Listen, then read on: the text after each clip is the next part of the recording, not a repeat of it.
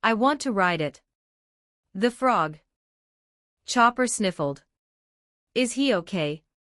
He's fine, Ben said, watching the ripples where the frog landed.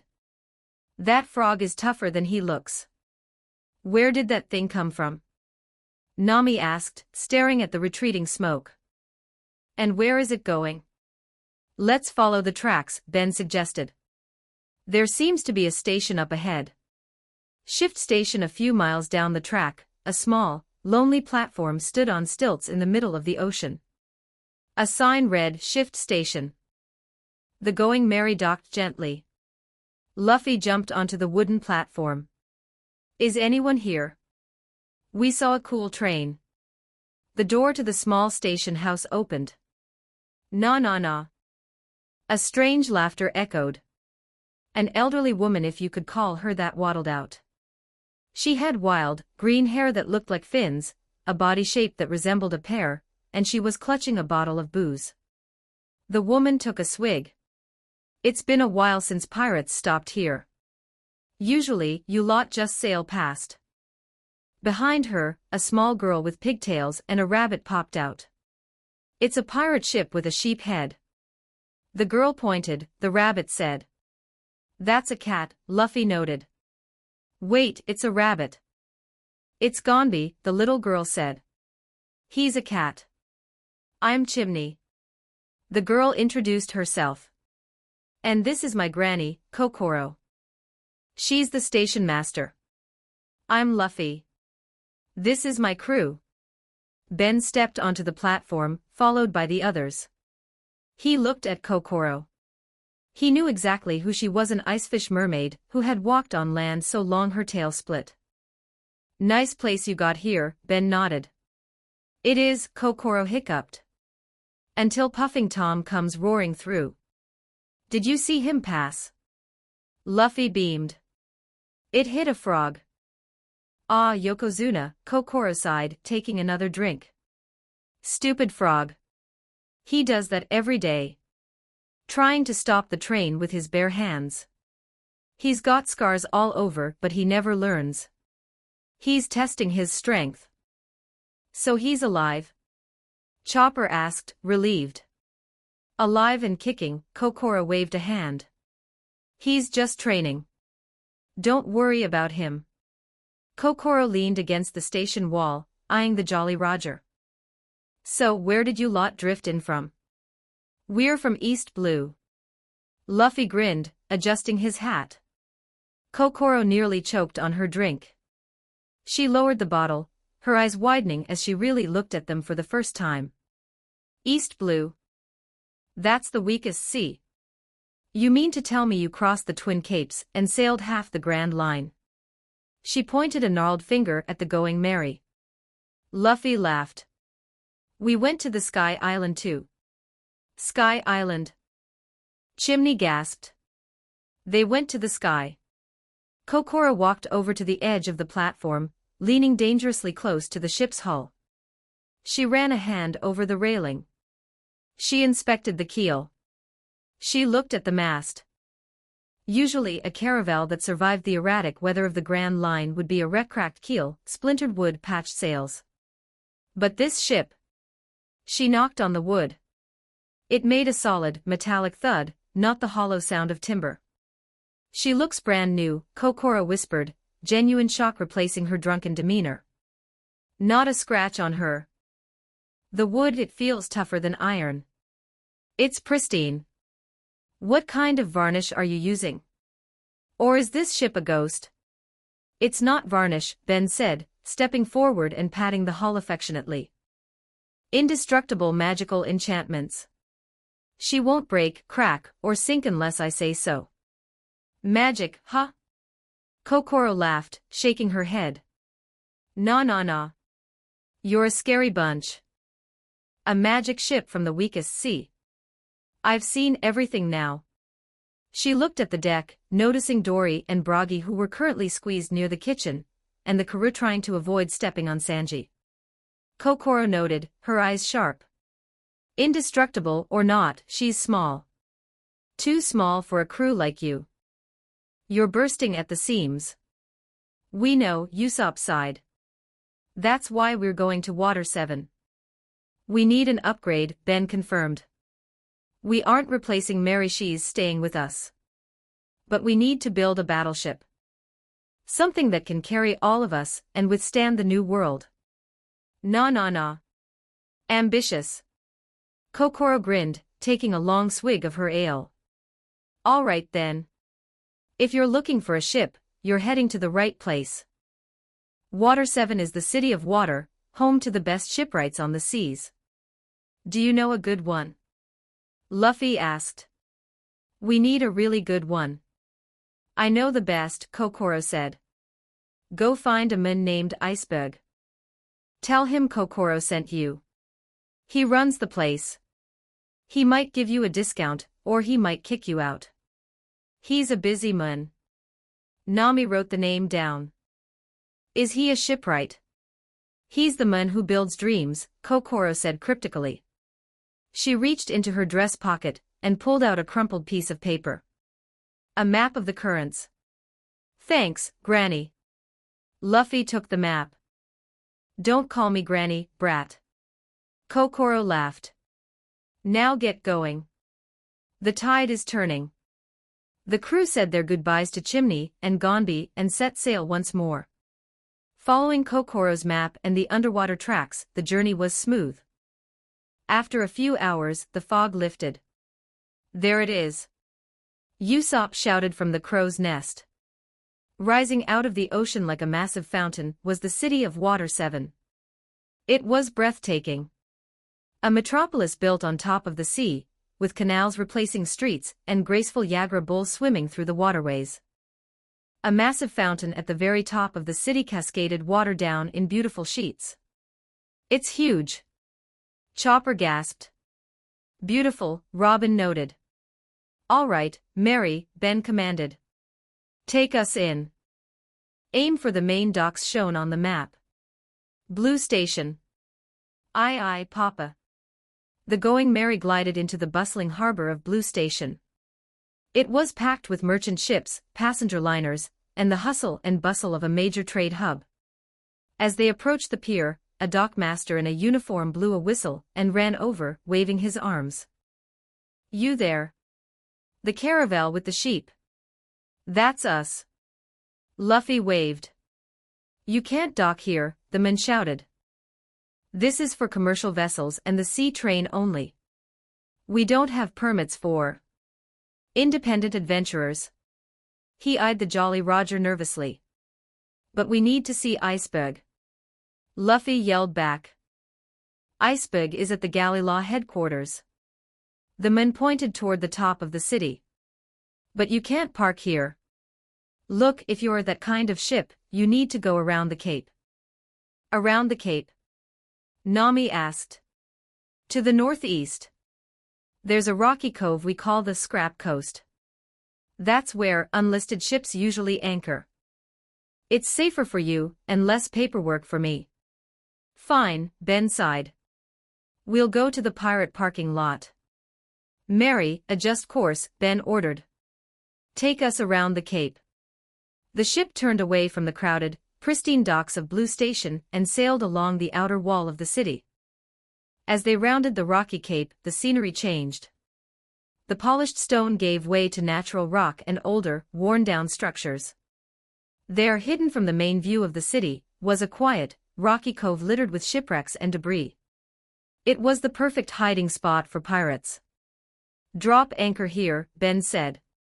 The anchor splashed down into the water. The Going Merry settled into her spot among the rocks. We made it, Nami breathed, looking up at the towering city. All right, Ben clapped his hands. Let's go find this iceberg and get ourselves a new ship. And meat. Luffy added, jumping onto the shore.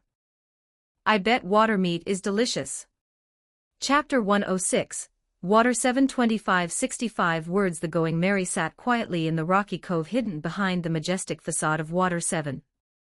The sound of the city, a constant, rhythmic rushing of water and distant chatter drifted down the cliffs. All right, everyone, Ben said as he stood on the deck, adjusting his coat. We're docked. We have objectives. This city is a maze of canals, so try not to fall in. I can swim now. Minnie Mary chirped, wearing a new blue dress Ben had fabricated for her.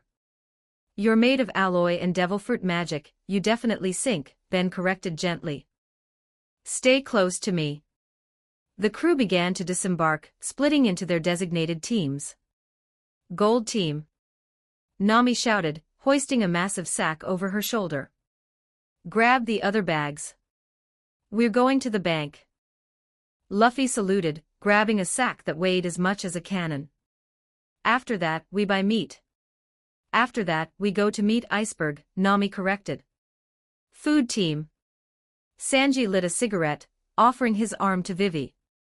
Vivi Chuan, shall we procure the finest ingredients this water metropolis has to offer? Lead the way, Sanji-kun, Vivi smiled, linking her arm with his. Karoo quacked happily, adjusting his backpack.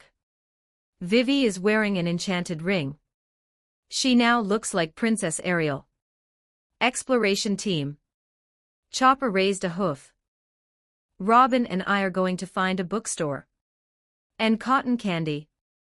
Sounds lovely, Doctor, Robin smiled, her bag slung over her shoulder. Warrior team. Dory laughed, stepping onto the rocks. Broggy and I shall inspect the local taverns. I hear their water meat is legendary. Geba Baba. Let us see if their ale holds up to Elbaf standards. Broggy agreed. Zoro yawned, finding a comfortable spot of shade under the mast. Nap team. I'm staying here. Wake me up when required. Don't get lost in your dreams, Mosshead, Sanji sneered as he walked away. What did you say? Leaving Zoro to his nap, Ben took Minnie Mary's hand. All right, Mary. We're going on a special mission. We're looking for a specific group of ruffians. Ruffians? Mary tilted her head. Bad guys? Sort of, Ben grinned. More like, the sheer scale of Water 7 was overwhelming. The canals were the streets, and Yagra bull seahorses with boat saddles were the taxis. Nami, Luffy, and Usopp rented a large Yagra bull to carry their massive haul of Skypiea gold. They navigated the waterways until they reached the massive, imposing building of the Water 7 Bank. Inside, it was cool and quiet. The clerk's eyes almost popped out of his head when Luffy dumped the contents of the sacks onto the counter. Golden chalices. Ancient coins. Solid gold idols. It was a dragon's hoard. Please wait a moment. The clerk stammered. I must call the manager. A few minutes later, a bespectacled man in a suit hurried out. He inspected the gold with a loupe, sweating profusely. Incredible. The manager whispered. Pure gold. Ancient craftsmanship. This is a fortune. He did some rapid calculations on an abacus. All right, the manager smiled professionally. Given the volume and purity, the bank is prepared to offer you 100 million berries.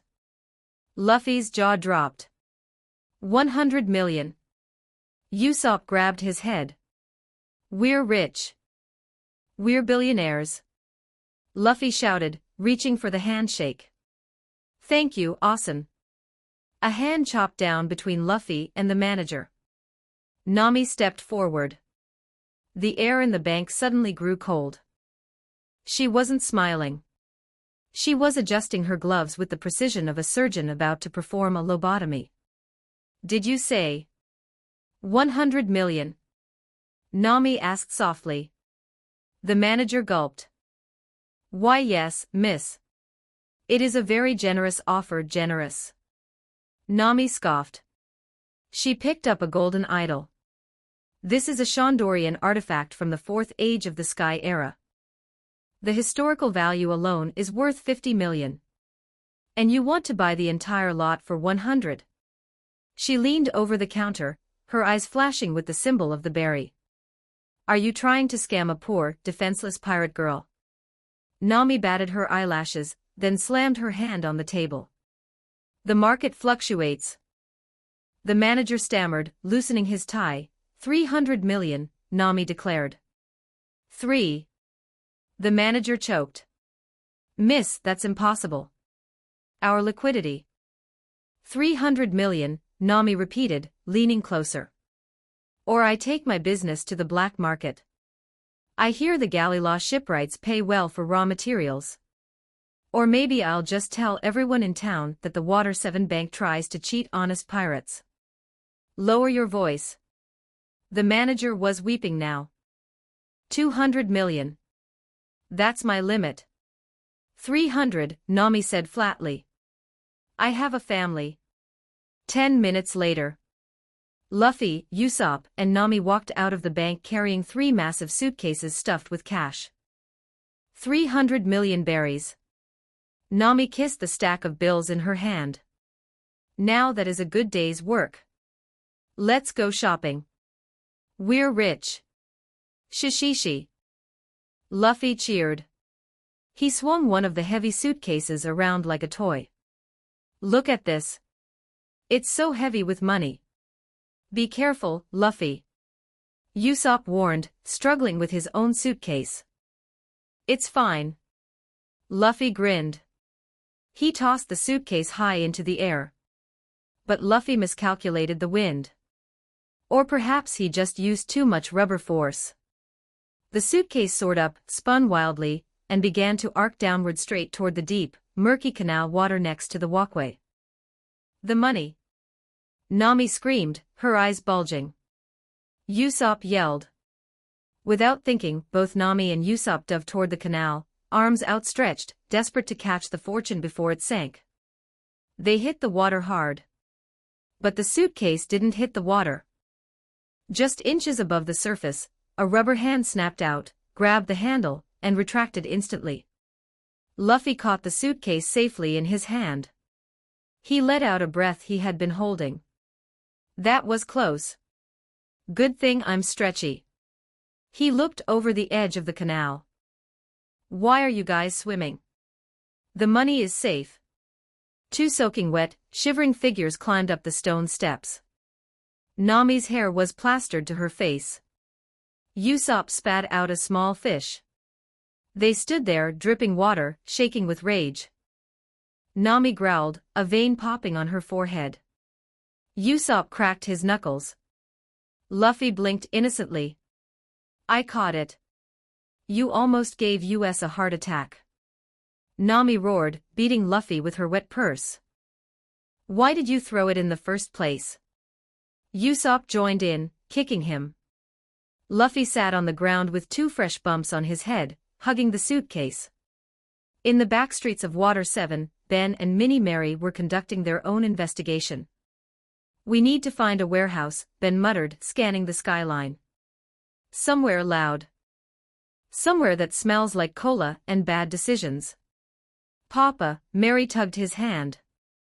If we are meeting ruffians, I need to blend in. My current attire suggests tourist. Protocol dictates camouflage. Camouflage? Ben raised an eyebrow. What do you have in mind? Sunglasses, Mary stated seriously. Cool ones. Like the bad boys wear. Ben chuckled. He materialized a pair of sleek, black aviator sunglasses in his hand. He slid them onto Mary's face. They were slightly too big, making her look absolutely adorable. Ben asked. Mary adjusted the glasses. She crossed her arms and leaned against a wall, adopting a tough pose. Yo, homie, Mary said, her voice dropping to a mimicry of a street thug. Where the loot at? Spill the beans or get wrecked, you dig. Ben blinked. Where on earth did you learn to talk like that? Uncle Usopp, Mary chirped, breaking character for a second. He told me this is how the cool pirates talk in the big city. Is it working? Do I intimidate the masses? Ben sighed, rubbing his forehead. Remind me to have a talk with Uncle Usopp about teaching slang to my daughter. But yes, Mary. You look very tough. Maybe don't threaten people unless they attack us first. Understood, Papa. Peace first. Wrecking second. She adjusted her shades. Let's bounce. Ben shook his head, smiling. Let's bounce. While Ben and his tough daughter searched for the Frankie family, and the gold team dried off, Robin and Chopper were enjoying a quieter side of the city. They strolled along the stone walkways lining the canals. Chopper was happily munching on a cloud of blue cotton candy that matched his nose. This city is amazing, Robin. Chopper mumbled through the sugar. The water is so clear. And the people are nice. It is beautiful, Robin agreed, her eyes scanning the architecture. A city built upon the water, slowly sinking, yet constantly rebuilding upwards. It is a testament to human resilience. She paused at a bookstore window, admiring a rare text on shipwright history. Unknown to them, they were being watched. High above, on the rooftops, figures in black suits and masks moved silently. They were government agents Cypher Paul. Not the elite CP9 yet, but the intelligence gatherers who monitored the city 24/7. One agent pulled out a den mushy. Target sighted, the agent whispered. Sector 4. Near the Blue Station bookstore.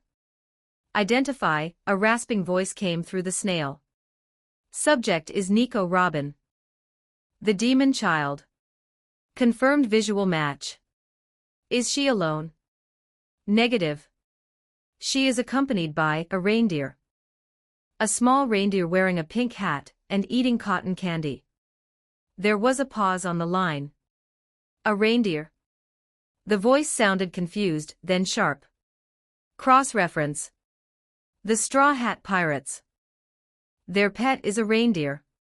Checking. Match confirmed. Tony Chopper.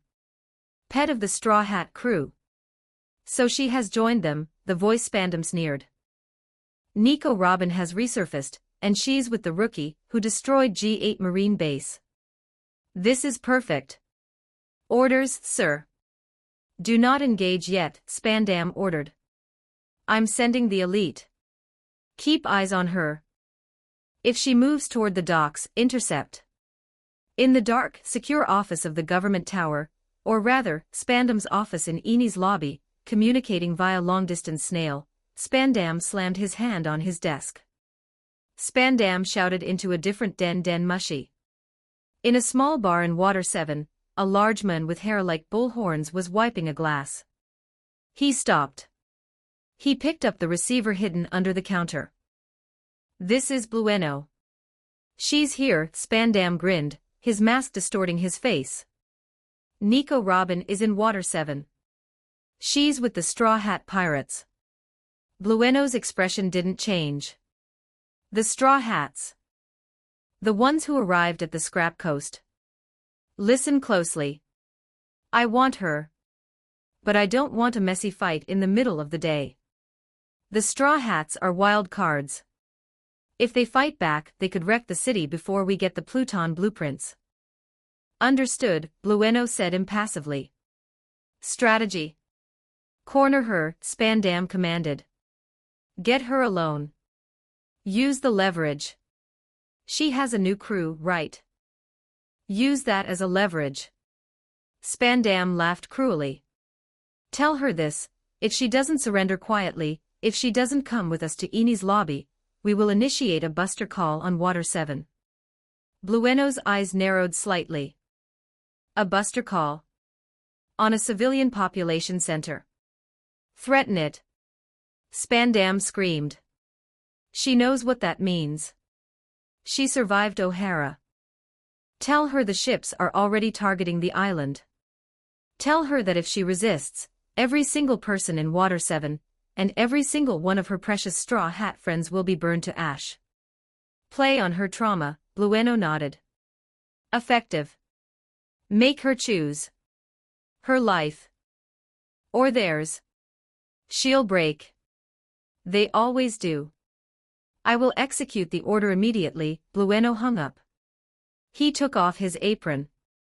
He walked to the back door of the bar. His body began to change, his muscles tightening, his demeanor shifting from bartender to assassin. Robin and Chopper turned a corner onto a bustling street lined with mask shops and souvenir stands. The crowd was dense, people laughing and haggling. "We should get back to the ship soon," Chopper said, finishing his candy. "Sanji is making dinner. And Ben promised to show us a new trick." "Yes," Robin smiled, though her eyes scanned the crowd habitually. "I'm sure it will be." A large man in a simple suit brushed past her. It wasn't a collision. It was too smooth, too deliberate. As he passed, he leaned in, his shoulder barely grazing hers. The whisper was low, barely audible over the noise of the crowd, but to Robin, it sounded like a thunderclap. She froze. Her blood turned to ice. "The back alley behind this mask shop," the voice Blueno continued, walking away without breaking stride. "Come alone. Or the Buster call returns." The men disappeared into the crowd. Robin stood paralyzed on the street. The Buster call. The nightmare she had run from for 20 years. It was here. Chopper looked up, noticing her sudden stillness. "What's wrong? Did you see a book you liked?" Robin swallowed hard. She forced a smile onto her face. It felt brittle, like it might crack. She couldn't let Chopper know. If he knew, he would fight. And if he fought, he would die. "Chopper," Robin said, her voice remarkably steady. "I think I dropped my bookmark. At the bookstore we just passed." Chopper perked up. "I can go get it. Would you?" Robin knelt down, patting his hat. "Thank you, Doctor." It was a blue bookmark. "Check the counter. Wait here for a moment. I'll be right back." Chopper saluted. "Don't move." He turned and sprinted back the way they came, his small hooves clattering on the stone. Robin watched him go. Her smile faded, replaced by a look of profound sorrow. "I'm sorry, Chopper," she whispered. She turned and walked toward the narrow alleyway behind the mask shop. The shadows seemed to reach out to greet her. The alley was dead silent. The noise of the festival was muffled here. Blueno stood in the shadows, arms crossed. "You came," he said flatly. "You threatened a Buster call," Robin said, her arms crossed in a defensive posture. "Is it true?" "The Golden Den Mushi is authorized," Blueno lied, or told a half-truth. 10 battleships. 5 vice-admirals. If you do not surrender, Water 7 will share the fate of O'Hara. And your new crew, the Straw Hat Pirates. They will burn first." Robin trembled. The image of the tree of knowledge burning filled her mind. Saul's frozen smile. The destruction of everything she loved. She couldn't let that happen to them. Not to Luffy. Not to Ben. Not to any of them. "If I come." Robin's voice shook. "You promise? You won't touch the Straw Hats?" "We have no interest in rookie pirates," Blueno stated. "Our mission is you. If you cooperate, they live. We will let them sail away." "Okay," Robin dropped her arms. The fight left her body. "I accept." "Wise choice," Blueno said. He reached out. A door appeared in the air. "The DOA know me." He opened it, revealing a swirling green dimension. "Step inside, Nico." Robin. Robin took one last look at the street where Chopper had run off. "Goodbye," she whispered. She stepped through the door. Blueno followed. The door slammed shut, vanishing into thin air. Chapter 107, Water 7:21:37 words. The Going Merry sat nestled among the shipwrecks of the rocky cove, bobbing gently in the water. It looked like an easy target. The main crew had dispersed into the city, leaving only one man behind to guard the ship. Roronoa Zoro. And he was asleep. Leaning against the main mast, arms crossed, swords at his hip, Zoro was snoring with a rhythm that sounded suspiciously like a chainsaw cutting through hardwood. A snot bubble expanded and contracted with his breath. From the cliffs above, 5 pairs of greedy eyes watched him. "Look at that," a member of the Frankie family, the bounty hunter gang of Water 7, whispered, adjusting his goggles. "Only one guard. And he's out cold." "That ship is loaded," another thug grinned, licking his lips. "We saw the long nose and the straw hat guy carry huge sacks of gold into the city. There's gotta be more on board." "Let's strip it clean," the leader commanded. "Quick and quiet. Don't wake the swordsman."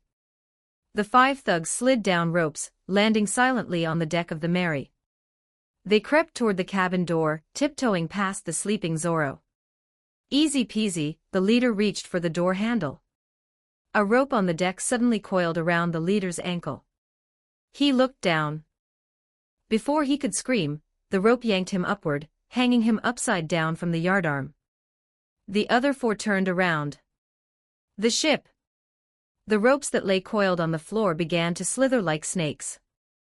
The wooden railing seemed to flex. The anchor chain rattled menacingly. "What is this?" one thug yelled. A loose mop bucket slid across the deck at high velocity, slamming into the thug's shins. He tripped, falling face first. A mop, seemingly operating on its own accord, whacked him on the head, knocking him unconscious. "Poltergeist!" Another thug screamed, pulling a knife. "This ship is haunted." He tried to stab the mast. The mast didn't flinch. Instead, the sail unfurled suddenly, wrapping around the thug like a burrito. It tightened, squeezing the air out of him. The remaining 2 thugs looked at Zorro. He was still sleeping. One thug threw a rock at Zorro. The rock bounced off Zorro's forehead. Zorro didn't even twitch. He just snored louder. "Forget him." They tried to jump off the ship. But as they leaped toward the railing moved. It tilted inward, denying them an exit. They slid back onto the deck. Then, the anchor chain whipped out. It wrapped around both of them, binding them together. The chain swung back and flung them along with their 3 defeated comrades off the ship. They sailed through the air, screaming, and splashed into the rocky water of the cove. On the deck, the ropes recoiled neatly. The bucket slid back to its corner.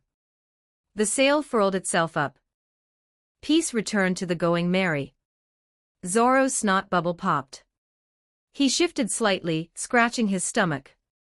He mumbled, falling back into a deep slumber, completely unaware that his ship had just successfully defended itself.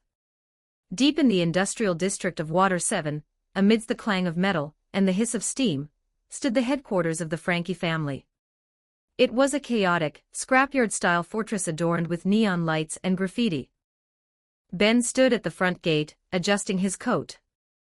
Beside him stood Minnie Mary, wearing her oversized aviator sunglasses.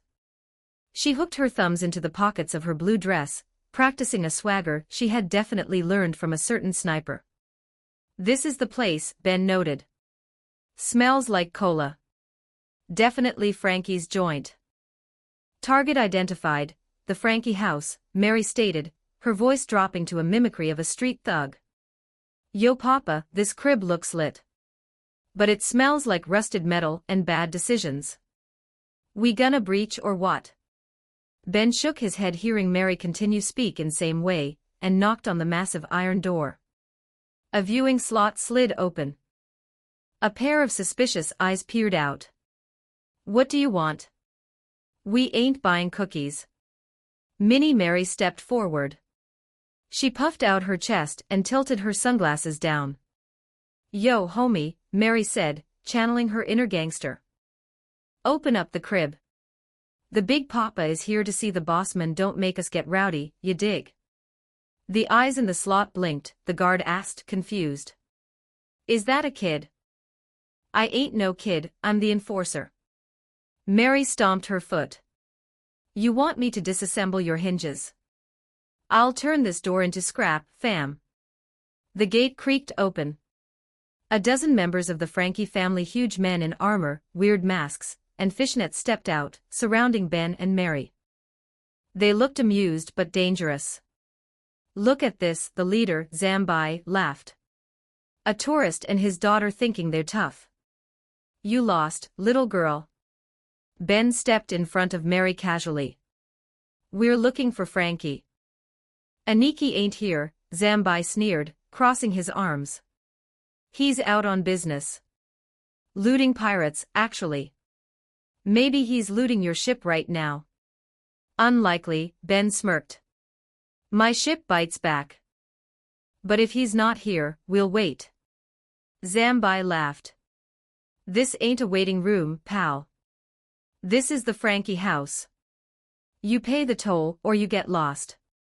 And the toll is everything in your pockets. The thugs cracked their knuckles, stepping closer. They pulled out swords, axes, and bazookas. Leave now, Zambai warned. Or we throw you in the scrap pile. Papa, Mary looked up at Ben. Diplomacy status, whack. These scrubs want smoke. Permission to engage. Permission granted, Ben sighed, unbuttoning his cuffs. But keep the furniture intact. I want to sit down afterwards. Bad idea, pal. Zambai swung a massive iron club at Ben. Ben didn't move. He didn't blink.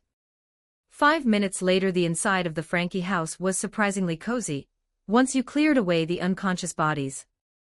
Ben sat at the main table, his feet propped up on a chair. He was sipping a bottle of chilled cola. Opposite him, Minnie Mary sat on a stack of defeated thugs, who were groaning softly as makeshift cushions. She was happily eating a bowl of ice cream. Around them, the remaining conscious members of the Frankie family including Zambai were sporting massive bumps on their heads and black eyes. They were running around in a panic, acting as waiters. More ice. Ben ordered calmly. Zambai screamed, rushing to the freezer with a bag of ice on his own swollen eye. Yo, you guys call yourselves bounty hunters? Mary asked between bites of vanilla ice cream. She hopped off her chair, which was a person, and walked down the line of thugs like a drill sergeant. Look at those faces. Mary pointed her spoon at them. Your intimidation rating is a 2 out of 10. Weak sauce. You call that a scowl? My Uncle Zorro scowls harder than that when he's sleepin'. We're trying, one thug wept. Try harder.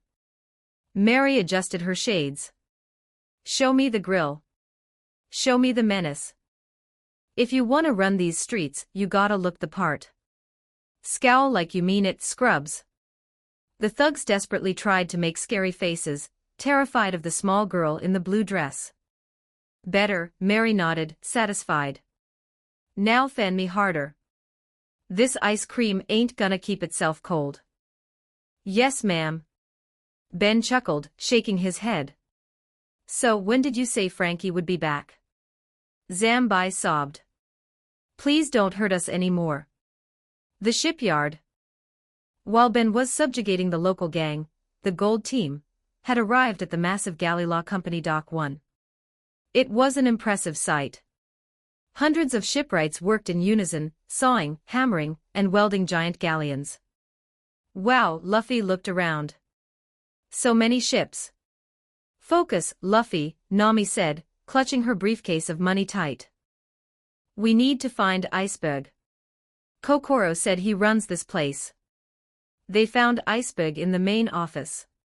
He was a cool, professional man with blue hair and a pet mouse named Tyrannosaurus. A new ship? Iceberg asked, looking over the catalog he had handed them. With 300 million, you can buy almost anything in this catalog. A brigantine, a sloop, even a small galleon. We need something strong. Luffy slammed his hands on the desk. And cool. Strong and cool, Iceberg nodded. We can do that. Luffy dug into his pocket. I have a plan too. I drew it. He pulled out a crumpled, grease-stained napkin and smoothed it out on Iceberg's pristine desk.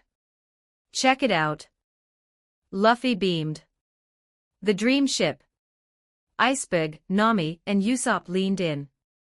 The drawing was Here is the deck, Luffy pointed to a scribble. It's made of grass so we can have picnics. And this huge room here. That's the meat storage. It takes up 80% of the ship. And this? Iceberg pointed to a stick figure on the bow. That's a statue of me. Luffy grinned. It shoots lasers from its eyes. And see this? We don't need sails, we just put giant fans on the back. Iceberg stared at the drawing. He stared at it for a long time. Then he looked at Luffy. Iceberg said gravely. This implies a defiance of physics I have never seen. If you build this, it will sink before it leaves the dock.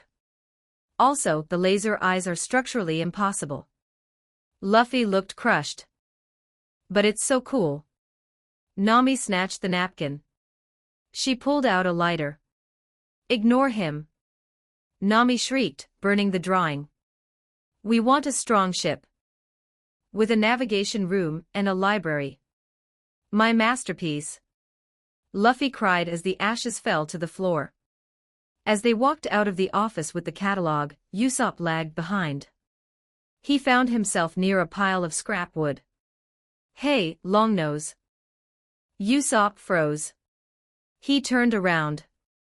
Blocking his path were 5 men wearing the telltale armor and masks of the Frankie family. You look like a straw hat pirate, the leader grinned. We heard you guys cashed in big. Usopp pointed at himself. I'm just a local wood inspector. The thugs charged. Usopp's eyes narrowed. He didn't run. He jumped, his spider legs launching him to a crane. He vanished and then, he dropped. Falcon dive. 3 shots. 3 knockouts. Usopp landed, I am God Usopp. You picked the wrong Longnose.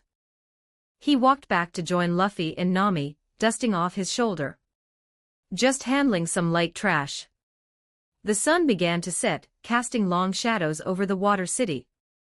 Chopper stood alone in the alleyway, his small heart pounding against his ribs. He called out again. He had waited for 20 minutes. Panic started to set in. Chopper reached for his Kimoyo bead bracelet. Robin, answer me. No connection. Signal blocked. No, no, no, Chopper hyperventilated. He tapped Ben's frequency. Chopper screamed into the bead. Ben, help. In the Frankie house, Ben put down his cola. Ben's voice was calm but sharp. What's wrong? Where are you? I'm near the mask shop. Chopper sobbed. Robin is gone. I can't find her. Her bead isn't working. Ben closed his eyes. He knew the story. He knew the timeline. He had hoped his presence would deter CP9, but trauma wasn't logical. Robin was sacrificing herself to save them from the government. Chopper cried. What do I do? Chopper, Ben said, his voice steady. Listen to me. Stop looking. Return to the Going Merry. Do not search the city. Trust me, Chopper.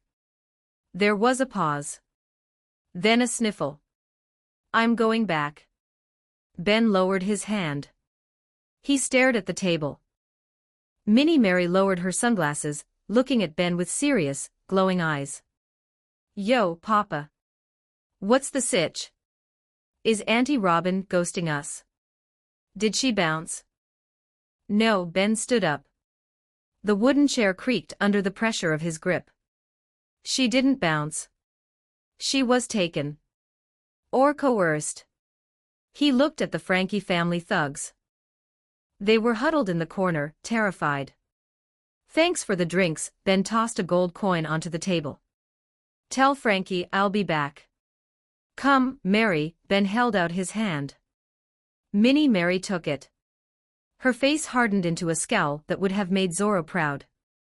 Where we rollin', Papa? Back to the ship, Ben said, walking toward the door. His coat billowed behind him. We have a war to declare. He stepped out into the twilight of Water 7. If they want to play gangster, Ben's eyes glowed with blue energy. We'll show them how the Straw Hats handle business. Real talk, Mary nodded, adjusting her shades. Let's go mess 'em up, fam. Chapter 108. Water 7 2406 words. The sun had fully set over Water 7, plunging the scrap coast into a deep, shadowy twilight. The only light came from the lantern hanging on the mast of the Going Mary, and the distant, flickering lights of the city above. The sound of the waves crashing against the rocky shore seemed louder than usual, more ominous. One by one, the scattered members of the Straw Hat Pirates returned to their ship. First to arrive were the Gold Team. Luffy walked up the gangplank, looking surprisingly serious for a man who had just nearly lost 300 million berries in a canal. Nami followed, clutching the heavy suitcases of cash as if they were her own children. Usopp trailed behind, looking smug about the earlier skirmish with the Frankie family. We're back, Luffy announced, with his usual bounce. Minutes later, the food team arrived. Sanji smoked a cigarette, carrying crates of fresh supplies with ease. Vivi walked beside him, leading Karoo. Welcome back, Sanji nodded to Nami. We found excellent ingredients. And the water meat, it is truly exquisite. However, the mood of the team wasn't entirely cheerful. Karoo, usually energetic, was shivering violently in the corner of the deck, refusing to look anywhere near Sanji. What's wrong with the duck? Usopp asked, poking Karoo. Trauma, Vivi whispered to Nami, looking concerned. We walked past a roast duck shop in the market. Sanji-kun stopped for 10 minutes to critique the glaze and discuss the best way to pluck feathers. Karoo let out a terrified squawk. He reached into his backpack, pulled out his iron duck helmet, and jammed it onto his head, slamming the visor shut. He curled into a ball, armored and safe. I was just appreciating the culinary technique. Sanji defended himself. It was a compliment to the chef. You traumatized the emergency food, Zoro grunted from his nap spot. I am not food. Chopper would have said, had he been there. But he wasn't. Next came the warrior team. Dory and Bragi stomped onto the deck. They carried barrels of ale on their shoulders. Geba Baba. The taverns here are small, but the spirit is good. Dory laughed. Bragi agreed. Though the chairs are too fragile. Finally, Ben walked out of the darkness of the rocky path, holding Minnie Mary's hand. The little android girl adjusted her sunglasses, looking like a miniature bodyguard. She hooked her thumbs in her pockets, scanning the perimeter. Perimeter check complete, Mary muttered, sounding like a tough guy. Coast is clear, Papa. No scrubs detected. Good job, Mary, Ben nodded. Everyone accounted for. Almost, Nami looked around. Chopper and Robin aren't back yet. As if on cue, a small, frantic figure burst from the shadows of the cliffside path. It was Chopper. He was running on all fours, scrambling up the gangplank, tears streaming down his face. He was alone. Usopp asked, concerned. Where's Robin? Chopper collapsed on the deck, sobbing. She's gone. I couldn't find her. I was getting a bookmark, and when I came back, I didn't find her. I looked everywhere. The air on the deck turned ice cold. Zoro opened one eye, sitting up from his nap spot. She wouldn't just get lost, Vivi said, her hands trembling slightly. Robin-san is the smartest person here.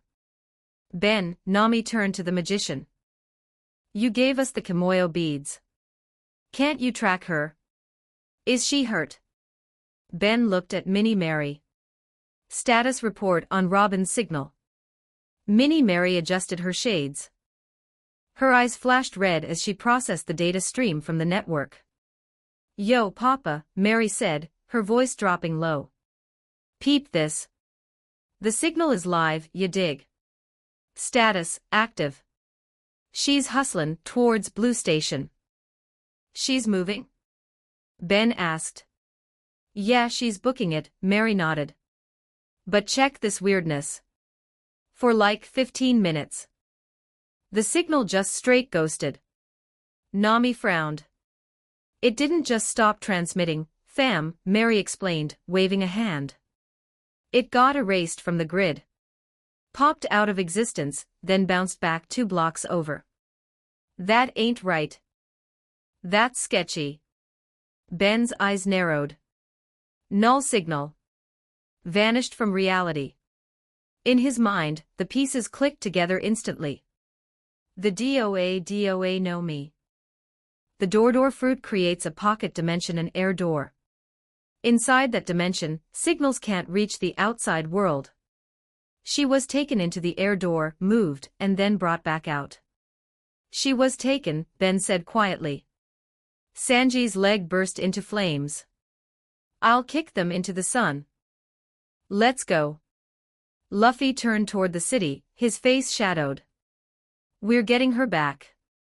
Wait, Ben's voice was sharp. It stopped Luffy in his tracks. Luffy demanded. Robin is in trouble. She is, Ben agreed. But not the kind of trouble you can punch. Ben walked to the center of the deck. He looked at his crew. He saw confusion in Usopp's eyes, anger in Sanji's, and fear in Nami's. They didn't know. They didn't understand who Robin really was. You all know her as Nico Robin, Ben said. The archaeologist. The smart woman who reads books. He took a deep breath. But to the rest of the world, to the world government, she is the demon child of O'Hara. The crew went silent. The wind whistled through the rigging. Sit down, Ben ordered softly. Before we go charging into a trap, you need to understand why she left. You need to understand the darkness she carries. Reluctantly, the crew sat in a circle on the deck. Even Dory and Broggy sat down silently, sensing the gravity of the tale.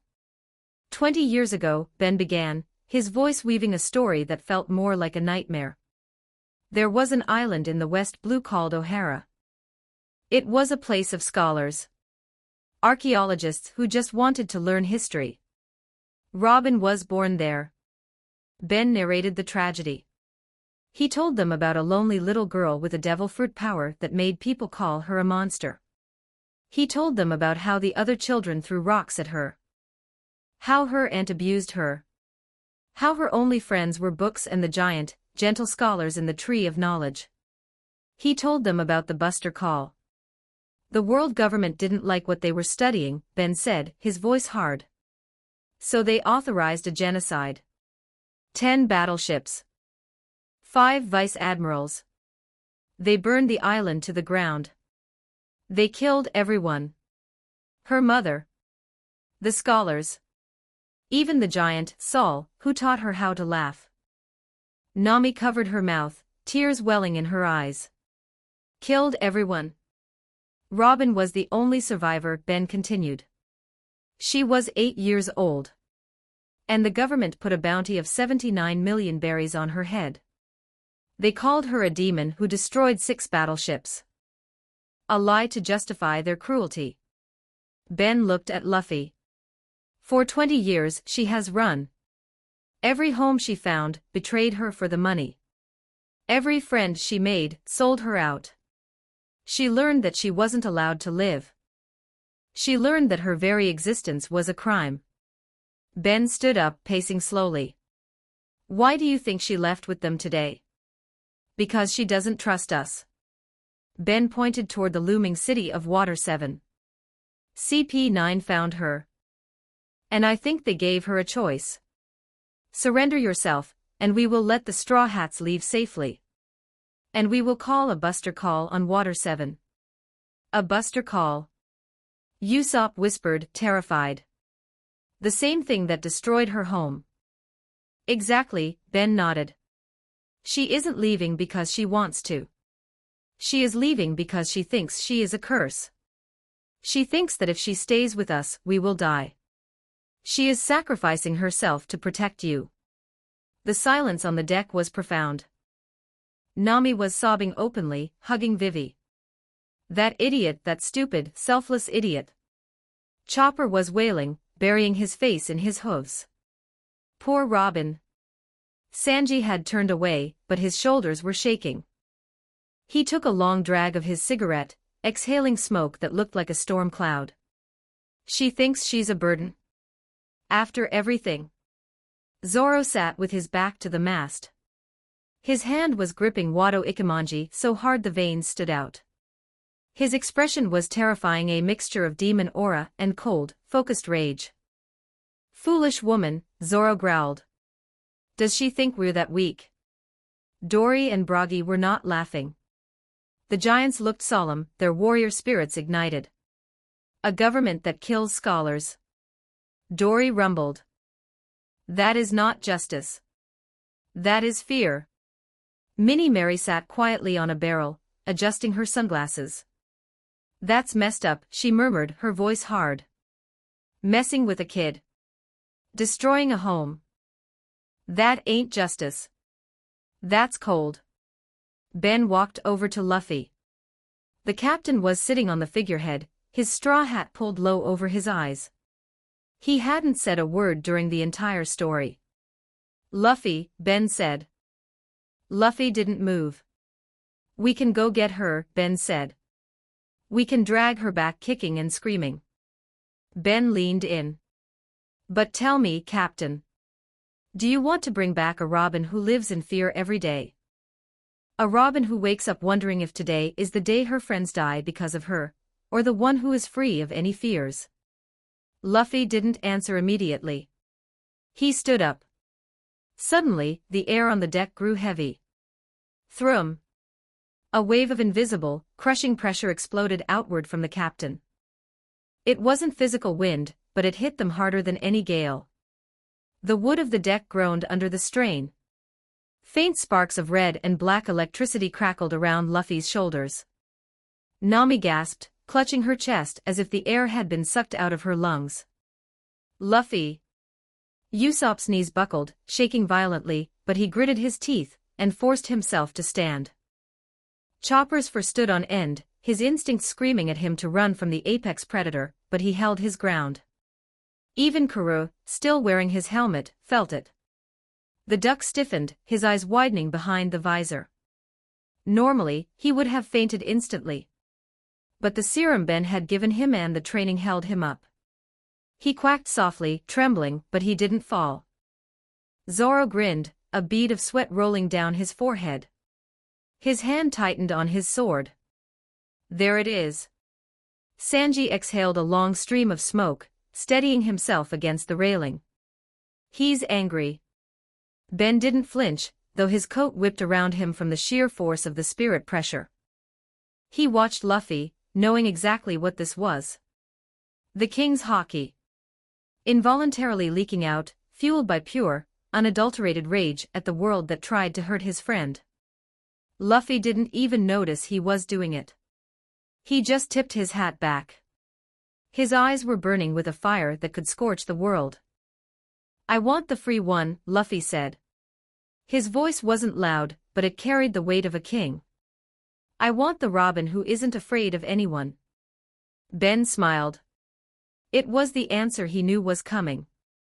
Then we have to do more than just rescue her, Ben said. We have to show her. We have to show her that her enemy, the terrifying world government, is something we are willing to burn down for her. The crew shouted, wiping their tears. The sadness was gone, replaced by a fiery resolve. A small voice cut through the shouting. Minnie Mary jumped off her barrel. She straightened her dress and pushed her sunglasses up her nose. She walked to the center of the deck, looking at the crew with a fierce, determined expression. Yo, Mary said, crossing her arms. Listen up, fam. Auntie Robin is in trouble. Some government scrubs think they can roll up on our crew and snatch our people. She cracked her knuckles, which made a cute clicking sound. Nah, Mary shook her head. That ain't how we roll. Let's pull up on Eni's lobby. Let's show those bustas who the real gangsters are. The crew froze. They blinked. They didn't think much about Mary's way of talking because of whole Robin thing. Gangsters? Nami asked, her tear-streaked face looking confused. Why are you talking like that? Yeah, Vivi added. Where are you learning these words? Roll up. Mary pointed a small finger directly at Usopp. Uncle Usopp told me. Mary chirped. He said, Mary, when you face the enemy, you gotta talk big. You gotta bag. That's how the brave warriors of the sea do it. Nami, Vivi, and Sanji slowly turned their heads. Their eyes locked onto Usopp. Usopp, who was currently trying to merge with the main mast, turned pale white. He shook his head frantically. I didn't. Usopp stammered. I told you not to tell anyone I said that. Mary tilted her head. She looked at the sky and whistled innocently. Oops, Mary said. You little traitor. Usopp screamed. Stop corrupting the girl. Nami yelled, putting Usopp in a headlock. She's a lady, not a thug. Sanji shouted, kicking Usopp in the shin. Educational standards must be maintained. Vivi added, joining the dog pile. Usopp wailed. Ben watched the chaos, a genuine laugh escaping his lips. Even in the darkest moment, this crew found a way to be ridiculous. All right, that's enough, Ben clapped his hands. Usopp has been punished enough. The beating stopped. Usopp lay on the deck, twitching. Listen, Ben said, his tone turning serious again. Tonight, we rest. Or we train. But tomorrow we go to war. Check your weapons. Prepare your hearts. Because what comes next, the world has never seen pirates like us before. The crew dispersed. Zoro went to sharpen his swords. Sanji went to the kitchen to prep battle rations. Nami went to check her climatact upgrades. Ben looked at the city lights of Water 7. Somewhere out there, the sea train was preparing to depart. Go ahead, Spandam, Ben thought, his eyes glowing blue. Take her to Eni's lobby. You're just delivering her to the stage where we destroy you. Mary, Ben said. Yo, Papa. Get the armors ready. We're going to need everything. You got it, Papa, Mary grinned, adjusting her shades. We gonna wreck 'em. Chapter 109, Water 7. 2546 words. The morning sun rose over Water 7, but instead of the usual bustle of shipwrights and tourists, the air was thick with tension and the sound of angry shouting. At the scrap coast, the Going Merry rocked gently in the cove. The crew was awake, gathered on the deck, finishing a breakfast that tasted like anxiety. Chopper was pacing back and forth, clutching his medical bag. Robin didn't come back, Chopper sniffled. It's been all night. What if she's hurt? She's strong, Zoro grunted, leaning against the mast. She can handle herself.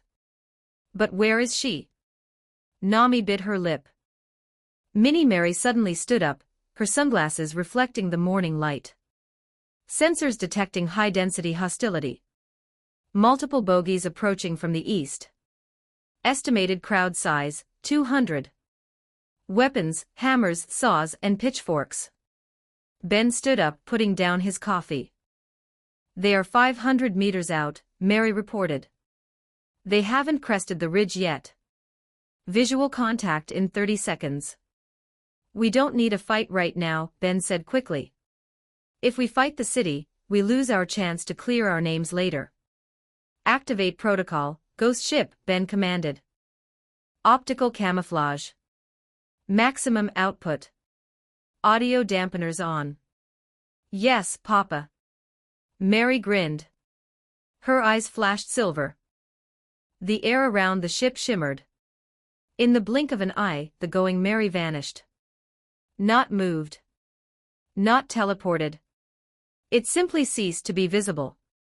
The light bent around the hull perfectly, rendering the ship completely transparent against the water and rocks. Even the sound of their breathing was muffled from the outside world. 10 seconds later, the mob crested the hill. Hundreds of Galley-Law shipwrights, wearing their work uniforms and wielding massive tools, lined the cliff edge. Leading them were the foreman Polly with his ropes, Lulu, and Tilestone. They looked down at the cove. It was empty. Just waves crashing against rocks. "They're gone!" Polly screamed, his face red with rage. "The cove is empty."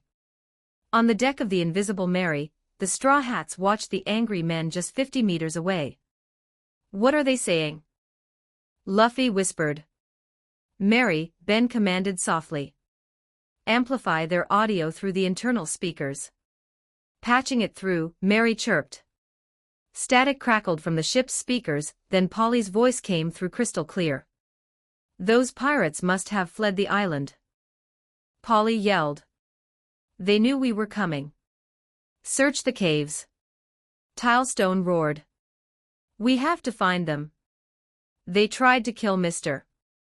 The deck of the Mary went silent. The crew froze. Nami whispered, horror dawning on her face. "I can't believe it," another shipwright shouted. Iceberg saw the attacker. He named the culprit. Nico Robin of the Straw Hat Pirates. Chopper gasped. "Shot the mayor." Usopp trembled. "So that's the leverage," Ben murmured, his eyes hardening. "They framed her. Or forced her." The mob searched the coastline for 20 minutes, throwing rocks into the water and checking caves, but finding nothing. Eventually, cursing the pirates' cowardice, they retreated back to the city. The cove was quiet again. "They're gone," Sanji exhaled smoke. "But now we know. Robin is being blamed for an assassination attempt." "Wait," Mary whispered. "One more signal approaching." Heavy footsteps. Lots of metal. A few minutes later, a massive figure marched onto the cliff edge. He had blue hair, huge forearms, and was wearing an open aloha shirt. It was Frankie the cyborg. He looked around the empty cove, confused. He scratched his metal chin. "Weird," Frankie muttered. "My boys said the Straw Hats were docked here. I came to beat them up for wrecking my house, but there's nobody home." He kicked a rock into the water. "Did they run away?" Frankie scoffed. "And here I thought they had guts." He turned and moonwalked away. Super disappointed. "That was close," Nami sighed. "You guys stay here," Ben adjusted his collar. "I'm going out." Nami asked. "Ben, there are assassins out there." "I'll be fine," Ben smirked. "I'm invisible, remember? I'm going to find out the truth. Monitor your beads. I'll keep you updated." He tapped his wand on his head. Disillusionment. Ben's body took on the texture and color of the background behind him, blending in perfectly like a chameleon. He jumped off the ship and walked silently toward the city. For the rest of the day, Ben did absolutely nothing productive. He knew the plot. He knew CP9 wouldn't make their move on Iceberg until the night, during the Aqua Laguna warning. There was no point rushing. He wandered the streets of Water 7 as a shimmering ghost. He walked past the Galila headquarters, observing Lucci and Kaku acting like loyal employees. He saw Khalifa taking notes. He saw Blueno wiping glasses in his bar. He was bored. Back on the Mary, Nami checked her Kimoyo bead. $$ message from Ben. Found a really good sandwich shop in Sector 4. The ham is smoked with Yagra wood. Is he eating? Nami screamed. We are worried sick and he's reviewing sandwiches. An hour later. $$ message from Ben. Saw a dog wearing a hat. It looked like a gentleman. Took a picture. Sending attachment. He's sightseeing. Usopp pulled his hair. $$ message from Ben. Aqua Laguna warning is in effect. The tide is receding. Big wave coming tonight. Stay on the ship. Don't worry about the water level, we are safe. Finally, useful information, Vivi sighed. Night fell. The wind picked up, howling through the canals. The residents of Water 7 boarded up their windows and moved to higher ground. The Aqua Laguna. The annual high tide storm was approaching. Ben stood on the roof of the Galileo headquarters, invisible against the dark sky. The rain began to fall. "Showtime," Ben whispered. Below him, in Iceberg's office, the drama unfolded exactly as he knew it would. He watched through a skylight. He saw Robin appear. He saw the masked CP9 agents reveal themselves. He saw the heartbreak on Iceberg's face as he realized his trusted workers Lucci, Kaku, Khalifa were government spies. He watched Lucci transform into his leopard form and drive a finger pistol, Shurgon, into Polly. He watched the mansion burn. Ben didn't intervene. If he stopped them here, Robin wouldn't get on the train.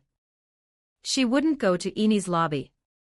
And the Straw Hats wouldn't get the chance to declare war on the world. Some plays had to be acted out. Finally, CP9 told Iceberg about Cutty Flam or Frankie, who had the blueprints. They left with Robin, heading for the Blue Station to catch the last sea train before the storm. The office was quiet. Flames licked at the curtains. Iceberg lay on the floor, bleeding from a gunshot wound and multiple blunt force traumas. He was dying. "Time to be the hero," Ben muttered. He phased through the skylight, dropping silently into the burning room. He walked over to the mayor. Iceberg groaned, clutching his chest.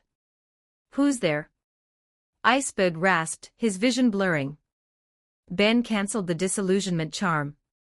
He appeared out of thin air, standing over the fallen shipwright. "A friend," Ben said softly. Iceberg coughed blood. "Straw Hat." "Don't talk." Ben knelt down.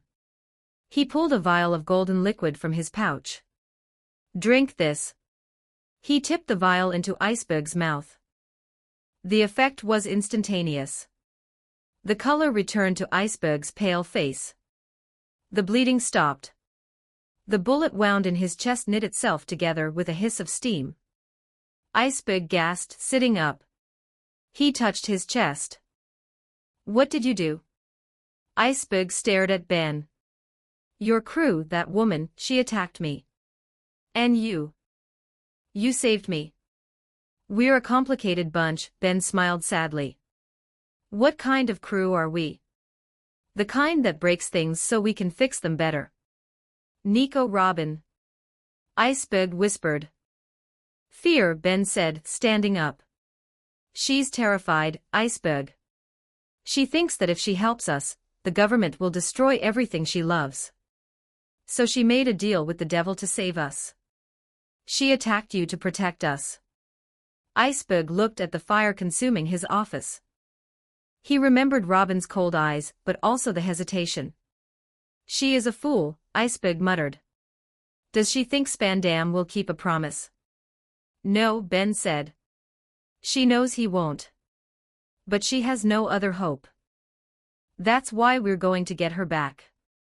Ben looked toward the window, toward the raging storm outside. "I'm sorry for what she did to you. And for the mess." "Go," Iceberg said, leaning against his desk. "If you can save her from CP9. Then do it." Iceberg grabbed Ben's sleeve, his grip desperate. "They took another man." Ben nodded. "He is my brother," Iceberg admitted, the secret spilling out with his gratitude. "His real name is Cutty Flam. He has the blueprints they want. Save him too. He is an idiot, but he is family." Ben looked at the mayor. He saw the bond that mirrored his own crew. "Robin and Frankie," Ben promised. "I'll bring them both back. Consider it done." "Thank you," Iceberg slumped back. "But the Aqua Laguna is hitting. The sea train is the only way out." "We don't need a train," Ben smirked. "We have a Mary." With the sound of a whip crack, Ben operated away, leaving Iceberg alone in the burning room, healed and confused. Ben reappeared on the deck of the Going Mary in a swirl of space. The wind was howling now. The waves in the rocky cove were choppy, slamming against the hull. The sky was pitch black, lit only by flashes of lightning.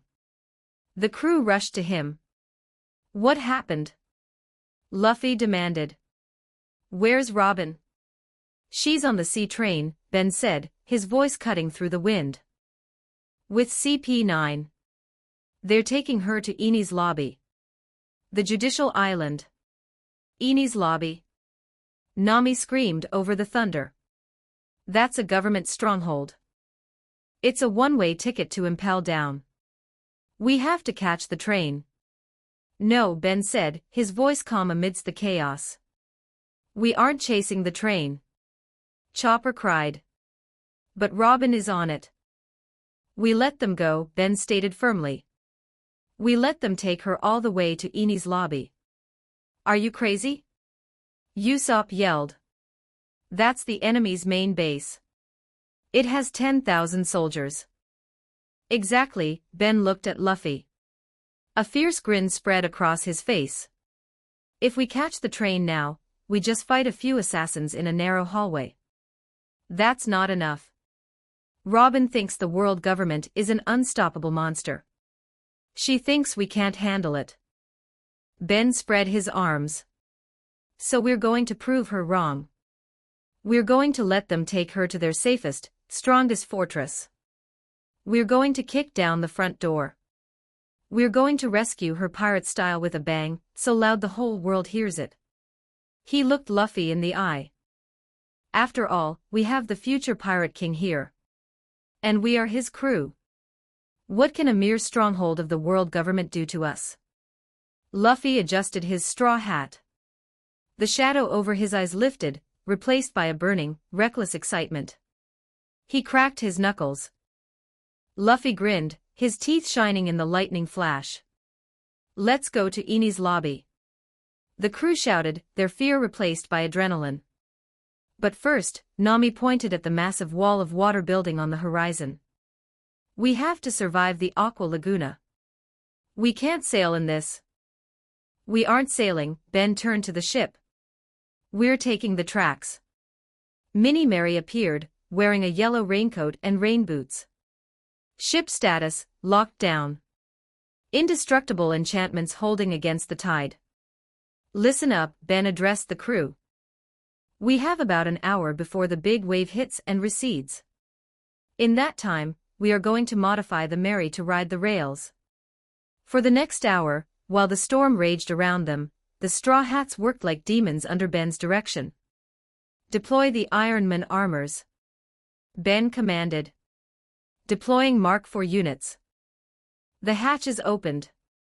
The empty Ironman suits flew out. They welded steel beams Ben created with his creation quirk. They acted as super-strength construction workers.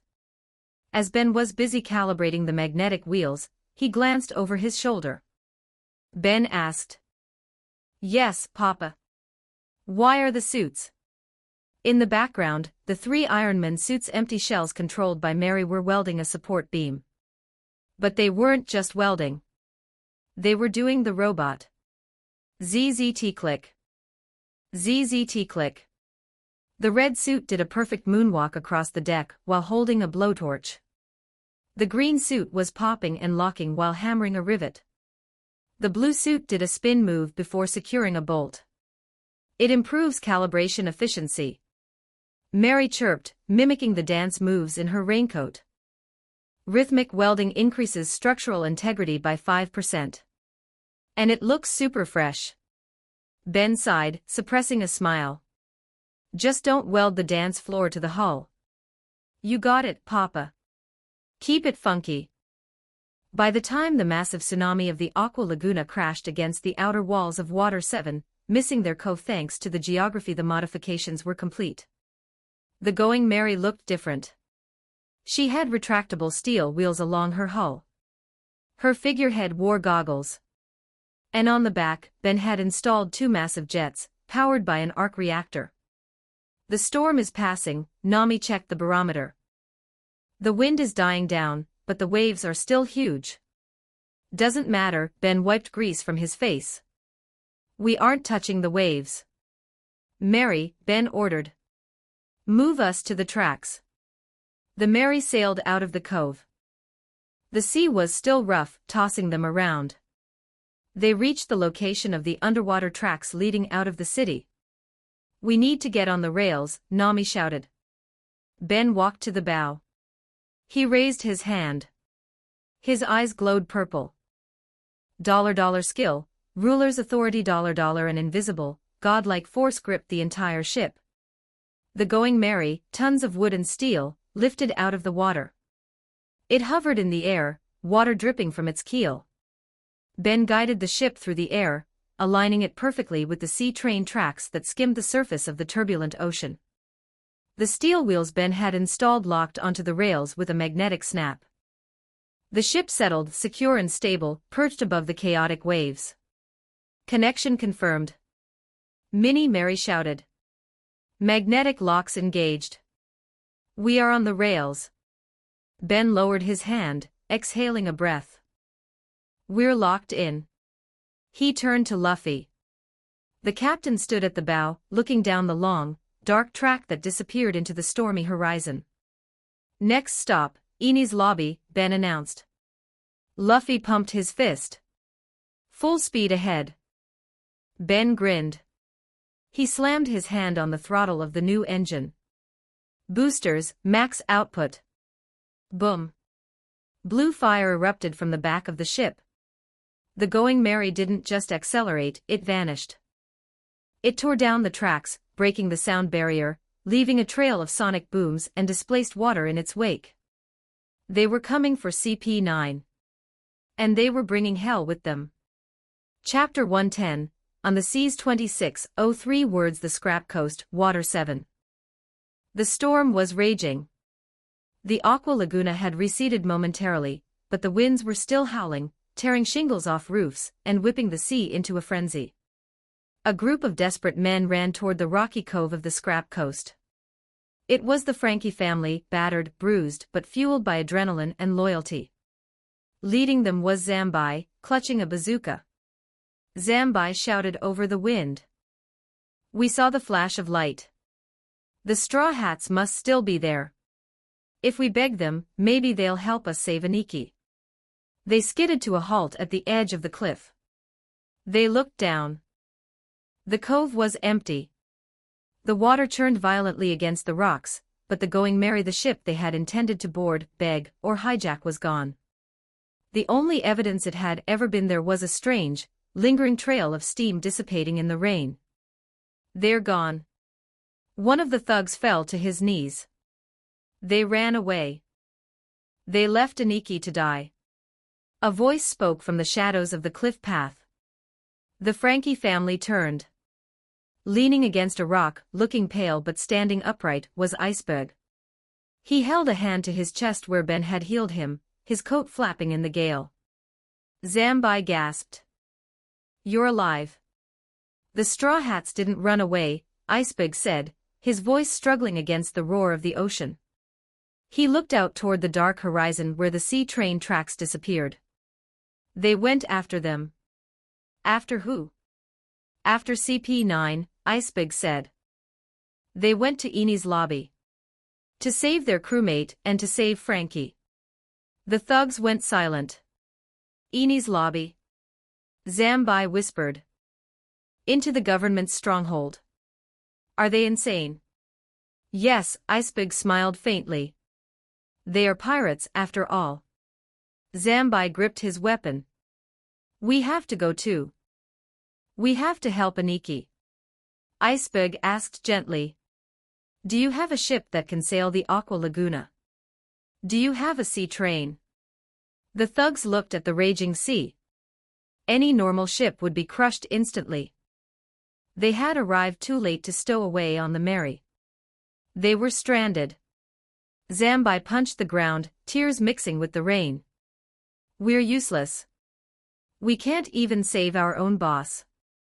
Have faith, Iceberg said, closing his eyes. That man, the magician, he promised. He said he would bring them back. All we can do now is wait. Hope he keeps his word and pray that Eni's lobby is ready for what is coming.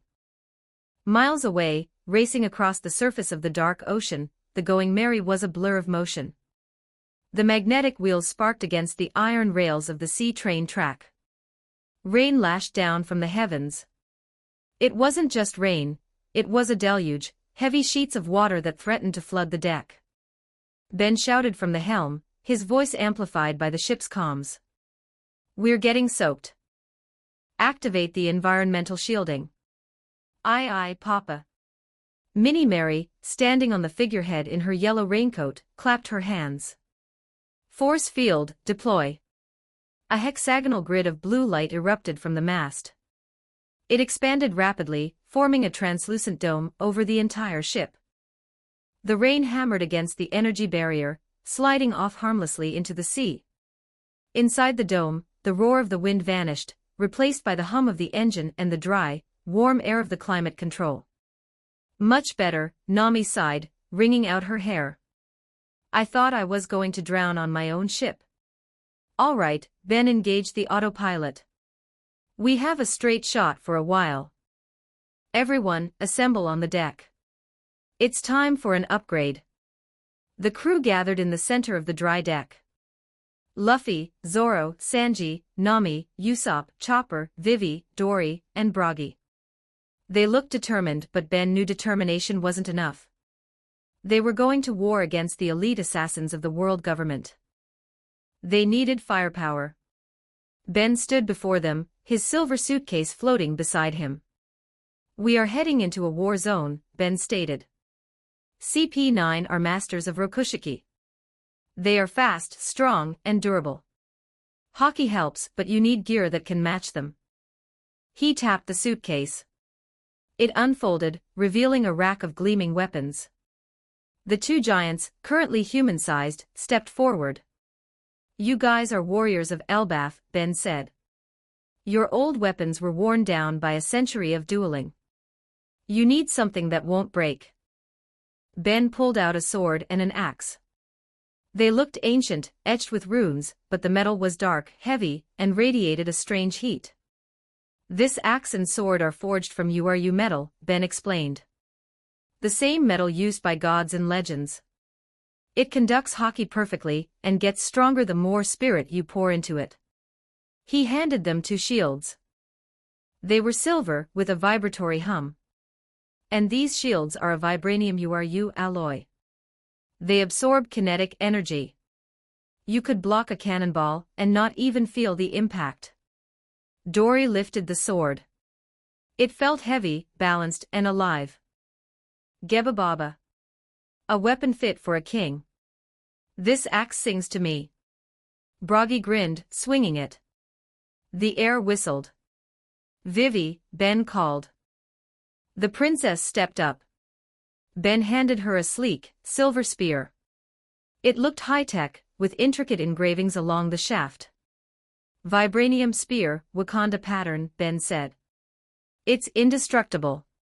But it has a surprise." He pressed a hidden stud. The tip of the spear glowed blue. "It shoots concentrated sonic blasts," Ben explained. "And if you slam the butt into the ground, it generates a personal force field for 10 seconds. Use it to protect yourself and Karoo." "Amazing," Vivi twirled the spear, the blue light trailing in the air. "Thank you, Ben." The reindeer trotted over. Ben handed him a pair of sleek, panther-like gauntlets that fit over his hooves. "Shuri gauntlets," Ben said. "They absorb impact. Every time you block a punch or hit something, the gauntlets store that energy. When they glow purple," Ben demonstrated, tapping the gauntlet. A pulse of energy shot out. "You can release it as a kinetic blast. It turns your defense into offense." Chopper eyes sparkled. "I can shoot beams." The sniper stepped forward, adjusting his goggles. "Hit me, Ben." "What do I get?" "A laser cannon." "Better." Ben handed him a strange, collapsible weapon. "This is a transforming bow rifle. It shifts between a sniper configuration for long range and a compound bow for silence and versatility." Ben opened a side compartment of the case, revealing a quiver of high-tech arrows. Trick arrows, Ben listed them.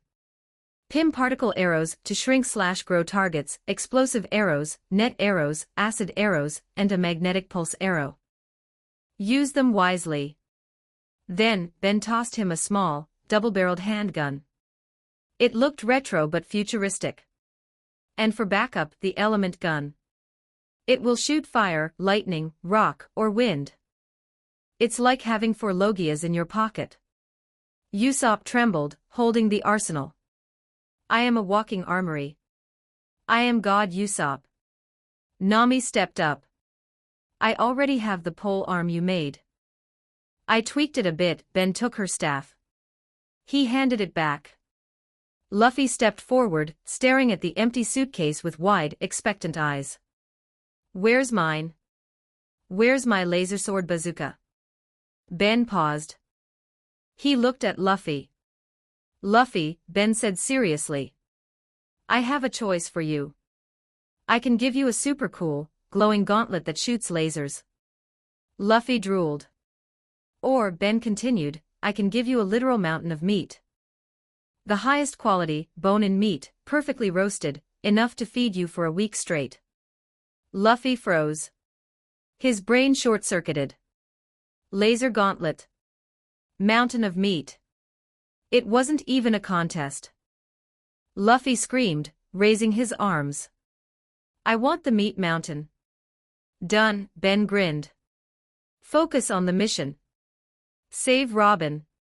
And when we get back, the meat mountain is yours. Luffy's eyes glazed over. He began to drool, swaying slightly. Mountain, so much meat. He's in a trance, Sanji noted, poking the captain. He's visualizing the flavor profile. Good, Ben nodded. A motivated Luffy is a dangerous Luffy. Everyone check your gear and get familiar with it. While the crew tested their new weapons, Vivi shooting lasers at the air, Usopp cycling through arrowheads, Luffy sat on the figurehead, staring ahead, mumbling about barbecue sauce. Minnie Mary suddenly shouted. Sonar contact. Massive object ahead. Is it Eni's lobby? Sanji asked. No, Mary shook her head. It's water. A lot of water. Through the rain-slicked darkness ahead, a white line appeared on the horizon. It grew taller. And taller. It was the Aqua Laguna. The second wave. It's huge. Chopper screamed. It's bigger than the first one. The wave was a moving mountain of water, towering 50 meters over the tracks. It was crashing down the line straight toward them. We can't go over that. Nami yelled. Mary, stop the ship. Zoro stepped forward. He tied his black bandana around his head. He drew his new sword weight. He still had his old ones, but they were sharp enough. He drew Sandai Katatsu and Yubashiri. Don't stop the ship, Zoro growled, the Wado Ikemanji clamped in his mouth. Nami blinked. Ben looked at the swordsman. He smiled. Mary, Ben commanded. Drop the force field. But Papa. We'll get wet. Just do it. Trust him. The blue dome vanished. The rain slammed into them again, accompanied by the roar of the approaching tsunami. The sound was deafening. Zoro walked to the bow, standing right next to Luffy. He stared at the wall of water rushing to crush them. He didn't flinch. He lowered his stance. He crossed his swords. His aura flared a dark, blue demon spirit that seemed to push the rain away. Santoryu. The wave was 10 meters away. 5 meters. 108-pound phoenix. Zoro swung. It wasn't just a slash. It was a flying cannonball of compressed air, spiraling forward with enough force to cut steel. The slash hit the tsunami dead center. For a second, nothing happened. Then, with a sound like tearing canvas, the massive wave split. A vertical chasm opened up in the center of the water wall, creating a tunnel of air right over the tracks. Ben slammed the throttle. The Going Merry shot through the gap. Walls of churning water rose on either side of them, suspended for a brief second by the force of the slash. They burst out the other side, dry and safe. Behind them, the wave collapsed back onto the tracks with a thunderous crash. "Nice cut," Sanji commented, lighting a new cigarette, somehow keeping it dry. Zoro sheathed his swords. "Just a wave." "Shields up," Ben ordered. The blue dome flickered back to life. "Attention," Minnie Mary announced. "Destination, Eni's lobby. ETA, 15 minutes. The gates of justice are visible on radar." Ben walked out from his workshop, carrying a large duffel bag. "All right," Ben said. "We're soaked. We're tired. And we're about to walk into a government facility." He dropped the bag. "If we're going to declare war," Ben smirked, "we're going to do it looking like professionals. Get changed." 10 minutes later. In the men's quarters, chaos reigned. Zoro was turning purple. He was tugging furiously at a black strip of fabric around his neck. "Damn rag." Zoro gagged. "Why won't it stay flat? It's choking me." "I'll cut it off." "Don't you dare cut the silk, you Marimo." Sanji sighed, exhaling smoke. He walked over and slapped Zoro's hands away. "That's a square knot you tied. You're supposed to wear it, not moor a ship with it. Stand still." "Shut up, dartboard brow," Zoro grumbled, but he let Sanji fix it. "Why do we have to wear these monkey suits anyway?" "Because," Sanji tightened the knot perfectly, smoothing the collar. "We are rescuing a lady. A gentleman must look his best. Even a Neanderthal like you."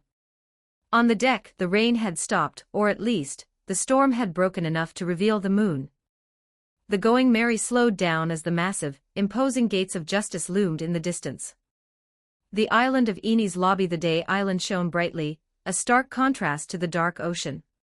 Standing near the figurehead of the ship, lined up in a V formation, were the Straw Hat Pirates.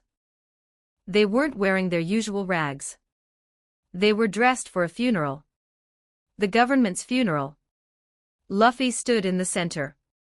He wore a sharp black suit jacket over a blood-red dress shirt, his shorts replaced by black dress trousers, short style, and polished black shoes. He wore dark, rectangular sunglasses that hid his eyes but not his grin. To his right, Zoro wore a black suit with a deep green shirt, his collar open, 3 swords glinting at his hip. His sunglasses were sharp and angular, matching his killer aura. To his left, Sanji looked like a prince in a double-breasted black suit with a royal blue shirt and a black tie. His sunglasses were stylishly tinted blue. Usopp stood tall, wearing a black suit with a mustard yellow shirt. His goggles were around his neck, replaced by sleek black shades that made him look oddly professional. Chopper looked adorable yet fierce in a small, tailored black suit with a pink shirt and tiny black aviators. Ben adjusted his cuffs. He wore a slim-fit black suit with a light blue shirt and a black tie clip. His rimless black glasses reflected the lights of Eni's lobby. Dory wore a massive black suit with a dark gray shirt, while Broggy wore one with an ash-colored shirt. Both giants wore custom-made, extra-wide sunglasses that looked intimidating as hell. Nami stood with her Climatact resting on her shoulder, wearing a feminine-cut black suit with a vibrant orange blouse and chic cat-eye sunglasses. Vivi held her vibranium spear, looking every bit the warrior princess in a suit with a lavender-violet shirt and elegant dark shades. And Kara. The duck stood proudly, wearing a black vest, a sharp red bow tie, and pilot sunglasses over his beak. Even Minnie Mary had changed. Her dress was gone, replaced by a tiny, custom-tailored black suit with a dark pink shirt and a small fedora. She adjusted her aviator sunglasses, looking like the cutest mobster in the Grand Line. Mood setting, activated, Mary chirped, tapping her internal music player. A haunting choir melody with a heavy, rhythmic beat began to blast from the ship's speakers. As I walk through the valley of the shadow of death, I take a look at my life and realize there's not much left. 'Cause I've been blastin' and Logan so long. That even my mama thinks that my mind is gone. Gangsta's Paradise echoed across the waves, the bass vibrating the deck. They stood silent, watching the island draw closer. The wind whipped their jackets. They looked like a mafia family coming to collect a debt. "Mary," Luffy said, his voice low. "Yes, Captain." "Full speed," Luffy ordered. "Smash the fence." "Aye aye, Captain." The Going Mary roared, its jet dials flaring blue. The ship launched itself off the tracks, soaring into the air, aiming straight for the first gate of Enies lobby. "Yo, Enies lobby!" Minnie Mary shouted over the music, adjusting her fedora. "Knock knock, suckas. The Grim Reaper just pulled up, and we ain't leavin' without a receipt. Prepare to get wrecked." The war had begun. And the Straw Hats were dressed to kill. Chapter 111, Enies Lobby 2203 words Enies Lobby, the island of justice. The island of justice never sleeps. It is a place of eternal daylight, where the sun never sets and judgment is swift. Thousands of Marines patrol the bridges, the courtyards, and the massive gates of justice that loom over the void of the ocean. It was a fortress. An impenetrable symbol of the world government's absolute power. Or at least, it was supposed to be. But today, the air over Enies lobby was vibrating. Not with the sound of cannons or the marching of boots, but with a deep, rhythmic bass line that seemed to descend from the heavens themselves. As I walk through the valley of the shadow of death, I take a look at my life and realize there's not much left. A Marine guard on the main bridge paused, looking around confused. "Do you hear that? Is that 'cause I've been blastin' and Logan so long that even my mama thinks that my mind is gone?"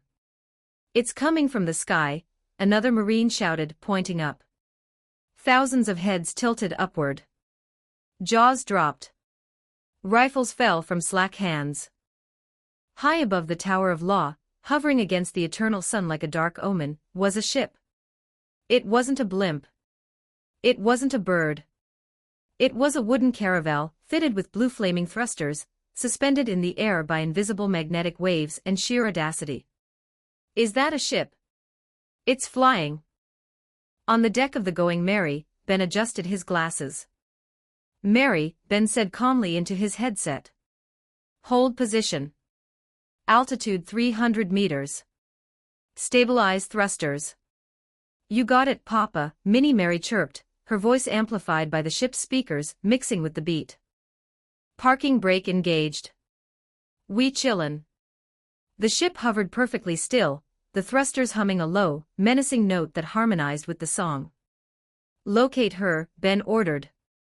Minnie Mary's eyes flashed red behind her aviator sunglasses. She accessed the Kimoyo bead network, triangular scanning grids projecting from her pupils. "Scanning." Mary muttered. "Target, Nico Robin. Signal located. She is in the Tower of Justice. Top floor. Balcony sector." "Take us there," Ben commanded. "Slow and steady. Let them see us coming." The Tower of Justice, the commander's room inside the highest office of Enies lobby, Spandam was having a great day. He had the blueprints, or so he thought. He had Nico Robin. He was about to become the greatest hero in the world government. He paced in front of Robin and Frankie, who were shackled in heavy sea-stone chains. "Wahahaha. Do you see, Nico Robin?" Spandam gloated, his leather mask creaking as he grinned. "You are finally where you belong. In the hands of justice. The gates are opening. In a few hours you will be in Impel Down, and I will be promoted." Robin stared at the floor, her eyes dull and lifeless. She had accepted her fate. Purupuru Spandam frowned. He picked up the baby Den mushy on his desk. "I am in the middle of something. Chief Spandam." A panicked voice screamed from the receiver. "We have a situation. They've breached the airspace." "Airspace?" Spandam spat. "What are you talking about? Are they flying fish?" It's the Straw Hat Pirates. They are flying a ship over the island. They are approaching the tower. Spandam froze. He dropped the snail. Straw hats. Spandam whispered. Robin's head snapped up. Her eyes widened. They came. Impossible. Spandam yelled, kicking his desk. They should have been crushed by the Aqua Laguna. Or stopped at the gate. How did they get here? He grabbed the receiver again. Shoot them down. Don't let them land. We can't, sir. They are too high. The music, it's very intimidating. Spandam rushed to the balcony doors. He threw them open, stepping out into the wind. The sound hit him instantly. Tell me, why are we so blind to see that the ones we heard are you and me? The heavy beat reverberated through the stone of the tower. Spandam looked up. His jaw unhinged. Hovering directly in front of the balcony, suspended over the bottomless waterfall of Eni's lobby, was the Going Merry. And standing on the figurehead, lined up in a perfect V formation, were the pirates he thought he had outsmarted. Luffy stood in the center, his black suit sharp, his red shirt vibrant, his face shadowed by the brim of his hat, and his dark sunglasses. To his left and right stood Zoro, Sanji, Ben, Usopp, Chopper, Nami, Vivi, Dory, Bragi, Karoo, and Minnie Mary. They looked immaculate. They looked deadly. They looked like a firing squad. Spandam squeaked. Behind him, the door to the balcony opened. The agents of CP9, Lucci, Kaku, Califa, Blueno, Jabra, Komodori, and Fukaru stepped out to see what the commotion was. Even Lucci's eyes narrowed slightly. A flying ship. Fukaru, the round agent with a zipper for a mouth, bobbed his head. They have style, Cha Papa. Minnie Mary, spotting the agents from the figurehead, leaned toward her microphone. Yo Papa, Mary's voice boomed over the speakers, drowning out the wind. Check the round guy. He got a zipper on his grill. Does he keep snacks in there? Or is that where he keeps his bad opinions? Fukaru blinked. He unzipped his mouth. Rude little girl. This is a tactical zipper. Zip it, round boy, Mary cut him off smoothly. The adults are talking. Pfft, Jabra snickered. Spandam shrieked. Frankie, who had dragged himself to the door in his chains, gasped. Tears streamed down his face instantly. Those crazy bastards, they actually came to rescue their crewmate. And they're wearing suits. Super stylish. Robin stepped onto the balcony. She gripped the stone railing, her knuckles white. She looked at the ship. She saw them. All of them. She whispered. Luffy took a step forward on the figurehead. He reached up and took off his sunglasses, handing them to Minnie Mary. His eyes were burning. Luffy shouted. I'm here to take you home. The shout echoed across the entire island. Robin trembled. She shook her head violently. I don't want your help. I don't care what you want. Luffy yelled back. Why won't you understand? Robin screamed, tears spilling from her eyes.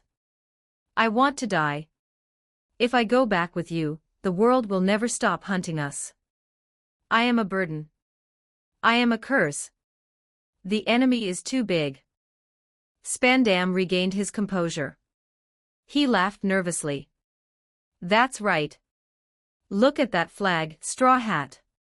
Spandam pointed up to the very top of the Tower of Justice, where the massive flag of the world government waved a symbol of four intersected circles representing the four seas, and the Grand Line. Do you know what that flag represents? Spandam shouted, feeling empowered by the symbol. It represents the unity of over 170 nations. It represents the world itself. That is the organization hunting this woman. Do you understand how insignificant you are? Fighting us means fighting the entire world. Luffy looked at the flag. He looked at Spandam. He looked at Robin, who was sobbing, terrified of the sheer scale of her enemy. Luffy didn't blink. He turned his head slightly. Yeah, Usopp stepped forward. He didn't look like the cowardly liar from Syrup Village. In his black suit and shades, holding the high-tech weapon Ben had crafted, he looked like a soldier. Shoot that flag. Spandam froze. The CP9 agent stiffened. Roger, Usopp said calmly. He raised the transforming bow rifle. It was currently in gun mode, a sleek, futuristic rifle. A single beam of concentrated fire shot from the barrel. It screamed through the air, burning a line of heat across the sky. It pierced the very center of the world government symbol. The flag caught fire. The symbol of 170 nations burned, crumpling into ash and fluttering down into the abyss. Absolute, terrified silence descended on Eni's lobby. The Marines watched with their mouths open. Spandam looked like his eyes were about to pop out of his skull. They declared war, Kaku whispered. On the world government. Luffy looked back at Robin. I know who the enemy is now, Luffy said, his voice steady. He took a deep breath. Say you want to live. Robin looked at the burning flag. She looked at the crew standing there, defying the world for her. The chains on her heart, forged in the fires of O'Hara 20 years ago, shattered. She remembered Saul. The sea is vast. Someday you will find true friends. They were here. Tears and snot ran down her face. She threw her head back and screamed with everything she had. I want to live.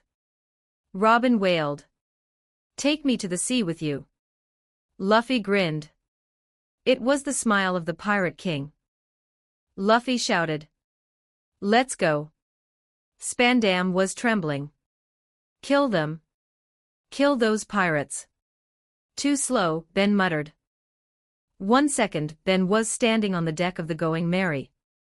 The next second, there was a loud whip-crack of displaced air on the balcony of the Tower of Justice. Ben appeared directly between Robin and Spandam. Hello, Ben smiled. Spandam didn't even finish his sentence. Ben's fist connected with the mask on Spandam's face. Spandam folded like a lawn chair, flying backward into the wall. But Ben didn't stay to fight. He grabbed Robin by the shoulder. He vanished again. Where did he? Jabra looked around wildly. Ben reappeared on the deck of the Going Merry, Robin stumbling into his arms. Welcome back, Robin, Ben said gently. Robin gasped, looking around. She was on the ship. In a split second. Hold still, Ben pointed his wand at her seastone handcuffs. Alohomora. The heavy cuffs popped open and fell to the deck. Robin rubbed her wrists, staring at Ben. Thank you. You're welcome, Ben winked. But we forgot someone. He looked back at the balcony. Frankie was standing there, his jaw on the floor, tears streaming from his eyes like waterfalls. They took the girl but left the cyborg. That's not super. Frankie wailed. Ah, right. The pervert, Ben sighed.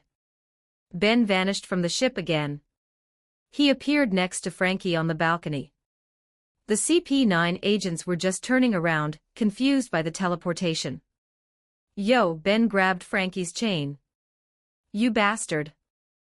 Lucci roared, launching a Rankyaku, Tempest kick, slash. The slash cut through empty air. Ben and Frankie appeared on the deck of the Mary. Alohomora. Frankie's chains fell off. Supiwooper escape. Frankie struck his signature pose instantly. The entire rescue operation had taken less than 10 seconds. On the balcony, the CP9 agents stood in stunned silence. Their hostages were gone. The enemy hadn't even engaged them. They had simply plucked them away. Spandam pulled himself out of the wall, his mask shattered, his nose bleeding. They took them back. Spandam shrieked, frothing at the mouth. Kill them. Jump on that ship and kill them all. Lucci's eyes glowed red. He was furious. To be ignored like that, to be bypassed, it was an insult to his justice. Target confirmed, Lucci growled. Exterminate. The CP9 agents Lucci, Kaku, Jabra, Blueno, Kumadori, Fukaru, Nero, and Califa tensed their legs. They launched themselves into the air, soaring across the gap between the tower and the floating ship, intent on slaughtering everyone on board. They're coming. Nami yelled, gripping her climb attacked. Good, Luffy cracked his knuckles. I wanted to punch them anyway. Everyone. Ben commanded. Intercept. Don't let them land on the ship. Take the fight to the ground. The Straw Hat Pirates Luffy, Zoro, Sanji, Chopper, Dory, Bragi, Usopp, Nami, and Vivi leaped off the railing of the Going Merry. It was a clash of titans in midair. Luffy collided with Lucci. Zoro clashed swords with Kaku. Sanji's leg met Jabra's Tekai. Dory and Bragi smashed their shields into Kumadori and Fukaru. The impact of the collision stopped the CP9's forward momentum. Gravity took over. Both groups fell toward the stone bridge and courtyard below. Nami, Usopp, and Vivi activated their animal transformations. Nami's albatross wings, Usopp's falcon wings, and Vivi's eagle wings snapped open.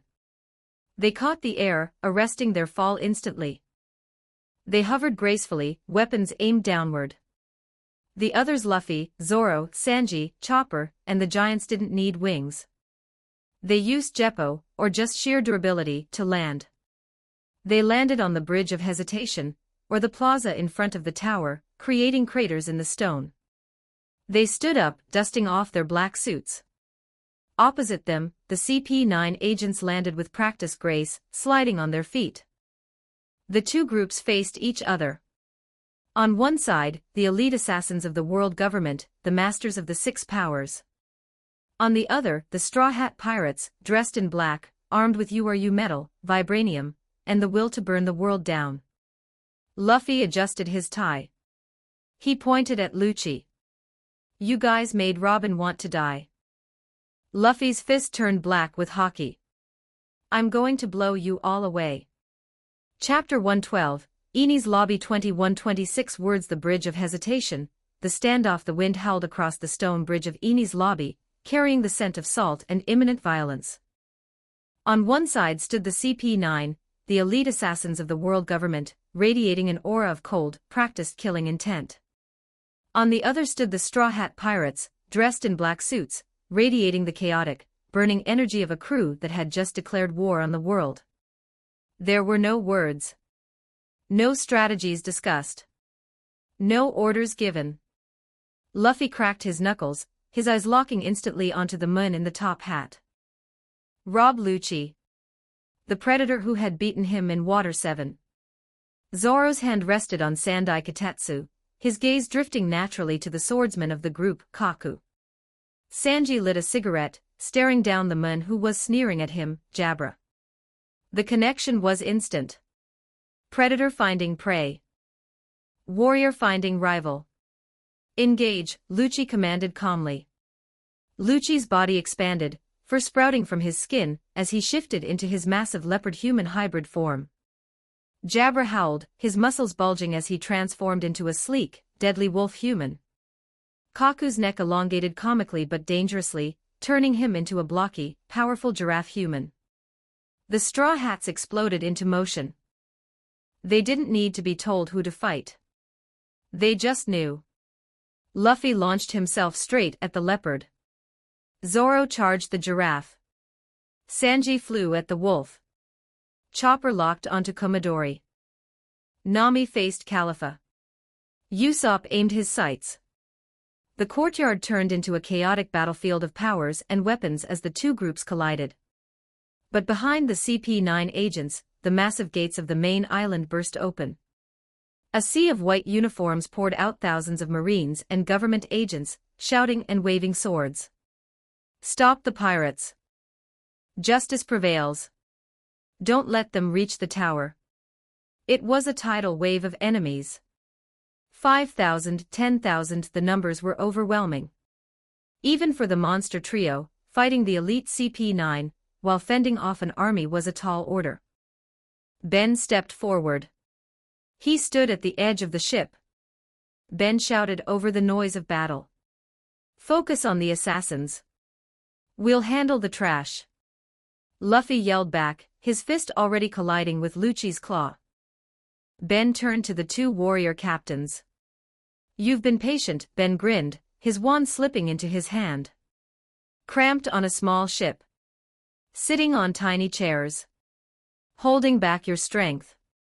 Dory grinned, his beard bristling. "It has been a tight fit, magician." "Gababababa." Broggy laughed, hefting his URU metal axe. "My muscles are itching to stretch." "Then let's stretch," Ben said.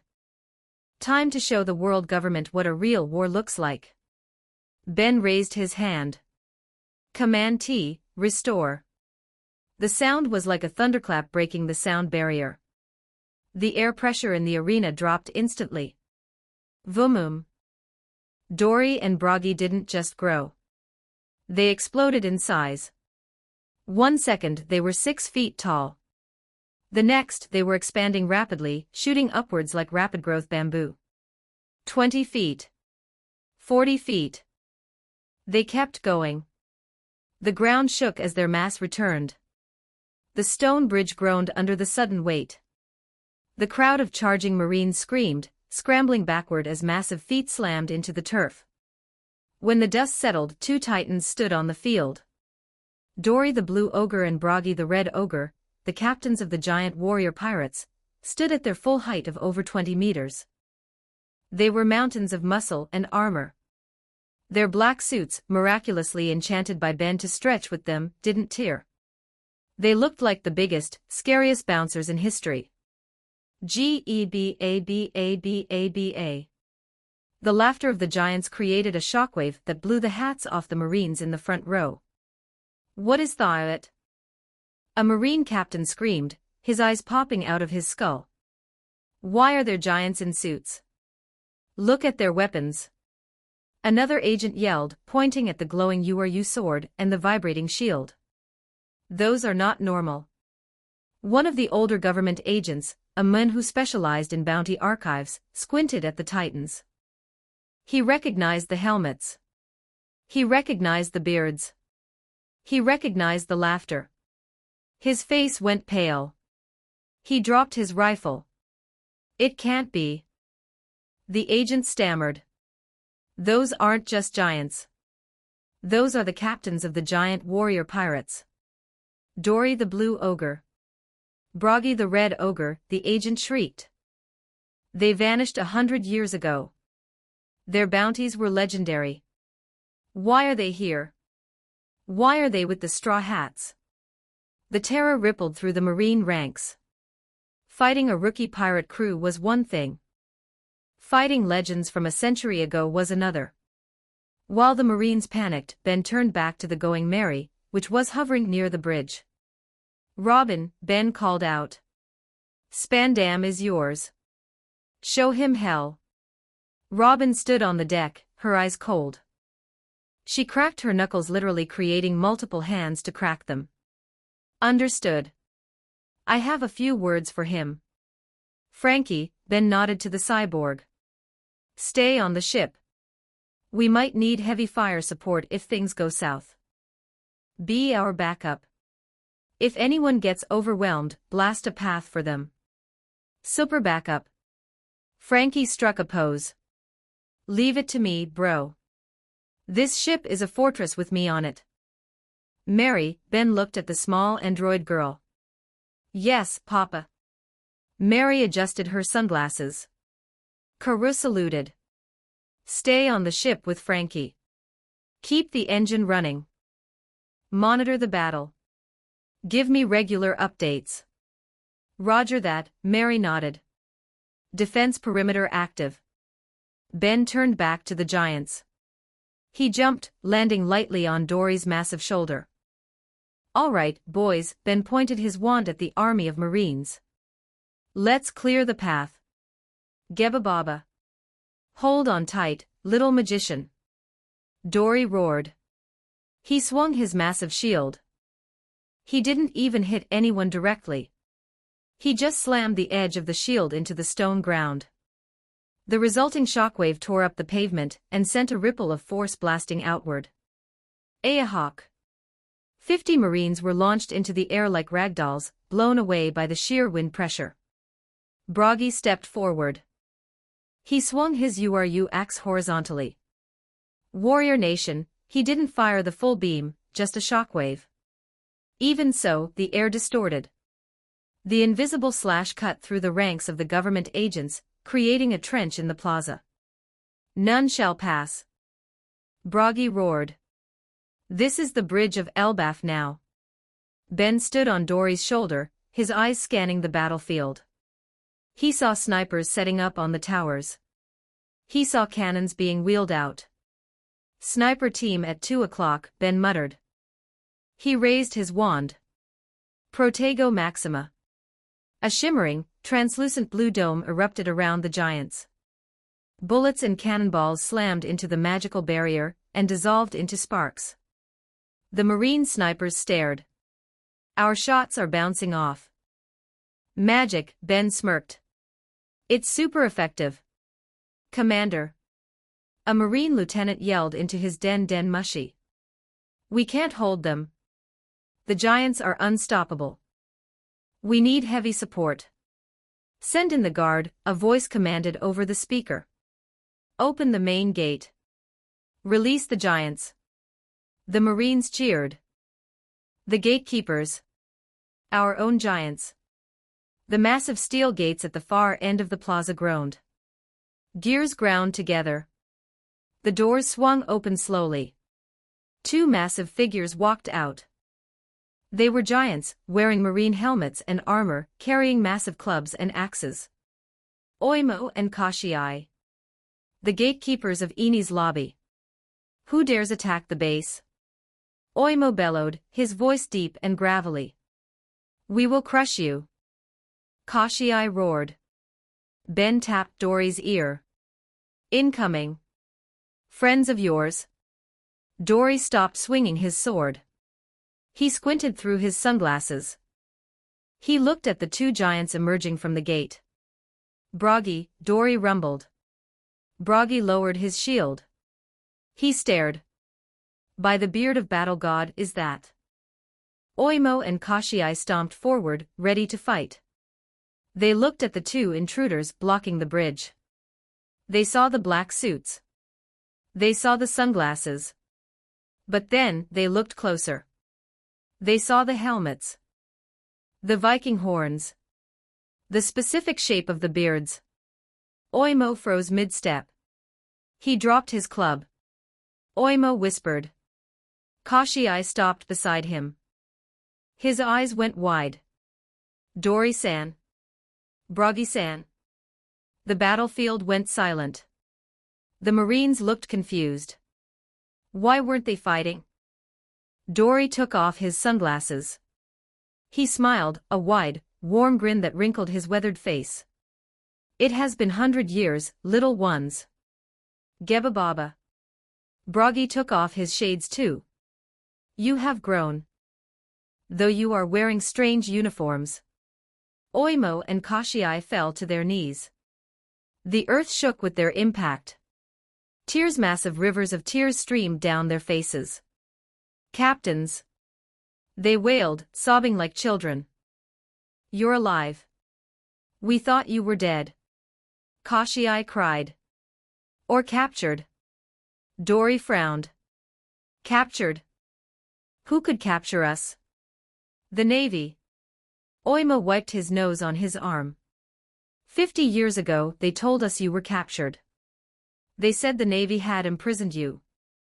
They said if we worked as gatekeepers for 100 years, they would set you free. We have been guarding this gate for 50 years. Kashiai sobbed. Waiting for the day we could free you. We did everything they asked. We fought for them. Just to save you. The silence on the battlefield changed. It shifted from confusion to horror. Ben narrowed his eyes. 50 years of slavery based on a lie. Dory's expression darkened. The jovial uncle vibe vanished, replaced by the terrifying aura of a warrior king. Broggy gripped his axe until the metal groaned. Captured. Broggy's voice was low, vibrating with suppressed rage. We have been on Little Garden for 100 years. No Marine has ever defeated us. No one has ever captured us.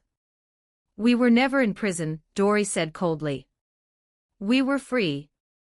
The only ones in prison. Oimo and Kashii stared at their captains. The realization hit them like a physical blow. 50 years. 50 years of guarding a gate. 50 years of serving the enemy.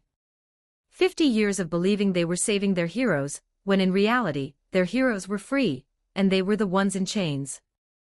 They turned their heads. They looked at the Marines swarming around their feet. They looked at the government agents on the towers. You lied, Oimo whispered. His voice trembled with betrayal. You lied to us. Kashii roared. The Marines shrank back. It was for justice. Justice. Oimo stood up. He grabbed his massive club. You stole 50 years of our lives. You made us fight for the enemy. Kashii grabbed a chunk of the stone plaza and crushed it in his hand. Dory-san. Broggy-san. Oimo turned back to his captains. Command us. We are the warriors of Elbaf. We serve only the strong. Then serve the truth. Dory pointed his sword at the Tower of Justice. These Marines are not your masters. They are your jailers. Break them. Geba Baba. Broggy laughed, but it was a fierce, angry laugh. Switch sides, little ones. Today we fight together. Iya. Oimo and Kashii roared. They turned around. They faced the army of Marines they had protected for 5 decades. Smash them. Oimo swung his club. Kashii swung his axe. It was a massacre. The Marines screamed as their own greatest defense turned against them. As the battle turned into a rout, a chirpy, digital voice crackled over Ben's headset. Yo Papa, Minnie Mary's voice came through, sounding bored. Status update, Dory just got a multi-kill. He defeated at Keist 50. Oimo is camping the spawn point at the main gate. Enemy morale is dropping faster than my battery life on standby. Ben blinked, pressing a hand to his ear. This is a total stomp, Mary continued, her tone dripping with gamer arrogance. Based on current DPS, the Marines are gonna rage quit in 5 minutes. Ben sighed, shaking his head as he watched Oimo swat a squad of soldiers like flies. Mary, less gaming terms, more situational awareness. You're not wrong. Copy that, Mary giggled. Keeping eyes on the prize. Don't let them flank you, noob. I'm not a noob, Ben muttered, smiling. He raised his wand. Protego tot alum. A massive shield expanded, covering all 4 giants, and the bridge behind them. You guys have fun smashing, Ben called out. I'll make sure no cannonballs ruin the reunion. Thanks, magician.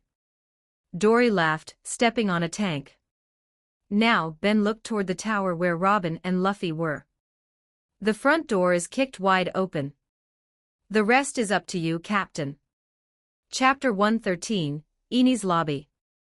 2287 words. The battle for Enies Lobby had devolved or evolved, depending on your perspective, into a series of isolated duels scattered throughout the labyrinthine Tower of Justice. Outside, on the Bridge of Hesitation, the 4 giants, Dory, Broggy, Oimo, and Kashii, were currently playing bowling with a squad of 500 Marines, using a massive chunk of stone rubble as the ball. Ben sat comfortably on Dory's shoulder, sipping a fresh cola, surrounded by a magical barrier that deflected stray bullets like rain. Mary, Ben tapped his earpiece. Status report on the team. On the deck of the Going Merry, Minnie Mary sat in a high-tech captain's chair Ben had installed. She adjusted her fedora and tapped a holographic keyboard floating in front of her sunglasses. "Yo Papa," Mary's voice crackled through, leaning fully into her gangsta persona. "The turf war is popping off. The family has split up to handle business. We got 4 hits going down in the lower sectors. The underbosses are cleaning house." "Who are they fighting?" Ben asked. "We got Don Usopp putting the squeeze on Nero the Weasel. Queenpin Nami collecting debts from Khalifa the Soap Lady. Princess the Spear Vivi handling a dispute with Fukaru the Zippermouth.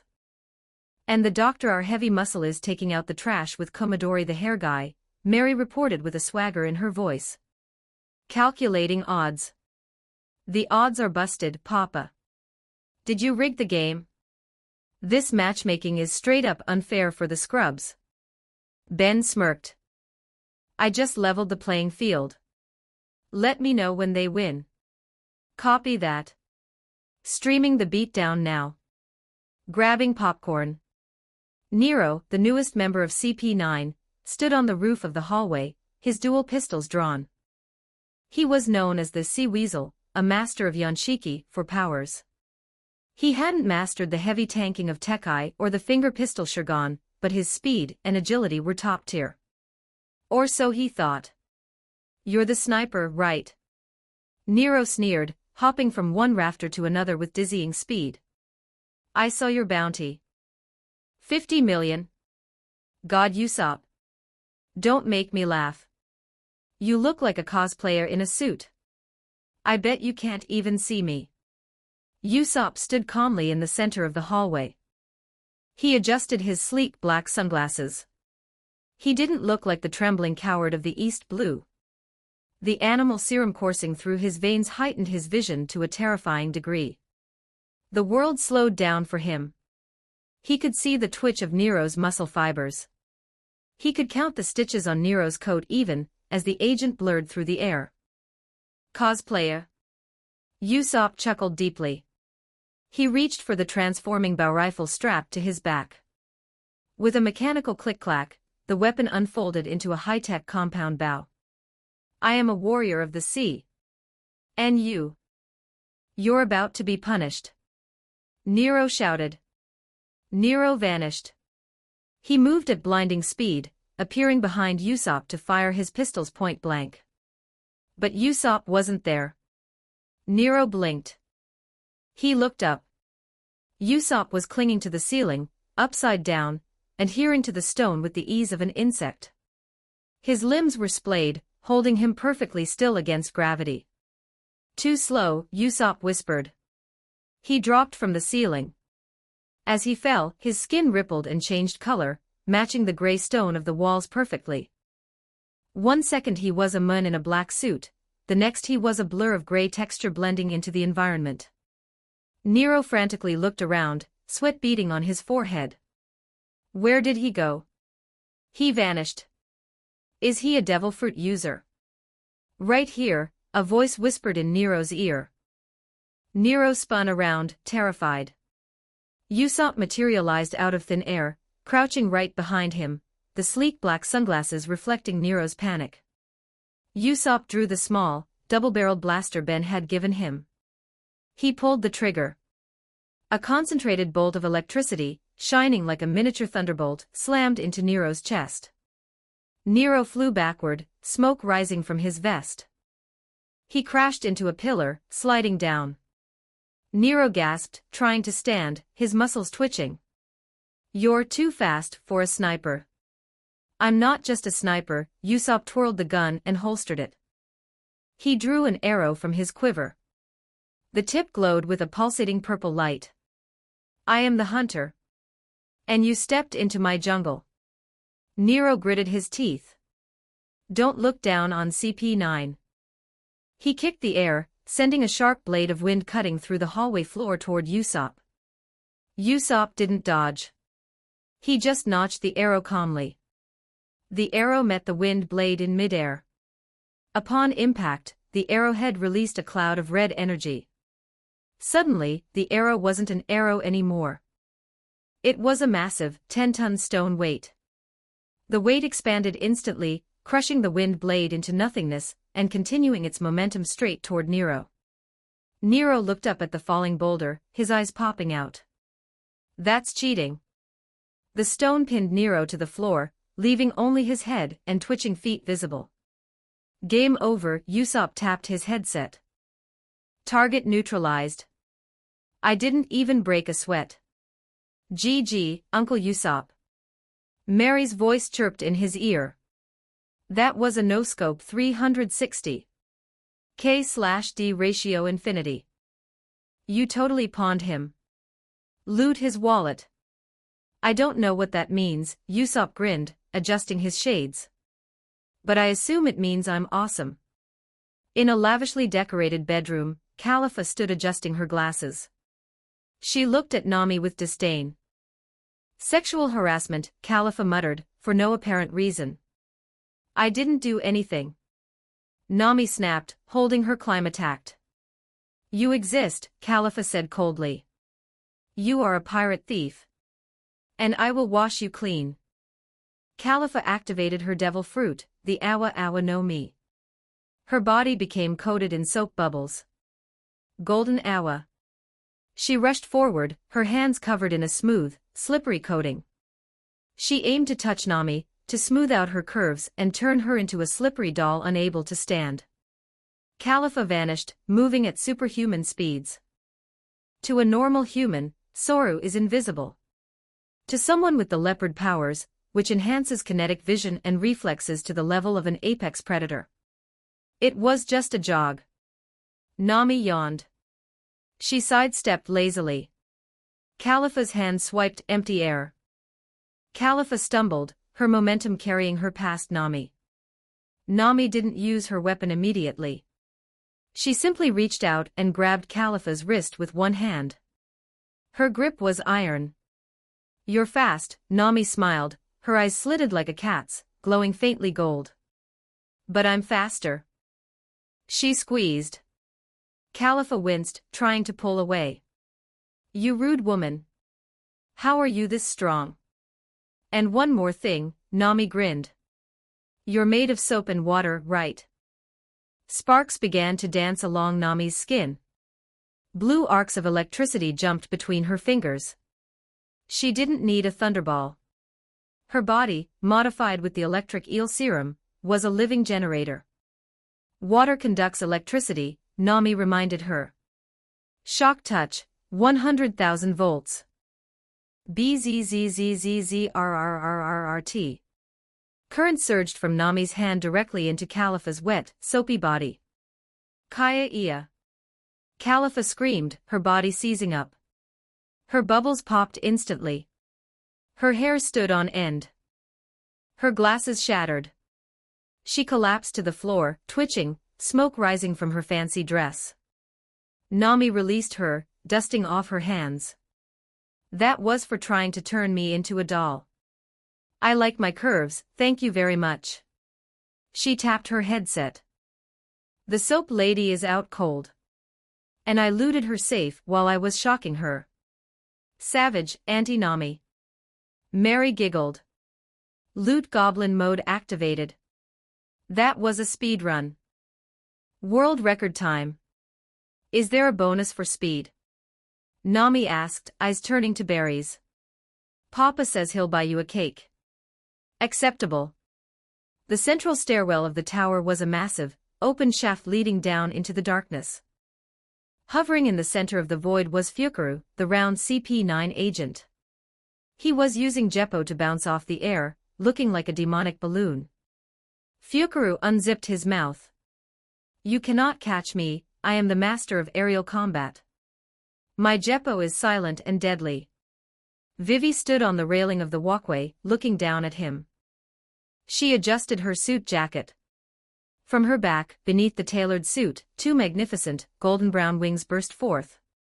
They spanned 3 meters, powerful and majestic. The feathers gleamed like metal in the dim light. She dove off the railing. Vivi tucked her wings and entered a stoop dive, reaching terminal velocity in seconds.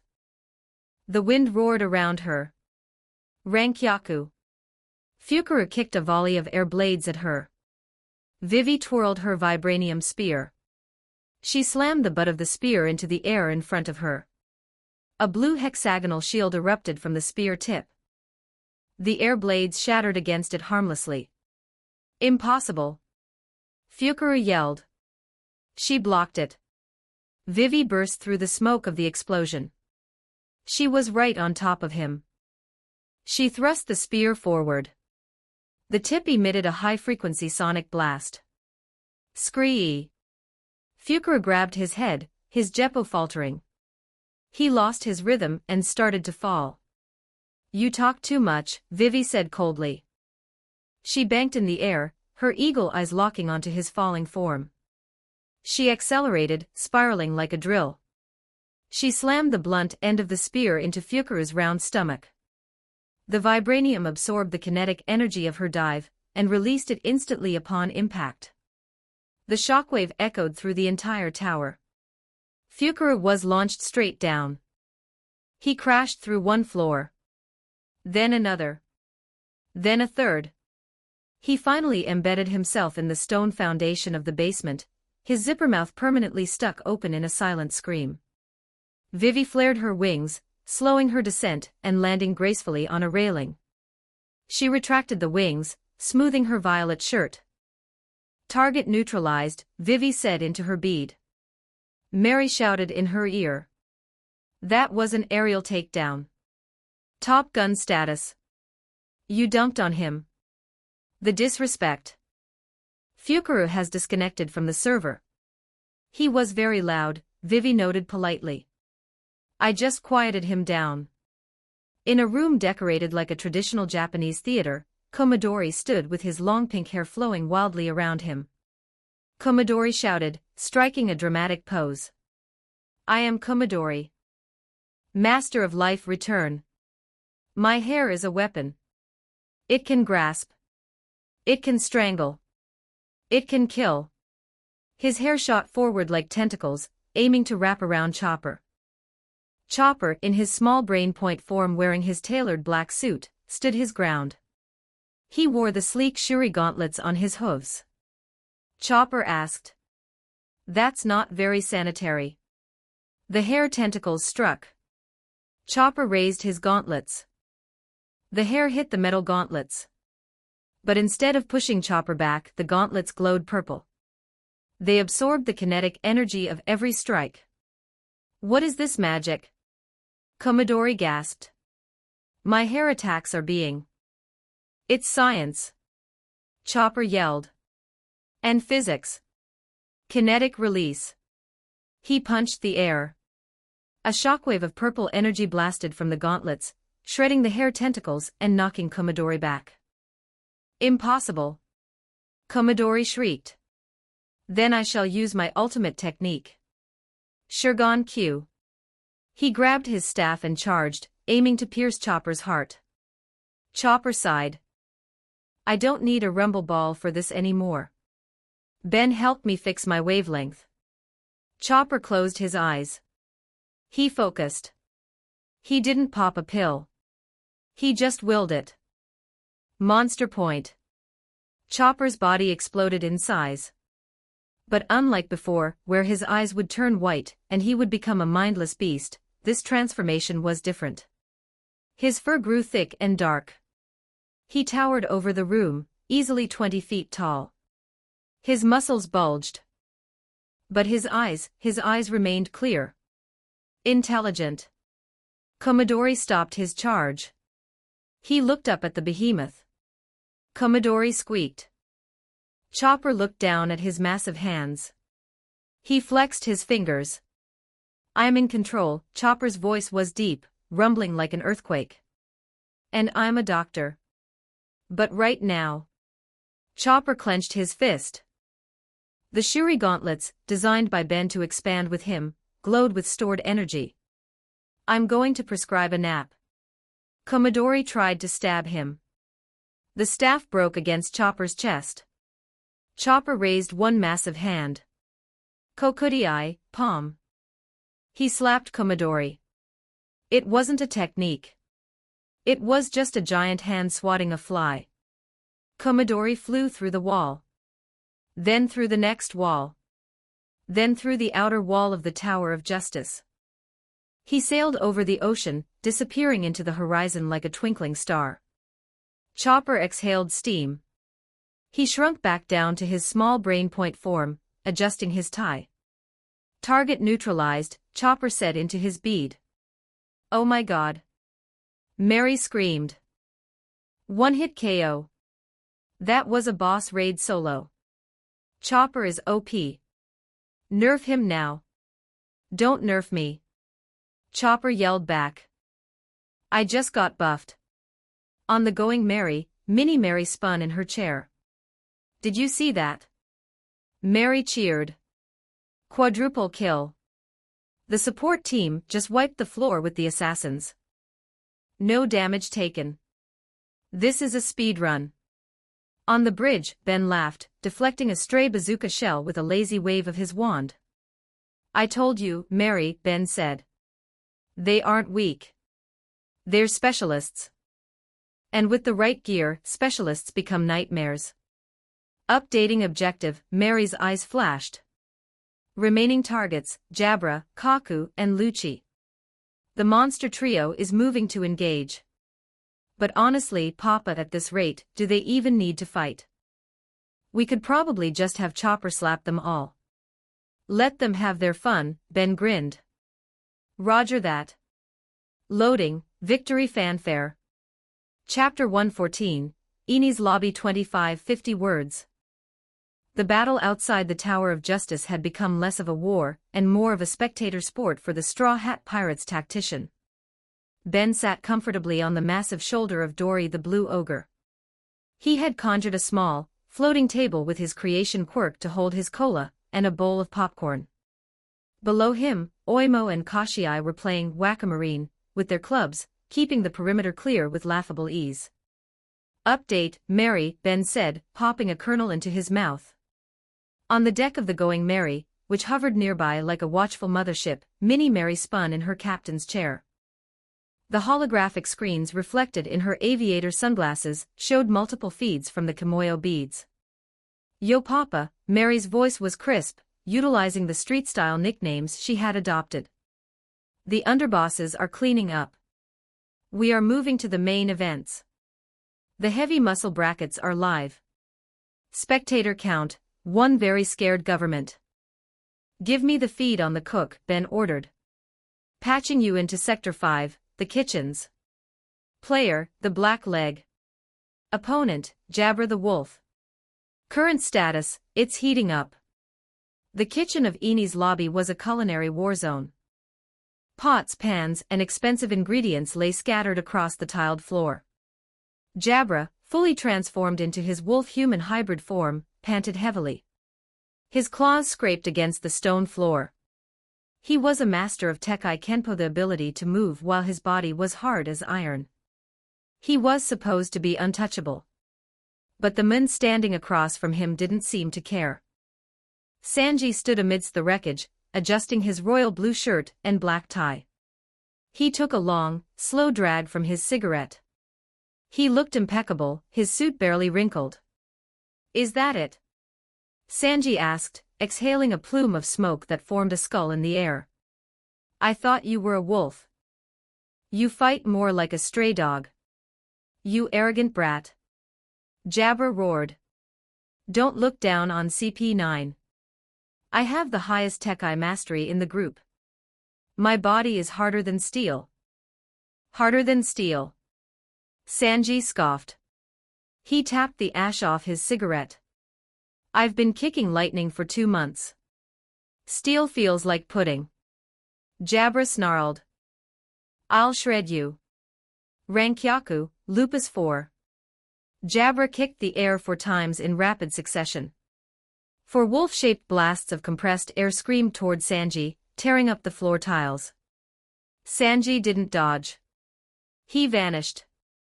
To the naked eye he was gone.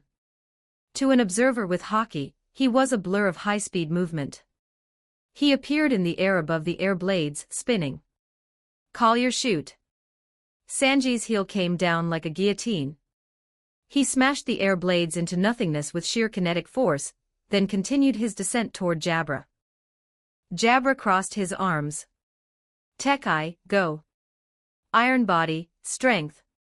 Sanji's heel struck Jabra's guard.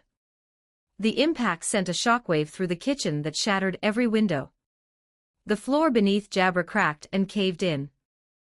Jabra grunted, his knees buckling. But not enough to break me. I'm not trying to break you yet, Sanji whispered, his face inches from the wolf's snout. I'm just tenderizing the meat. Sanji kicked off Jabra's arms, flipping backward and landing gracefully. You talk big, Jabra growled, straightening up. But physical attacks won't work. I can harden instantly. Then let's try something else, Sanji said. He lifted his right leg. He didn't spin. He didn't generate friction. He simply willed it. The heat from his spirit, honed in the time chamber battles against Enel, ignited. His leg didn't just catch fire. It turned a blinding, brilliant white-orange. The heat was instantaneous and overwhelming. The water in the spilled pots on the floor evaporated into steam instantly. The air shimmered. Diable jam. Sanji murmured. What is that heat? Jabra stepped back, sweat pouring down his fur. You're burning up. The heat of passion, Sanji said coolly. And the heat of hell. Sanji vanished again. Jabra panicked, trying to move away. But Sanji was already there. He was faster than Soru. He was faster than sight. Premier Hachis. Sanji unleashed a barrage of kicks. But these weren't normal kicks. Each impact was like a molten meteor strike. Jabra screamed. His Tekai was useless. The heat was melting his defense, cooking him through his iron skin. Tekai won't save you. Sanji roared. He spun one last time, the white fire on his leg flaring into a sun-like brilliance. Diable jam, flambeade shot. He drove his heel into the side of Jabra's face. Crack sizzle. The sound of breaking bone mixed with the sound of searing meat. Jabra was launched. He flew across the kitchen, smashed through the stone wall, flew through the hallway, and crashed through the outer wall of the tower, plummeting into the abyss below. Sanji landed. He shook his leg, extinguishing the flames. He adjusted his tie. Overcooked, Sanji critiqued. Too tough. Would not recommend. He tapped his bead. Mary-chan. The wolf has been served. Minnie Mary jumped up in her chair. That was spicy. Papa, did you see the DPS numbers? The black leg just melted his armor rating. Critical heat damage. Jabra has been vote-kicked from the lobby. Nice, Ben nodded. One down. How's the swordsman? Patching feed to Sector 4, the library. Player, the Ronin. Opponent, Kaku the giraffe. Current status, it's getting weird. The library was a mess of shredded paper and broken shelves. Kaku, in his giraffe-human form, stood in the center of the room. He was square. Literally. He had retracted his long neck and limbs into his body to create a dense, blocky shape. Pasta machine. Kaku announced. Zoro stood opposite him, Sandai Katatsu and Yubashiri in hand, Wado Ikimonji in his mouth. He stared at the square giraffe. You look like a squared-off nightmare, Zoro said, his voice muffled by the sword. Do I cut you or stack you? Do not mock the pasta machine. Kaku shouted. His neck suddenly shot out, not from his shoulders, but stretching incredibly long. Kilimanjaro. He swung his neck like a whip, aiming to smash Zoro. Zoro didn't move his feet. He just leaned his head to the side. The giraffe head missed him by an inch. You have range, Zoro admitted. But you lack edge. I have plenty of edge. Kaku spun, his four legs creating a whirlwind of slashing attacks. Rankyaku, Amanadachi. Circular tempest kick. A massive, circular blade of compressed air cut through the entire library. It sliced the ceiling in half. It sliced the bookshelves in half. The entire top of the tower groaned, threatening to slide off. Zoro watched the attack coming. It was fast. It was sharp. Not bad, Zoro grinned. He sheathed his two hand swords. He gripped the Wado Ikemanji with both hands. His aura flared. It wasn't green anymore. It was a deep, metallic purple, the color of high-grade armament hockey. One sword style. Zoro stepped into the Rankyaku. To Kaku's shock, Zoro didn't dodge. He swung his sword directly at the air blade. 360-pound cannon. Zoro's slash met Kaku's air blade and shattered it. The compressed air broke like glass, scattering harmlessly around Zoro. Impossible. Kaku gasped. You cut my Rankyaku. I told you, Zoro redrew his other two swords. I've been cutting lightning. Air is nothing. Zoro charged. Santoryu. Kaku panicked. He unleashed a barrage of nose pistols. Zoro deflected every single thrust with casual ease. He was walking forward through the storm of attacks, his eyes locked on Kaku's chest. You're a swordsman, Zoro said, his voice cold. But you rely too much on your fruit. Your swords are crying.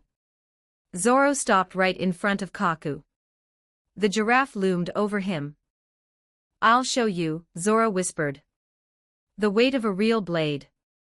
Zoro's spirit exploded. Behind him, a dark, illusionary avatar appeared, a three-headed, six-armed demon. But this Azura was different. It was clad in the same black suit Zoro wore. It looked professional. It looked like a hitman from hell. Kiki Kutoryu, Azura. Kaku froze, paralyzed by the killing intent. What are you? Ichibugen. Silver mist, Zoro dashed past Kaku. For a second there was silence. Then, Kaku's giraffe form sprayed blood from 9 distinct slash wounds. Splendid. Kaku whispered. He fell forward, transforming back into his human form as he hit the ground, unconscious. Zoro sheathed his swords with a sharp click. He adjusted his sunglasses. Sorry, Zoro muttered. I have a rescue to finish. He tapped his bead. The giraffe is down. Where's the exit? Turn left, Uncle Zoro. Mary chirped. No, your other left. The one without the wall. Stop walking into the bookshelf. Double kill. Mary cheered, throwing her hands up. The Ronin just speed-ran the mini-boss. Flawless victory. Papa, the path to the top is clear. Ben smiled, finishing his cola. The boys did their job. Let's check on the angel. Target located, Mary's voice turned serious. Spandam is retreating across the bridge of hesitation. He thinks his crew is still holding the line. He's trying to cross to the gates. Switching feed, Mary adjusted her glasses. This is gonna be good. Trigger warning, graphic violence against incompetent leadership. Spandam was running. He was running as fast as his cowardly legs could carry him. Spandam screamed, clutching his broken nose. He looked back at the Tower of Justice. It was smoking. Explosions were rocking the foundation. Spandam shrieked. I have to get to the gates. Once I cross, I'm safe. I'll have the admirals protect me. He turned back to the massive gates of justice looming ahead. He was halfway across the bridge. He was almost there. A sound reached his ears. Like heavy fabric beating against the wind. Spandam stopped. He looked up. Descending from the sky, silhouetted against the eternal sun, was a figure. It was Nico Robin. But she wasn't running. She wasn't climbing. She was flying. From her back, hundreds of arms had sprouted, weaving together, layering over one another to form two massive, angelic wings made of flesh and bone. CN Fleur, wing. She glided down, landing softly on the stone bridge directly in front of Spandam, blocking his path to salvation. Her eyes were no longer filled with the terror of the past. They were cold. They were sharp. They were the eyes of a woman who had decided to live. Spandam gasped, backing away. Nico Robin. He fumbled for his sword. Funkfried, the elephant sword. Stay back. I am the chief of CP9. I have the authority to execute you right now. Robin looked at him. She didn't flinch. She took a step forward. Authority? Robin asked, her voice calm and deadly. You have nothing, Spandam. Your assassins are being beaten. Your flag is burned. And your buster call means nothing to me anymore. My captain declared war on the world for me. Spandam trembled. He pulled out Funkfried. Transform. Elephant Ivory Rush. The sword transformed into an elephant, charging at Robin with tusks bared. Robin crossed her arms. Mille Fleur. 1,000 hands sprouted from the bridge itself. They wrapped around the elephant's legs, trunk, and body. Gigantesco Mano. The small hands merged, forming two gigantic hands the size of a giant's. They grabbed the elephant sword and slammed it into the ground. Funkfried squealed and transformed back into a sword, fainting from the impact. On the going Mary then pressed his comms. Mary, tell Auntie Robin to secure that sword. It ate a devil fruit. I want it. Roger that, Papa. Mary relayed the message. Angel Robin. Secure the loot. Papa wants the elephant sword. Robin heard the voice in her ear. She glanced at the unconscious sword. With a swift motion of her powers, a hand sprouted from the ground, grabbed Funkfried. Now Spandam stood alone. He was defenseless. Please. Spandam begged, holding up his hands. We can make a deal. I can get your bounty revoked. I can give you a pardon. I don't want a pardon, Robin said, walking closer. I want retribution. You can't hurt me. Spandam shrieked. My father is Spandine. The world government will hunt you forever. I am a hero. You, Robin stopped a few feet away from him, are a mistake. She raised her hand. Cease Fleur, clutch. 6 arms sprouted directly from Spandam's body. 2 grabbed his legs. 2 grabbed his arms. 2 grabbed his neck. He was locked in place. He couldn't move. He was at her mercy. Spandam cried. Robin smiled. It wasn't a nice smile. It was the smile of a demon who finally found the sinner. For O'Hara, Robin whispered. An arm sprouted from his shoulder and slapped him across the face. Another arm sprouted from his chest and slapped him from the other side. Robin didn't break his neck immediately. That would be too easy. Instead, she sprouted 30 arms all over his body. Trying to fleur, strangle. The arms began to pummel him. It was a barrage of slaps, punches, and pinches. It was humiliating. It was painful. It was justice. On the Mary, Minnie Mary stared at the screen. Her eyes widened. Mary muttered. Auntie Robin is going hardcore. She quickly turned to Carew, who was watching over her shoulder. Censorship protocol. Mary yelled. She slammed a button. On the holographic screen, a giant pixelated bar appeared over Spandam's body as Robin went to work. Viewer discretion advised. Mary shouted. This content is rated M for mature. Carew, avert your eyes. This is too violent for ducks. Carew covered his eyes with his wings, trembling. The combo. Mary screamed into the mic, watching the uncensored data feed in her own brain. Left, right, slap.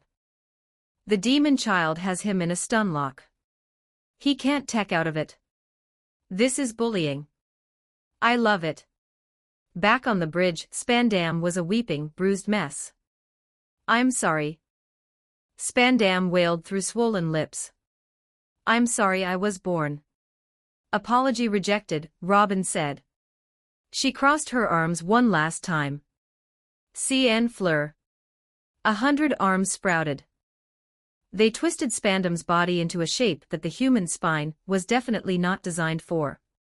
Delphinium. She threw him. She didn't just break his back, she launched him down the bridge of hesitation, rolling him like a bowling ball until he crashed into the far gate. Spandam lay there, twitching. Unconscious. Robin exhaled slowly. She brushed a strand of hair from her face. She looked at the sky. The eternal sun of Eni's lobby seemed a little brighter. Target neutralized, Robin said into her bead. Her voice was light. Fatality. Mary shouted. Flawless victory. The demon child wins. The boss has been deleted. Good job, Robin, Ben's voice came through warm and proud. Head back to the extraction point. We're leaving soon. Understood, Robin replied. She sprouted her wings again. She took flight, soaring back toward the main island, leaving the broken body of the man who tried to chain her behind in the dust. She wasn't running away anymore. She was flying home. Chapter 115, Eni's Lobby 1724 words. The winds of Eni's lobby whipped around Nico Robin as she soared through the sky. Her wings, crafted from hundreds of sprouted arms, beat rhythmically, carrying her away from the broken form of Spandam, and back toward the safety of the Going Merry. Below her, the bridge of hesitation was a ruin. The battle was winding down, the screams of the Marines fading into the background of the ocean's roar.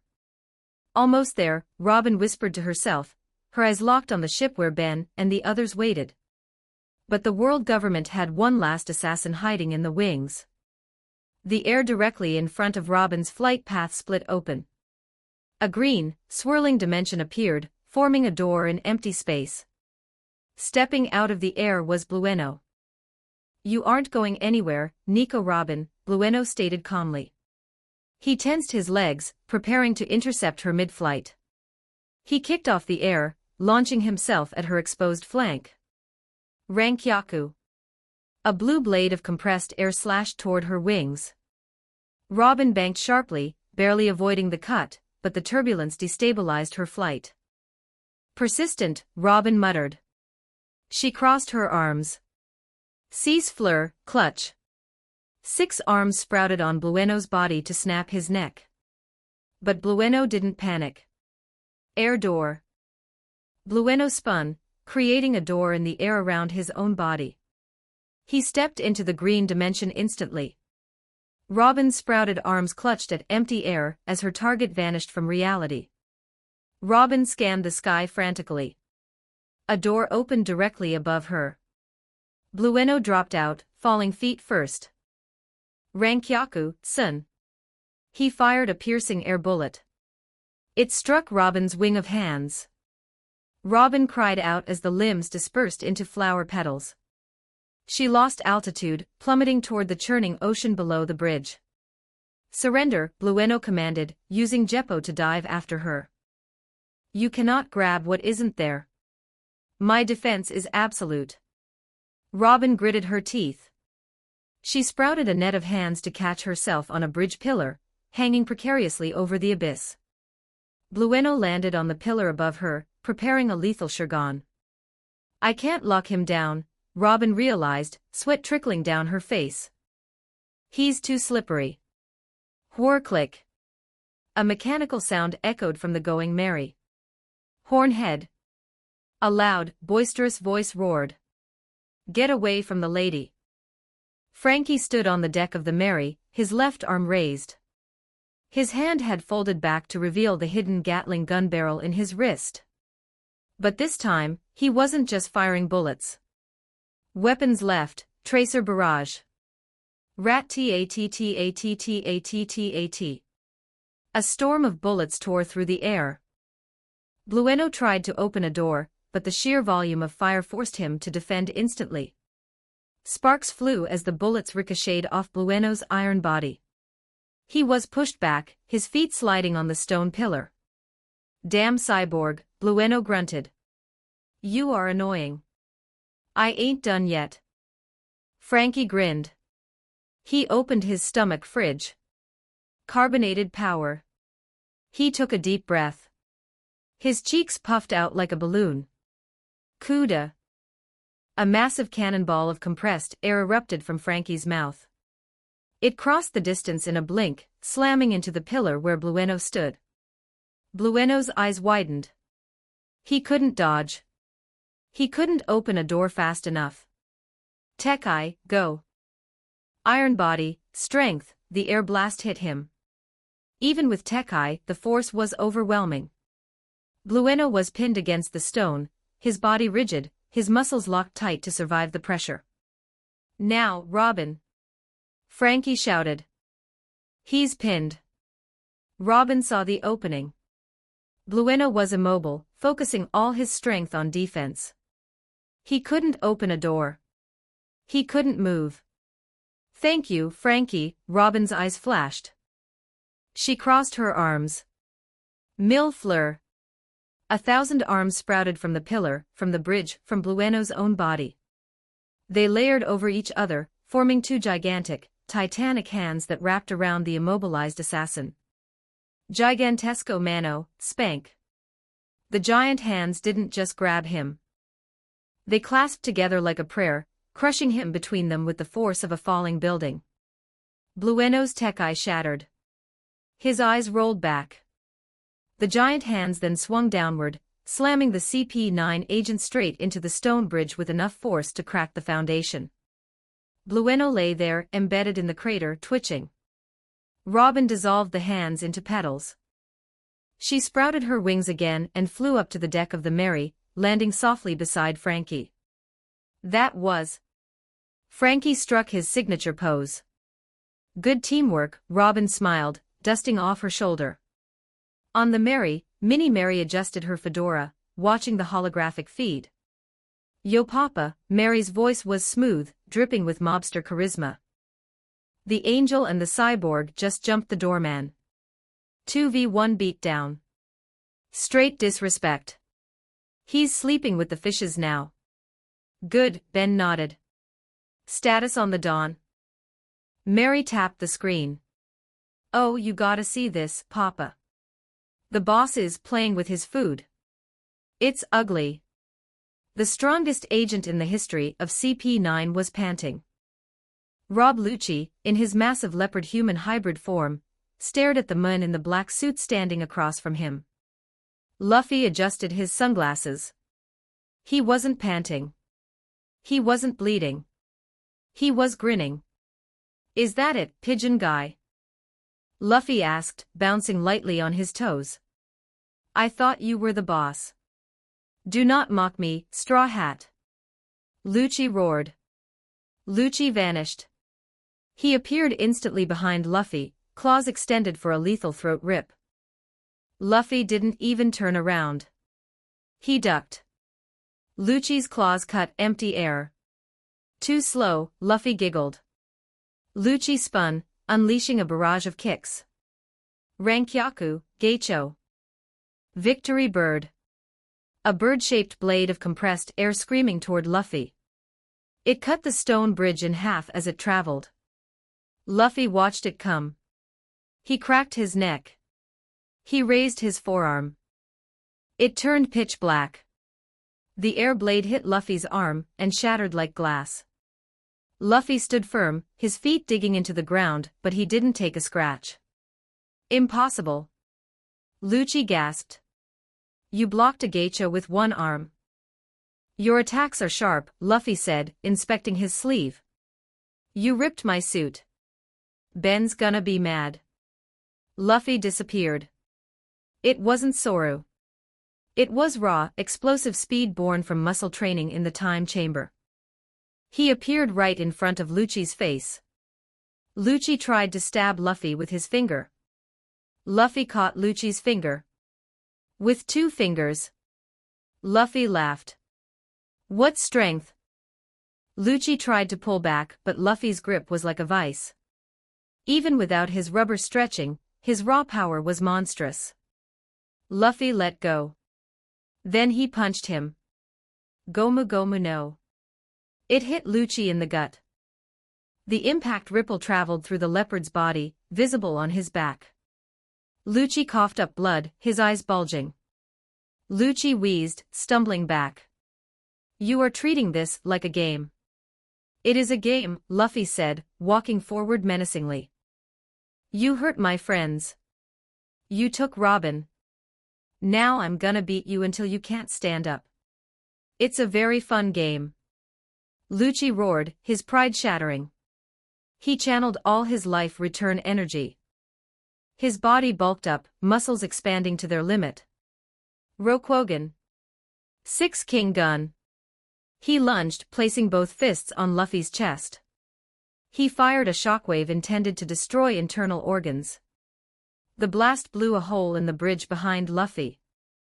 Dust billowed. Lucci panted, confident. That destroys you from the inside out. Rubber cannot save you from the dust cleared. Luffy was standing there. He patted his chest. That tickled, Luffy said. Lucci stepped back, terror finally creeping into his eyes. Monster. I'm not a monster, Luffy tipped his hat back. I'm the captain. Luffy crouched. His haki flared, coating his head in a shiny, black armor. Let's finish this. Gomu Gomu no. Luffy launched himself. He stretched his neck back, the rubber snapping tight, like a giant rubber band. Lucci tried to use Tekai.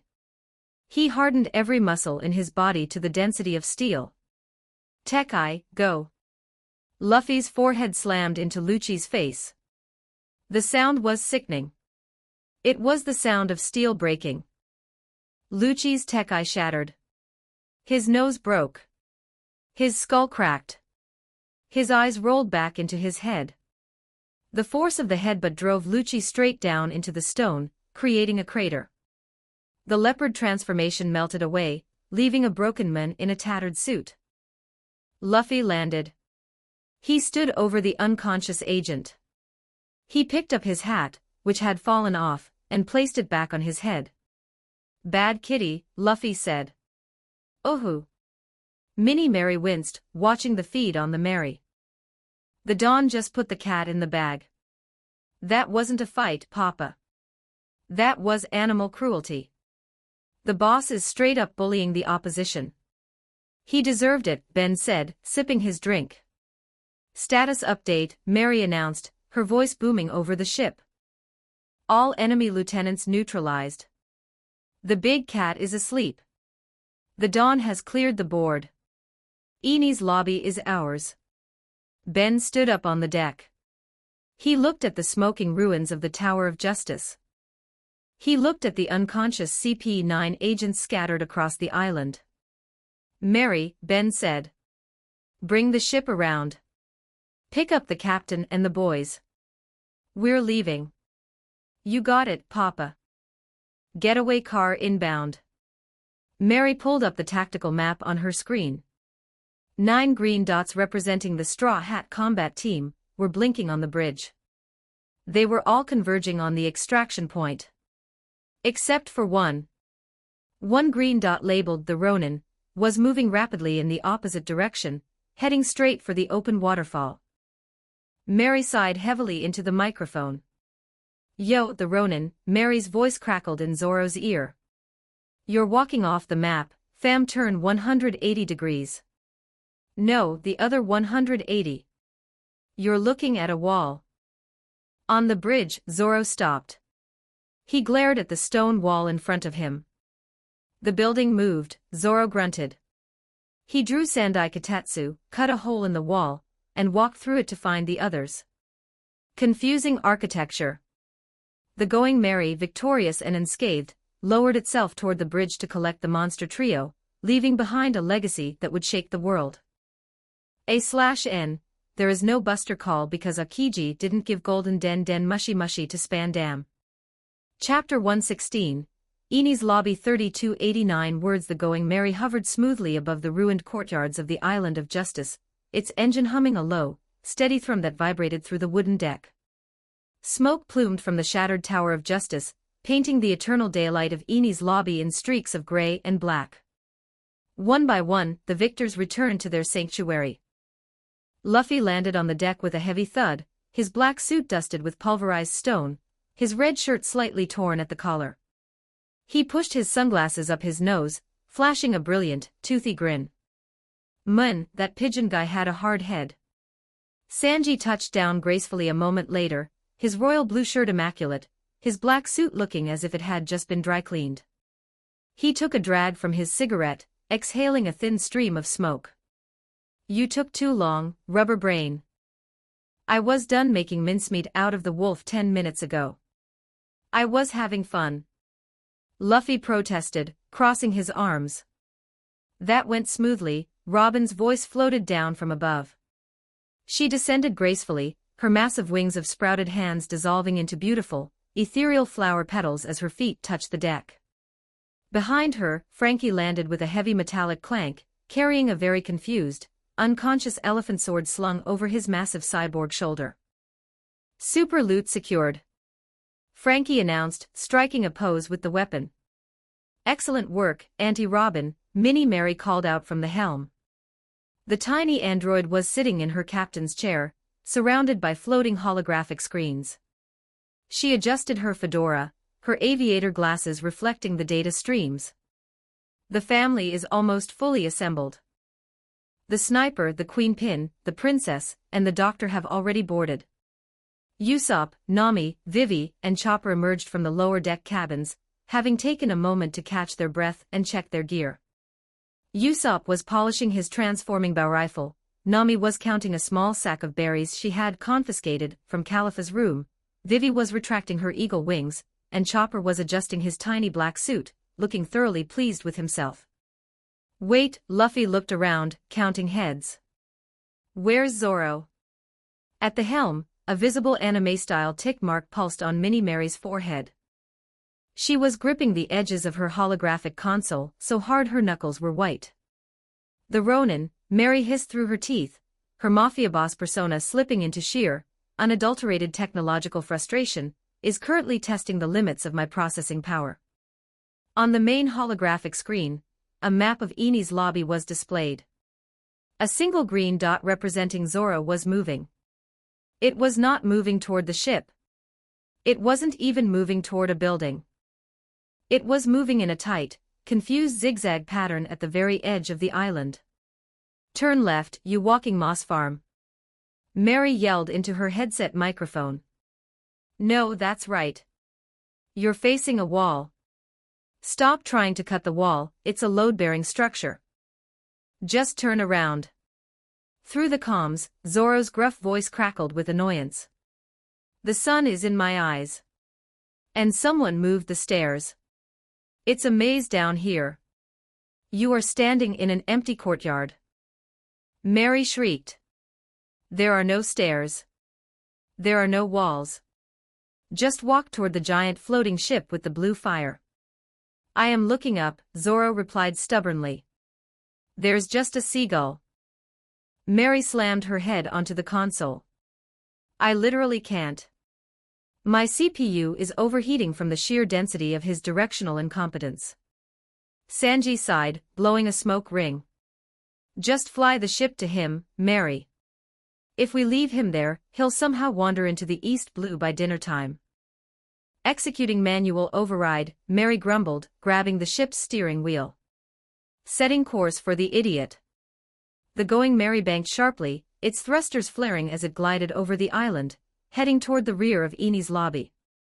As the ship approached the designated coordinates, a low, deafening roar began to drown out the sound of the ship's engines. It sounded like the world itself was being torn open. What is that noise? Chopper yelled, covering his sensitive ears. Look down, Robin pointed calmly. Usopp and Chopper rushed to the railing and peered over the edge. Instantly, all the color drained from their faces. Below them was not solid ground, nor was it the normal, rolling ocean. It was the abyss. A massive, perfectly circular hole in the middle of the sea, plunging down into infinite, roaring darkness. Millions of gallons of seawater poured over the edge of the island's stone foundation, creating a continuous, bottomless waterfall that defied all logic and physics. Jaya Weya!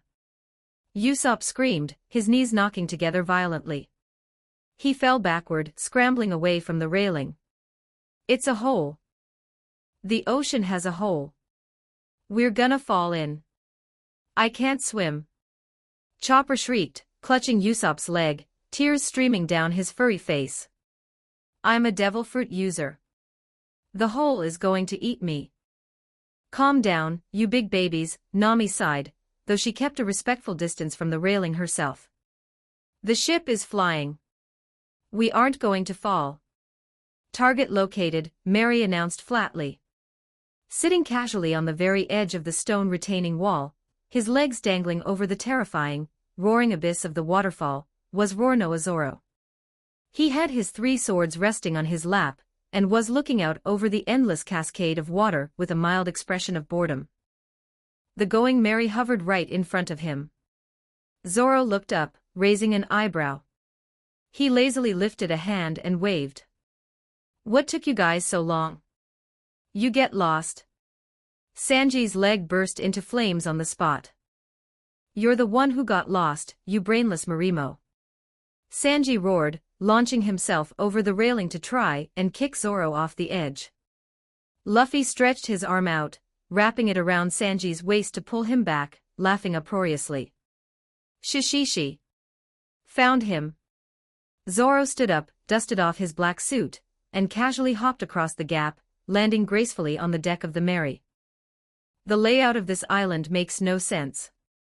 The architects should be fired. You should be fired from walking, Mary muttered under her breath. She tapped her earpiece.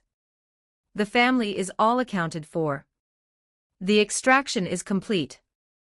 Good work, Mary, Ben's calm, smooth voice echoed through the ship's comms.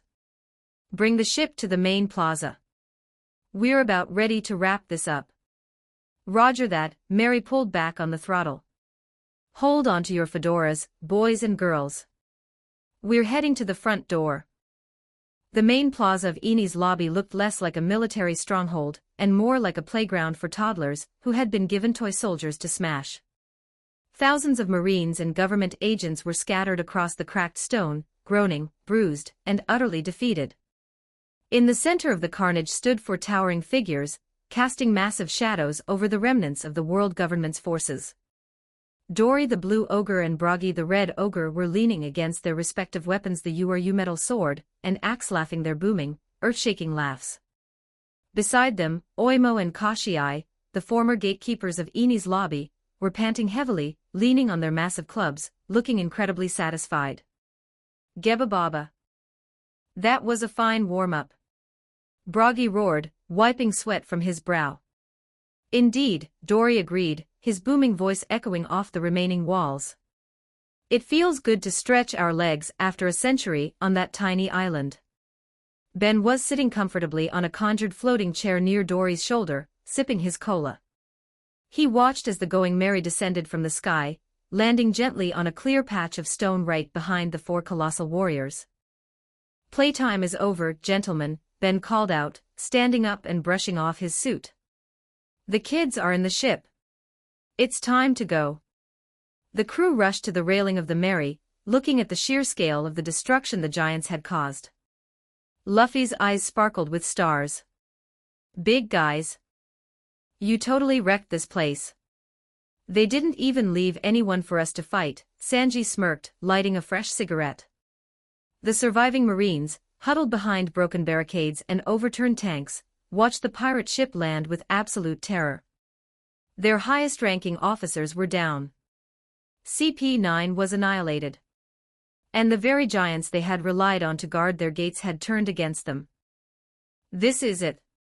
A Marine captain whispered, clutching his broken rifle.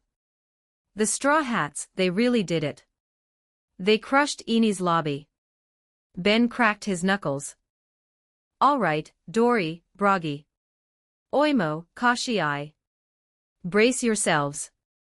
The ship is roomy but not that roomy. Do your magic, little magician. Dory laughed. Command T, shrink. Ben waved his hand through the air. A pulse of violet magical energy washed over the four colossal warriors. The air pressure shifted violently. In the blink of an eye, the towering, 20-meter-tall titans began to compress. The ground shuddered as their immense mass was rapidly reduced. Oimo yelled, his deep voice suddenly pitching up into a normal human register as the ground rushed up to meet him. When the violet light faded, the four legendary warriors of Elbaf were standing on the plaza. But they were no longer mountains of flesh and armor. They were exactly 6 feet tall. Dory and Bragi, accustomed to this from their time on the Mary, simply patted their tailored black suits to ensure they hadn't wrinkled. But Oimo and Kashii were losing their minds. Oimo shrieked, looking down at his suddenly very normal-sized hands. I'm tiny. Look at me. I'm the size of a bug. Kashii grabbed his own face in panic. The world is so big. Why is everything so far up? Is this what humans feel like all the time? It's terrifying. The Marines watching from the barricades rubbed their eyes in disbelief. They shrank. A Marine lieutenant gasped. The giants. They lost their size. It must be some kind of devil fruit trick. Dory chuckled, his now normal-sized voice still carrying a weight of authority.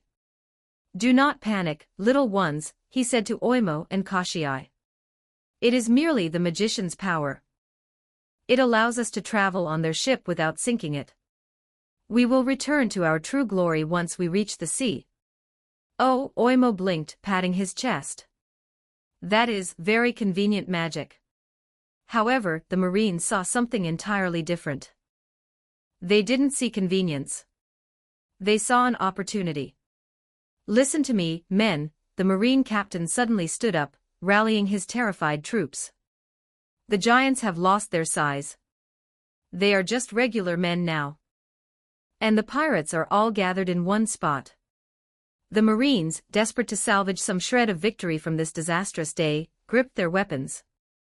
This is our last chance to defend the honor of the world government, the captain roared. Eradicate the Straw Hat pirates. Fire at will. Hundreds of flintlocks, rifles, and bazookas were raised and aimed directly at the Straw Hat crew standing near the ship. Incoming. Zoro growled, his hands dropping to his hilts. Sanji readied his leg. Luffy cracked his knuckles. But before the monster trio could move, a figure stepped to the front of the group, pulling down his sleek black sunglasses. Stand back, Usopp said, his voice carrying a calm, chilling confidence. God, Usopp will handle the fodder. Nami blinked. Usopp drew his transforming bow, his movements fluid and practiced. He reached into his high-tech quiver and pulled out an arrow with a glowing blue, crystalline arrowhead. He notched it, pulled the string taut, and aimed it straight up into the air. The Marine captain screamed. A hail of lead and explosive shells erupted from the Marine barricades, creating a literal wall of death flying toward the pirates. Usopp released the bowstring. The arrow shot 20 feet into the air and suddenly stopped, hovering in place. With a loud, resonating HUMMM, the arrowhead detonated, not with fire but with hard light energy. A massive, translucent, hexagonal blue dome expanded outward from the arrow, crashing down into the stone plaza and perfectly encasing the Going Merry, the Straw Hats, Ben, and the four shrunken giants. Rat-tat-tat-tat. The bullets and bazooka shells slammed into the blue energy field. They didn't penetrate. They didn't even crack it. The kinetic energy was absorbed completely, the shells flattening against the barrier before dropping harmlessly to the ground. Ripples of blue light danced across the dome with every impact, illuminating the plaza in an ethereal glow. The Marines stopped firing, their jaws dropping as the smoke cleared to reveal the pirates standing completely untouched inside a glowing bubble of invincibility. "It's some kind of shield," a Marine cried out in despair. "Our weapons are useless." Inside the dome, Usopp lowered his bow, blowing imaginary smoke from the string. He pushed his sunglasses up his nose. "As I said. Super shield." Frankie cheered, his eyes sparkling. "Incredible tech," Robin murmured, analyzing the hexagonal patterns. Ben clapped his hands together, drawing everyone's attention. He looked around the dome, noting the dramatic blue lighting, and the backdrop of the ruined Tower of Justice visible through the translucent energy. "You know," Ben said casually, reaching into his suit pocket, "the lighting in here is actually fantastic. It really brings out the contrast in the black suits." Nami stared at him. "What are you talking about?" Ben pulled out a sleek, modern, high-definition digital camera. "I'm saying we just declared war on the world government, dismantled their most elite assassination squad, and leveled their impregnable island. This is a milestone event. We need a commemorative group photo." Nami's jaw hit the floor. Her eyes bulged out, transforming into shark teeth. "Are you insane?" she shrieked, pointing wildly at the Marines outside the dome who were currently reloading their bazookas in a panic. "We are in the middle of a war zone. They are actively trying to kill us. And you want to take a souvenir photo? A memory unrecorded is a memory lost, Nami," Ben said sagely. Ruler's authority invisible telekinetic tendrils wrapped around the camera, lifting it out of his hands and floating it 10 feet away, angling it perfectly to capture the entire crew with the Going Merry and the ruined Enies lobby in the background. "Everyone, gather around," Ben directed, waving his hands like a professional photographer. "Luffy, center stage. Zoro, Sanji, flank him. Giants, take the back row so you don't block the short people. Usopp, hold the bow up, it looks cool. A picture." Luffy grinned, instantly abandoning his fighting stance and jogging to the center, striking a wide, triumphant pose. "This is ridiculous," Zoro grumbled, but he obediently stood to Luffy's right, crossing his arms and putting on his most intimidating, badass scowl. Sanji smoothed his hair, turning slightly to the side to capture his best angle, casually lighting a fresh cigarette. "Make sure you get my good side, magician." Chopper immediately transformed into his heavy point, muscle form, flexing his biceps. "I'm a monster." "You look adorable, Chopper," Robin smiled, standing next to him and offering a serene, elegant pose. Frankie flexed his massive cyborg arms, throwing his head back. Vivi stepped up next to Usopp with the spear in hands. Dory, Bragi, Oimo and Kashiai squished together in the back row, grinning widely, though Oimo still looked a little uncomfortable being so small. Karoo the duck waddled to the very front, wearing his bow tie and sunglasses, and snapped a perfect military salute. "Nami, get in here," Ben called, stepping into the frame himself with Minnie Mary on his shoulders, adjusting his glasses. "I hate all of you," Nami grumbled, but she quickly ran into the frame, placed one hand on her hip, raised her climate act, and flashed a perfect, millionberry smile. "All right," Ben announced, the floating camera beeping as the timer counted down. "On 3. Luffy roared. The camera captured the moment perfectly. The Straw Hat Pirates, dressed like a mafia syndicate, standing victorious inside a glowing energy dome amidst the ruins of Enies lobby. "Perfect," Ben snapped his fingers. The camera flew back into his hand. "All right, photo op is over. Mary, drop the shield and hit the gas." "Roger that, Papa," Minnie Mary said.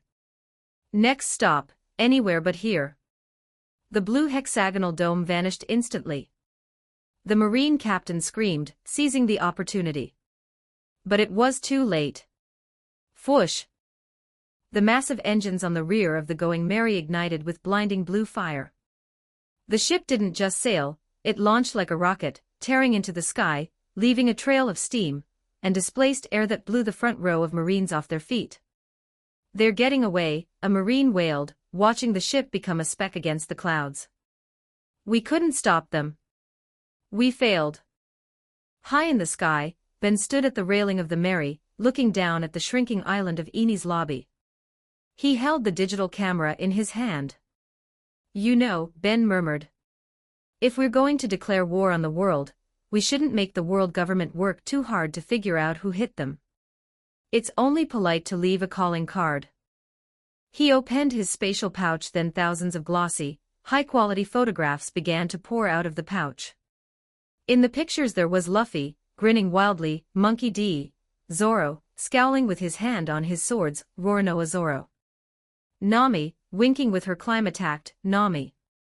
Usopp, looking like a high-tech assassin, God Usopp. Sanji, smoking coolly, Black Leg Sanji. Chopper, flexing his muscles, Tony Chopper.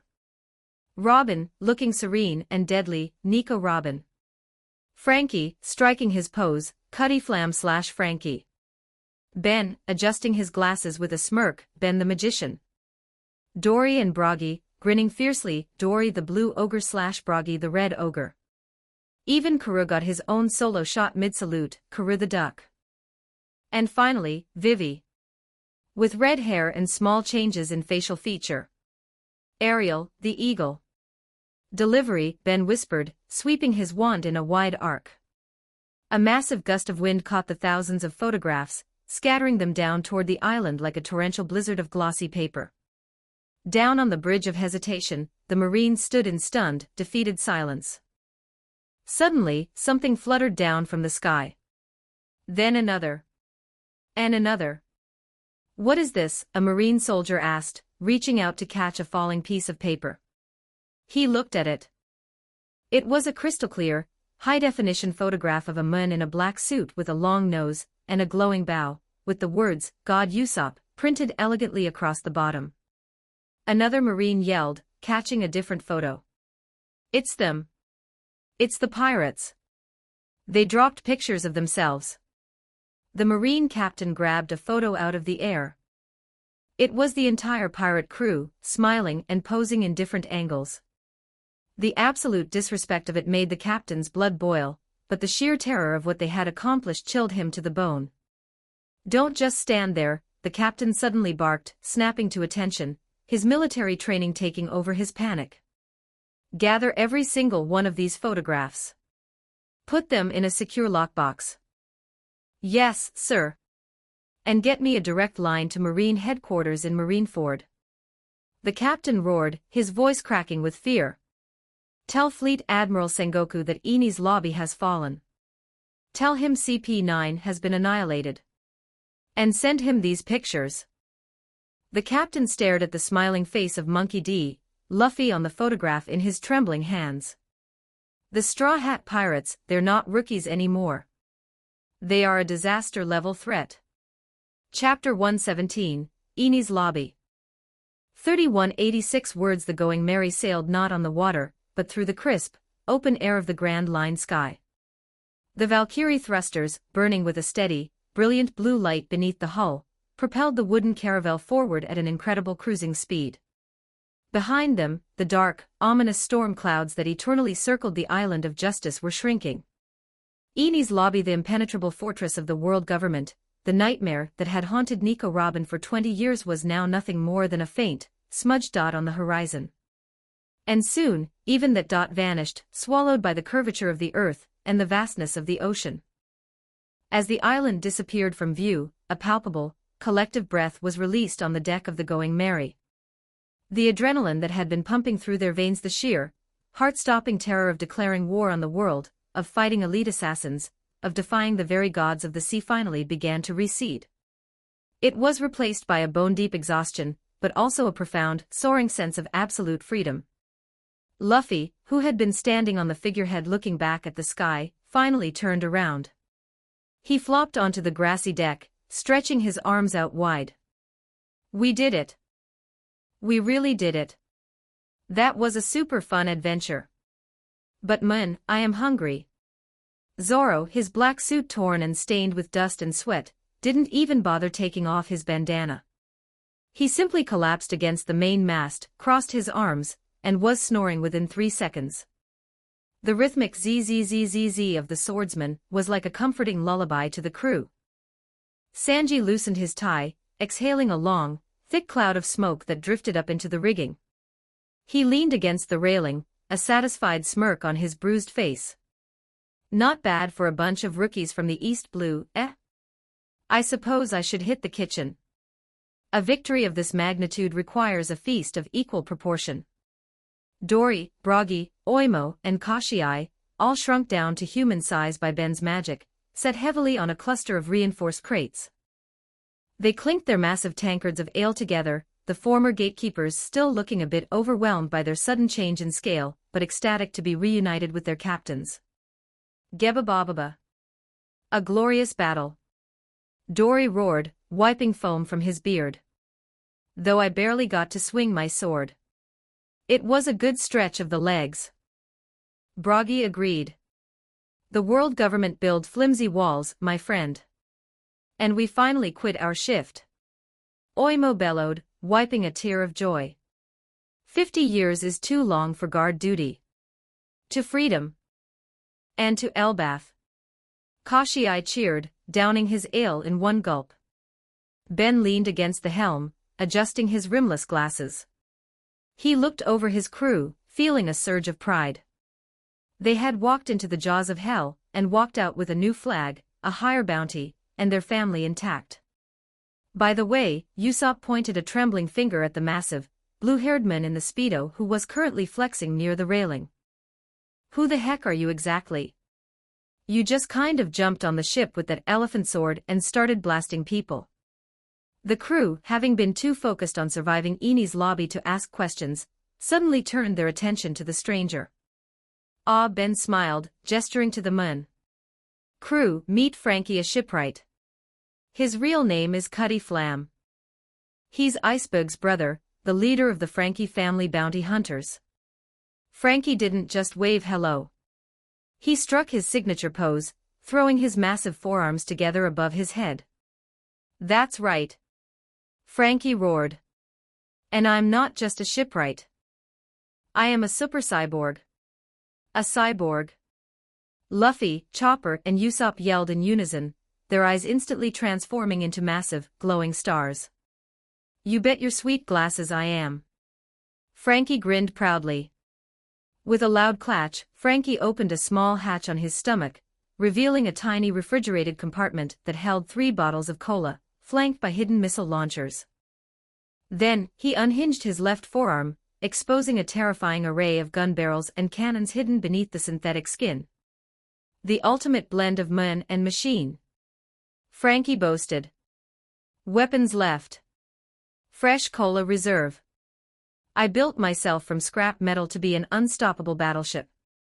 Soyuji.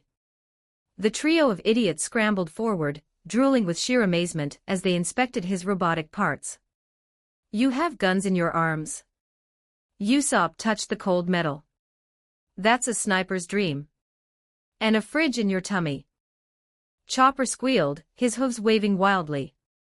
Luffy leaned in very close to Frankie's face, a look of profound, deeply serious curiosity in his eyes. Hey, cyborg, Luffy asked, his voice hushed. Do you poop? Usopp instantly karate-chopped Luffy on the back of the head.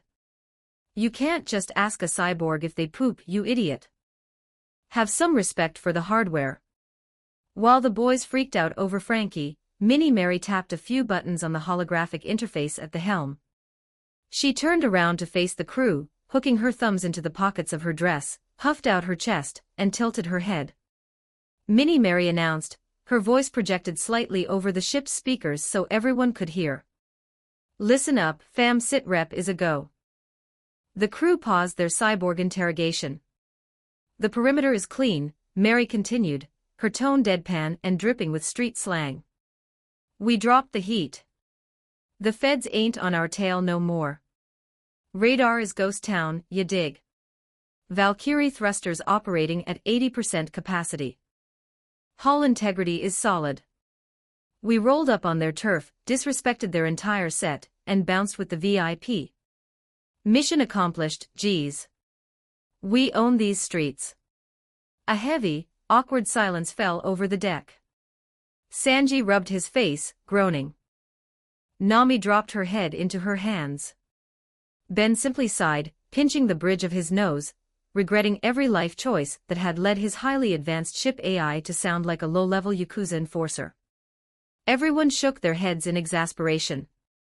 Everyone, that is, except Nico Robin. Robin had been sitting quietly on a lounge chair, a warm cup of coffee in her hand. For the first time in 2 decades, her shoulders were completely relaxed. The crushing weight of the world, the constant paranoia of being hunted, had vanished. She was simply taking in the sights and sounds of the family that had quite literally burned a flag for her. Because of the sheer tension of the battle, the emotional breakdown on the balcony, and the cathartic, violent beatdown she had delivered to Spandam, Robin hadn't really paid attention to how the ship's new physical avatar had been speaking during the operation. Now, in the quiet of the open sky, Mary's words registered perfectly. Robin paused, her coffee cup hovering inches from her lips. She blinked her striking blue eyes, looking at the adorable little girl who had just referred to the world government as the Feds and the crew as G's. Robin turned her head gracefully toward Vivi, who was sitting in the chair next to her, petting Karoo. Vivi, Robin asked, her voice maintaining its usual elegant, calm cadence, but laced with genuine bewilderment. Pardon my asking, but what exactly happened to sweet Mary? Why is the she speaking like an Undercity Syndicate enforcer? A few yards away, Usopp was in the middle of dramatically demanding Frankie show him more weapons. His enhanced hearing picked up Robin's question perfectly. His blood ran cold. The color drained from his face, leaving him looking like a chalk statue. He slowly turned his head. He saw Robin looking at Vivi. He saw Vivi opening her mouth to speak. No, Usopp's internal monologue screamed in sheer panic. No, no, no. The demon child is going to kill me. She breaks spines for fun. She just folded the chief of CP9 like a lawn chair. If she finds out I corrupted the innocent ship spirit, I'm a dead man. Usopp yelled, his legs churning into a blur as he sprinted across the deck. He made a desperate, slow-motion dive, his arms outstretched to tackle Vivi and cover her mouth. Don't say it. It's a misunderstanding. It's a cultural exchange program. He was fast, but he wasn't fast enough. Oh, that. Vivi smiled sweetly at Robin, completely ignoring the screaming sniper flying through the air toward her. It's Usopp's fault. He told her that's how brave warriors of the sea are supposed to talk. Usopp's dive fell short. He landed face first on the deck, sliding to a halt right at the base of Robin's lounge chair. The deck went entirely silent again. Robin slowly lowered her coffee cup to the saucer. She looked down at the trembling sniper sprawled at her feet.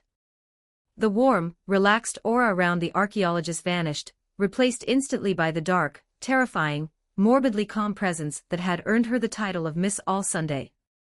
Is that so? Robin said softly. The temperature on the deck seemed to drop 10 degrees. Usopp didn't look up. He slowly pushed himself off the deck, his knees knocking together so violently they sounded like castanets. He looked left. He looked right. He looked at Ben, hoping for a magical intervention. Ben just gave him a thumbs up and took a sip of his tea. I can explain. Usopp stammered, sweat pouring down his long nose. You see, Robin, language is a fluid construct. It evolves. I was merely expanding her vocabulary to ensure she commands respect on the high seas. Robin slowly, deliberately, cracked her knuckles. The sound was sharp in the quiet air. You taught a 10-year-old girl, Robin's voice was a velvet threat, to speak like a street thug. You corrupted sweet, innocent Mary. Usopp didn't wait for the rest of the sentence. His survival instincts, honed by years of running away from things much scarier than him, kicked into overdrive. Usopp shrieked. He spun around and bolted. He didn't run for the railing, there was nowhere to jump in the sky.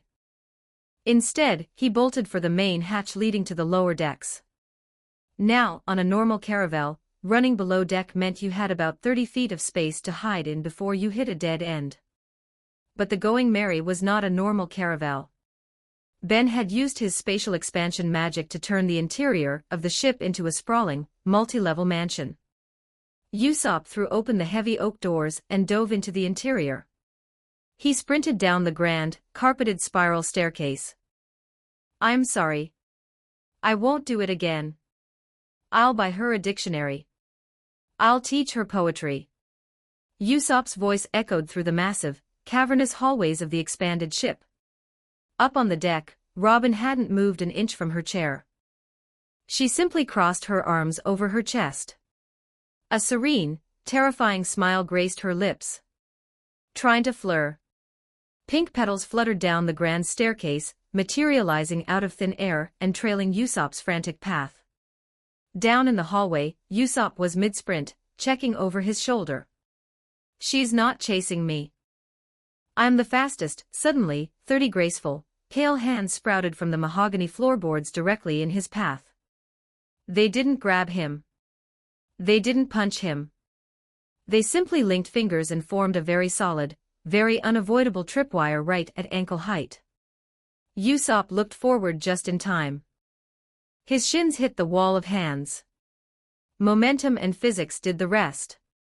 Jaya. Usopp launched into the air like a catapulted ragdoll. He tumbled head over heels, spinning comically like a bowling ball.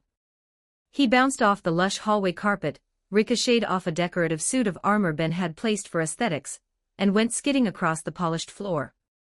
He slid for 20 feet, finally crashing headfirst into the heavy brass railing of the indoor balcony overlooking the lower training deck. "My nose." Usopp groaned, his eyes spinning in opposite directions as he slumped against the railing, completely neutralized. The sound of slow, methodical footsteps echoed down the grand staircase. The click-clack of Robin's heels on the hardwood floor sounded like the ticking of a countdown clock to Usopp's demise.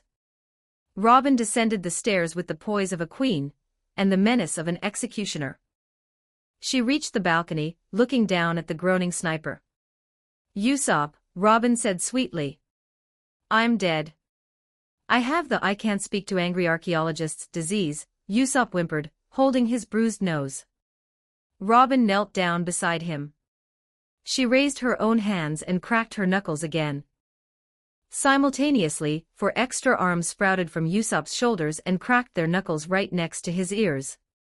"I am very grateful for your heroics, Usopp," Robin said, her smile never wavering. However, gratitude does not excuse the corruption of a child's linguistic development. Before Robin could administer her unique brand of justice, the sound of tiny, rapid footsteps pattered down the hallway.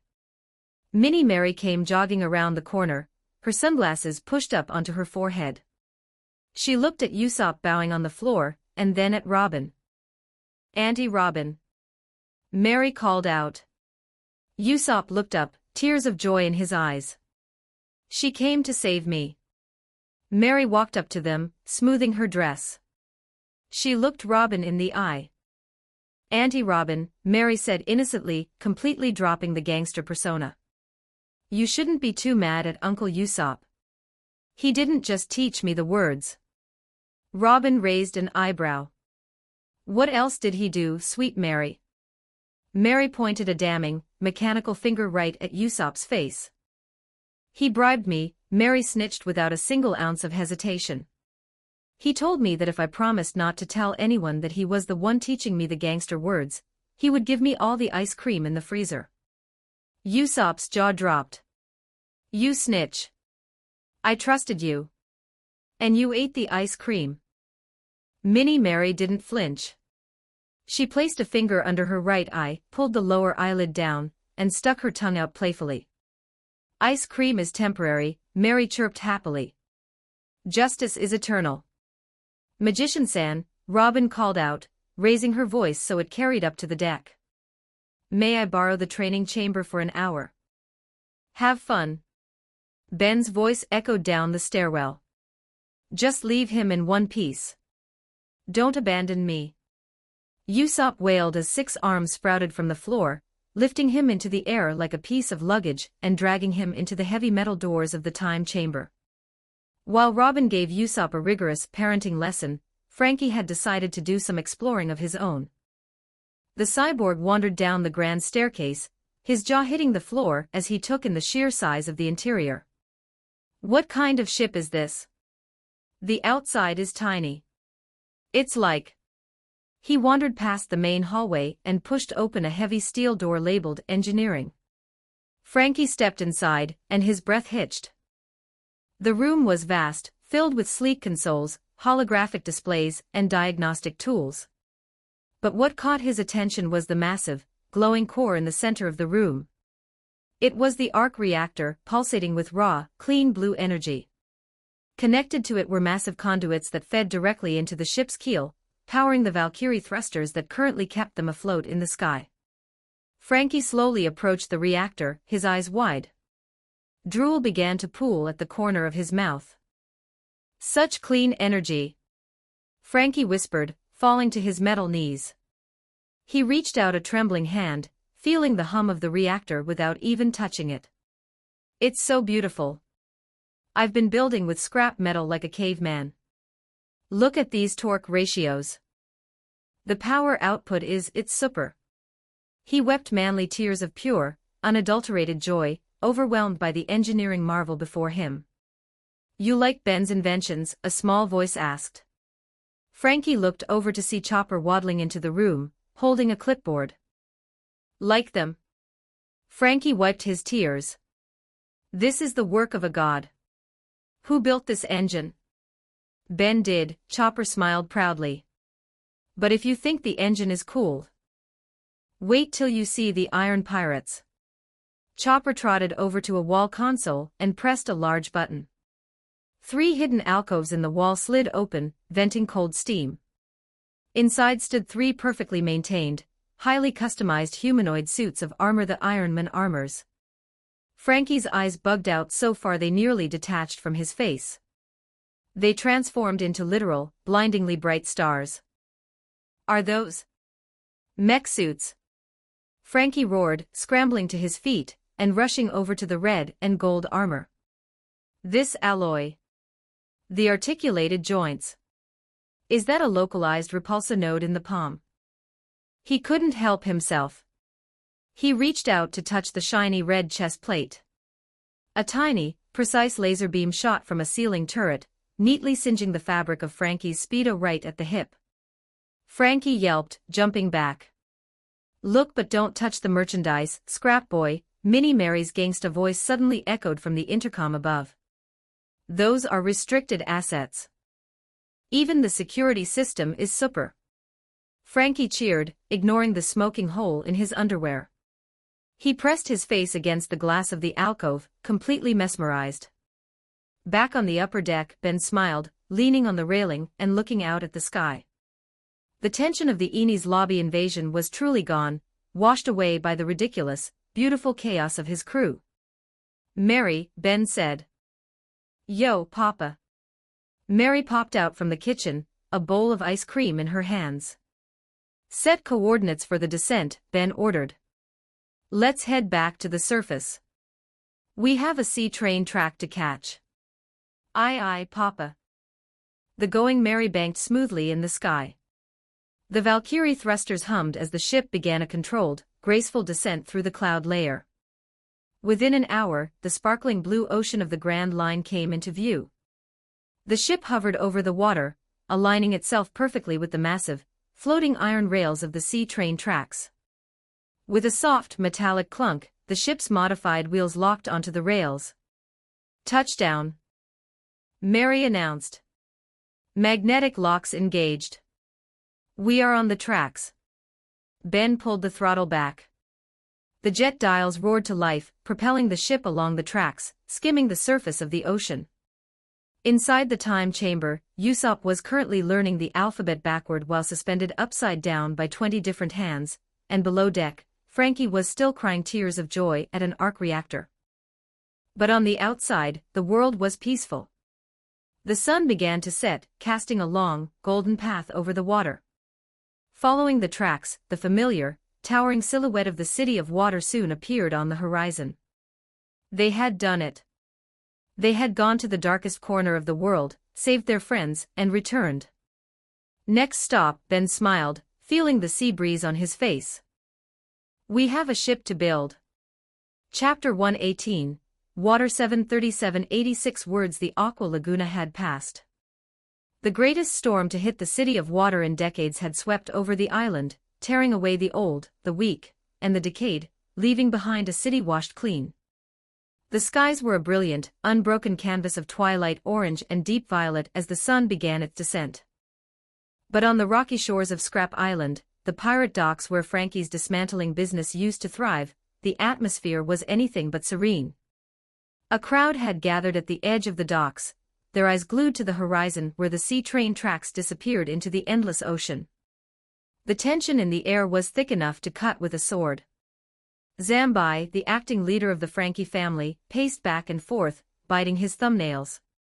His armor was dented, his clothes were ragged from the earlier fights in the city, but his eyes were wide with desperate hope. They should be back by now, Zambai muttered, looking at his pocket watch for the 50th time.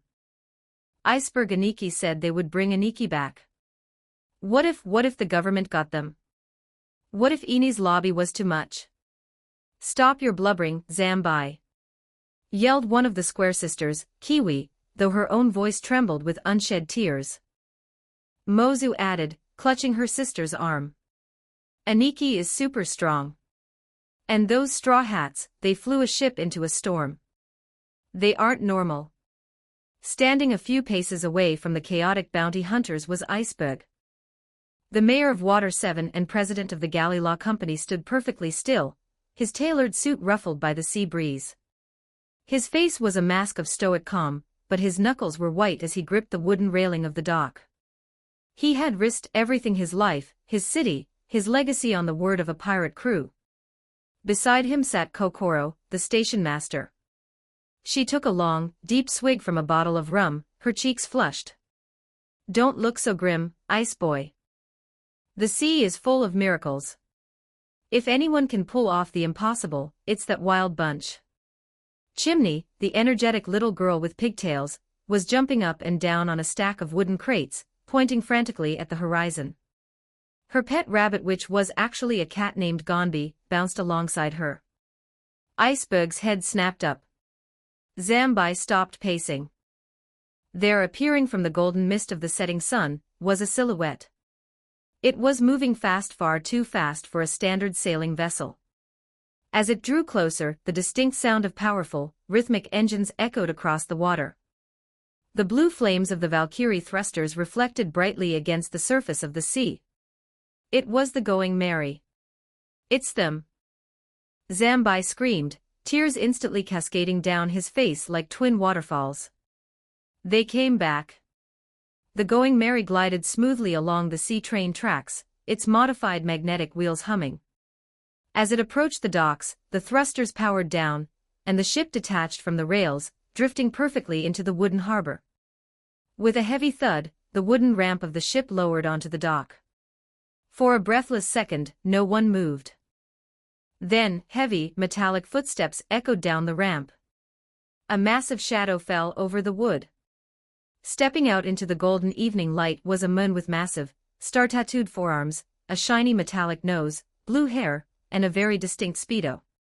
So you appear. Frankie roared, throwing his arms together above his head in his iconic pose.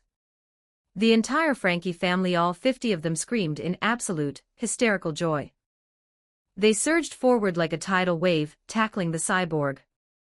They piled on top of him, weeping, wailing, and hugging every metallic limb they could reach. You're alive. You're really alive. Zambai sobbed, burying his face in Frankie's chest. Get off me, you crybabies. Frankie yelled, though thick, manly tears were streaming down his own face behind his sunglasses. I'm a cyborg. Water makes me rust. Stop crying on me. I love you guys. Iceberg watched the scene, a slow, profound smile spreading across his face.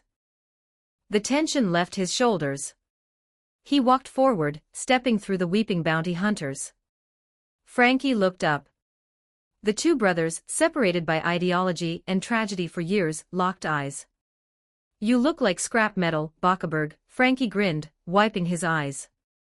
"And you're still wearing a Speedo in public, Cutty Flam," Iceberg replied.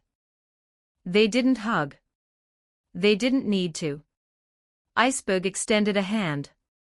Frankie took it. The grip was firm, a silent acknowledgement of the past healed and the future secured. Iceberg let go and looked up at the deck of the Mary. The Straw Hat Pirates were leaning over the railing, looking down at the reunion with warm smiles. Iceberg's eyes found Ben, who was standing near the helm, adjusting his glasses. Then, he looked at Luffy, the boy in the straw hat who had declared war on the world. Iceberg, the proud mayor of the greatest shipbuilding city in the world, placed his hands at his sides and bowed deeply at the waist. To the Straw Hat Pirates, Iceberg's voice rang out, loud and clear over the crying Frankie family. "You saved my brother. You struck a blow for freedom that history will never forget. Thank you." "Shishishi." Luffy laughed, sitting on the railing. "It was nothing. We just went to get our friend back." Chopper cheered from the deck. "Robin and Frankie are safe." Frankie stood up, gently pushing his family aside. He looked at Iceberg, then up at the Mary, and finally out toward the open ocean. His eyes burned with a new, uncontrollable fire. "Iceberg," Frankie said, his voice deadly serious. "I saw it. I saw the power they have. I saw what they are going to do to this world." Iceberg asked. Frankie turned to the Straw Hats. "I've been hiding on this island for years, building weapons to fight my own guilt. But no more. I'm going to do it. I'm going to fulfill my dream, and Tom's dream." Frankie pointed a massive finger at Luffy. "Straw Hat. You need a ship that can sail the harsh seas of the New World. A ship that can conquer any storm, fight any enemy, and reach the end of the line. I'm going to build it. The ship of dreams. The most powerful ship in the whole damn world. And I'm giving it to you." Luffy's eyes bulged out of his head. They turned into massive, shining stars. "A new ship. The most powerful in the world. Super powerful." Frankie roared. "Woo-woo." Luffy, Usopp, and Chopper screamed, jumping up and down on the deck in pure ecstasy. But before that, Luffy suddenly stopped jumping. His face turned deadly serious. His stomach unleashed a growl so loud it literally vibrated the wooden planks of the dock, startling the seagulls in the sky. Luffy took a deep breath, throwing his arms wide. "We got Robin back." Banquet. Yee-a-wa. The entire crew and the Frankie family cheered in unison. A true pirate banquet requires three things: mountains of food, oceans of booze, and a roaring fire. The moment the word banquet left Luffy's mouth, the docks of Scrap Island transformed into a beehive of frantic, joyful activity. "All right, listen up, you uncultured brutes," Sanji yelled, vaulting over the railing of the Mary and landing smoothly on the dock. He rolled up the sleeves of his blue dress shirt. "We have a crew of monsters, for giants, and 50 bounty hunters to feed. We need ingredients, and we need them now." Sanji called out. "I need your organizational skills." Vivi slid down the ramp, an apron already tied around her waist. "I'm on it, Sanji-kun." Frankie family. Divide into 3 squads. Vivi pointed with absolute royal authority. "Take Squad Alpha into the city markets. Buy every ounce of spices, vegetables, and rice you can carry. Charge it to the mayor's tab." "Wait, what?" Iceberg blinked. "Squad Beta." Vivi continued, ignoring Iceberg. "Bring out the largest cauldrons, grills, and spits you have in your dismantling yards. Squad Gamma, with me. We're setting up the prep stations." "Yes, ma'am." The Frankie family saluted the blue-haired princess, terrified and awed by her commanding presence, and immediately scrambled to obey. Dory's booming voice echoed. The giant, still comfortably shrunk to human size alongside Bragi, Oimo, and Kashii, grinned down at the cook. We will provide the meat. The seas of Water 7 are rich today. Geba Baba. Bragi laughed, hefting his Uru metal axe. We shall hunt the greatest sea kings for the feast.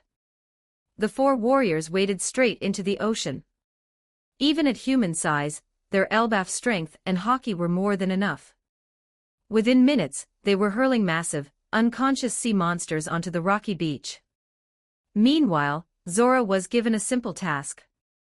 Zoro, Nami said, placing her hands on her hips. We need a bonfire.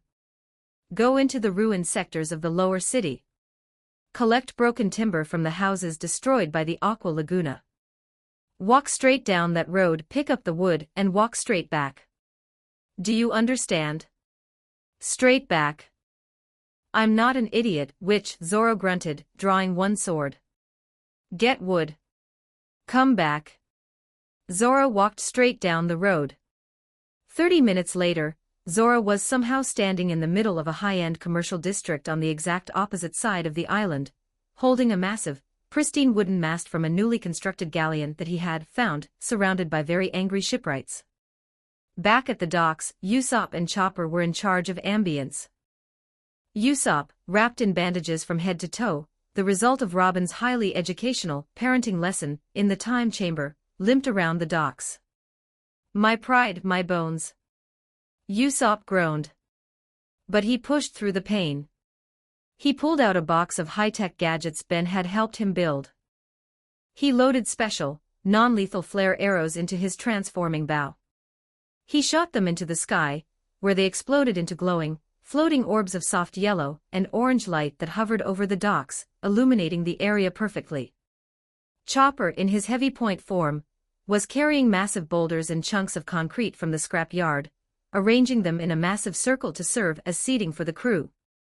Robin stood near the center of the camp, a serene smile on her face. She wasn't carrying anything, but she was doing the work of 20 people. CN Fleur.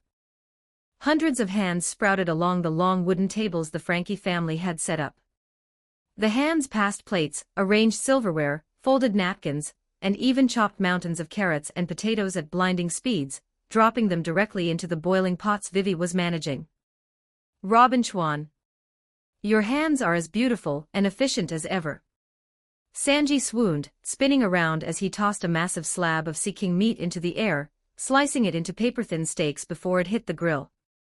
Frankie and Iceberg, their rivalry completely forgotten, were using their combined shipwright skills to construct a towering, 50-foot wooden structure in the center of the docks for the bonfire. Hammer it down, Bockaberg. Frankie yelled, shooting nails from a hidden gun in his palm. I'm hammering, you speedo-wearing freak. Iceberg yelled back, swinging a massive mallet. As night fully enveloped Water 7, the bonfire was lit. The flames roared high into the sky, casting dancing shadows against the water. The smell of roasting Sea King meat, spicy curry, sweet fruits, and salty ocean air blended into an intoxicating aroma. Food is ready. Sanji roared, kicking a massive gong. The stampede was instantaneous. The feast was chaotic, beautiful, and utterly gluttonous. Luffy sat at the head of the main table. He didn't use a fork. He didn't use a plate. He was simply inhaling entire roasted boars, bones and all, his rubber stomach expanding to the size of a beach ball before instantly compressing as his terrifying metabolism went to work. Luffy cheered, dual-wielding giant turkey legs. Shishishi. This is the best. Zoro, having finally found his way back, after getting a ride from a very confused Yagra bull taxi, was sitting with the four human-sized giants. They were engaging in a terrifying drinking contest, emptying barrels of Water 7's strongest rum in single gulps. To the magician. Oimo cheered, wiping foam from his mouth. For freeing us from the gate. To the straw hats. Kashii roared, clinking his barrel against Zoro's. Nami and Robin sat together, elegantly sipping high-end wine that Nami had definitely stolen from Spandam's private reserve. Chimney and Gondy were running circles around them, full of sugar and energy. Kokora was already completely hammered, singing a slightly off-key mermaid shanty to anyone who would listen. Ben sat near the bonfire, eating a modest plate of curry.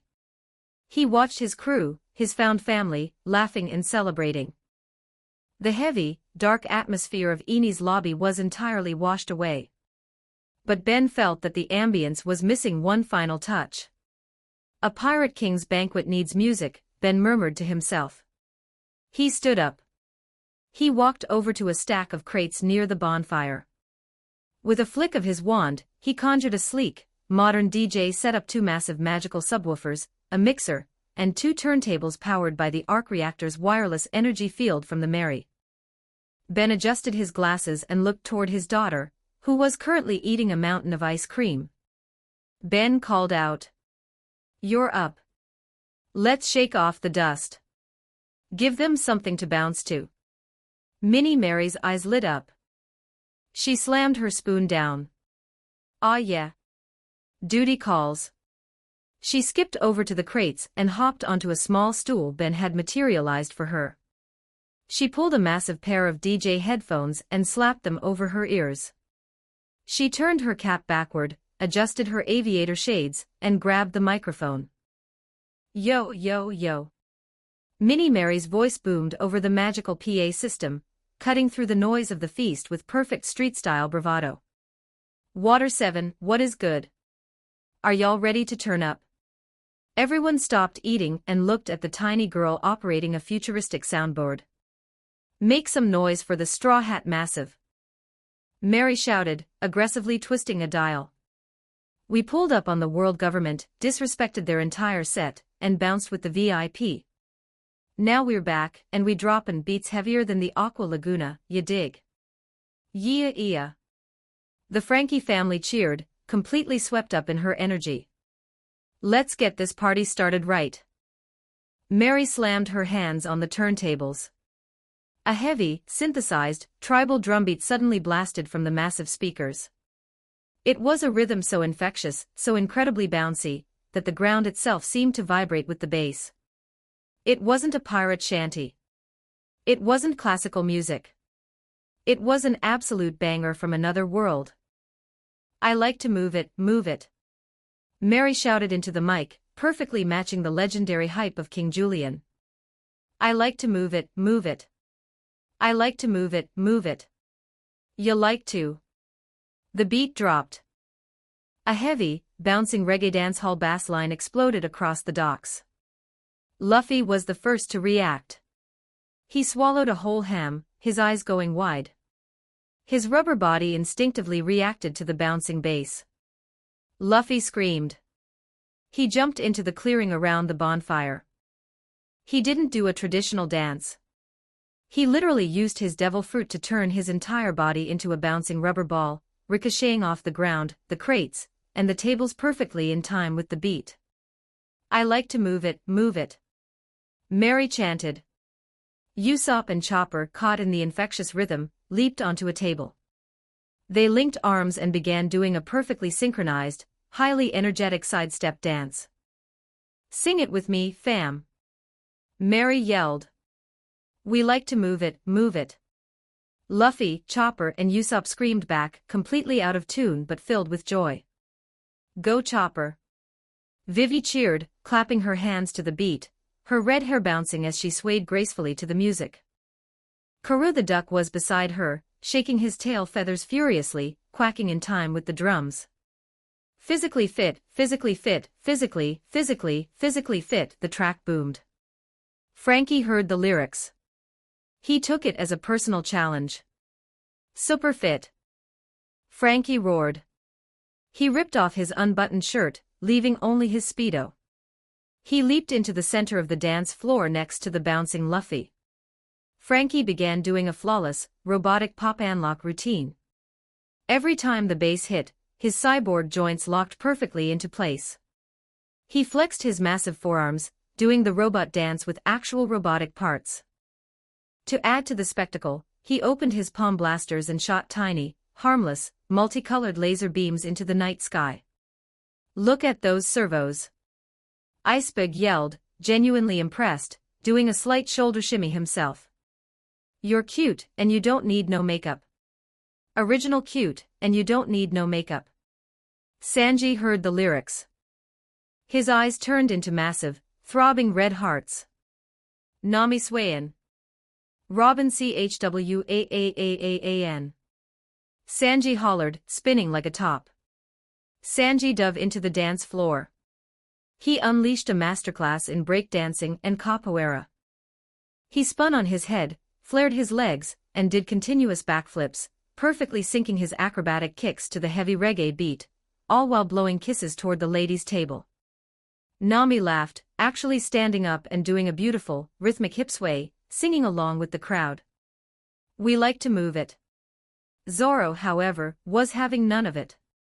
The swordsman sat cross-legged near the edge of the bonfire, a massive barrel of booze in his arms, scowling at the utter ridiculousness. "Idiots," Zoro grunted, taking a massive swig. At the table, Robin took a delicate sip of her wine.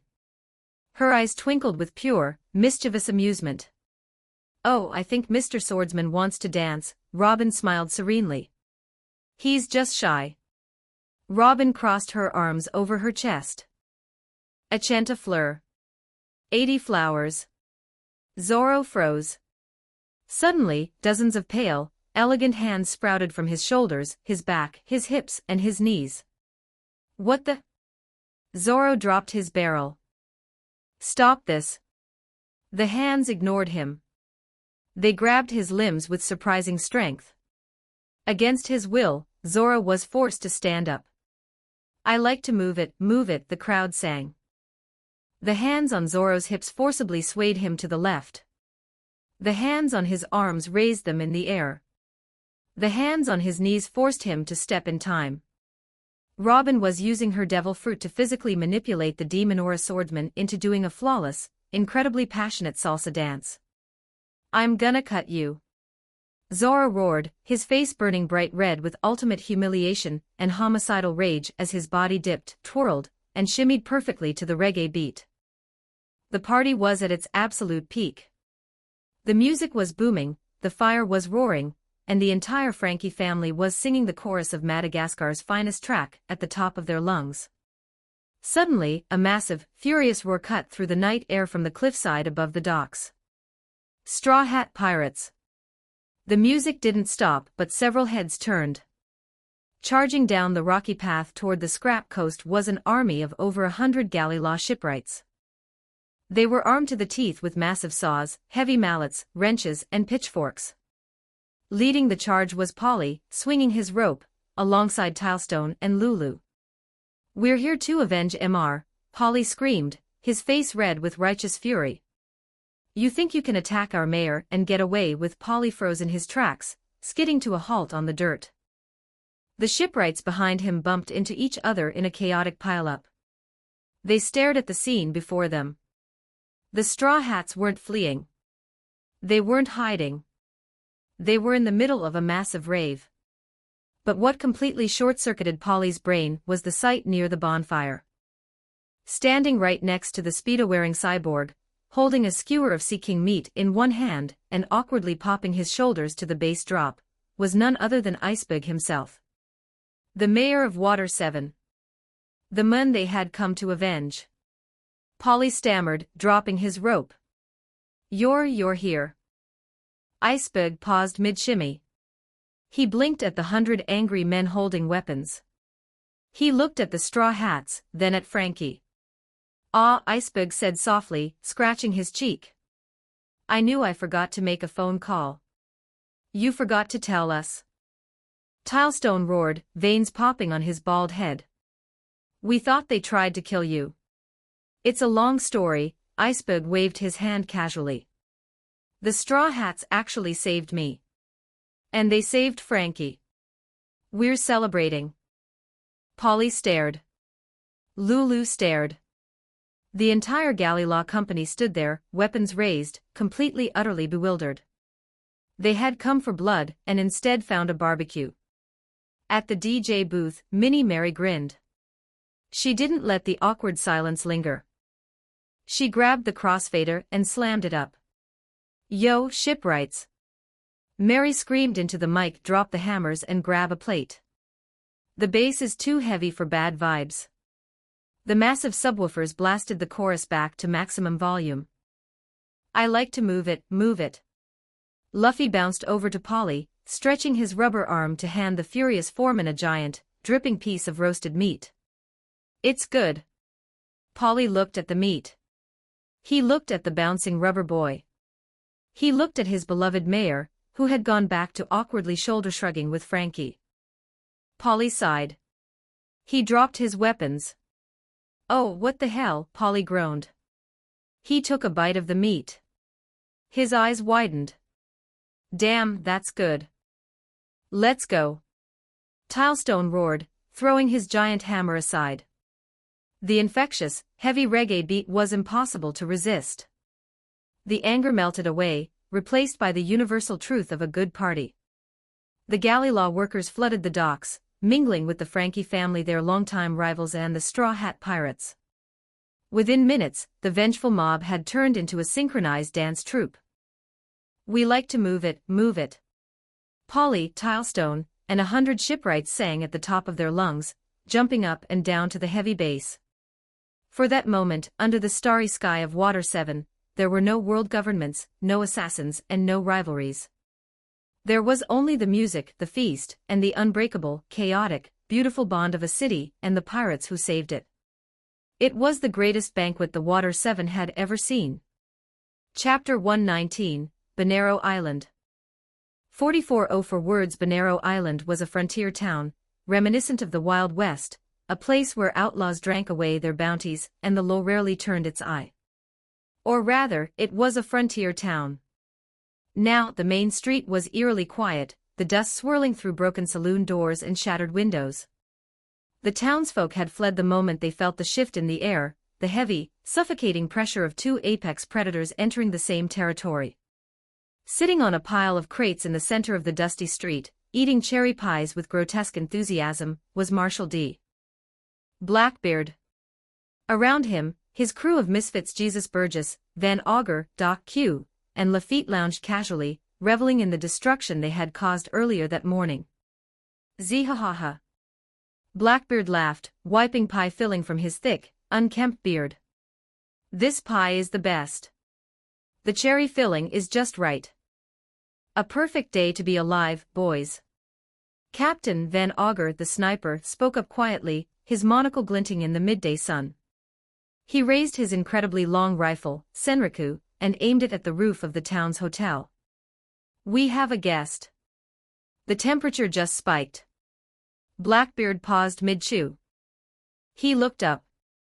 Standing on the edge of the roof, silhouetted against the glaring sun, was a lone figure. The heat radiating from the moon was palpable, distorting the air around him like a mirage. But it wasn't just the heat that made Blackbeard's eyes widen. It was the sheer physical presence of the moon. Port Gas D. Ace had changed. The last time Teach had seen him on the Moby Dick, Ace had been lean, wiry, and athletic. A teenager growing into his power. But the man standing on the roof now was a titan.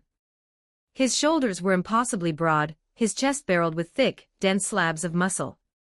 He stood taller, his posture straight and imposing. Stripped to the waist, the purple whitebeard tattoo on his back seemed stretched over a physique that was built for war. With the dark, unruly hair, the fierce, shadowed eyes, and the imposing, towering musculature, he didn't look like a rookie commander anymore. He looked exactly like Gold. Blackbeard stood up, dropping his pie. His dark eyes narrowed as he took in the transformation. "Zee-ha-ha-ha." Teach bellowed, his voice carrying a mix of genuine surprise and amusement. "Commander Ace. It's been a long time. What in the world happened to you? What have they been feeding you on the Moby Dick? You've bulked up like a monster. For a second there, I thought the Pirate King himself had come back from the dead." Ace didn't smile. He didn't answer the question. "Teach," Ace said. His voice was deeper, resonating with a terrifying calm. I didn't come here to talk about my diet. I came here to ask you a question. Do you know why I've been crossing the ocean looking for you? Come on, Ace. Blackbeard spread his arms wide, acting innocent. It was just a little disagreement. Thatch had the fruit, I wanted it. It's the pirate way. Don't hold a grudge. Flames licked at Ace's fingertips. The fire wasn't just orange, at its core, it burned a blinding, intense white. The physical enhancements of the serum had magnified his stamina and cardiovascular output, meaning the fuel for his devil fruit was vastly superior to what it had been a year ago.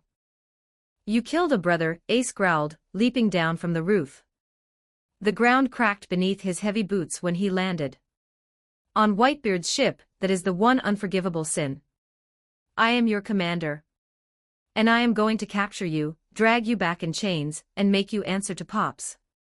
Zihahaha. Still so loyal to that old relic.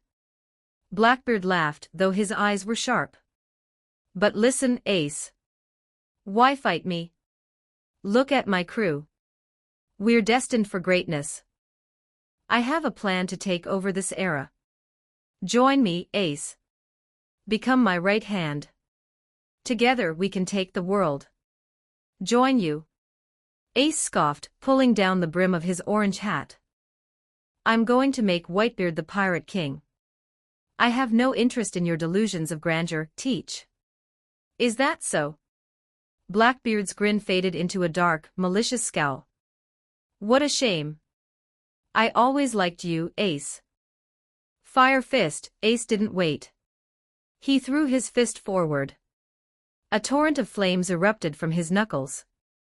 But this wasn't the standard fire fist. The blast was twice as large and burned with a terrifying, white-hot intensity. The heat wave flash-fried the wooden buildings on either side of the street. Blackbeard's eyes bulged. That's hot. The blast swallowed Teach and his crew. The explosion leveled half the town, sending a mushroom cloud of fire and smoke into the sky. When the smoke cleared, Burgess, Augur, and the rest of the crew had scrambled to safety, smoking and singed. But Blackbeard had taken the brunt of it. He was rolling on the ground, patting out the flames on his coat, screaming in agony. I'm burning. Teach wailed, thrashing in the dirt. Ace stood tall, watching coldly. If you think a little fire is going to stop me, you're dead wrong. Get up, Teach. Teach stopped rolling. The flames on his coat flickered and died. A strange, inky black aura began to seep from his skin, swallowing the residual fire. He stood up, panting, looking at his burned hands. Zihahaha.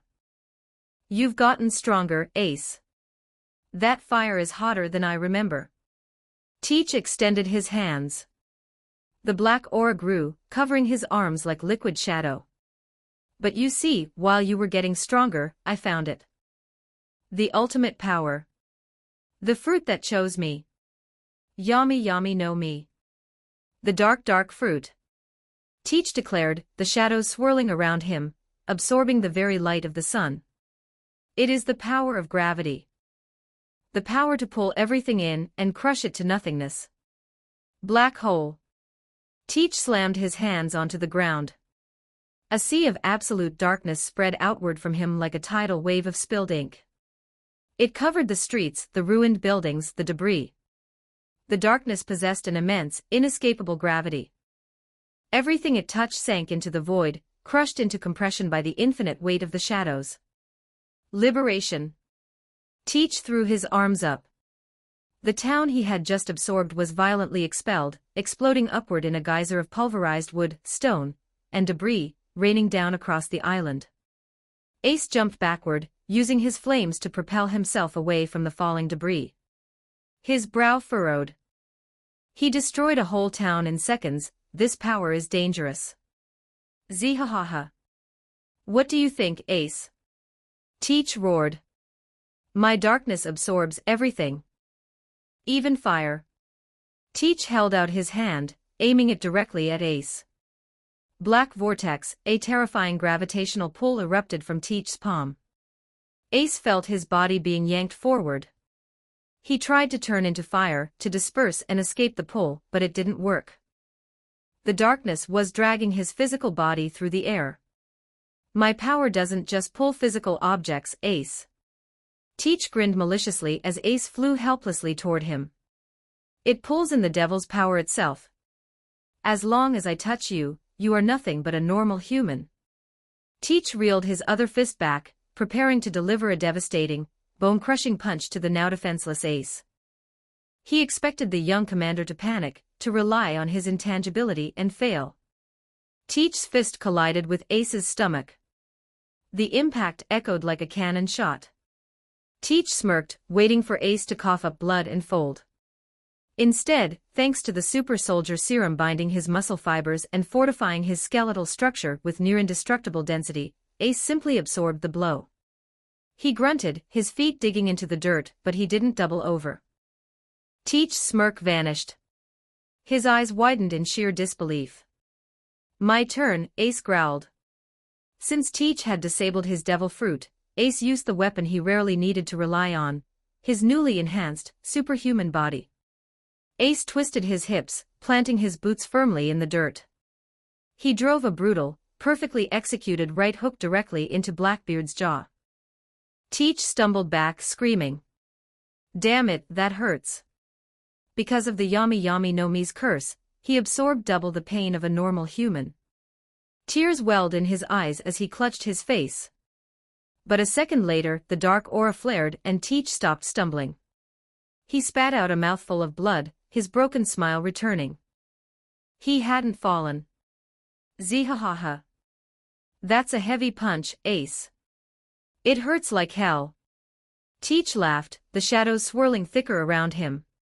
But without hockey, raw physical force just sinks into the darkness. I can absorb it. You can't break me.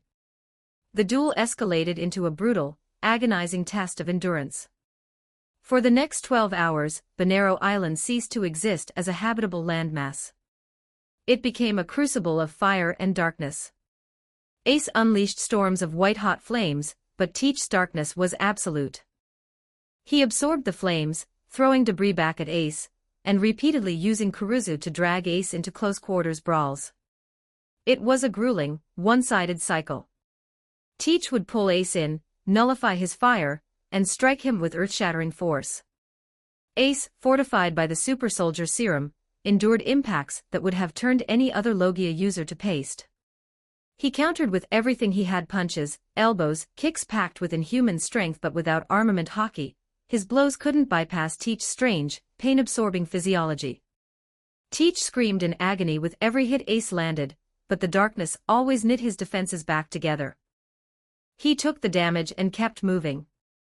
Ace was effectively a punching bag, unable to deal lasting injury, relying entirely on his enhanced cellular regeneration and bone density to stay alive as Teach battered him over and over again.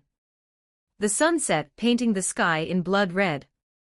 The moon rose, casting eerie shadows over the battlefield. And still, Ace took the punishment. By dawn the next day, Ace was at his limit.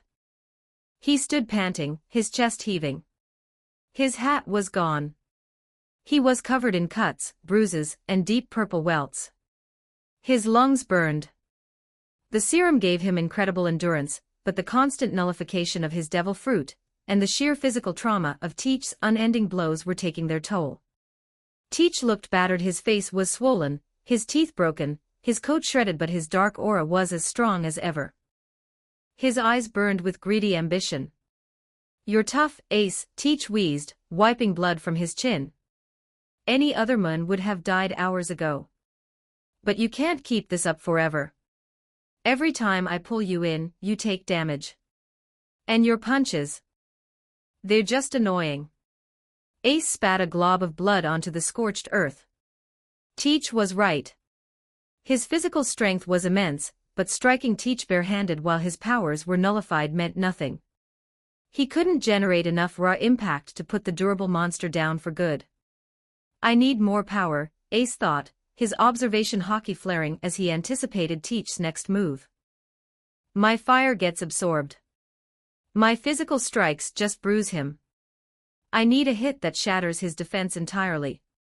Ace closed his eyes for a fraction of a second. He remembered a conversation he had with Whitebeard. Armament hockey is an invisible armor, Whitebeard had explained, while drinking. It's your willpower condensed into a physical force. It can hit logias, yes, but it also amplifies your blunt force to catastrophic levels. You rely on your fruit too much, Ace. When the fire fails, the armor remains. Ace had never fully grasped armament hockey. He had focused purely on expanding the destructive capabilities of the Mera Mera no Mi and his observation. But now, pushed to the absolute brink, his body battered, his back against the wall, desperation became the catalyst. Teach roared, extending his hand. The black vortex erupted. The gravitational pull grabbed Ace once again, dragging him relentlessly through the air toward Teach's waiting, massive fist. Focus, Ace told himself, the wind roaring in his ears. Don't try to turn into fire. Don't fight the pull. Ace channeled every ounce of his remaining willpower, drawing it from his core, down through his shoulder, and into his right fist. He visualized the invisible armor. He demanded it to manifest. He needed it to protect his family. He needed to stop this traitor. As he flew into Teach's striking range, a shift occurred. Ace's right fist, which he had pulled back for a counter, suddenly stopped looking like normal flesh. It darkened, taking on a metallic, obsidian sheen. Teach, expecting another regular physical punch, swung his fist to meet Ace's. Die, Ace. Teach screamed. I won't let you touch Pops. Ace roared. The two fists collided in midair. But this time, the result was vastly different. Ace's hockey-coated fist, driven by the momentum of Teach's own gravity pull, and backed by the super soldier serum's raw horsepower, completely overwhelmed Teach's strike. Krakum. The shockwave blasted the remaining ruins of the town into dust. Teach's arm snapped back with a sickening crunch. Ace's black fist blew past Teach's guard and buried itself deep into Teach's gut. The armament hockey bypassed the weird pain absorption of the Yami Yami no Mi, and dealt devastating, concentrated internal damage. Teach's eyes rolled back into his head.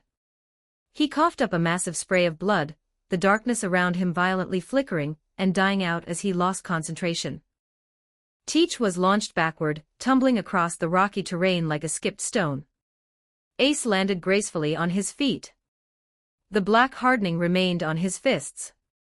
A fierce, triumphant grin spread across his bloodied face. I finally awakened it. Now, Ace growled, his hockey flaring as he lunged forward. Let's see how much you can really take, Teach. The real fight had finally begun. With armament hockey unlocked, the tide turned instantly. For the next several minutes, Ace dominated. He moved faster, hitting harder, his black fists tearing through Teach's darkness and dealing genuine, lasting damage. Teach frantically tried to absorb the blows, but the hockey shattered his defenses. Teach hit a boulder, shattering it, and lay in the rubble, barely conscious. It's over, Teach, Ace declared. He raised his hands above his head, preparing to end it. He gathered his heat, creating a localized Diankai, NTI, Great Flame Command, Flame Emperor. But this time, he mentally projected his newly awakened armament hockey into the core of the fire, creating a dense, inescapable sphere of destruction to completely incapacitate the rest of the crew and secure the traitor. He gathered the heat, the massive sphere forming above him. His observation hockey was entirely focused on Teach, making sure the men didn't get up. That was his mistake. From the ruins to his far right, a gunshot rang out.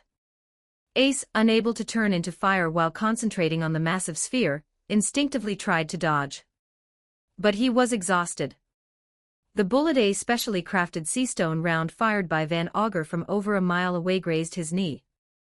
Ace stumbled, his leg instantly going numb from the seastone contact.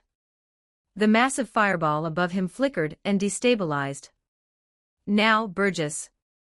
Lafitte's voice shrieked from the shadows. From directly behind Ace, dropping from a ruined clock tower in his blind spot, came Jesus Burgess. The massive brawler wasn't just throwing a punch. He was holding a colossal, 10-ton slab of solid stone foundation that he had ripped from the ground. Wee ha ha ha. Take this. Ace tried to turn, trying to coat his back in hockey, but the sea stone graze had disrupted his focus and sapped his energy. The 10-ton slab of stone smashed directly into the back of Ace's head and spine. The impact was catastrophic. Even with the super soldier serum, the sheer weight of the ambush, combined with the sudden weakness from the sea stone, was too much. Ace's vision exploded into white light, then faded to a dizzying gray. He collapsed into the dirt, the sphere of fire above him dissipating into harmless sparks. Through his fading consciousness, he saw Teach pulling himself out of the rubble, spitting blood, but grinning a horrifying, broken-toothed smile. Zee-ha-ha-ha. Good shot, Augur. Good smash, Burgess.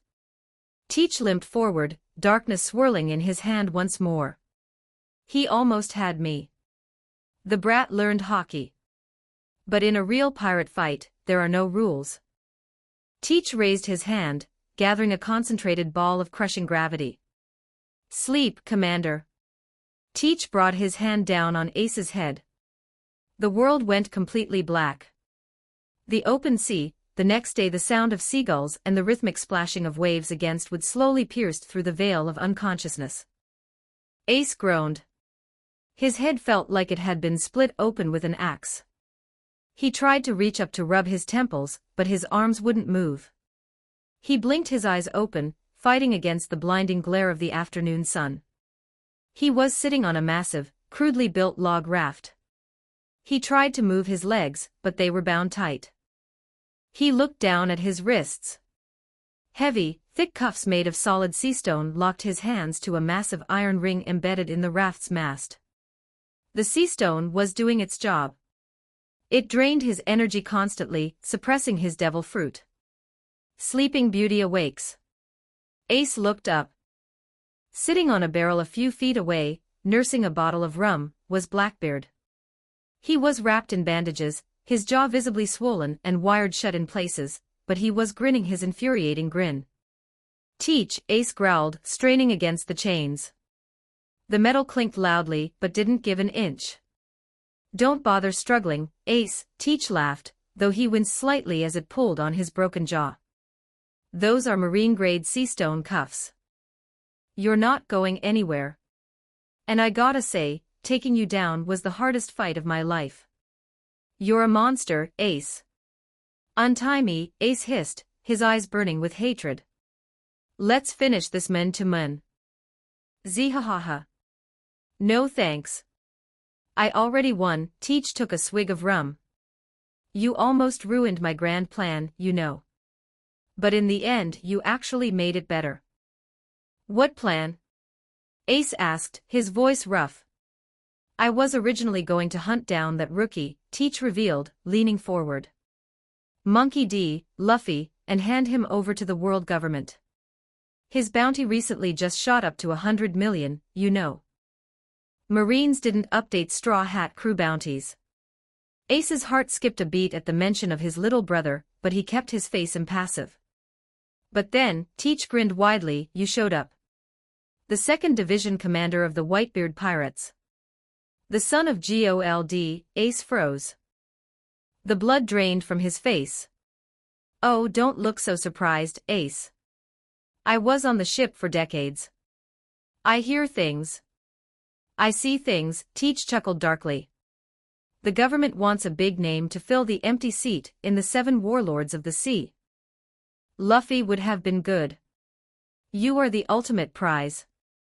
Teach stood up, walking to the edge of the raft, looking out toward the horizon. I'm going to hand you over to the Marines, Ace, Teach declared. In exchange, they will grant me the title of warlord. With that title, I can access places the Navy protects. I can build my real crew. I can become the king of the world. Ace stared at Teach's broad back. The reality of the situation crashed down on him like a tidal wave, far heavier than the sea stone chains. If Teach handed him over to the Marines, they would execute him. They would make a public spectacle of it. They would announce his lineage to the world to prove they had extinguished the Pirate King's bloodline.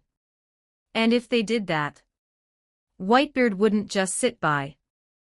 Whitebeard would summon the entire fleet. He would march on Marine headquarters. It would be a war unlike anything the world had seen in decades. Thousands of his brothers would die. The old man, who was already sick and relying on life support, would tear the world apart to save him, and it would cost him his life. No, Ace thought, panic finally setting in. No, no, no. I can't let that happen. I ignored Pop's warning. I came after Teach on my own. I can't let my stubbornness drag my family into a slaughterhouse. Teach tossed his empty bottle into the sea and turned to his crewmate, Lafitte. I'm going to rest these broken ribs. Keep an eye on the prisoner. We reach the Marine rendezvous point tomorrow. Yes, Captain, Lafitte tipped his hat. Teach descended into the small cabin built into the raft. Lafitte took the helm, focusing on navigating the unpredictable currents. Ace was left alone, chained to the mast. He pulled at the chains again. His muscles strained, but without his full energy. He hung his head in despair. He was trapped. He was going to start a war that would end his family. Think, Ace. His mind raced. He had no fire. He had no strength. He had no allies here. Then, his chest brushed against the cold metal of his chains. Not the chains. Tucked safely beneath his shirt, resting against his collarbone on a simple leather cord, was a small, unassuming metal locket. The memory flooded back. The blazing desert sun. Ben handing him the serum, and then tossing him the locket. This is a port key. If you are ever in a situation where you are absolutely, undeniably going to die, or be captured by someone you can't beat, hold it in your hand, and say the words, "Take me to Mary." It's an emergency escape hatch. Don't lose it. Ace's heart hammered in his chest. A port key. It wasn't a devil fruit ability. Ben had explicitly told him it ran on an entirely different system of power. The sea stone drained his physical stamina and locked his flames, but would it stop Ben's magic? He had to try. But as his fingers tightened around the cold metal, a powerful, visceral wave of revulsion washed over him. The blood of Gold, Roger screamed in his veins. He was Portgas D. He never ran. Since he was a child, he had sworn to never turn his back on an enemy. Running meant giving up. Running was the coward's way out. Every instinct he possessed told him to stay, to fight until the chains broke or his body gave out. He gritted his teeth, his grip on the locket loosening. But if I stay, Pops will go to war for me. And he will die. Ace closed his eyes. He dug deep into his memories, pushing past the fierce, unyielding pride that defined him. He remembered a burning ship, and a top hat floating in the wreckage. He remembered the promise he had made to a crying, rubber boy in the forest so many years ago, "Listen to me, Luffy. I will never die. I'll never leave a weak little brother like you behind." He thought of Wano. He thought of Otama, her small face lighting up with a brilliant smile as she ate real rice for the first time, waiting loyally by the shore for him to return and take her to sea. He thought of Yamato, chained to Onigashima, reading Odin's journal and waiting for the dawn they had promised to bring to the world together. If I die here out of stubborn pride, I'm the one betraying them. I'm the one causing them pain. His pride was heavy, but the weight of his family's love, the promises he had made to those waiting for him, was heavier. He deliberately chose them over his own ego. He wouldn't let Teach use him as bait to destroy Whitebeard. Ace shifted his body, ignoring the scrape of the heavy iron cuffs against his wrists. Because his hands were chained together in front of him, he had just enough leeway to reach his own chest. Slowly, carefully, keeping an eye on Lafitte who was busy adjusting the sails, Ace slipped his chained fingers into his unbuttoned shirt. His fingertips brushed the cold metal of the locket. He gripped it tightly in his palm, crushing his pride along with it. He brought his bound hands and the locket as close to his mouth as the chains would allow. He took a deep breath. "Take me to Mary," Ace whispered. For a terrible, agonizing second, nothing happened. The waves splashed. The seagulls cried. Ace thought the sea stone had nullified the magic. He thought he was doomed. Then he felt it. It started as an uncomfortable, sharp jerk behind his navel, as if an invisible hook had snagged him from the inside out. The world around him, the wooden raft, the bright sky, Lafitte's back suddenly blurred and stretched into a violently spinning vortex of color and sound. The wind roared in his ears with hurricane force. The sickening sensation of being pulled through a tube far too small for his body overwhelmed his senses. He was flying. He was falling. He was nowhere. And then, just as suddenly as it began, the spinning stopped. The hard, uncomfortable wood of the raft's mast vanished from behind his back.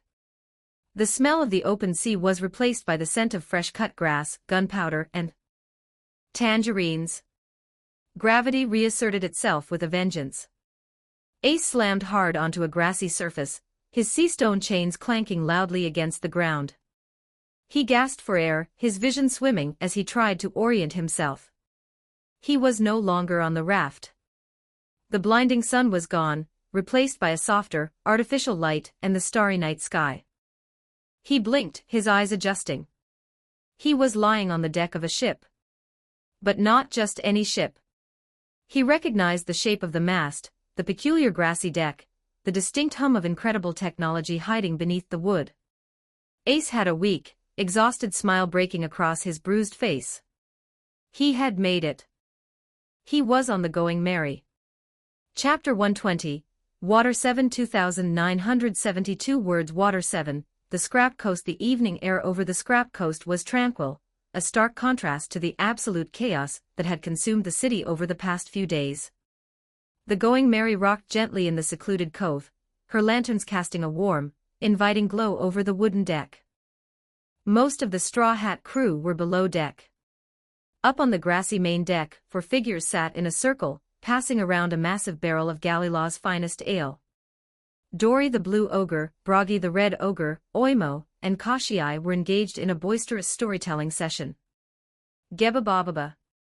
And then, the little magician just waved his stick and poof. We were mountains again. Dory roared, slapping Oimo on the back so hard the younger giant nearly tipped over. You should have seen the look on the Marines' faces. It was glorious, captains. Kashii wiped a tear of mirth from his eye. For 50 years, Oimo and I stood at that gate. To finally smash it down. It was the greatest day of my life. Drink up, little ones. Bragi laughed, pouring more ale into their tankards. We are free warriors of Elbaf once more. And we sail under the banner of the future king. Suddenly, the jovial atmosphere vanished. All 4 giants stopped laughing. Their warriors' intuition, a primal, battle-honed form of observation, hockey spiked simultaneously. The air pressure on the deck shifted violently. The smell of the salty sea was abruptly overpowered by the scent of ozone, burnt wood, and dried blood.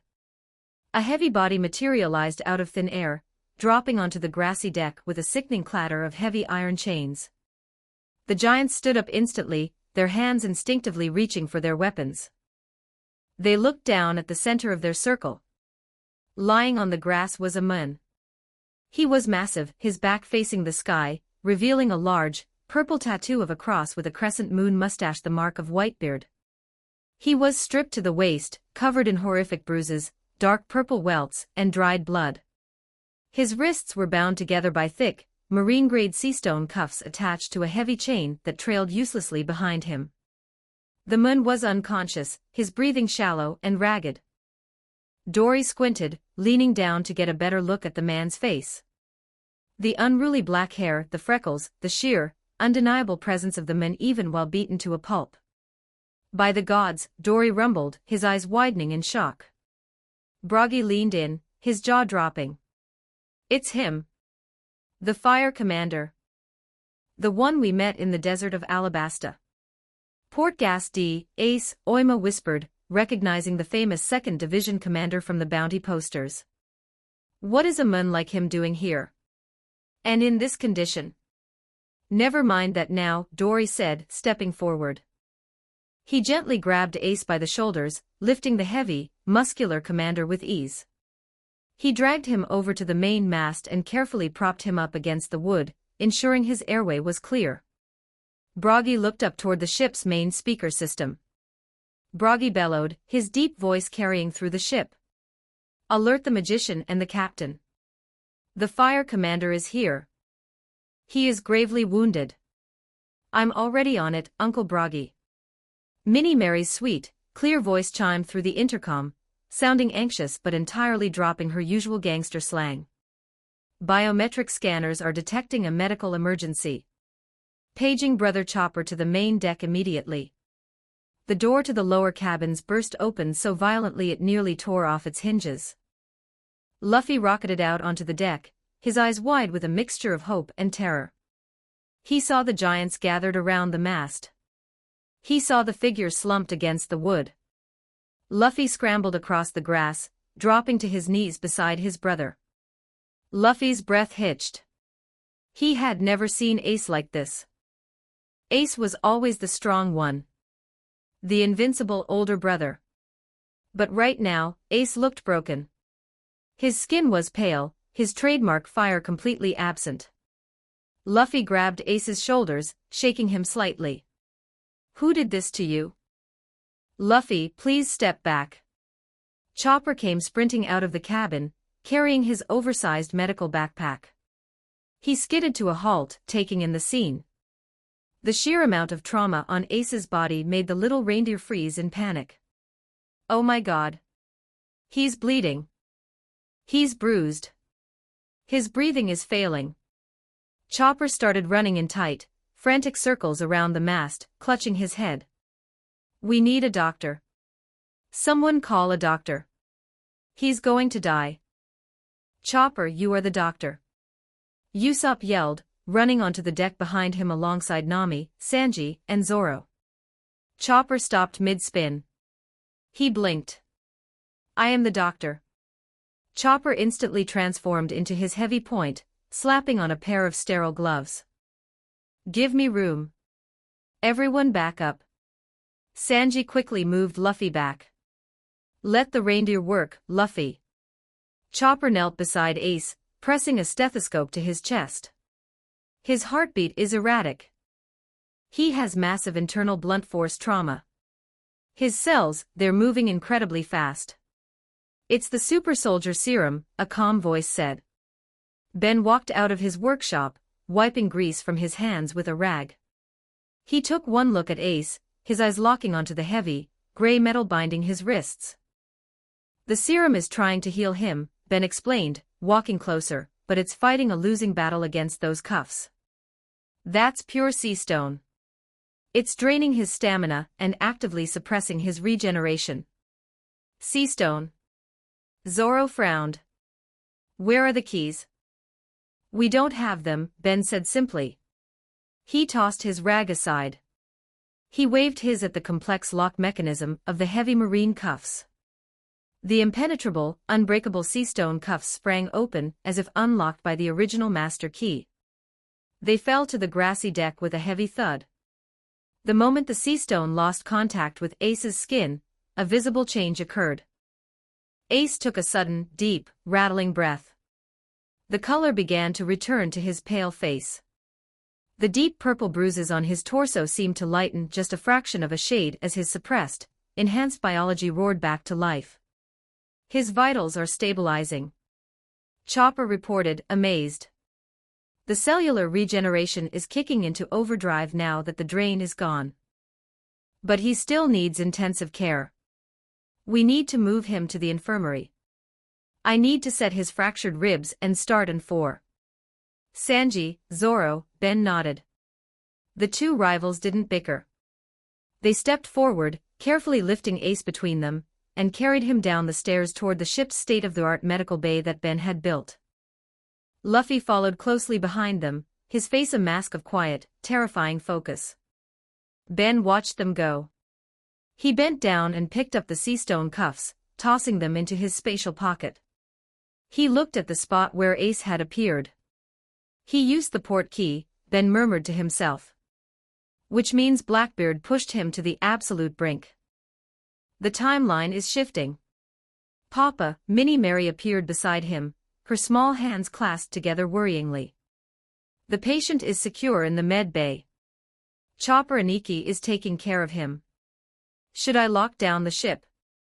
In case the bad guys who hurt him followed the signal. No, Ben smiled faintly, patting his daughter's head. Whoever had him is currently staring at an empty raft, very confused. Ben checked his pocket watch. Keep an eye on him, Mary. I have a meeting to get to at Dock 1. We have a ship to build. The builders brawl deep in the heart of Water 7, inside the massive, cavernous hangars of the Galley Law Company headquarters. The air smelled of sawdust, burning flux, and pure, concentrated ego. Building the dream ship, for the Straw Hat Pirates out of the legendary Atom, was supposed to be a harmonious collaboration between the greatest shipwrights in the world. Instead, it was a war zone. What do you mean you can't install a cola fountain in the helm? Frankie roared, waving a massive monkey wrench at Iceberg. It's essential for crew morale. Super essential. It's a structural weakness, you speedo-wearing moron. Iceberg yelled back, slamming his own blueprint down on the table. You want to run pressurized carbonated liquid lines directly over the main navigation console. Do you want the ship to explode? I can shield it with scrap iron. We are using atom wood, not scrap iron. While the two brothers screamed at each other, the rest of the Galley Law foremen were having their own issues with Frankie's artistic vision. Polly shouted, holding up a rope. What the hell is this drawing? You want me to carve a giant neon star into the side of the hull? We're building a galleon, not a casino. It adds flair. Frankie posed, throwing his forearms together. Pirates need flair. It's tacky. Tilestone bellowed, his bald head turning red. I'm not hammering my beautiful nails into a neon sign. Lulu, another foreman, was currently trying to put out a small fire in the corner because Frankie had casually used his weapons left to weld a steel plate, accidentally setting a pile of sawdust ablaze. No weapons in the dry dock. Lulu yelled, swatting the flames with his coat. Ben stood at the entrance of the hangar, sipping a cup of coffee, thoroughly enjoying the show. He watched as Iceberg threw a wooden plank at Frankie's head, which bounced off the cyborg's metal skull with a loud donk. Frankie retaliated by spitting a small fireball. Eventually, they settled down enough to actually work, finding a chaotic but brilliant rhythm. When Frankie's insane, over-the-top ideas met Iceberg's flawless, elegant engineering, the result was magic. They argued over every plank, brawled over the mast placement, and nearly destroyed the office debating the figurehead. Frankie wanted a centaur. Iceberg flatly refused until they compromised on a lion that looked suspiciously like a sun. It's going to be a masterpiece, Ben muttered, taking a sip of coffee. As long as they don't kill each other first. The next morning, the sun broke through the porthole of the Going Mary's infirmary, casting a warm beam of light across the sterile white sheets of the medical bed. Ace's eyes snapped open. Instantly, the combat instincts honed by years of surviving the new world kicked in. He tried to lunge forward, his hands curling into fists to summon fire. Pain shot through his ribs, forcing him back down onto the pillows. His flames didn't ignite. He blinked, his vision clearing. He wasn't on the wooden raft. He wasn't staring at Blackbeard's ugly, grinning face. He wasn't chained to a mast. He was in a room. A clean, quiet room that smelled faintly of antiseptic and cherry blossoms. He looked down at his wrists. The heavy, abrasive sea stone cuffs were gone. In their place were neat, white bandages. His memory was a blur of violence, pain, and a sickening spinning sensation. Take me to Mary. The words echoed in his mind. The locket. The magic. It worked, Ace whispered to the empty room. He let his head fall back against the pillow, a profound, shuddering wave of relief washing over him. He was alive. Pops was safe. The war was averted. The door to the infirmary swung open. Chopper trotted in, carrying a clipboard. He was looking down at his notes, muttering to himself. Okay, so the cellular regeneration rate increased by 400% overnight. The fractured ribs are already fusing, which is biologically ridiculous, but I guess the serum. Chopper looked up. He locked eyes with Ace. Chopper gasped, dropping the clipboard. You're awake. Hey there, little guy, Ace managed a weak, trademark family grin. Guess I owe you my life. I didn't do much. Chopper did his wiggly, happy dance, blushing furiously. Shut up, you bastard. Your body did all the healing. I just set the bones and gave you some fluids. That doesn't make me happy at all. Before Ace could respond to the bizarre reaction, a cheerful voice echoed from the corner of the room. Big brother Ace is awake. Ace turned his head. Sitting on a small stool in the corner, holding a storybook, was a little girl in a yellow dress. Ace blinked. Who's the kid? I'm not a kid, I'm the ship. Minnie Mary said proudly, walking over to his bedside. I'm Minnie Mary. Nice to meet you, big brother Ace. Chopper and Iki and I were watching over you. Ace stared at her. He looked at Chopper. Did I hit my head harder than I thought? It's a long story, Chopper sighed with a smile. Heavy footsteps thundered down the hallway. The door was practically ripped off its hinges. Luffy burst into the room, his straw hat flying off his back. He didn't care about the medical equipment. He lunged forward, throwing his stretchy arms around Ace in a massive, crushing hug. Careful, Luffy. Ace grimaced, but he returned the hug tightly, burying his face in his little brother's shoulder. I'm okay. You look dead. Luffy yelled, tears streaming down his face. You were all bloody. Takes more than that to kill me, Ace chuckled, patting Luffy's back. Behind Luffy, the rest of the crew filtered into the room. Zoro leaned against the doorframe. Sanji walked in holding a tray with a bowl of steaming, nutrient-rich soup. Nami, Robin, Usopp, and Vivi crowded in, looking overwhelmingly relieved.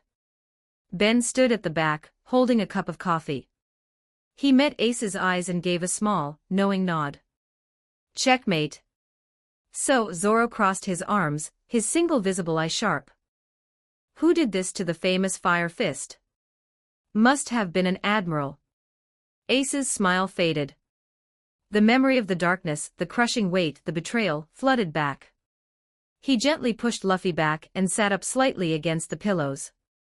He looked down at his bandaged hands, his expression darkening into a mix of profound anger and exhaustion. He shook his head slowly.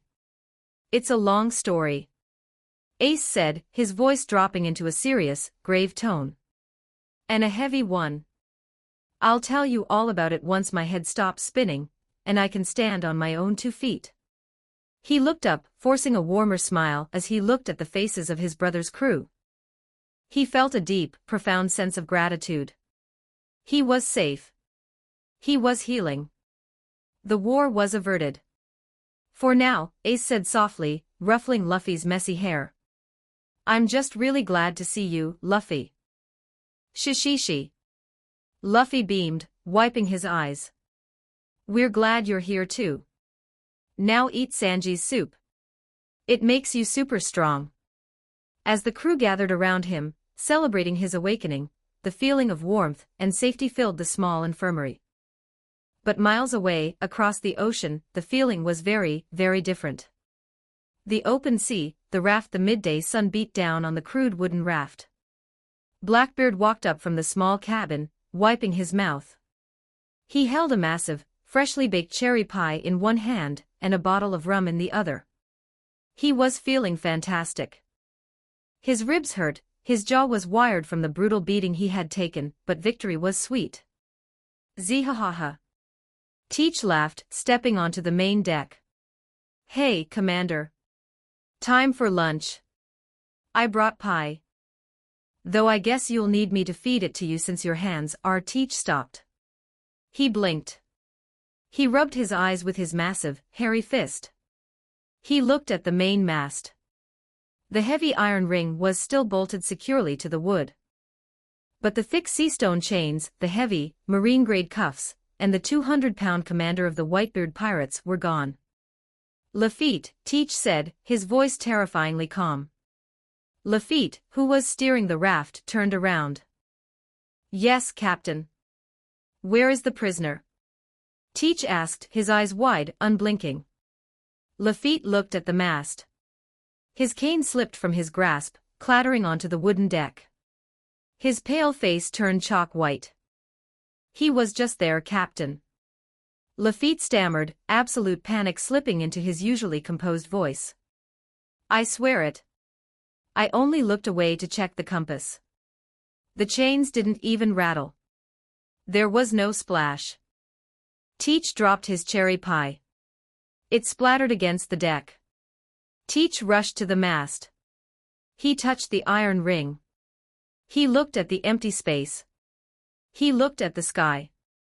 He looked at the water. There was no boat. There was no bird. There was no trace. A man bound in sea stone, incapable of using powers, incapable of swimming, had vanished into thin air in the middle of the open ocean. The realization hit Teach like a physical blow. No warlord title. No access to impel down. No crew expansion. His master plan. His grand, decades in the making destiny. It was gone. Evaporated. No. Teach fell to his knees on the wooden raft. He threw his head back toward the sky. The dark aura of the Yami Yami no Mi flared uncontrollably around him, his emotional breakdown causing the gravity to leak. The sheer weight of the uncontrolled darkness crushed his dropped cherry pie, shattered his rum bottles, and snapped the thick wooden logs of the raft clean in half. Lafitte shrieked. Teach didn't even notice as the broken halves of the raft began to sink into the ocean, sending him splashing into the cold water. He just kept screaming at the empty sky, thrashing frantically as his devil fruit anchored him down. Where did he go? How did he do this? Act CE. Chapter 121, Water 7 3,888 words. The morning sun filtered through the porthole of the Going Mary's infirmary, casting a warm glow over the sterile white room. Chopper stood on a small stool next to the medical bed, holding an X-ray and a clipboard.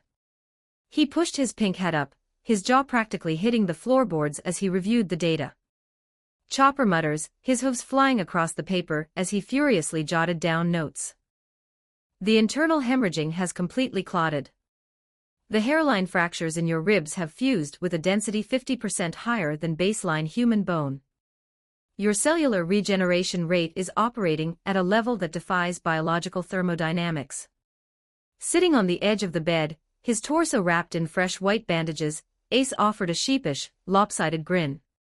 Despite the horrific beating he had taken less than 48 hours ago, the color had returned to his face, and the dark, terrifying bruises were already fading to a dull yellow. Ace scratched the back of his head. Does that mean I can eat? Chopper blinked, pulling his stethoscope from his ears. He looked at the hulking, muscular commander of the Whitebeard pirates. Technically, your body is burning through calories at an astronomical rate to fuel this hyperregeneration. You need to eat.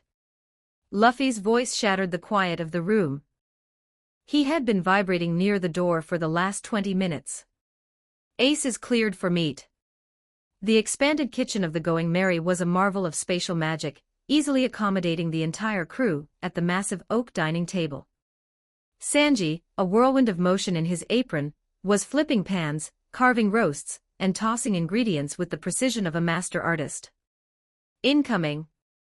Sanji shouted, kicking a massive platter of roasted sea king meat, surrounded by steaming vegetables and mountains of rice, perfectly onto the center of the table. Eat up, you animals! What followed was a spectacle of absolute gluttony. Luffy and Ace sat side by side, their arms turning into blurs as they inhaled food. They didn't chew, they simply shoveled entire turkeys, ribs, and loaves of bread into their mouths. Ace mumbled around a bone. Suddenly, Ace froze mid-bite. His eyes rolled back into his head, and he face-planted directly into a bowl of mashed potatoes. Chopper screamed, dropping his fork. "He's just asleep, Doctor," Robin smiled serenely, sipping her tea. A bubble of snot expanded from Ace's nose, then popped. He jerked awake, lifting his face from the potatoes, and instantly resumed chewing as if nothing had happened. "And then I said pass the salt." The crew watched the brothers with a mixture of awe and disgust. Minnie Mary, sitting in her high chair next to Ben, poked at her own plate of pancakes. "Papa, are their stomachs infinite?" "Because my internal sensors cannot locate where the mass is going." "It's a family mystery, Mary," Ben chuckled, cutting a piece of steak. "Some things defy even magic." Once the mountains of food were reduced to clean white porcelain and polished bones, the atmosphere in the kitchen shifted. The chaotic energy settled into a focused, serious quiet. Ben leaned forward, resting his elbows on the table. "All right, Ace. You're healed. You're fed. Tell us what happened." Ace paused. He wiped his mouth with a napkin, the easygoing smile fading from his face. The shadow of the previous day fell over his eyes. "It was Teach," Ace began, his voice low and hard. "Blackbeard." The crew leaned in. Zorro stopped drinking his ale. Sanji lit a fresh cigarette, his eyes narrowing. Ace recounted the harrowing duel. He explained how he tracked Teach to the island, fully intending to bring the traitor to justice for murdering Thatch. But Teach wasn't the same man who had hid in Whitebeard's shadow. "He found the fruit he'd been looking for his whole life," Ace said, looking at his bandaged fists.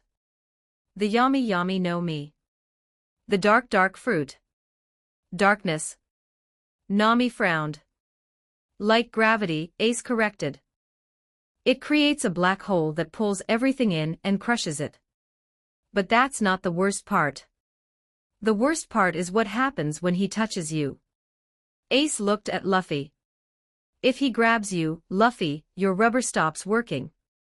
You become a normal human. It nullifies devil fruit powers completely upon physical contact."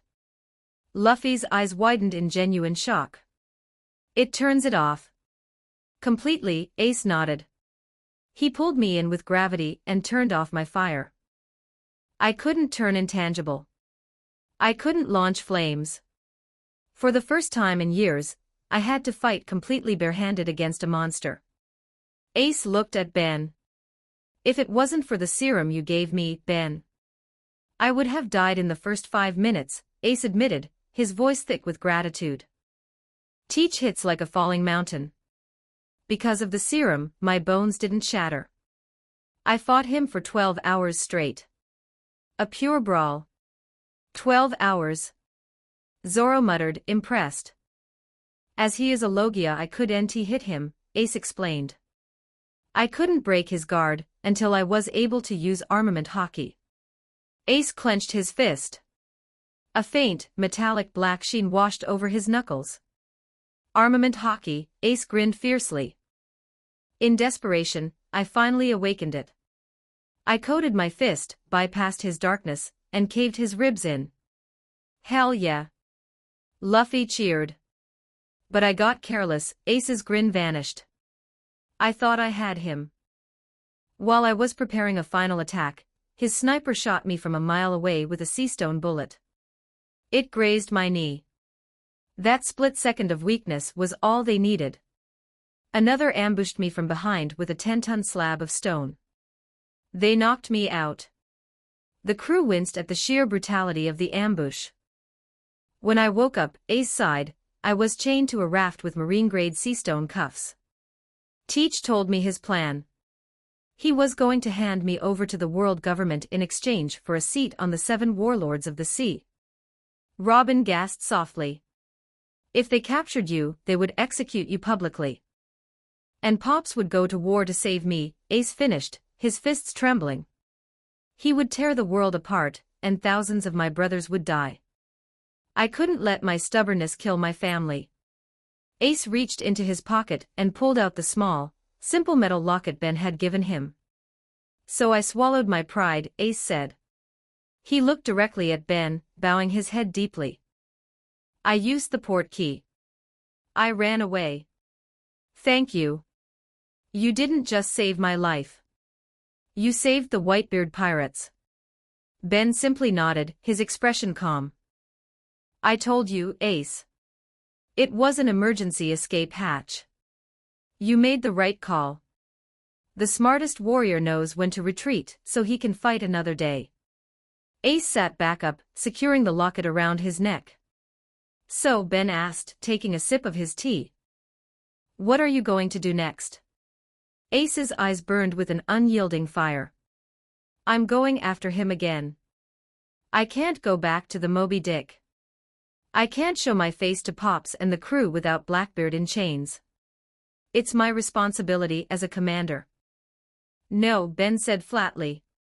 Ace blinked. Excuse me. I said no, Ben repeated, leaning back in his chair. You aren't going after him alone again. Think about it, Ace. Teach didn't know you were coming to Bonero Island. You surprised him. Ben pointed a finger at Luffy. Teach told you his original plan, right? Who was he trying to capture to become a warlord? Ace froze. He looked at Luffy. The memory of Teach's words rushed back. I was originally going to hunt down that rookie, Monkey D, Ace whispered, horror dawning on his face. Exactly, Ben nodded. Teach wants a high bounty target. With you gone, his warlord plan is ruined. What do you think his backup plan is? He's going to revert to his original target. He's coming for your brother. Ace's protective instincts flared instantly. The air around him shimmered with heat. I won't let him near Luffy. Good, Ben smiled. Then sail with us. You need time to master your armament hockey. You need time to understand his abilities. And if Teach wants Luffy, he'll have to come to us. And when he does, he won't be facing one commander. He'll be facing the Straw Hat Pirates. Luffy grinned his wide, infectious smile. Come with us, Ace. It'll be just like when we were kids. We can hunt giant bugs and beat up bad guys. Ace looked at his little brother. He looked at the crew that had, by all accounts, just declared war on the world government and survived. They weren't a normal crew. They were monsters in their own right. Ace let out a long breath, a genuine smile breaking across his face. All right, Ace nodded. I'll tag along. I'll stay with you guys until I catch Blackbeard. But don't think I'm gonna go easy on your food supply. Sanji wept openly. 2 bottomless pits. My grocery budget. Welcome aboard, Big Brother Ace. Minnie Mary cheered, clapping her hands. With the heavy conversation out of the way, Ben declared a day of rest and relaxation. The crew had earned it. The Straw Hats, joined by their new temporary passenger, dispersed into the beautiful city of water. The day was a montage of joyous chaos. In the high-end shopping district, Nami was living her best life. Flanked by Vivi and Robin, she walked into luxury boutiques with a briefcase full of cash. Nami bought enough designer clothes, shoes, and jewelry to fill a small house. Robin bought towering stacks of rare historical texts, smiling as the shopkeepers eagerly boxed them up. Vivi bought a beautiful new saddle and armor polish for Karoo. In the canal streets, Zoro had actually tried to be smart. To avoid getting lost, he rented a Yagra bull taxi to take him to a sword shop. Go that way, Zoro pointed firmly to the right. The Yagra bull happily swam right. 5 minutes later, Zoro randomly pointed left. No, wait. It's this way. He kept giving conflicting, geographically impossible directions. Eventually, the poor Yagra bull became so confused and terrified by Zoro's demonic aura of directional incompetence that it burst into tears, swam directly onto the pavement, and played dead. Useless fish, Zoro grunted, stepping off the corpse and walking blindly forward, straight into the back kitchen of a bakery. Sanji was in culinary heaven. He toured the massive seafood markets, haggling with fishmongers over the price of massive bluefinned elephant tuna, and buying exotic spices from the South Blue.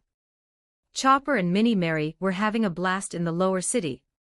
Chopper bought her 5 different flavors of cotton candy, and the two of them rode a Yagra bull through the canals, laughing as the water splashed them. Ben spent his time at the shipyard working on the integration of the arc reactor into the new ship's keel. And then there were Luffy and Ace. The two brothers were a menace. They bounded through the city, challenging local strongmen to arm wrestling contests, which they won in seconds, buying every stick of water meat they could find, and leaving a trail of empty skewers behind them. At one point, they were both eating so fast at a local diner that they simultaneously fell asleep mid-chew, heads dropping onto their plates, much to the terror of the restaurant owner. 10 seconds later, they woke up and asked for seconds. For one perfect day, they weren't the targets of the world government. They were just pirates on vacation. As evening approached, the crew converged on the massive, cavernous cafeteria of the Galley Law Company headquarters. Iceberg had graciously allowed Sanji to commandeer the massive kitchen. The smell of roasted sea king, garlic butter shrimp, and spicy curry filled the air. The crew sat at a massive long table, laughing and sharing stories of their day. In the background, behind a massive glass partition, Frankie and Iceberg could be seen screaming at each other while furiously drafting the final blueprints of the dream ship. More meat. Luffy yelled, slamming his plate down. Coming right up, Captain. Sanji spun a platter of steaks onto the table. Suddenly, the heavy wooden doors of the cafeteria burst open. Straw hats. Zambai and the Frankie family poured into the room, their faces flushed with excitement, waving massive stacks of newspapers. You guys. Zambai screamed, tears of sheer awe in his eyes. You guys are absolute legends. The whole city is talking about it. The whole world is talking about it. Talking about what? Nami asked, pausing her wine. The newspapers just dropped the special evening edition. Zambai slammed a stack of wanted posters onto the table. The bounties. They've been updated after Eni's lobby. The entire crew froze. Forks dropped. Usopp gulped, his knees already starting to shake. Let's see M. Ace laughed, leaning over Luffy's shoulder. Let's see how much trouble my little brother caused. Zambai dramatically flipped the first poster over. $DEAD, or a live $monkey D. Luffy $500, 000 berries $. The picture was epic. It showed Luffy midair, his fist coated in black armament hockey, his eyes burning with the fury of a king, captured perfectly during his final clash with Rob Lucci. 500 million. The entire Frankie family screamed. Shishishi. Luffy laughed, completely unfazed. I went up. Zambai flipped the next posters rapidly.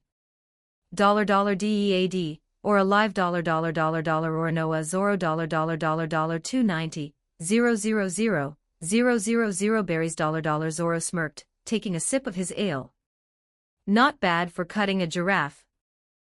$DEAD, or a live $black leg Sanji $280, 000 berries Sanji roared, his leg bursting into flames.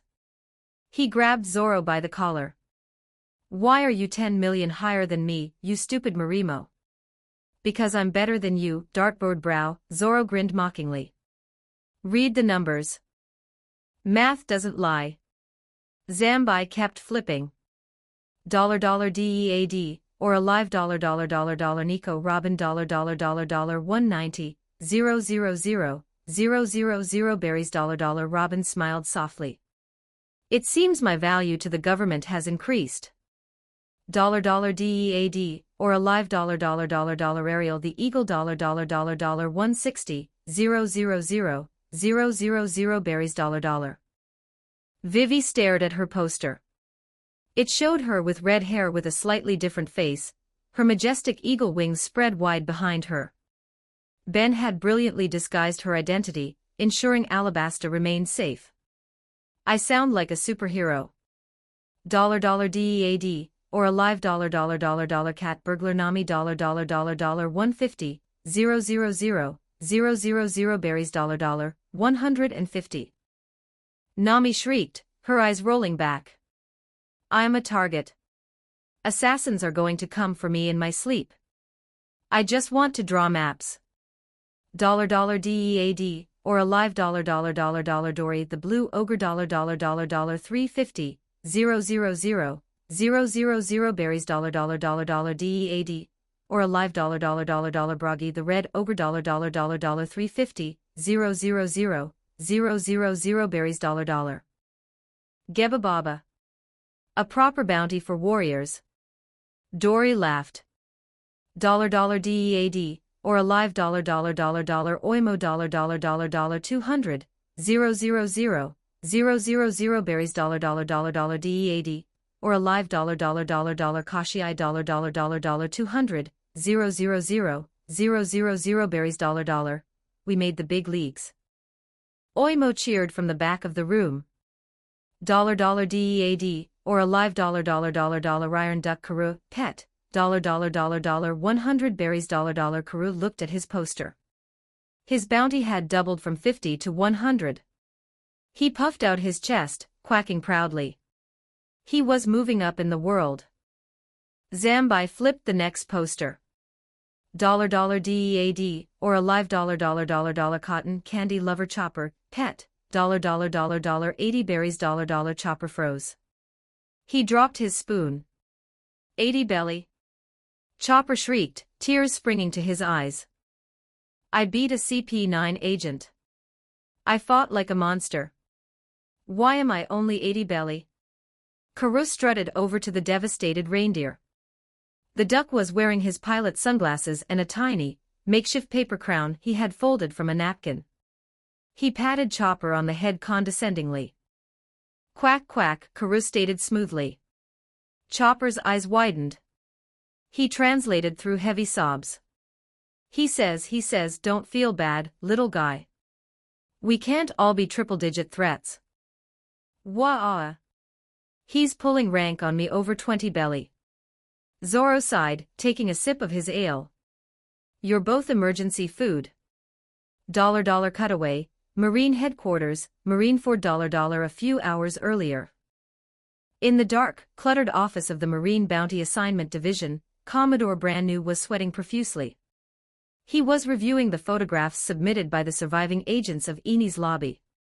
He held up a terrifying, blurry photograph. It showed a massive, 20-foot-tall, fur-covered demon with glowing blue eyes, crushing a CP9 agent into the ground with a single, monstrous palm strike. This beast. Brand-New trembled. The Straw Hats have a literal demon on their crew. We need to assign it a bounty of at least 300 million. He picked up his stamp to finalize the bounty. Suddenly, the door to the office slammed open. A young, starry-eyed Marine ensign burst in. Commodore Brand-New. The ensign held up another photograph. Look at this one. Brand-New took the photo. It was a picture taken from a distance during the Straw Hats' initial arrival at Water 7. It showed Chopper in his tiny brain point form, wearing his pink hat, happily eating a massive stick of blue cotton candy with wide, adorable eyes. Brand-New stared at the photo. His hard, grizzled marine exterior cracked. His lip quivered. He's so fluffy, Brand-New whispered, clutching his chest. Look at his little hooves. He's eating the cotton candy with such joy. The ensign gushed. He's just the crew's pet. Brand-New looked back at the photo of the terrifying Monster Point demon. He looked at the cute cotton candy photo. I cannot release this demon photo to the public, Brand-New declared passionately, slamming his fist on the desk. It would terrify the citizens. And worse. It would ruin this poor, innocent creature's image. Look at him. He doesn't want to hurt anyone. He just wants sweets. Brand New grabbed the Monster Point photo and fed it directly into the paper shredder. Brand New ordered. Print the cotton candy picture. List him as a pet. Give him a bounty of 80 belly. We must protect the mascot's innocence. Yes, sir. The ensign saluted, weeping tears of joy. Return to Galley Law Cafeteria. It's okay, Chopper. Robin patted the devastated reindeer's head. 80 belly is very respectable for a doctor. It's not about respect, it's about the money. Chopper wailed. Zambi coughed, drawing attention back to the table. There are 3 more. He flipped the next one. $DEAD, or a live $cyborg Frankie $44, 000 berries Frankie, who had walked out of the glass office to see the commotion, stared at the poster. 44. Frankie screamed, ripping his sunglasses off. I breathed fire. I punched a guy through a wall. Why am I so low? This is not super at all. It's your first bounty, bro, Zambi tried to comfort him. It's a good start. Now, Zambi gulped. For the big ones. He flipped the second to last poster. $DEAD, or a live Edgar D. Benjamin, the magician, $100, 000 berries Ben raised an eyebrow. The picture was an incredibly crisp, high-definition shot of him adjusting his glasses, wearing his tailored black suit on the bridge of hesitation. 100 million, Ben nodded slowly. Respectable. They clearly recognize my tactical value. Suddenly, a loud, panicked, high-pitched screech tore through the cafeteria. 100 million. Usopp slammed his hands on the table, pointing a violently trembling finger at Ben's poster. His face was pale, his eyes completely bloodshot. Why is yours so low? Usopp shrieked. Zambi slowly, hesitantly, flipped the final poster over. It was a masterpiece of photography. Usopp, standing tall, his falcon wings spread majestically behind him, one hand adjusting his cool black shades, the other holding his transforming bow. He looked like an apex predator. A god of war. $DEAD, or a live $god Usopp for 50, 000 berries The cafeteria was dead silent. 450 million berries. It was the second highest bounty on the crew, completely eclipsing Zoro, Sanji, and the giants. Usopp stared at the poster. His soul left his body. It floated out of his mouth in the shape of a tiny, screaming ghost. 150. Usopp wheezed. His legs gave out. He collapsed onto the floor, curling into the fetal position. I'm a dead man. Admirals are going to hunt me. Warlords are going to hunt me. I'm going to be assassinated in the bathroom. He shot up, pointing an accusing finger at Ben. Usopp cried. You lifted a ship with your mind. You teleported. You summoned a magic shield. How are you only 100 million, and I am for 50? Ben took a calm sip of his coffee, looking down at the hysterical sniper. It's simple optics, Usopp, Ben explained logically. During the raid, I stayed in the back. I teleported. I cast a few shields, which they couldn't explain. To the Marines, I looked like a support character. A medic with some weird tricks. 100 million is exactly right for a dangerous strategist. Ben set his cup down and smiled a terrifying smile. But you, Usopp. Ben chuckled. You stood on the figurehead of the ship and publicly shot down the flag of the world government, declaring war on 170 nations. You were calling yourself God Usopp. You defeated a CP9 agent without taking a scratch. Ben leaned forward. And let's not forget your final flex. Usopp turned white. When the Marines opened fire on the plaza, Ben recounted, you stepped in front of the entire crew, pulled out high-tech bow, and deployed a massive, glowing blue shield dome that effortlessly absorbed thousands of rounds of ammunition and cannon fire. You stood there untouchable, while an entire army failed to scratch you. Ben patted Usopp on the shoulder. To the world government, you aren't a sniper. You are a walking weapon of mass destruction. You are the vanguard of the Straw Hat Pirates. You earned that $450 million. Usopp looked at Ben. He looked at the poster. Wah. Usopp threw his head back and wailed, rivers of tears streaming down his face. I was just trying to look cool for the picture. I don't want to be a weapon of mass destruction. I can't fight Admiral's disease. The entire crew looked down at him. Even Zoro couldn't bring himself to mock the man. They just looked at him with heartfelt pity. There, God Usopp, Robin smiled, patting his trembling shoulder. At least your poster is very flattering. It's a really good picture. Luffy laughed. While the Straw Hats celebrated and mourned their new bounties in the safety of Galley Law, the atmosphere at the Blue Station docks was entirely different. The harbor workers paused their loading, staring out at the sea. Emerging from the evening fog, cutting through the water with terrifying speed, was a massive marine battleship. It was easily 3 times the size of a standard cruiser. But it was the figurehead that made the dockworkers tremble. It was a massive, intricately carved dog holding a bone in its mouth. The ship docked with a heavy, authoritative thud. The ramp lowered. Standing at the top of the ramp, eating a bag of rice crackers and wearing a dog head mask pushed up on his forehead, was a man whose presence commanded the very sea itself. Vice Admiral Monkey D. Garp stretched his massive arms, a wide, terrifying grin spreading across his scarred face. BWA ha ha ha.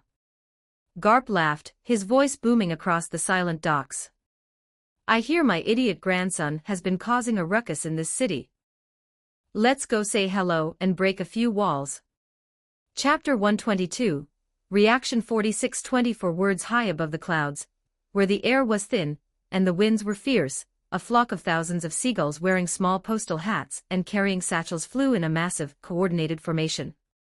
These were the news coups, the lifeblood of the world economy newspaper, managed by the ever-opportunistic Big News Morgans.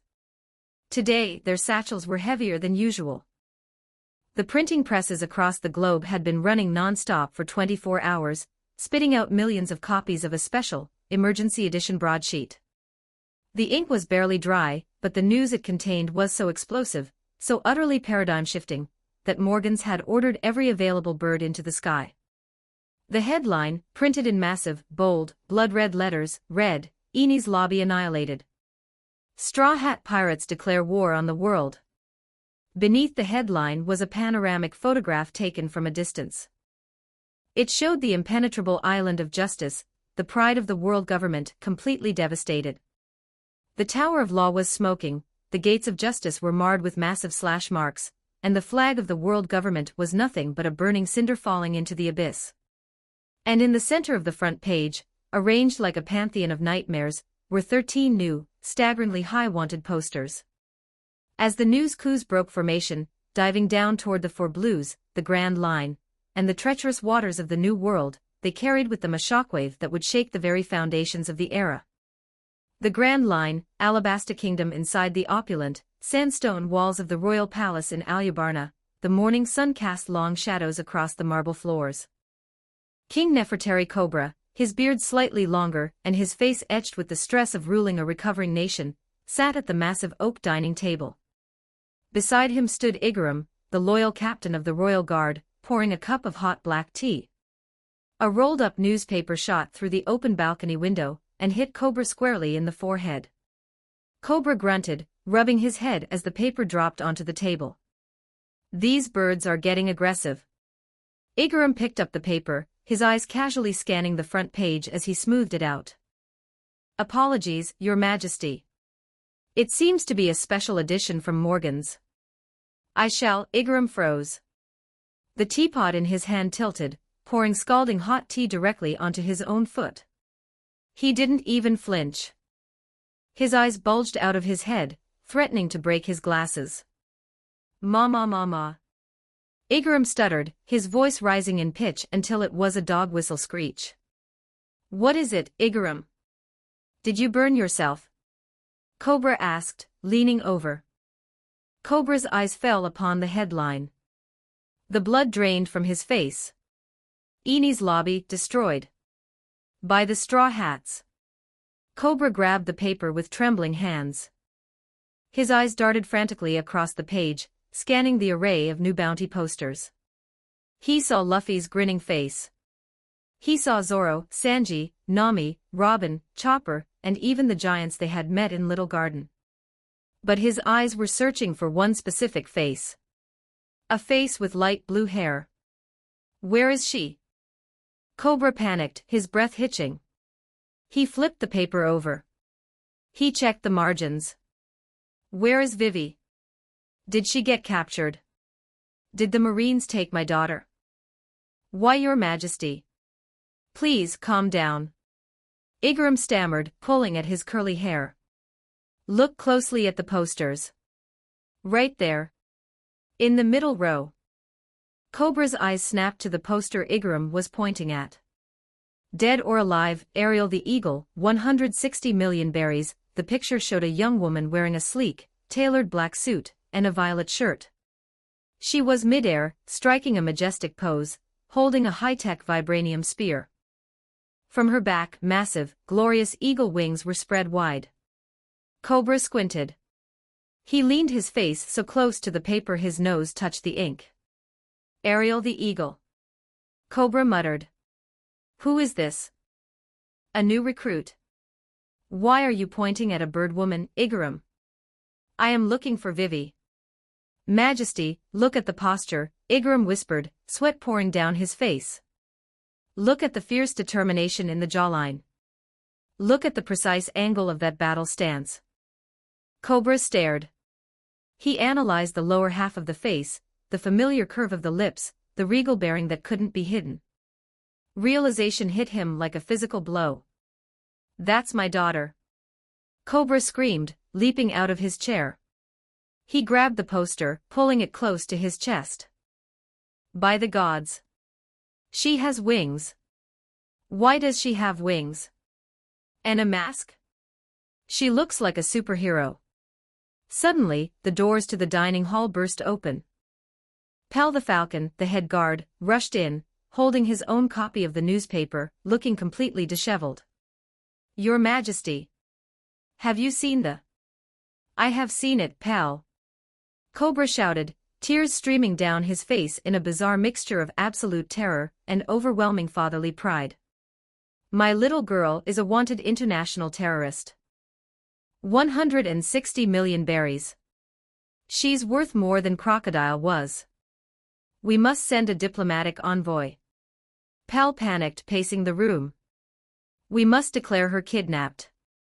We must clear her name. Look at her, pal. Cobra ignored him, holding the poster up to the sunlight. Look how cool she looks. Ariel the Eagle. That magician boy, Ben, he disguised her to protect Alabasta. He gave her a code name so the world government wouldn't link her to our kingdom. Cobra collapsed back into his chair, weeping openly. Oh, Vivi, you are flying so high. Please, be safe. Don't fight any admirals. East Blue, Fusha Village. Back in the peaceful East Blue, the reaction to the morning paper was slightly more physical. Inside Makino's quiet seaside bar, the atmosphere was a mix of serene pride and total medical emergency. Makino hummed a happy tune as she carefully used thumbtacks to pin Luffy's new 500 million berry poster to the wall, right next to his first one. He looked so handsome in that black suit, Makino smiled, wiping a tear from her eye. Our Luffy is really becoming a great pirate. Behind her, Mayor Woodslap was lying on the floor, quite literally foaming at the mouth. He was clutching his chest, his cane discarded nearby, his face purple with a mixture of terror and outrage. 500 million. Woodslap wheezed, his eyes rolling back. He burned the world flag. He destroyed the judicial island. This is a disgrace. A complete disgrace to the village. Our reputation is ruined. The admirals are going to come here and arrest the entire town for harboring a war criminal. Drink some water, Mayor, Makino said cheerfully, sliding a glass across the floor to him without looking away from the poster. Meanwhile, high up in the dense forests of Mt. Kalubo, inside the rundown bandit hideout, a different kind of breakdown was happening. Curly Dayton, the gruff, terrifying bandit boss who had raised Luffy and Ace, was holding the newspaper with shaking hands. Wah! Dayton wailed, massive waterfalls of tears spraying from her eyes, completely drenching the floorboards. Our little Luffy is a big-shot criminal. He beat up the government assassins. That stupid rubber brat. She wiped her snotty nose with her sleeve, sniffing loudly. Suddenly, she realized her bandit subordinates Dagra and Magra were staring at her. Dayton instantly stiffened, trying to put on her tough face. She cleared her throat violently. I got some dust in my eye. Dayton roared, her face turning bright red as she pointed aggressively at them. What are you idiots looking at? Shut up and go scrub the floors. If any Marines show up asking about him, we don't know nothin'. She turned back to the poster as soon as they left, immediately returning to her ugly crying. You better not die out there, you little idiot. East Blue Syrup Village. In the peaceful, sleepy village of Syrup, life moved at a snail's pace.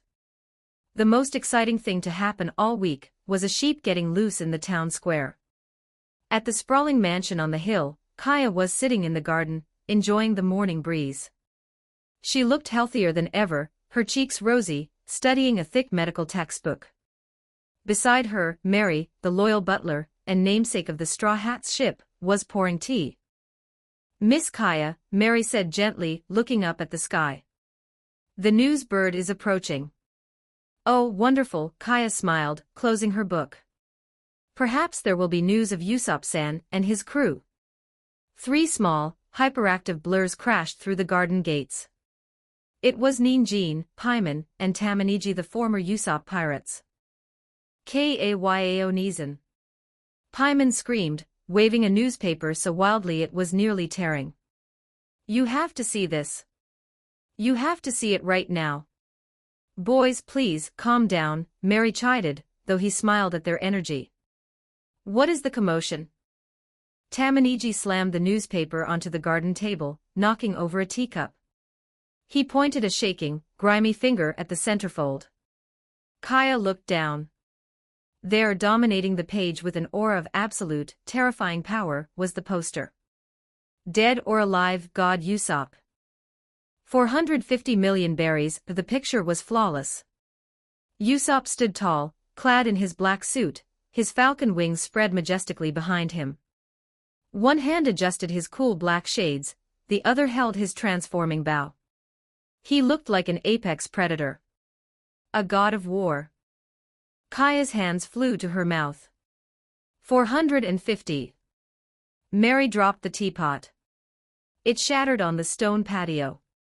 Master Usopp. Read the article. Ninjin squealed, hopping from foot to foot. Read what he did. Mary, his hands shaking violently, picked up the paper and began to read aloud, his voice cracking with every sentence. The world government has issued an unprecedented bounty for the sniper and second-in-command of the Straw Hat Pirates, now known as God Usopp. Intelligence reports indicate that this individual is a weapon of mass destruction. Crimes include the complete and unilateral destruction of Marine Base G8, Navarone, where he reportedly detonated the munitions depot and assaulted Commander Shepard.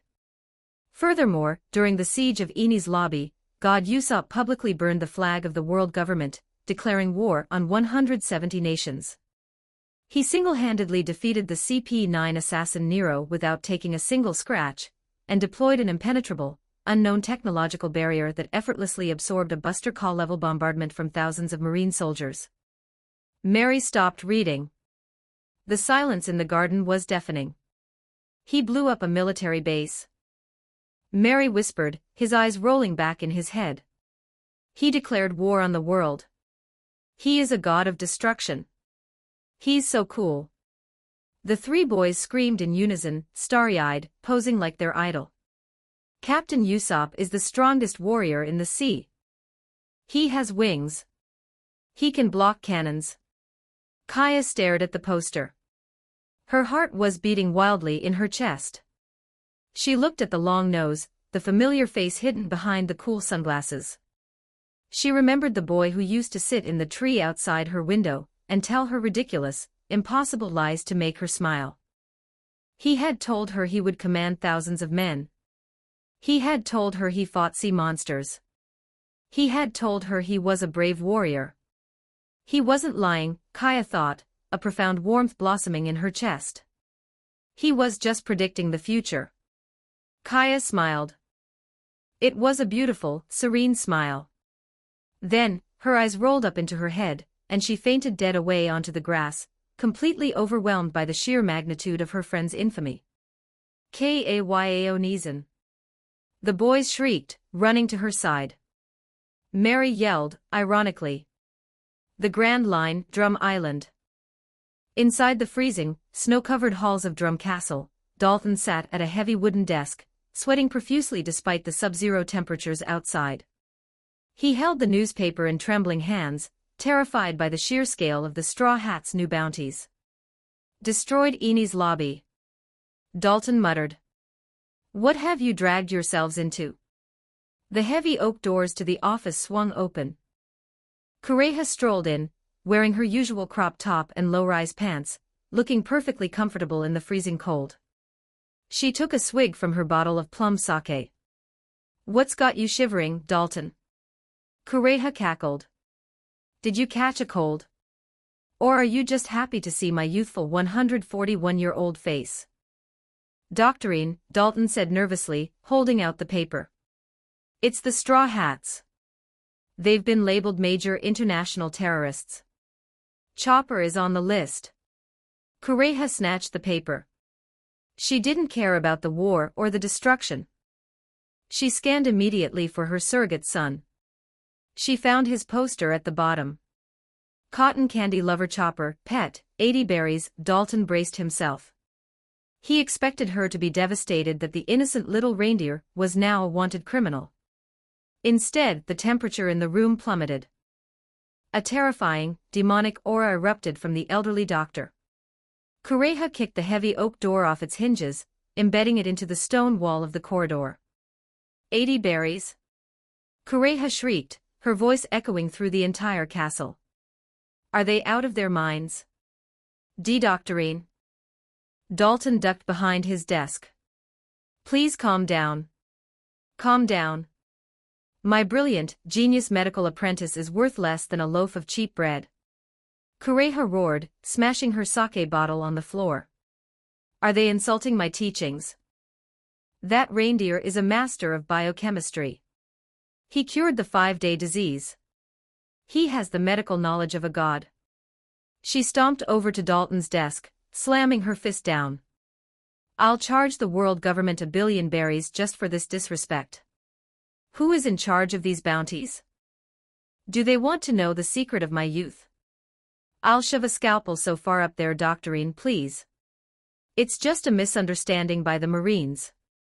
Dalton panicked, trying to physically restrain the furious 141-year-old woman before she decided to declare war on Marineford herself. The Grand Line, a pirate tavern in Mock Town. In a smoky, dimly lit tavern filled with grizzled, hardened pirates in Mock Town, the atmosphere was usually tense and violent. Today, however, it was dead silent. The only sound was the rustling of newspapers and the clinking of trembling glasses. A massive pirate, sporting a bounty of 55 million berries, sat at the bar, staring at the new Straw Hat posters. Sweat dripped down his scarred face. 500 million. The pirate whispered, looking at Luffy's poster. That rookie, he really did it. He crushed Eni's lobby. He's a monster. Never mind the captain, a smaller, scrawny pirate hissed from the adjacent table, leaning in conspiratorially. Look at the crew. Look at the roster. This isn't a rookie crew. This is a military syndicate.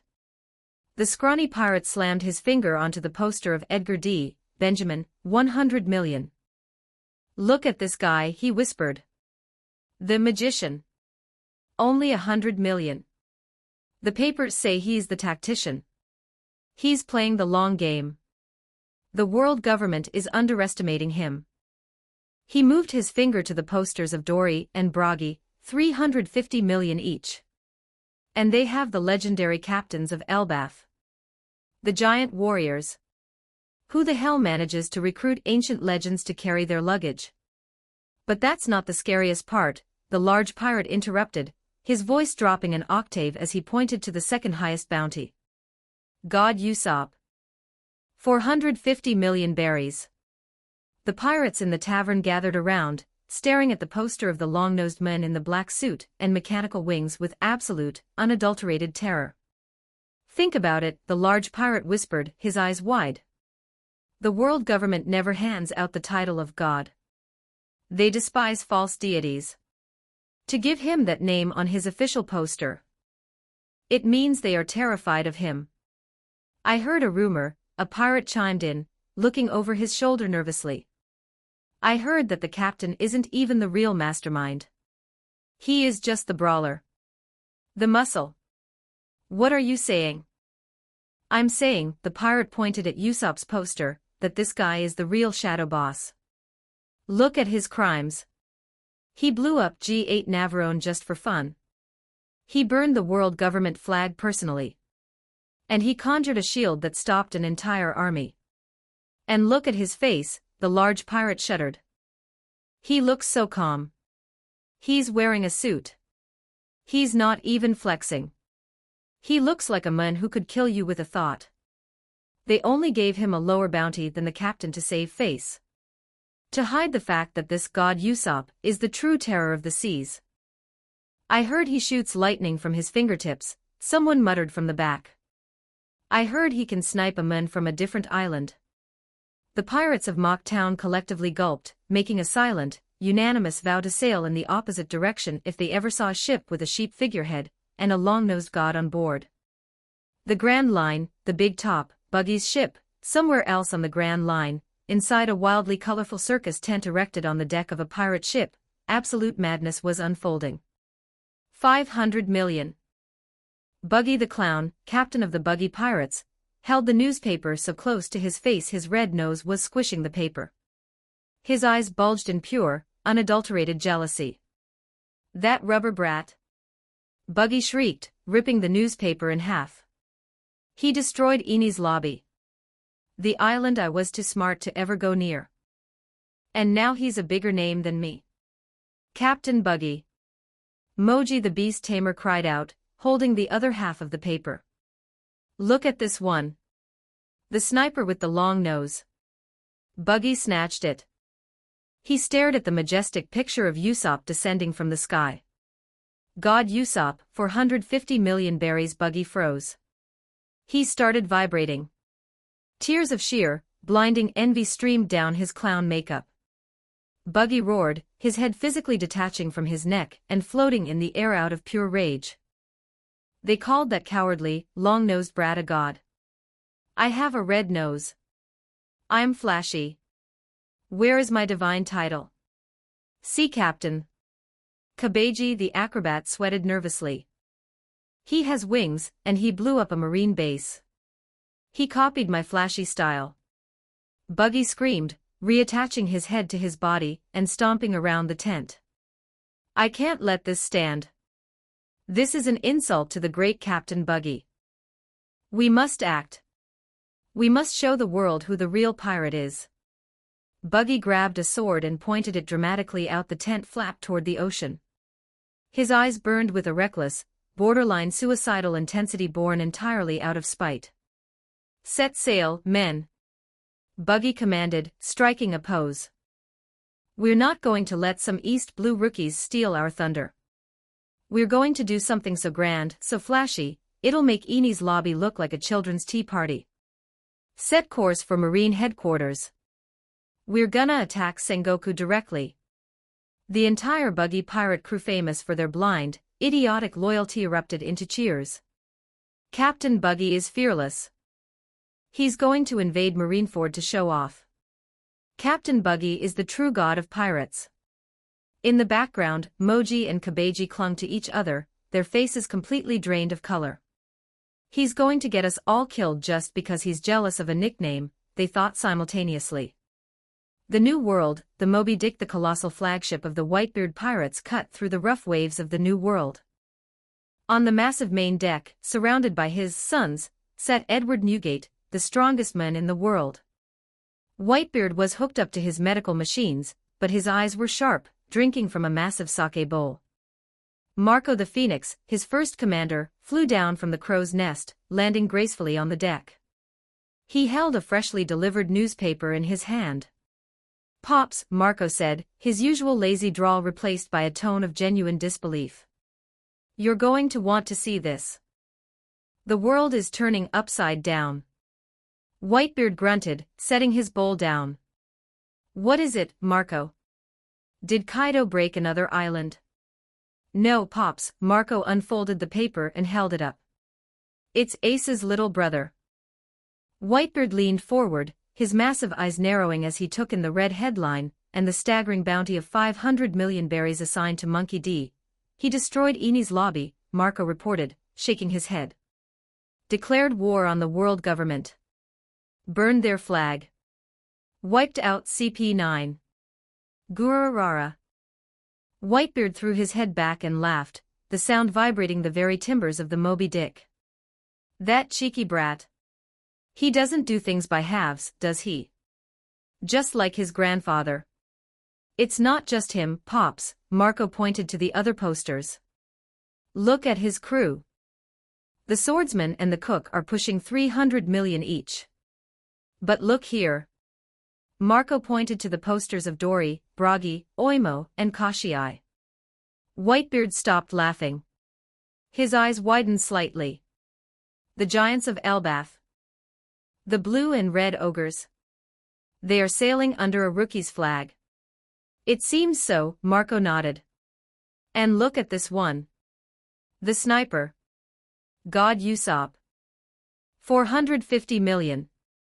The report says he destroyed a marine base and possesses some kind of advanced, unknown technology.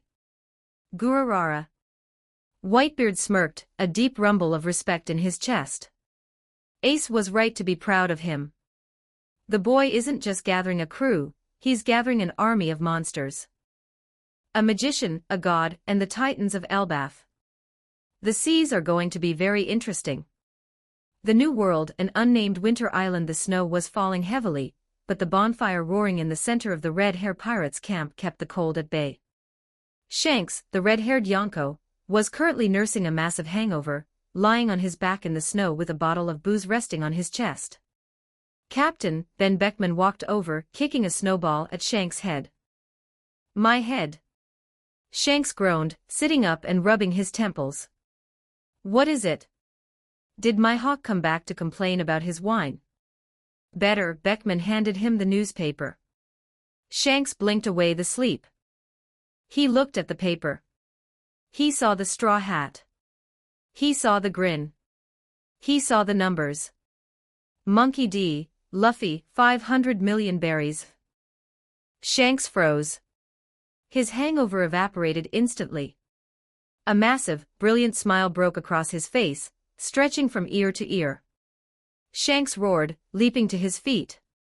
He did it. He actually did it. The rest of the Red Hair Pirates gathered around, looking at the paper over Shanks' shoulder. 500 million. Lucky Roo whistled. "He's not a kid anymore, boss. He destroyed Eni's lobby." Shanks cheered, dancing a little jig in the snow. "He declared war on the world. That's my boy. I knew he had it in him." Suddenly, a loud, choking gasp came from the other side of the fire. Yasopp, the crew's legendary sniper, had just picked up the second page of the bounty posters. He was staring at it, his eyes wide, his jaw slacked, a half-eaten piece of meat falling from his hand into the snow. Shanks noticed his sniper's paralysis. "What's wrong? You look like you saw a ghost." Yasop slowly turned the paper around for the crew to see. His hand was trembling so violently the paper rattled. God Usopp, 450 million berries. That's my son, Yasop whispered, his voice cracking. The entire crew shrieked. Your kid. Lucky Roo yelled. The one with the long nose you never shut up about.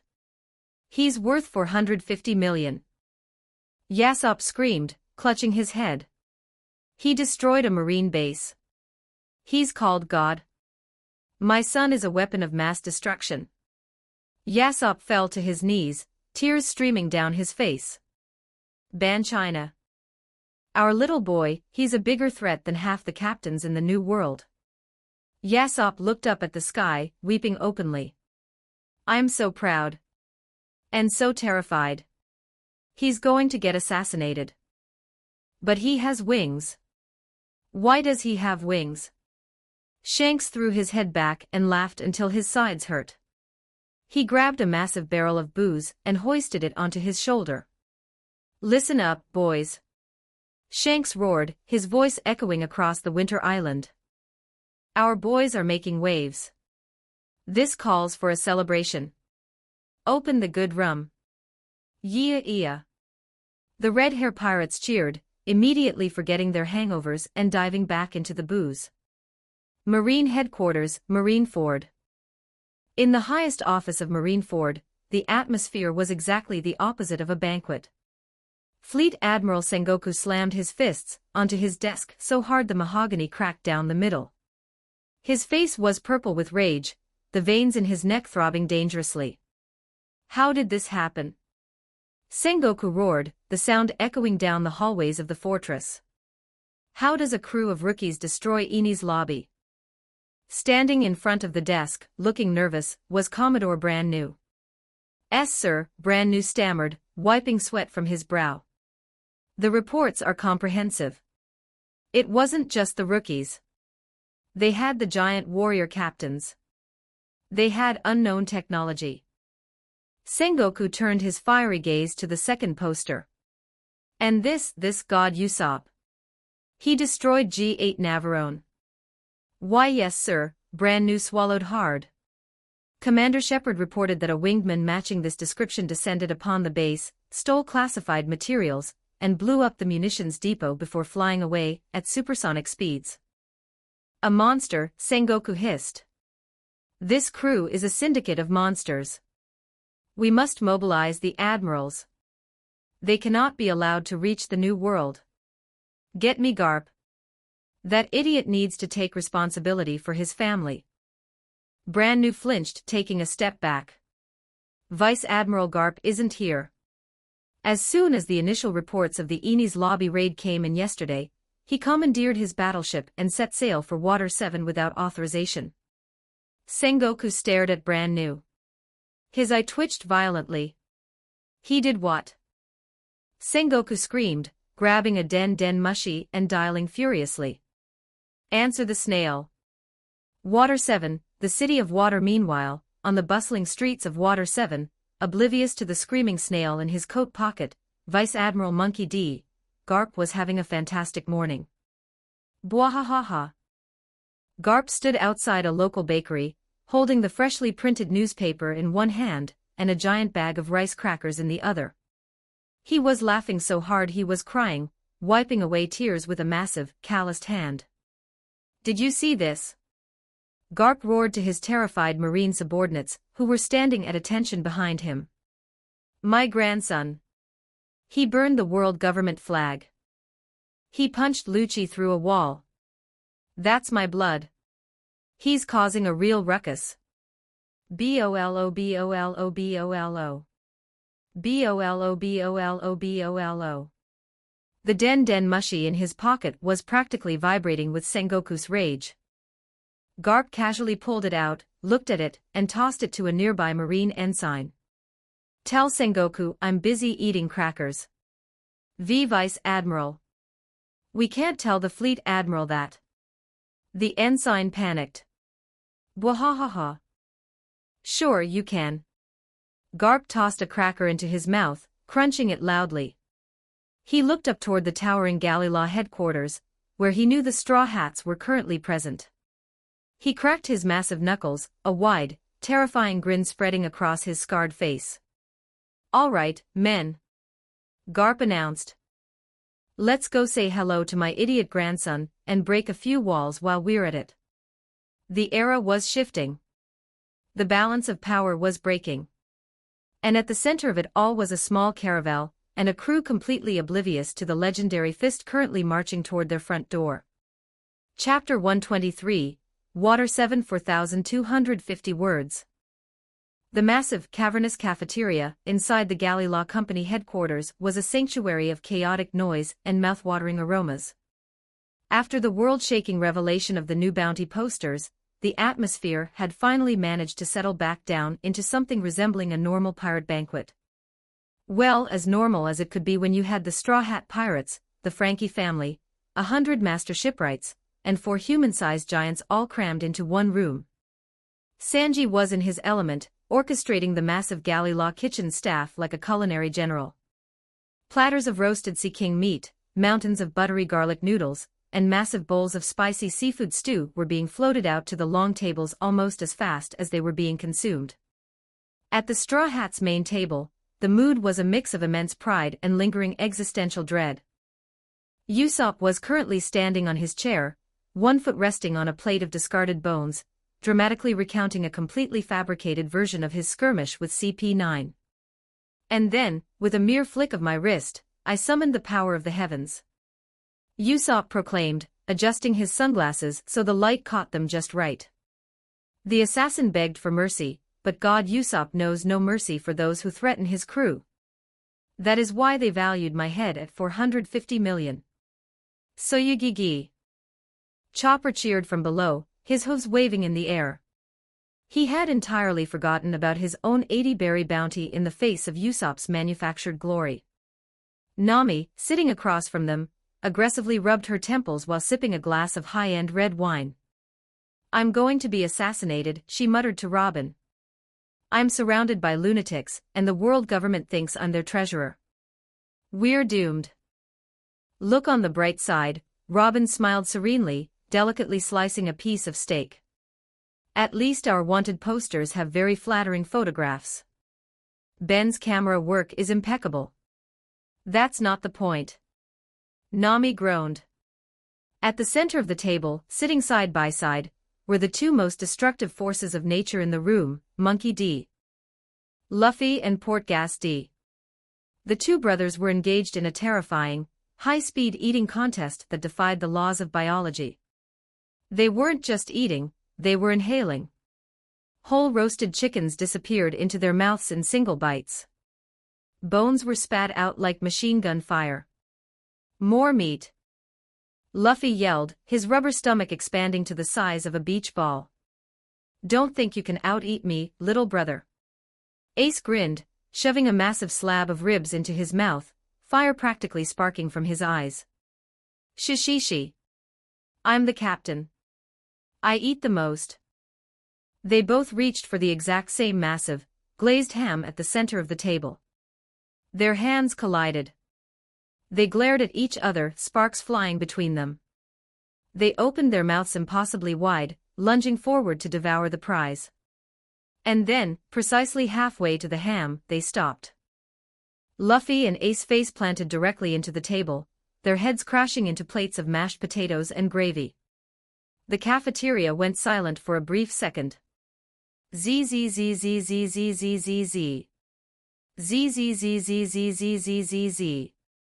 Twin snot bubbles expanded from their noses. They were fast asleep. They fell asleep mid-bite. Polly, the Galila foreman, screamed, dropping his cigar in sheer disbelief. "What kind of medical condition is that?" "It's a family trait," Ben chuckled from his seat at the edge of the table, swirling a glass of whiskey. He didn't even look up from his drink. "Don't mind them. Just let them nap." Zambai and the Frankie family stared at the 2 sleeping pirates in awe. "So this is the composure of men worth hundreds of millions of berries, they truly fear nothing." "No," Zoro grunted, taking a massive swig of ale. "They're just idiots." The room slowly returned to its noisy chatter, the shipwrights and thugs accepting the bizarre narcolepsy of the D. brothers as just another quirk of the sea. But the peace was not destined to last. Outside the massive stone walls of the galley law headquarters, a heavy, rhythmic thudding echoed down the paved streets of Water 7. Inside the cafeteria, Ben's eyes narrowed slightly. He set his glass down. He could feel it. A massive, overwhelming presence was approaching. It felt like a hurricane wrapped in a marine uniform. Minnie Mary, sitting next to Ben, paused mid-bite of her ice cream. Her mechanical eyes flashed red behind her cute sunglasses. High-density kinetic anomaly approaching the western wall. Speed, fast. Intent, aggressive. I know, Ben sighed, bracing himself. Here it comes. Here what Nami started to ask. Kare komum. The western wall of the massive galley law cafeteria didn't just break, it exploded inward as if hit by a cannonball.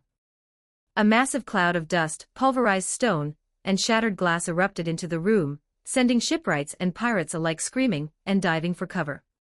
Enemy attack. Polly roared, pulling out his ropes. Protect the mayor. Tilestone shouted, standing in front of Iceberg. Through the billowing dust, a massive, broad-shouldered silhouette casually stepped over the rubble of the ruined wall. He wore a crisp, white Marine Vice Admiral's coat draped over his shoulders, the kanji for justice fluttering in the wind. A dog head mask was pushed up onto his forehead, revealing a heavily scarred, grizzled face set in a terrifying scowl. Vice Admiral Monkey D. The Marine hero. Garp didn't look at the screaming shipwrights. He didn't look at the terrified Frankie family. He didn't even look at Zoro, who had instantly drawn Wado Ikimanji. Garp's eyes locked immediately onto the two idiots sleeping face down in the mashed potatoes. He cracked his knuckles. He marched forward, his heavy boots echoing like doom on the tiled floor. He stopped right behind Luffy and Ace. He raised both fists high into the air. Wake up, you stupid brats! Garp roared. He brought both fists down with the force of a falling meteor. Fist of love. The impacts cracked the heavy oak table clean in half. Jaya. Luffy and Ace woke up simultaneously, screaming in pure, unadulterated agony. They shot out of their chairs, clutching their heads, tears spraying from their eyes like geysers. It hurts. It hurts so much. Luffy wailed, rolling on the floor. What the hell? Ace shouted, rubbing a massive, smoking, comically large bump that had instantly sprouted on the top of his head. The entire cafeteria stared in absolute, jaw-dropping shock. He bypassed their devil fruits. Polly thought, his eyes bulging. The Fire Fist and the Rubberman are crying from a simple punch. Who is this old man? Luffy, tears streaming down his face, looked up at his attacker. His eyes widened in absolute terror. G. Luffy stuttered, his jaw trembling. Ace froze, the blood draining from his face, leaving him paler than a ghost. Grandpa. Luffy and Ace screamed in unison. The word echoed through the silent, dusty cafeteria. The collective minds of every galley law shipwright, Frankie family thug, and innocent bystander shattered into a million pieces. G, Grandpa. Zambai shrieked, his eyes popping out so far they nearly touched his nose. The Marine hero Garp. Tilestone bellowed, dropping his hammer.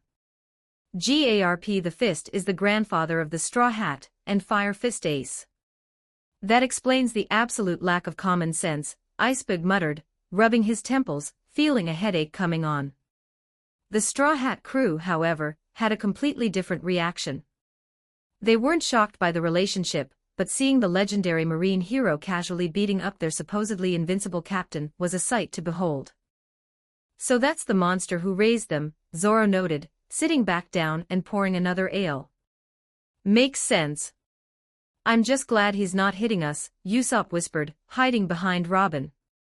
Garp stood tall, crossing his massive arms over his chest.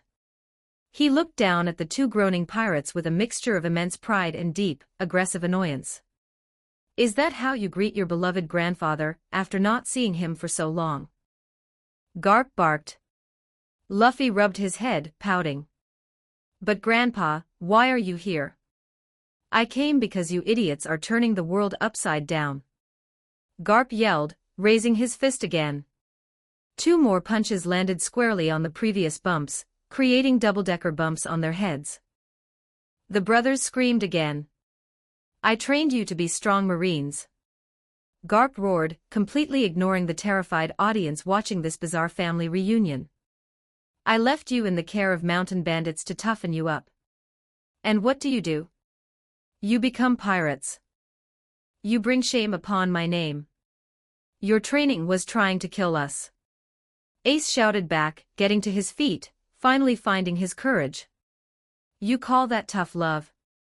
You tied me to a bunch of balloons and sent me flying into a thunderstorm when I was 7. It builds character. Garp argued, picking his nose. You threw me into a bottomless ravine. Luffy yelled, pointing an accusing, rubbery finger at his grandfather. I wanted you to learn how to climb. Garp retorted. You strapped me to a wild boar in the middle of the night. Ace screamed. You left me in a jungle full of tigers and covered me in meat juice. Luffy added, tears of traumatic memory in his eyes. The shipwrights and thugs listening to the exchange turned pale blue. They survived that? Polly whispered, horrified. No wonder they're monsters, Zambai gulped. They were raised by a demon. I now completely understand where Luffy gets his boundless, terrifying energy, Nami sighed, resting her head on the table. His childhood was a survival horror game. Garp paused his yelling for a moment. He crossed his arms and actually took a good, long look at his two grandsons. His sharp eyes scanned Luffy's broad, densely packed shoulders and Ace's towering, incredibly muscular physique. Hold on a minute, Garp frowned, stepping closer. What the hell have you brats been eating? You're massive. Ace, you're built like a brick house, and Luffy, you've doubled in width since I saw you in the East Blue. Growing this much in a few months is physically impossible. Luffy stiffened. He was a notoriously terrible liar. He immediately turned his head to the side, squeezed his eyes shut, and puckered his lips, letting out a breathy, tuneless whistle. I just... Luffy lied poorly, sweat dripping down his face. Ate lots of meat. Yeah, Ace coughed, looking equally suspicious but trying to play it cool. Late puberty, old man. Island air is good for the bones. Garp narrowed his eyes, staring at the two sweating, whistling idiots. He knew they were lying through their teeth. But he glanced around at the bizarre Straw Hat crew, a talking reindeer, a duck, human-sized giants, and a guy who casually performed miracles. Humph, Garp thought to himself, deciding not to press the issue. Must be some weird devil fruit user in his crew doing body modifications. The Grand Line is full of freaks. Growing that much naturally is unreal, but as long as they're healthy. Big muscles or not, you're both still soft. Garp waved them off, returning to his original rant. If you had just listened to me and joined the Navy, you'd be fine Commodores by now. You had to listen to that red-haired idiot. Garp glared at Luffy. It's all Shank's fault. He poisoned your mind with romantic pirate nonsense. Luffy's expression hardened instantly. He grabbed the brim of his straw hat. The comical pain vanished, replaced by the fierce determination that had brought down Crocodile and Enies Lobby. Shanks is a great man, Luffy declared, his voice carrying the weight of a king. I don't care what you say, Grandpa. I promised him. I am going to gather a crew, find the One Piece, and become the Pirate King. Garp stared at his grandson. He saw the unyielding fire in the boy's eyes. He saw the reflection of the same stubbornness that cursed their entire bloodline. Garp's face darkened. He raised his fists again. Stop hitting me, Luffy cried, clutching his triple-decker bump. Why did I get hit again? Ace roared, clutching his own triple-decker bump. I didn't even say Shank's name. Because, Garp said sagely, crossing his arms and nodding, a grandfather's love should be distributed equally among his grandsons. Do you want some more equality? Both brothers violently shook their heads, backing away rapidly. Gebba-bobba. Dory laughed from the back of the room. The old Marine has a heavy hand. I like him.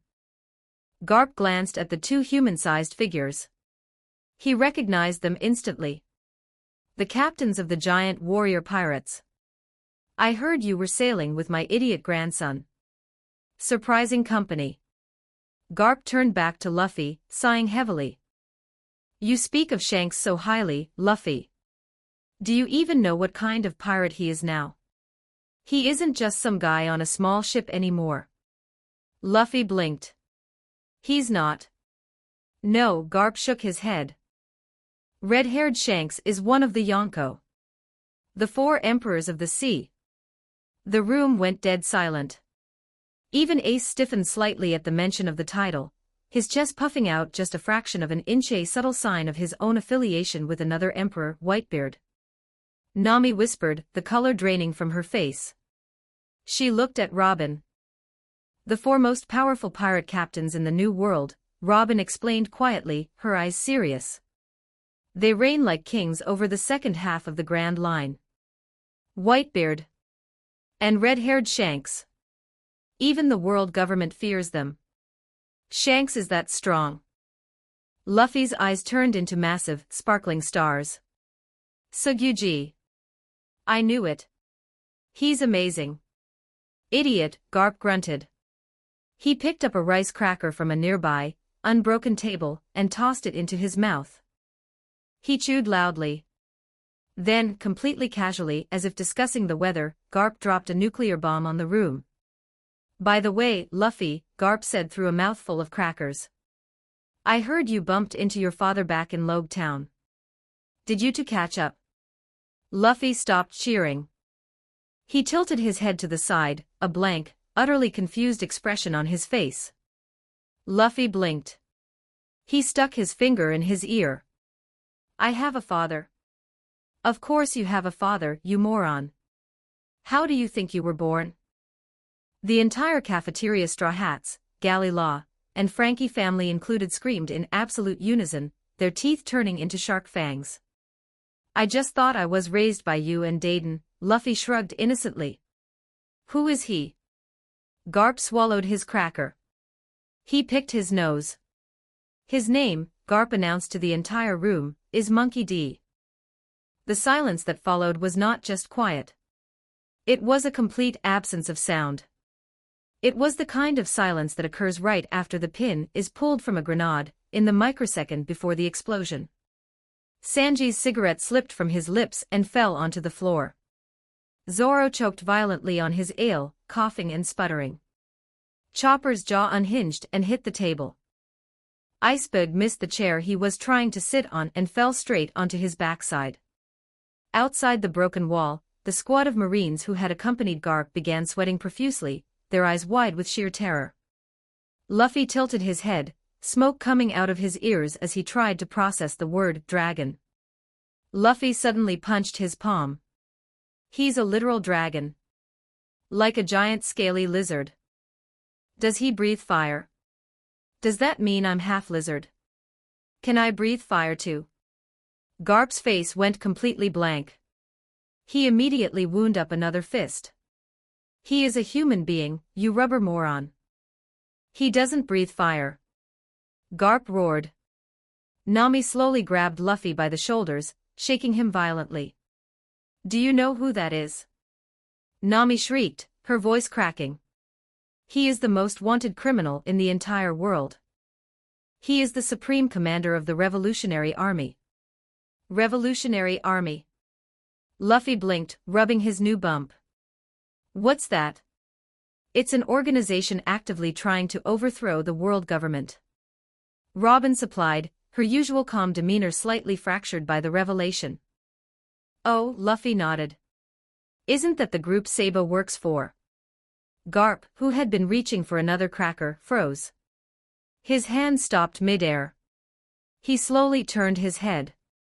His eyes locked onto Luffy. The comedic, annoyed grandfather vanished entirely. In his place was a man who had seen decades of war, pain, and loss. "What did you just say?" Garp asked, his voice suddenly very, very quiet. Ace stepped forward, realizing what had just happened. "He said Sabo," Ace stated clearly, looking his grandfather in the eye. Garp's breath hitched. His massive fists clenched so tightly the bones creaked. "Sabo is dead. He died 12 years ago. His ship was blown up by a celestial dragon."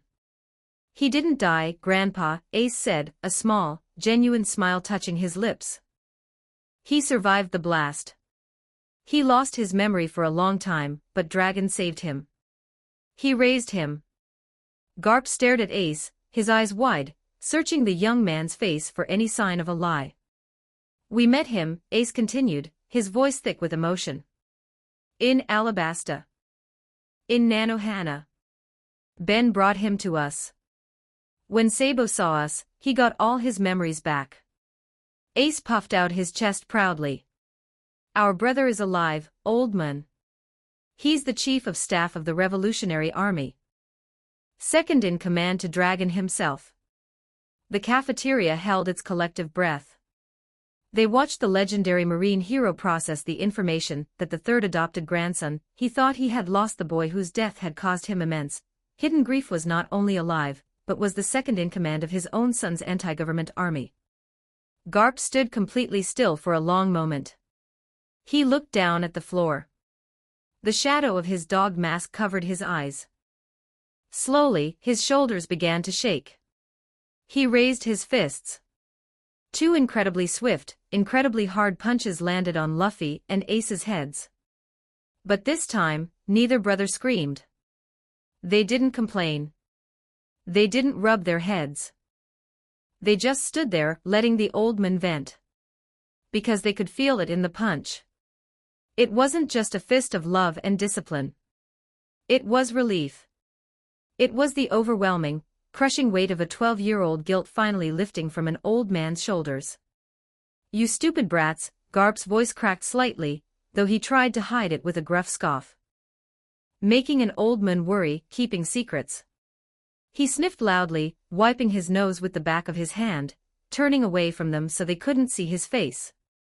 He cleared his throat violently, instantly switching back to his loud, boisterous persona.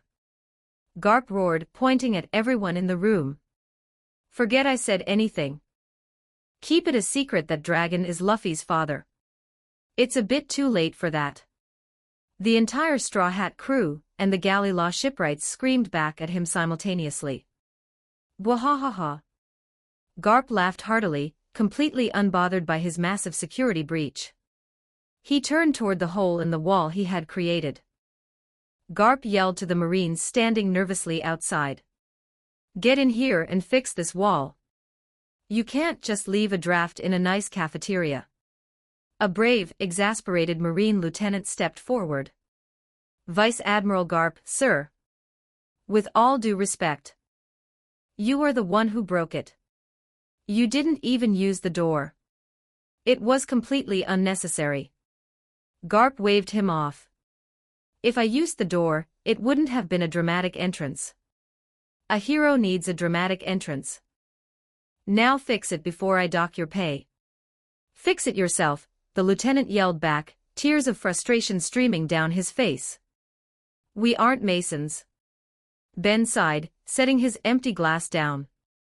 He stood up from his chair, brushing off his tailored suit. "Allow me," Ben said calmly. He walked toward the massive, gaping hole in the wall. The debris, broken bricks, shattered glass, and splintered wood was scattered across the floor and the street outside. Ben waved his hand. The magic took hold instantly. The shipwrights of Galley Law watched in sheer, unadulterated awe as the physical laws of destruction were reversed. The broken bricks lifted off the ground, flying backward through the air. They slotted perfectly into place. The splintered wood fused together without a seam. The shattered glass reassembled itself into pristine windows. The dust literally flew backward out of the room. In less than 5 seconds, the wall was perfectly, flawlessly restored. There wasn't even a crack to indicate it had ever been broken. The silence returned. The shipwrights stared at Ben as if he were a god of construction. Garp slowly lowered his arm. He looked at the perfectly fixed wall. He turned his head and locked eyes with Ben. The playful grandfather demeanor vanished, replaced by the sharp, analytical gaze of a man who had fought alongside Sengoku and Roger. "Oh ho," Garp said, his voice deep. "So you're the one they've been talking about. The one they called the magician." Ben didn't flinch under the heavy gaze. He simply smiled, twirling the wand between his fingers before it vanished back up his sleeve. "Guilty as charged, Vice Admiral," Ben nodded politely. Garp sized him up, his eyes trailing over Ben's relaxed posture, the lack of fear, and the quiet, dangerous confidence radiating from him. "You're a tricky one," Garp noted. "I'm just a man who likes to ensure his family travels comfortably," Ben replied smoothly. "Is that so?" Garp grinned a challenging, wide smile. "It is," Ben said. He gestured toward the door, the actual door, this time. "Since you traveled all this way to check on your grandsons, Vice Admiral, why don't we take this conversation somewhere more private? Our ship, the Going Merry, is docked at the Scrap Coast." Ben offered a welcoming smile. "I can promise you won't find a better spread anywhere in the city. I have an unlimited supply of premium rice crackers, and if you enjoy a good drink, I have some top-shelf liquor." Garp paused. He looked at Ben, then at Luffy and Ace, who were watching the exchange nervously. Garp's grin widened. "Unlimited rice crackers, you say? And tea, if you prefer," Ben added. "Bwahahaha." Garp threw his head back and laughed. "Why not? I haven't inspected my idiot grandson's ship yet. Lead the way, magician." "Luffy-san." A new voice called out from the doorway before they could leave. Everyone turned. Standing at the entrance of the cafeteria were 2 young Marine officers. One had striking pink hair, wearing a bandana and a tailored Marine coat. The other was tall, blonde, wearing strange visor glasses, and carrying 2 cookery blades on his back. Luffy and Zoro squinted at them. Luffy tilted his head. "Do I know you? Who are the brats?" Zoro grunted, resting a hand on his sword. The pink-haired boy's face fell, but then he smiled, tears springing to his eyes. He snapped off a perfect, crisp Marine salute. "It's me, Luffy-san. It's Kobe." Luffy's jaw dropped. Zoro's eyes widened. Luffy screamed, running forward and looking the young man up and down. "You used to be a little wimp with glasses. You're huge now. And you look cool." "You've clearly been training," Zoro noted, genuinely impressed by the young man's physical growth and confident stance. "Thank you." Kobe beamed, wiping a tear of joy. "Vice Admiral Garp has been training us very hard." "Yeah, right," the blonde Marine scoffed, stepping forward and adjusting his visor. "And you don't recognize me either, do you? After what you did to me in Shell's Town?" Luffy and Zoro stared at the blonde man blankly. "Nope," Luffy said. "Not a clue," Zoro added. The blonde Marine's face turned red with indignation. "Are you kidding me? I'm the one you held hostage. I'm the one who ordered Zoro's execution. I'm Helmeppo, Axe-Hand Morgan's son." Luffy blinked. Then he punched his palm.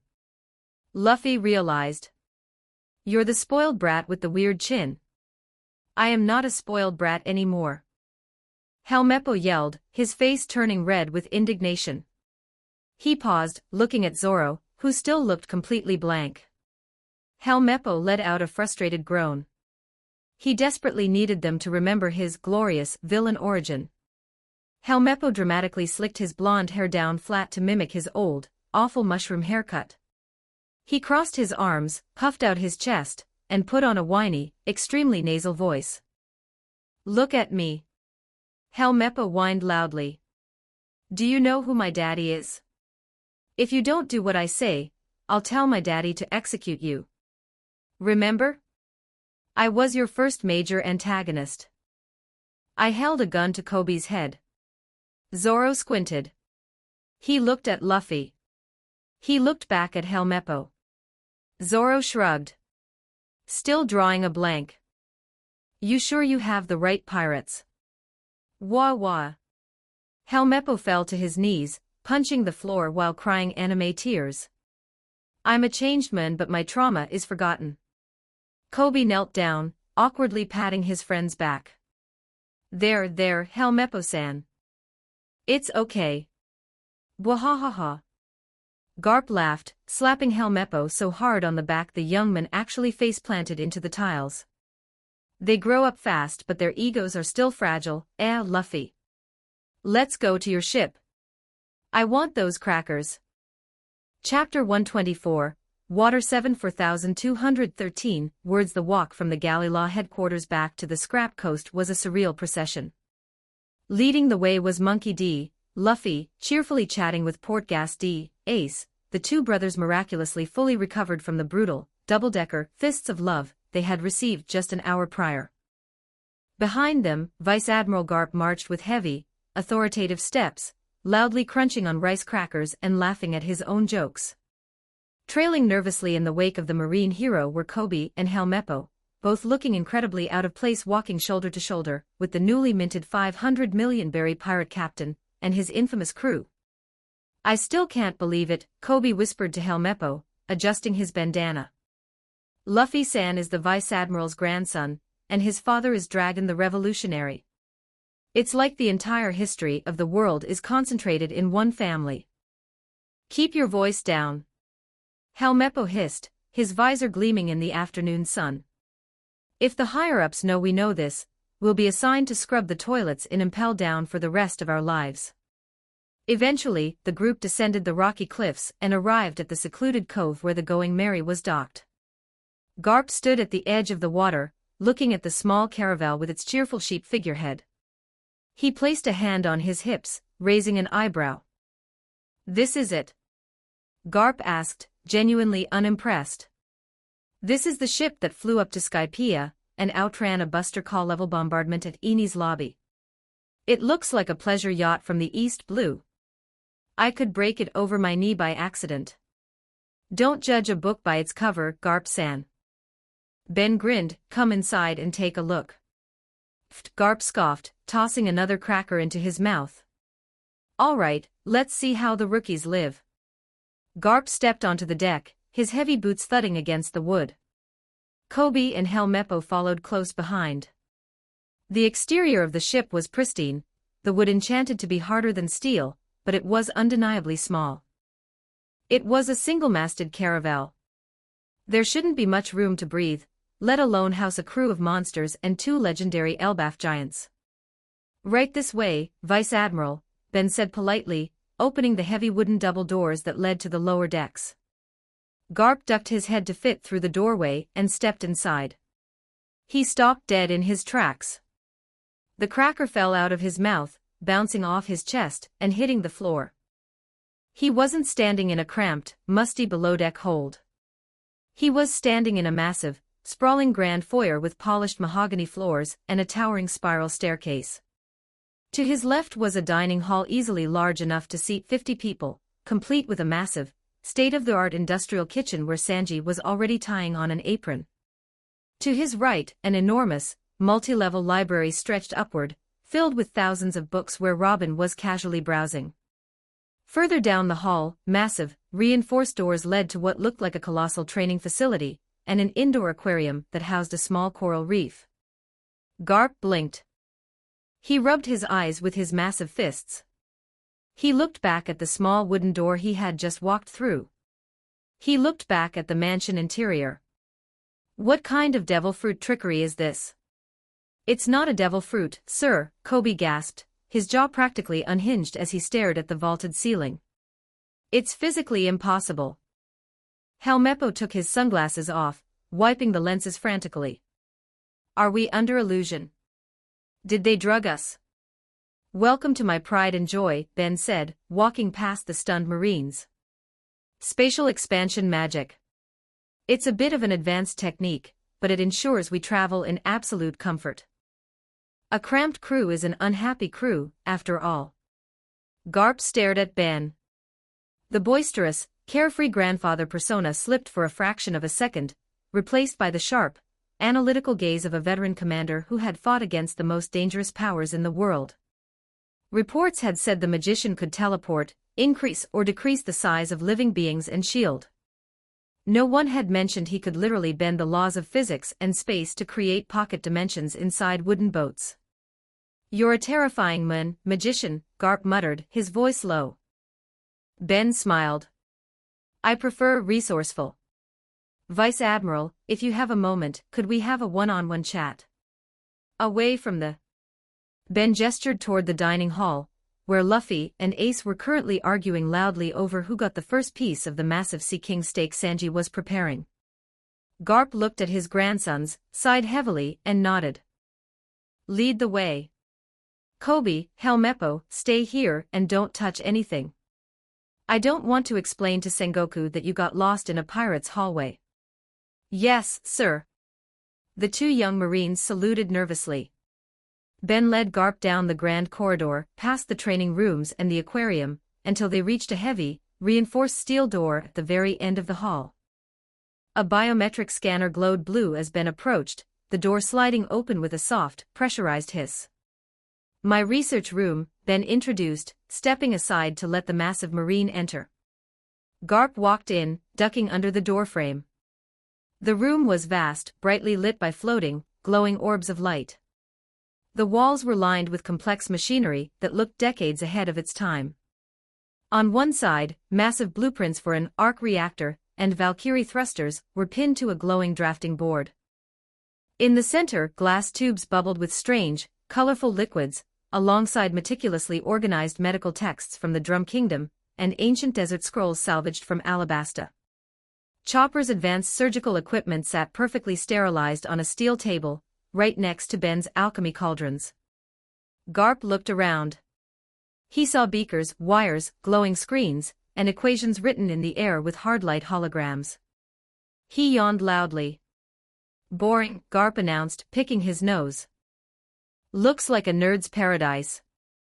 I prefer things I can hit with my fists. Machines just break when you punch. Ben chuckled, walking over to his mahogany desk and taking a seat. I figured you might say that. You've always been a straightforward man, Garp-san. But I didn't bring you here to talk about engineering.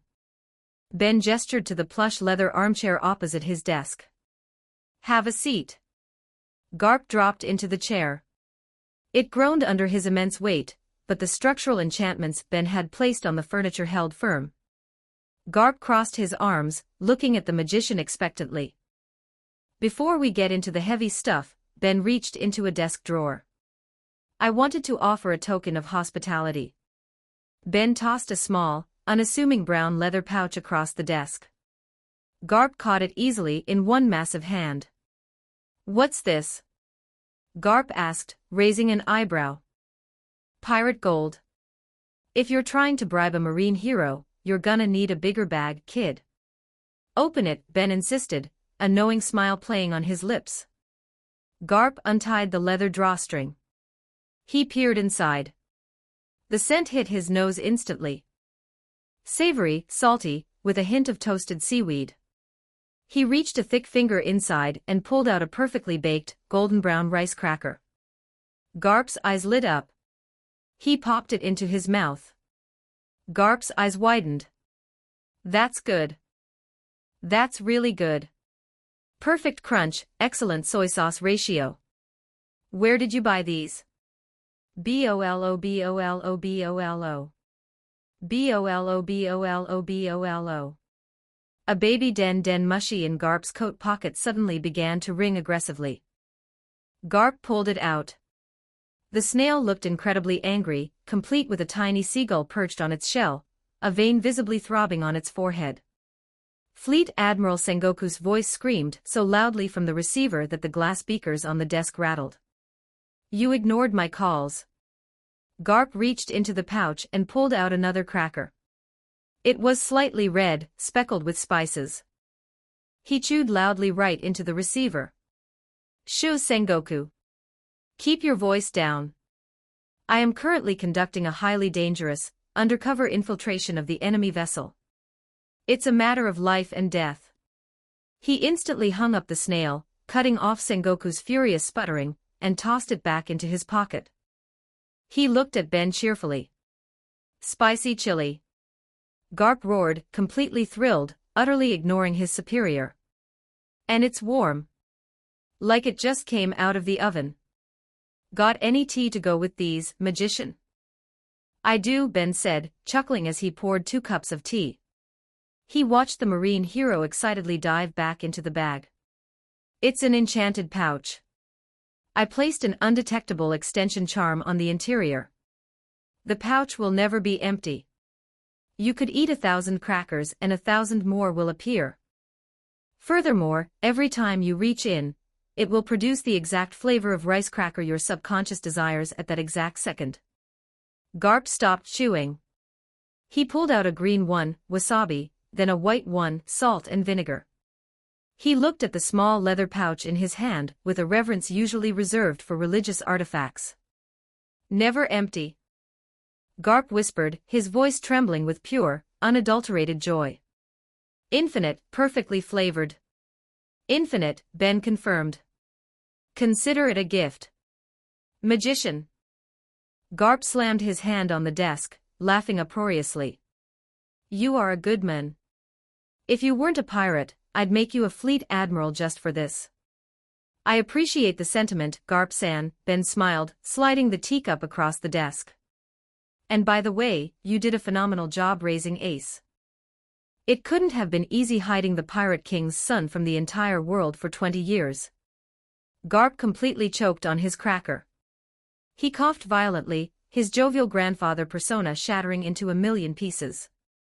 The air in the room suddenly grew heavy, suffocating. A terrifying wave of defensive conqueror's hockey flared up from the marine hero, cracking the porcelain teacup in his hand.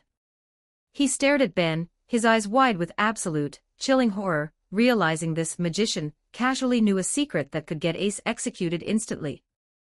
Garp growled, his voice a low, dangerous rumble. How do you know that? Ben met the Vice Admiral's murderous glare without blinking. The polite host was gone. I know many things, Garp-san, Ben said, his voice dropping into a serious, even cadence, utterly unbothered by the crushing hockey pressure filling the room. Things that could unravel the world if spoken aloud. Which brings me to why you are here. I do need something in return for my silence, and my hospitality. Garp's jaw tightened. The magician was holding a gun to Ace's head, and they both knew it. Garp swallowed the remaining cracker dust, the marine hero taking over the grandfather. There's always a catch, Garp said flatly. What do you want, pirate? I want you to take a soul-binding vow with me, Ben stated. Garp frowned. A soul-binding vow? Is that some kind of pirate blood pact? I don't make deals with criminals, magician. You should know that. It's not a deal, Ben clarified. It is a magical contract. An unbreakable vow. If 2 people take this vow, they are bound by the very fabric of their souls to uphold the terms. If you break the vow, your soul shatters. You die instantly. No exceptions. No hockey can save you. No devil fruit can protect you. Garp's eyes narrowed.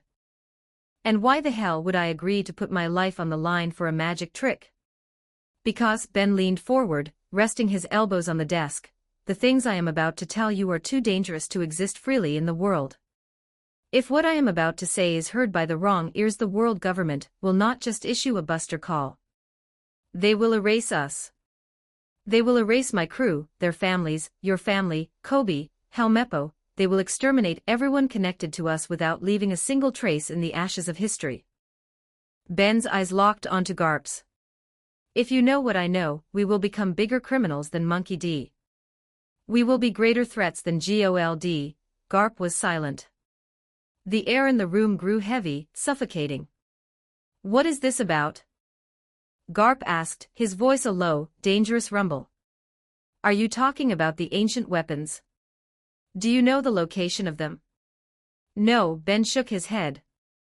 "I know something far more dangerous than weapons. Let me be clear with you, Garp-san. I am not a devil fruit user like the world government thinks. I have not eaten the teleport fruit, or the shield fruit." Ben raised his hand. The elder wand slipped from his sleeve into his grip. A gentle, ethereal silver light illuminated the dark room. "I am a magician," Ben said softly. "A true wielder of arcane arts. And my abilities extend beyond mere combat. Sometimes, I can look into the tapestry of the world. I can see the past. I can see the present. And I can see the vast, branching rivers of the future." Garp stared at the glowing wand. He was a man of hockey, of physical might. But the absolute certainty in Ben's voice sent a chill down his spine. "You can see the future," Garp repeated, skeptically. "I can," Ben confirmed. "And I can see the past that the world government desperately tried to bury. If you want to know what I know, if you want to understand the true storm that is coming for this world, you have to take the vow. You cannot share this information with the Navy. You cannot report it to Sengoku."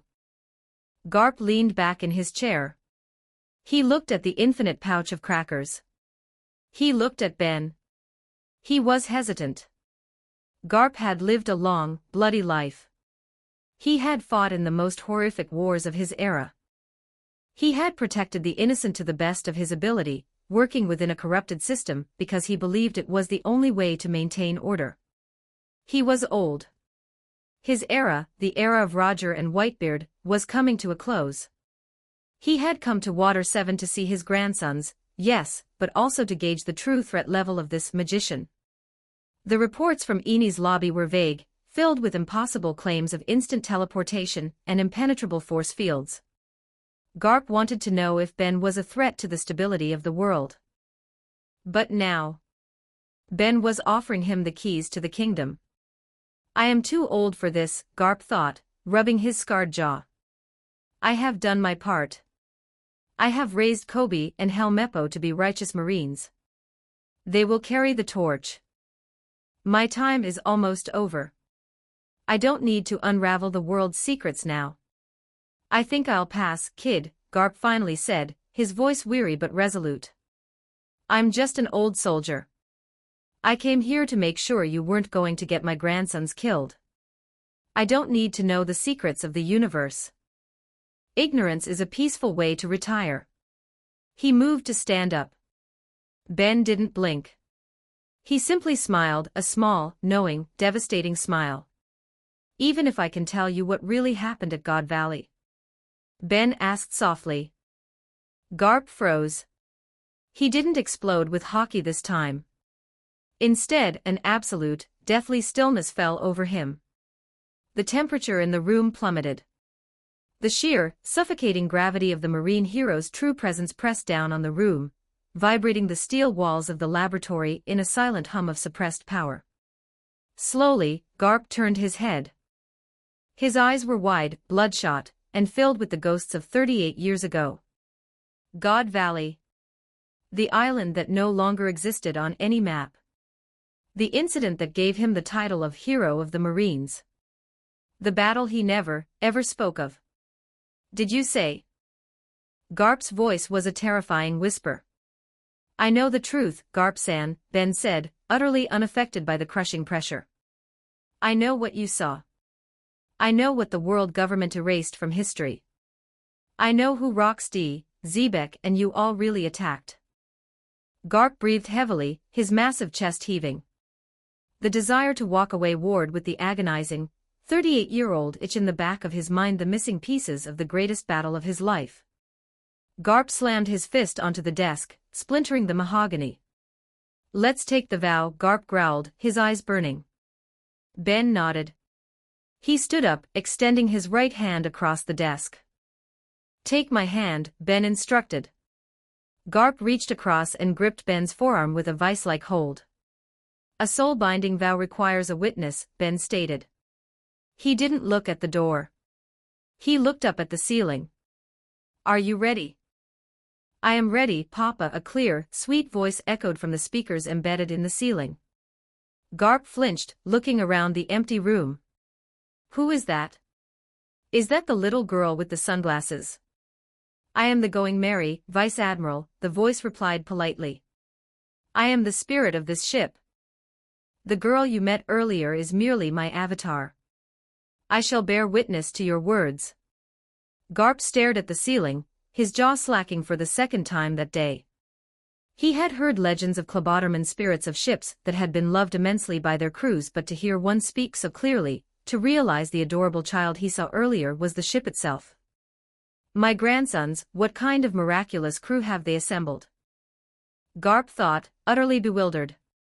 Let us begin, Ben said, his eyes glowing with arcane energy.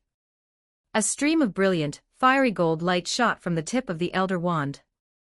The light wrapped around their clasped hands, forming a glowing, ethereal chain that bound them together. The magic pulsed, syncing with the rhythm of their beating hearts. Do you, Monkey D? Garp vowed to never reveal the secrets spoken in this room to any member of the world government, the Marines, or any living soul without my explicit consent. Ben asked, his voice echoing with magical resonance. Garp stared at the glowing chain of gold. The golden chain tightened, sinking into their skin, binding their souls. Then the pact is sealed, Ben said. He pulled his hand back. The golden light faded, leaving no physical mark, but Garp could feel a strange, heavy weight settling deep within his chest. Garp sat back down, taking a deep breath to steady his racing heart. All right, magician, Garp said, his eyes demanding answers. The vow is taken. Now speak. I was at God Valley. We fought that monster, but I never knew what that was. Garp frowned, his fists clenching as he recalled the memory he had kept buried for decades. I saw a shadow. A monster that defied all logic. What was that thing? That thing was the ultimate secret of the world, Ben explained, his voice taking on the cadence of a storyteller. But to understand it, you have to remember what the celestial dragons were actually doing on that island. They weren't just vacationing, were they, Garp-san? Garp's face darkened with profound disgust. The native hunting competition. A sick, triennial game. They took over an unaffiliated island, dumped their slaves and the native population there, and hunted them to extinction for sport. The mastermind was St. Figureland Garling, and the prizes were legendary devil fruits. Exactly, Ben nodded. A slaughterhouse disguised as sport. But the hunt had another hidden purpose, Garp-san. It was bait. The world government told you that Roxy Zebek went there seeking domination. The truth is far more desperate. He wanted his family, Ben stated simply. Hidden on the island among the targets were his wife, Eris, and his 2-year-old son. Rox was not invading. He was rescuing.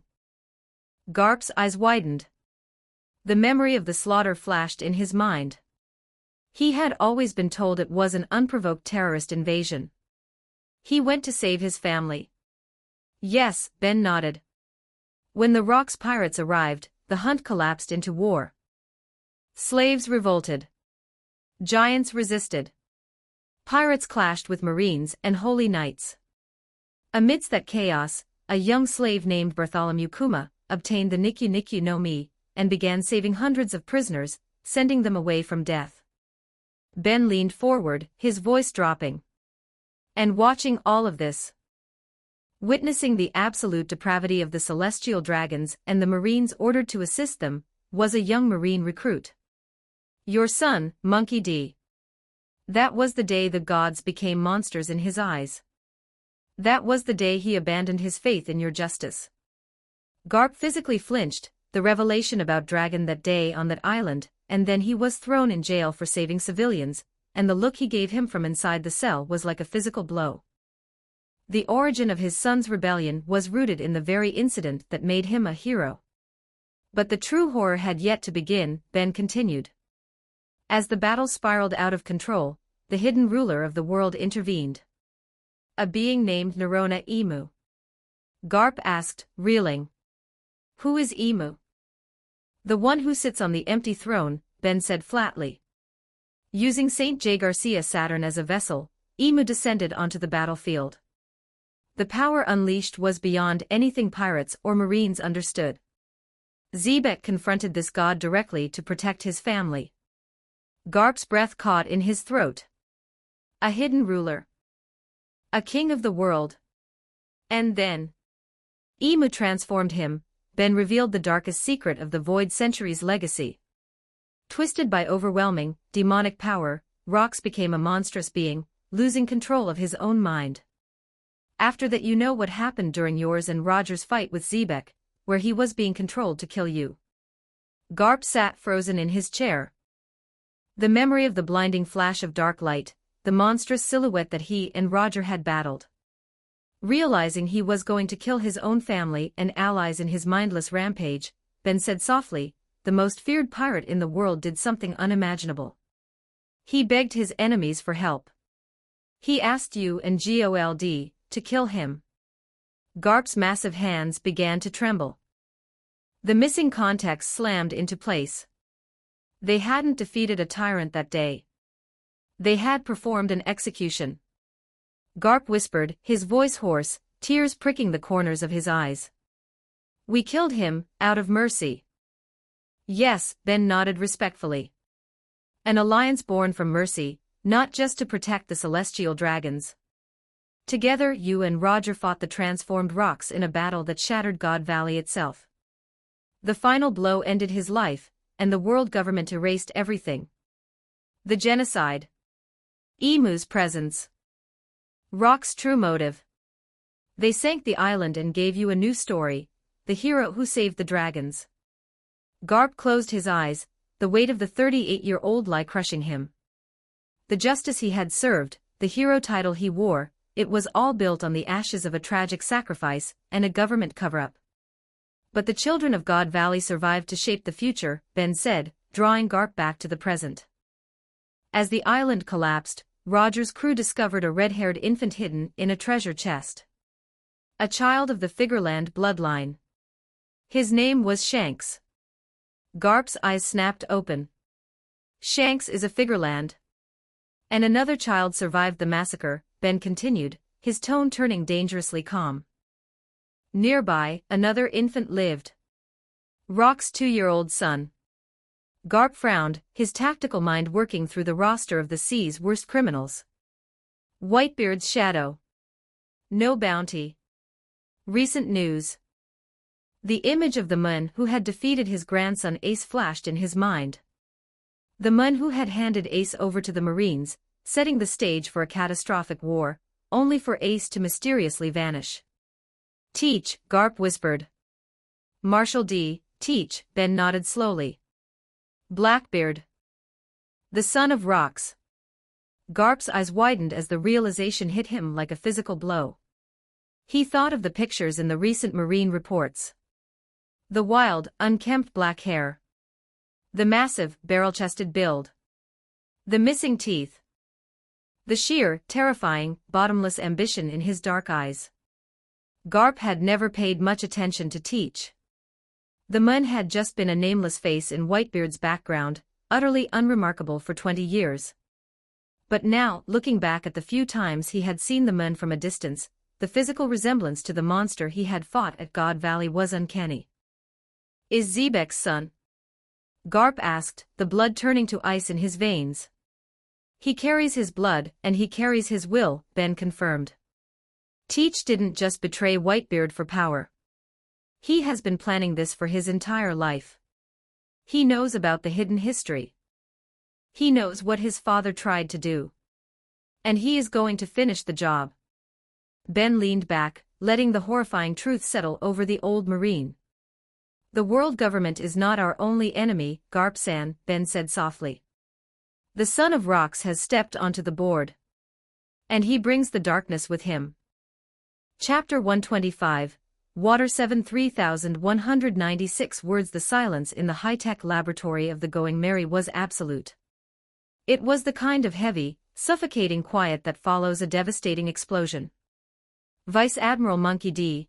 Garp, the hero of the Marines, the man who had cornered the Pirate King and shattered mountains with his bare fists, sat entirely motionless in the plush leather armchair. The small, enchanted pouch of infinite rice crackers rested forgotten on his lap. His broad, scarred chest rose and fell in slow, measured breaths, fighting to control the tempest raging within his mind. Blackbeard. Marshal D. The son of Rox D. Garp grunted, his voice sounding like two grinding stones. He dragged a massive, calloused hand down his face. If what you say is true, the balance of the three great powers is already fractured. He is a ticking time bomb. He is, Ben agreed smoothly, seated across the mahogany desk. He picked up a delicate porcelain teapot and poured himself a fresh cup of Earl Grey. The tea steamed in the cool, air-conditioned air of the lab. Teach is the ghost of the past, stepping into the present. Ben set the teapot down. The soft clink of the ceramic echoed sharply. But now that you know the truth of God Valley, Garp-san, Ben said, leaning back and resting his fingertips together in a steeple. Now that you understand the ghost that haunts this era, let me tell you what will happen in the future. Garp frowned, his bushy eyebrows knitting together. He looked at the magician, his skepticism warring with the horrifying accuracy of Ben's previous revelations. The future? You claim to see the path ahead, but the future is written by the men who fight for it. How can you be so certain?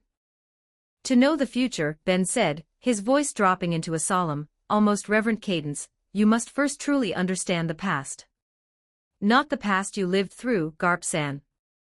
Not the past that the world government allows you to know. I am talking about the true history of this planet. Ben raised his right hand. The elder wand slipped from his sleeve into his grip. With a slow, sweeping motion of his wand, the sterile walls of the laboratory completely dissolved into shadows. Garp flinched, gripping his armrests as the room around them transformed. They were no longer sitting in a ship, they appeared to be floating in a vast, ethereal void.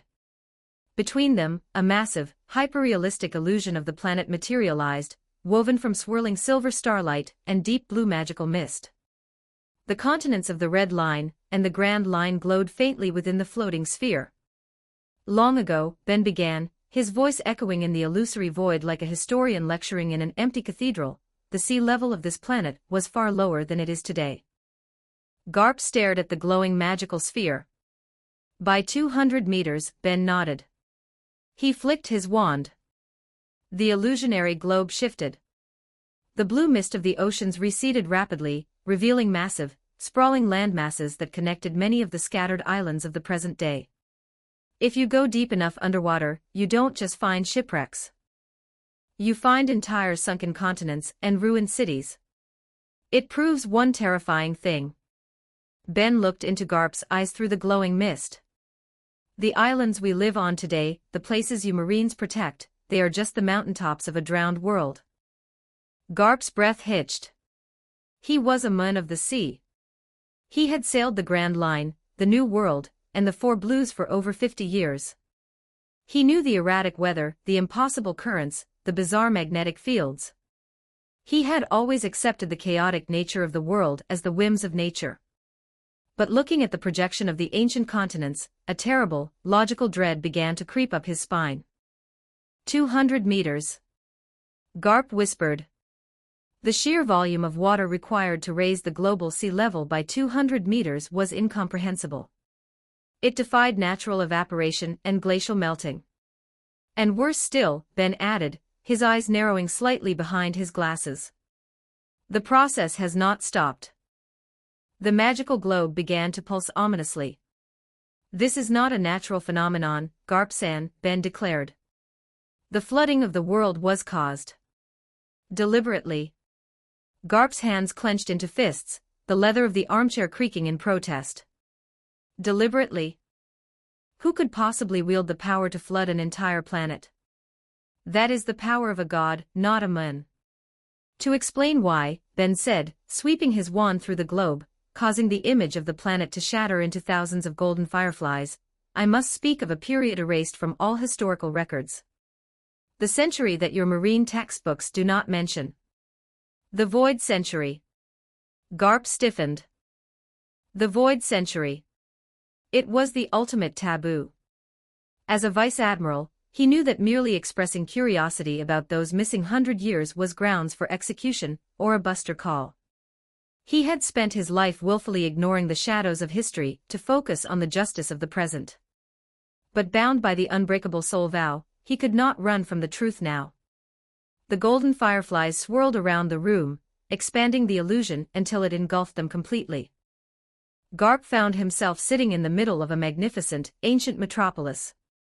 Towering spires of gleaming white stone, and impossible technology stretched into a phantom sky. 800 years ago, Ben's voice took on a tone of quiet. There was a kingdom that was basically a utopia. They had endless energy, flying machines, and cures for almost any disease. Their society makes ours look like the Stone Age. Ben's expression darkened. And it was destroyed. The illusion violently shifted. The pristine city around them burst into spectral flames. Shadows of massive battleships blotted out the sun. Towering ancient giants fell to the earth, and the sky rained ash. Garp watched, mesmerized and horrified, as the phantoms of a global war played out around his armchair in terrifying, silent detail. There occurred, 8 centuries ago, a massive global war, Ben narrated over the silent destruction. It was a clash for the very soul of the planet. And in the end, one side was completely wiped out. Ben pointed a finger at the burning city. Their history was erased. Their names were made forbidden. Their legacy and their grand cities, all of it was buried beneath the sea. And the other side? Garp asked, though his gut already knew the answer. The victors of that war, Ben said softly, united their kingdoms. They climbed up to the safety of the Red Line and called themselves the world government. The history you know, the justice you serve, was written entirely by the people who survived. Garp closed his eyes.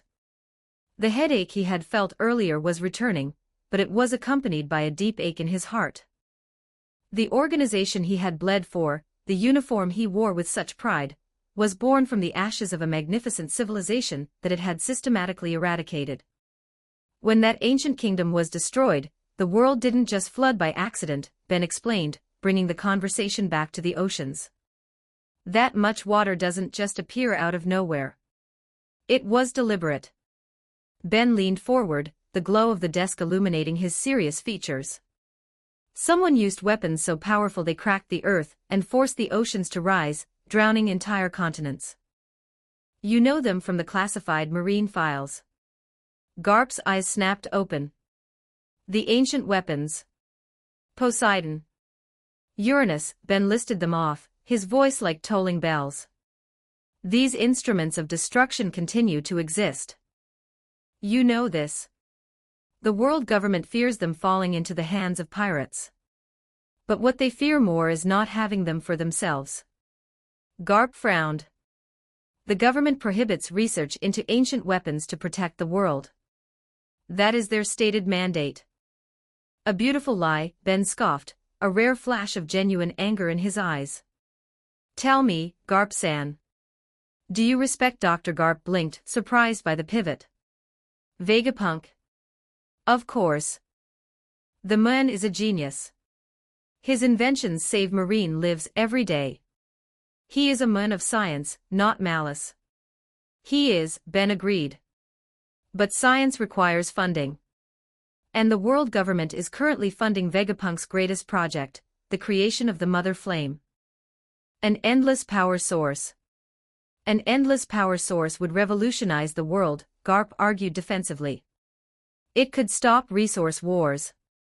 It could bring light to the darkest corners of the seas. It could, Ben said softly. But that is not what the 5 elders or Emu want it for. They are paying Vegapunk to create the Mother Flame, so they can fuel one of the ancient weapons they already have. The air in the room seemed to freeze. Garp's heart skipped a beat. They have won. They do, Ben confirmed. And if Vegapunk succeeds in powering it? If they start firing it again? Ben waved his wand, dispelling the burning city. The image of the globe appeared again, suspended between them. Slowly, horrifyingly, the blue water levels rose. They swallowed the Grand Line. They swallowed every island until only Red Line remained. The illusionary water then spilled out of the globe, flooding the room. Garp instinctively pulled his feet back as the spectral tide rose to his chest, visually drowning them in the abyss, though it left no physical wetness behind.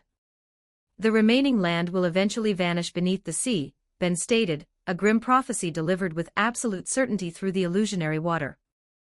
The world will drown, Garp-san. The world government will rule over a graveyard of water, safe in their high towers in Mary Geos, while the rest of humanity sinks into the abyss.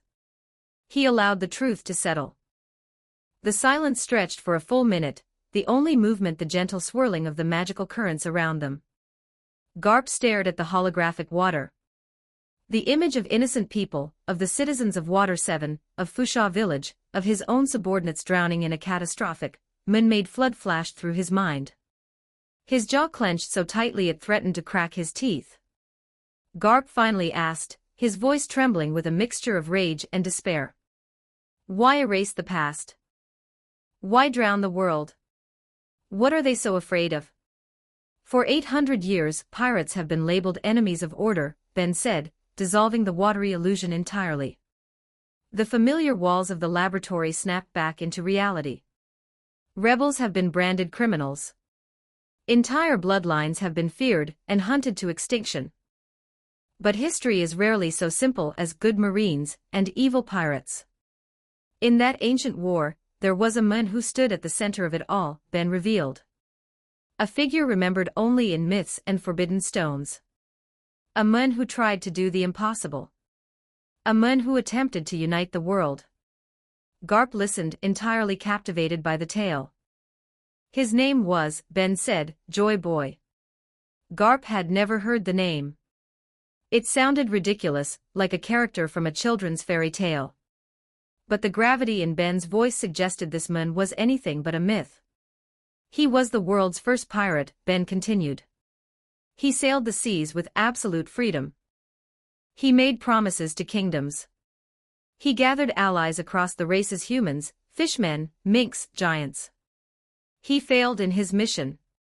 He lost the Great War. Ben pointed a finger at Garp. The future of humanity, the survival of this planet, may depend entirely upon finishing his dream. The truth of the past has been hidden, because Joy Boy's ideology is the exact opposite of the world government's control. And what does this ancient pirate have to do with the present? Garp challenged, crossing his arms. There are people alive today who carry the legacy of that forgotten age, Ben explained. Individuals connected by an initial pass down through generations. A letter that the world government fears above all else. Garp whispered. Yes, Ben nodded. Monkey D, Portgas D, Marshall D. For centuries, scholars have debated this initial in secret. The bearers of this name are not descendants of royalty. They are not members of a single, unbroken bloodline. They are a diverse group of humans and giants alike. Ben tapped his own chest. They are inheritors of a will. The will of D. The natural enemies of the gods of Mary Geos. Garp stared at his own hands. The hands that had fought for the gods. The irony was bitter and sharp. During the final days of the ancient war, when defeat was inevitable, Joy Boy's allies made a desperate decision, Ben narrated. They knew they couldn't win by fighting. The enemy was too strong.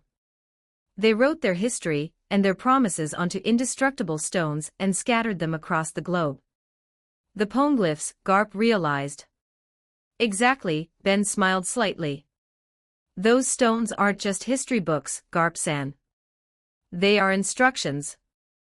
A map left by a dying civilization for our era. Instructions for what? To finish what Joy Boy started, Ben said. You see, the ancient weapons Pluton, Poseidon, Uranus were never meant just to kill people or sink islands. Ben stood up, walking around his desk. They were built like giant bulldozers for the planet, Ben revealed. They were meant to tear down the red line. To destroy the calm belts. To break the massive walls that divide our four oceans. Garp's eyes widened as the sheer magnitude of the concept hit him. To tear down the walls of the world. The final objective of Joy Boy's plan, Ben's voice rose, filled with a quiet, fierce passion, was to merge the world back into a single ocean. A unified landmass where no race would be isolated. A sea where fishmen could live under the sun, where the skies and the oceans were open to all. The Sea of Legends. The all-blue, Garp whispered, remembering the fairy tale cooks and dreamers often spoke of. Yes, Ben nodded. But the plan failed. And for 8 centuries, the world government has stopped anyone from fulfilling that promise. They like the divided seas because divided people are easier to rule. They guard the red line because it keeps them physically above the rest of humanity. Ben stopped in front of the vice admiral. The coming era, the war that is brewing right now, will determine whether humanity repeats the tragedy of 800 years ago and drowns, or transcends it and unites the world. Ben let out a long breath. I only say this world will sink in the future if nothing changes. Garp sat in the leather chair, looking older than he ever had. The jovial, cracker-eating Marine was entirely stripped away, leaving only a tired warrior bearing the weight of a shattered worldview. The justice he had fought for was a system designed to keep humanity divided and oblivious to an impending, watery grave. But Garp was a pragmatist. He was a man of action, not a scholar. He looked up at Ben, his eyes narrowing, his jaw set in a hard line. It's a terrifying story, magician, Garp grunted, his voice gruff. A tragic history, and a doomed future. But tell me this, what does that have to do with me? Garp scoffed, waving a hand dismissively. I am an old man. My era is over. I might die before this final war you speak of can even arrive. I am just a grandfather trying to make sure his grandsons don't get themselves killed. I cannot fight the tides of history. Ben didn't look offended. Instead, a slow, wide, and incredibly dangerous smile spread across his face. It was the smile of a man who held the ultimate trump card. You think this doesn't involve you, Garp-san? Ben asked softly. You think you can just sit back and watch the era pass? Ben leaned down, resting his hands on the arms of Garp's chair, trapping the Marine hero in his gaze. Joy Boy was a formidable warrior, Ben said, his voice dropping to a whisper.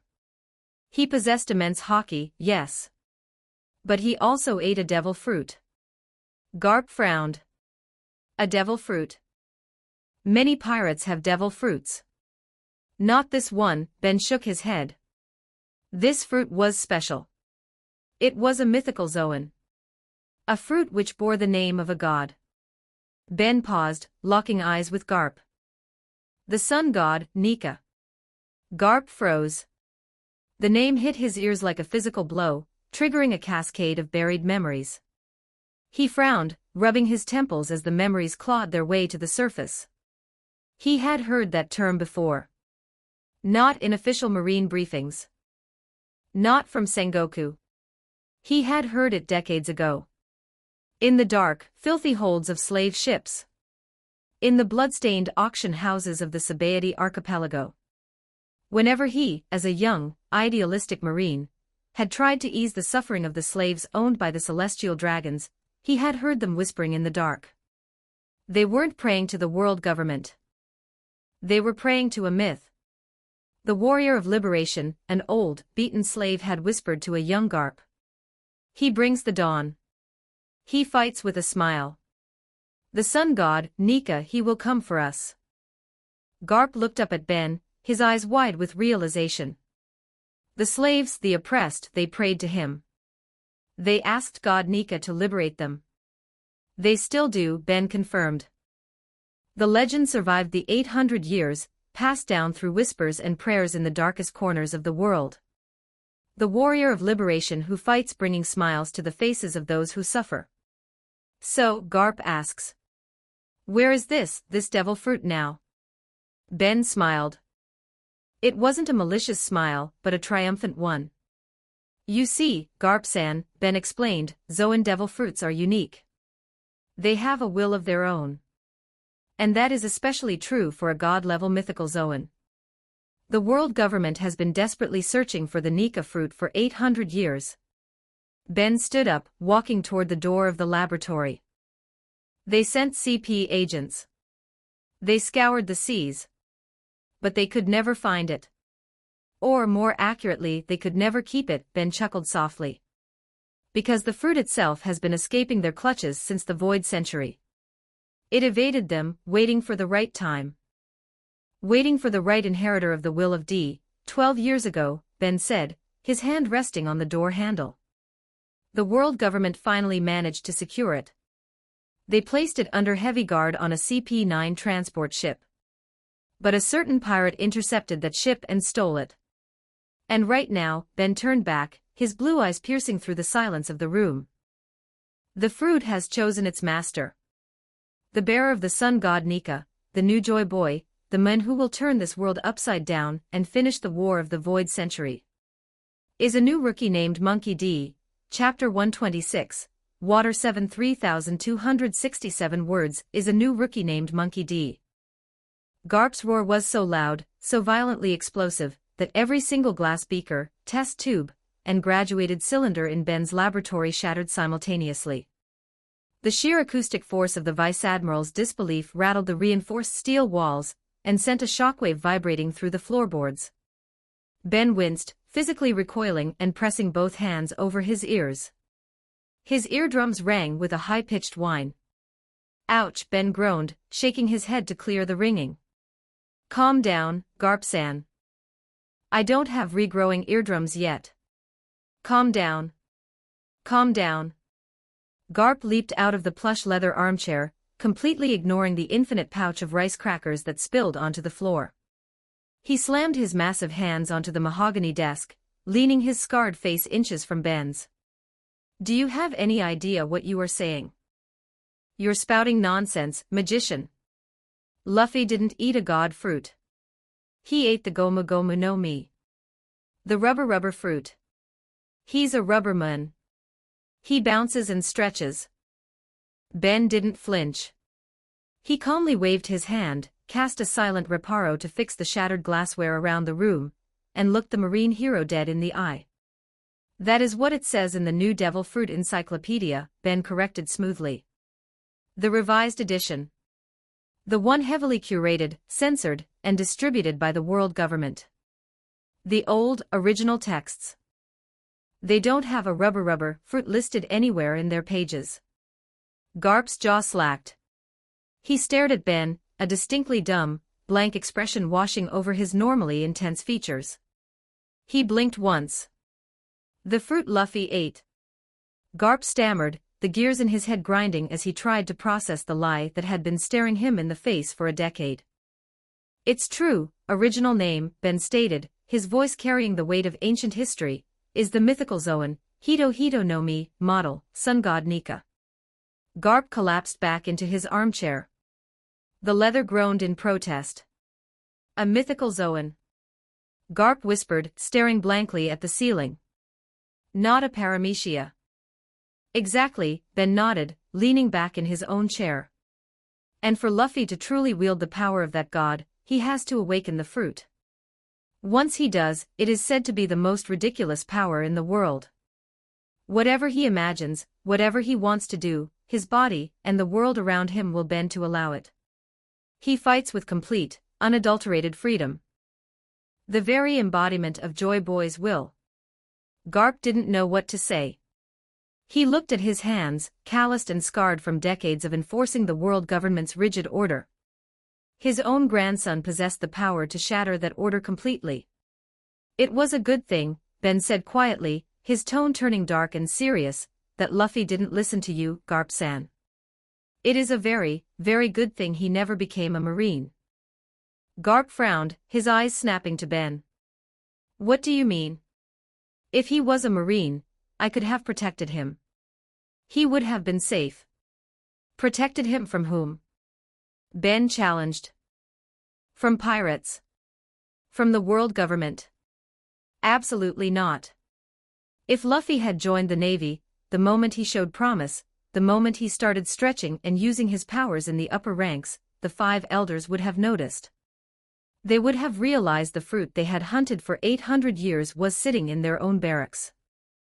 Ben leaned forward, the glow of the lab's instruments casting sharp shadows across his face. Do you think they would have just let him be a vice admiral?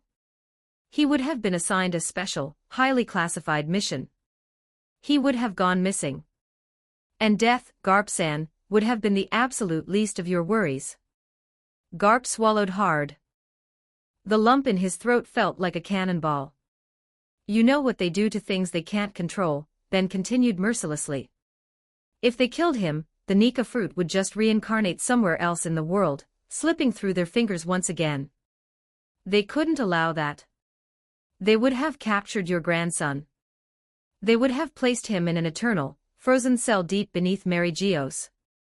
Chained in ice. Never allowed to die, so the fruit wouldn't respawn. Never allowed to live. A caged god, forgotten in the dark forever. Garp gulped loudly. The blood completely drained from his face, leaving his tan, weathered skin a sickly shade of gray. He imagined his bright, laughing, freedom-loving grandson locked in a lightless, frozen tomb for the rest of his natural life. The very thought made Garp's stomach violently churn with nausea and unadulterated horror. Garp slowly turned his head to look at the blank steel wall of the laboratory.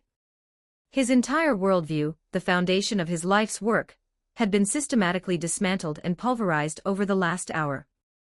Sabo, the grandson he thought had been murdered by the celestial dragons, was alive and actively leading the revolutionary army alongside his son, Dragon.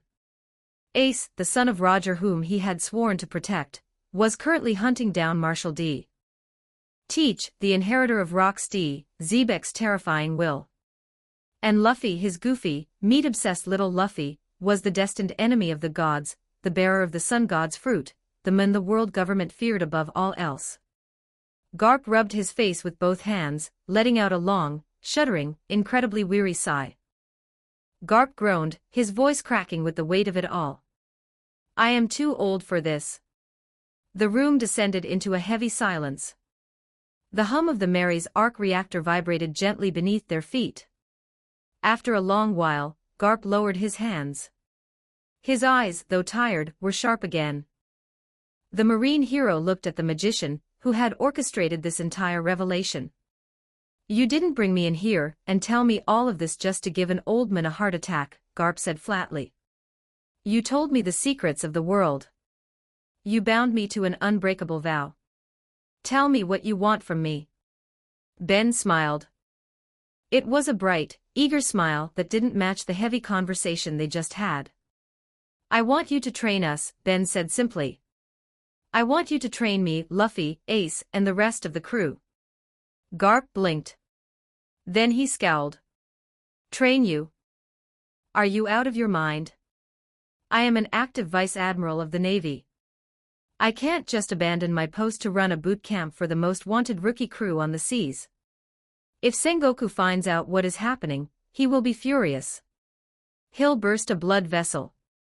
And if those CP agents report back that I'm fraternizing with the enemy. Garp leaned in, his voice dropping to a harsh whisper. They won't just send admirals after you, kid. If they know I'm polishing your fangs, they will act swiftly. They will send the gods' knights to eradicate you instantly. You don't want that kind of heat. Ben nodded understandingly. I am aware of the logistical and political nightmares, Garp-san. I'm not asking you to sail with us to the new world. Ben held up 3 fingers. How about you train us for 3 days? Garp paused. He stared at Ben's 3 fingers. Then he looked at Ben's face. A highly comical, exaggerated expression of pure exasperation crossed the old marine's face, his eyes turning into tiny dots and his jaw dropping. 3 days? Garp yelled, throwing his hands up. What kind of training can I give a bunch of monsters in 3 days? It takes years to forge a proper hockey user. Just 3 days of your time, Ben insisted, his smile unwavering. Garp rubbed his chin. He had requested shore leave in Water 7 precisely to check on his grandsons. He couldn't justify staying away from Marineford for much longer than that anyway without raising severe red flags with Sengoku. 3 days. Garp grumbled, crossing his arms. I can do that. I can't stay with those idiot grandsons of mine for longer than that anyway without wanting to strangle them. But don't expect miracles in 72 hours, magician. Oh, I think you'll be surprised. Ben stood up from his chair, smoothing his suit. Well then. Let's not waste any time. Let's get the training started. Garp grunted, grabbing the infinite pouch of rice crackers and following Ben out of the laboratory. Outside the atmosphere was chaotic and loud. Ben strolled into the room first. Luffy, Ace, Kobe, and Helmeppo were all seated at a massive table, surrounded by towering stacks of empty plates. Luffy and Ace were currently engaged in a high-speed eating contest, shoveling meat into their mouths while occasionally falling asleep for 3 seconds at a time. Kobe and Helmeppo were watching them with a mixture of awe and disgust. A moment later, Garp's massive frame filled the doorway. Bwahahaha! Garp roared, marching into the room and immediately grabbing a whole roasted turkey from a passing tray, taking a massive bite. After Garp had swallowed half the bird, Ben clapped his hands loudly, drawing the attention of the entire room. The rest of the Straw Hat crew, Zoro, Sanji, Nami, Usopp, Chopper, Robin, Vivi, and the giants looked over. Listen up, crew, Ben announced, his voice carrying clearly over the din. We are instituting a mandatory, highly intensive training session. And we have a special guest instructor. Garp-san has graciously agreed to beat some sense into you. At the sound of the word training coupled with the name Garp, both Luffy and Ace froze mid-chew. The color instantly drained from their faces. Their eyes popped out of their skulls. Grandpa's training. Luffy and Ace shrieked in absolute, harmonious terror. They immediately pushed their chairs back, the wood screeching against the floor, and began to aggressively backpedal toward the nearest window, their bodies shaking uncontrollably. We're busy. We have pirate stuff to do. Ace stammered, sweating bullets. I'm full. I need a nap. For a week. Luffy added frantically. Ben stepped smoothly into their path, blocking the exit. He fixed them with a stern, uncompromising glare. We are doing this, Ben said, his tone leaving absolutely zero room for argument. From now on, the opponents we face will be on an entirely different level. The new world is full of monsters who make them look like children. It is infinitely better to get hit by your grandfather now, in a controlled environment, rather than suffer a fatal blow in the future. Luffy and Ace slumped, their shoulders sagging in total defeat. They knew Ben was right, but it didn't make the prospect of the fists of love any less terrifying. Garp chuckled darkly, cracking his knuckles. He turned to his 2 young marine subordinates. Garp barked. The 2 marines snapped to perfect attention, saluting stiffly. Return to our battleship immediately, Garp ordered. Make sure the men stay in line and keep everything in order. I will be conducting specialized family business for the next 3 days. Tell the crew to run drills until I get back. Nobody slacks off. Understood, Vice Admiral. Kobe nodded, throwing one last, slightly empathetic look at Luffy before turning on his heel. He and Helmeppo quickly exited the ship, heading back toward the Blue Station docks. All right, Ben clapped his hands again. Everyone. Follow me. Ben pushed the door open, revealing the endless, glowing white void of the pocket dimension. The Straw Hats, minus Ace, walked in casually, already accustomed to the bizarre environment. Zoro immediately sat down to stretch his legs, while Sanji began wrapping his shins in bandages. Garp stepped through the threshold. He looked up at the infinite white sky, then down at the pristine tiled floor that seemed to stretch on forever. He stomped his heavy boot against the tile, testing the slightly heavier gravity. What kind of nonsense is this? Garp grunted, looking around in genuine bewilderment. Ben walked to the center of the group, turning to face Garp and Ace. Welcome to the hyperbolic time chamber, Ben introduced, gesturing to the white expanse. The crew is already familiar with its primary feature, but let me explain it to you too. Ben held up a finger. In this pocket dimension, the flow of time is severely dilated compared to the outside world. 10 minutes out there in water 7 equals 1 full, 24-hour day in here. Ace's jaw dropped. 10 minutes is a day. Garp froze. His veteran, tactical mind instantly began to crunch the numbers. Ben had asked him to train them for 3 days in the outside world. 3 days. 72 hours. 4,320 minutes. Garp's eyes widened. He snapped his head toward Ben, a look of absolute, comical outrage on his face. You tricky little bastard. Garp roared, pointing an accusatory finger at Ben. 3 days out there means 432 days in here, Ben confirmed with a totally innocent smile. A little over 14 months of uninterrupted, intensive training. I can't train you monsters for a year and a half straight. Garp complained loudly, clutching his lower back dramatically. I'm an old man. My back will snap. My knees will give out. You're trying to work me to death. I am aware that a year of constant combat is taxing, even for the hero of the Marines, Ben said soothingly, reaching into his spatial pouch. Which is why I have a solution for that.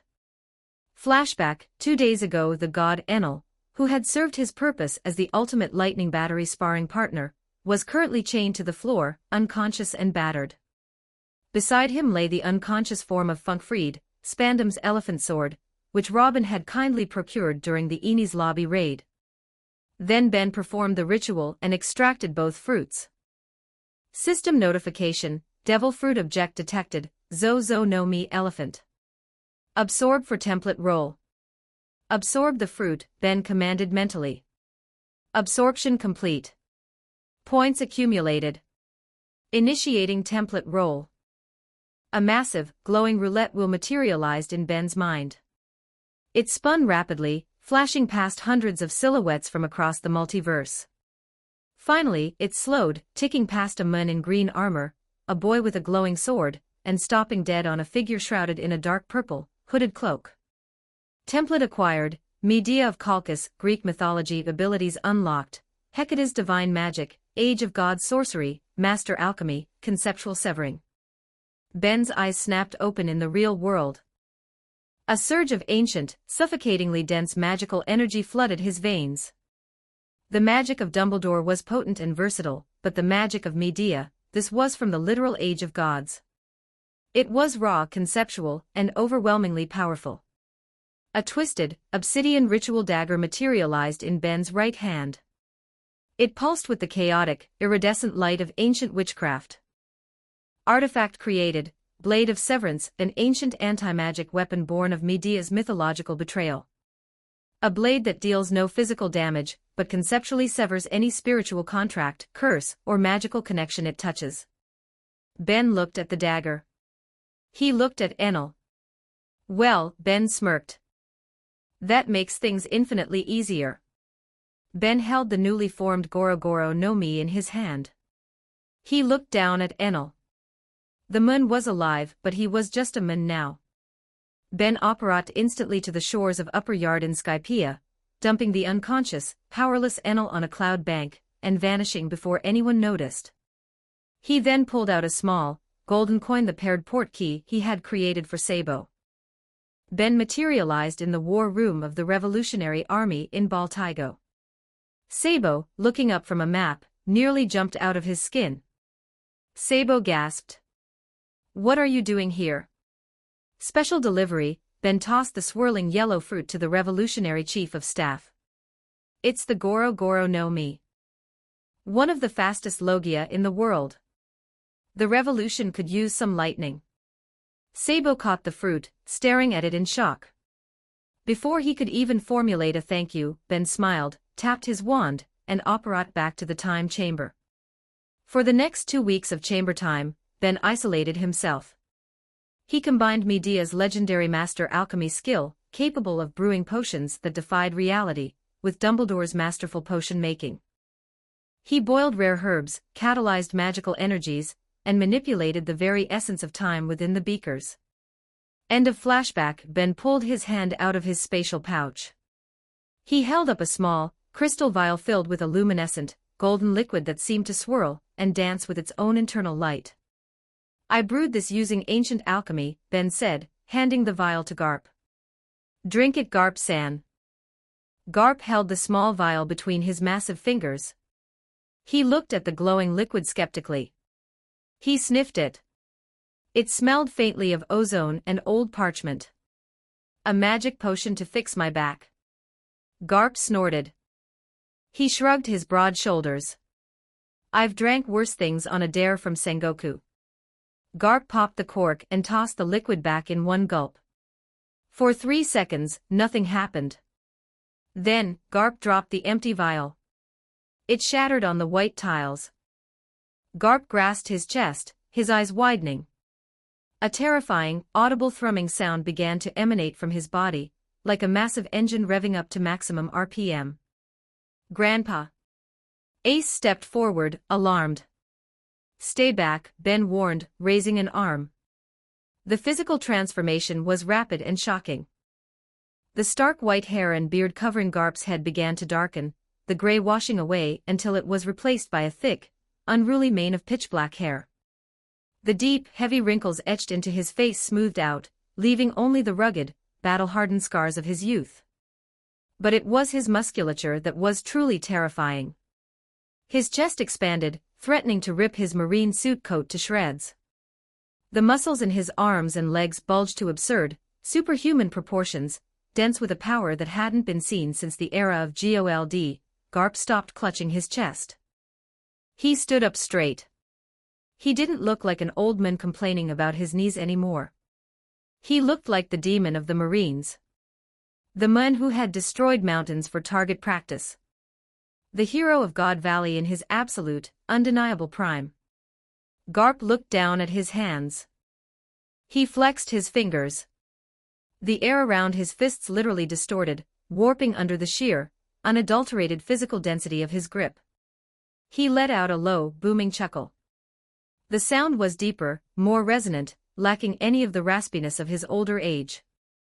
Slowly, a wide, incredibly dangerous, almost feral grin spread across his newly youthful face. He cracked his knuckles.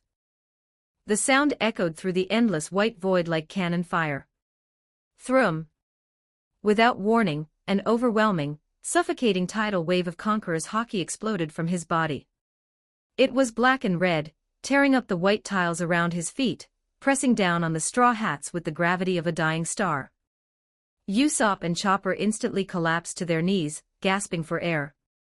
Even Zoro and Sanji gritted their teeth, struggling to stay upright under the crushing pressure. Prime Garp rolled his shoulders, his eyes burning with the thrill of battle. He looked at his 2 grandsons, and then at the crew of monsters who had dared to challenge the world. Well then, Garp's voice boomed, rich with terrifying excitement. Who wants a fist of love first? Chapter 127, Water 7 4207 words.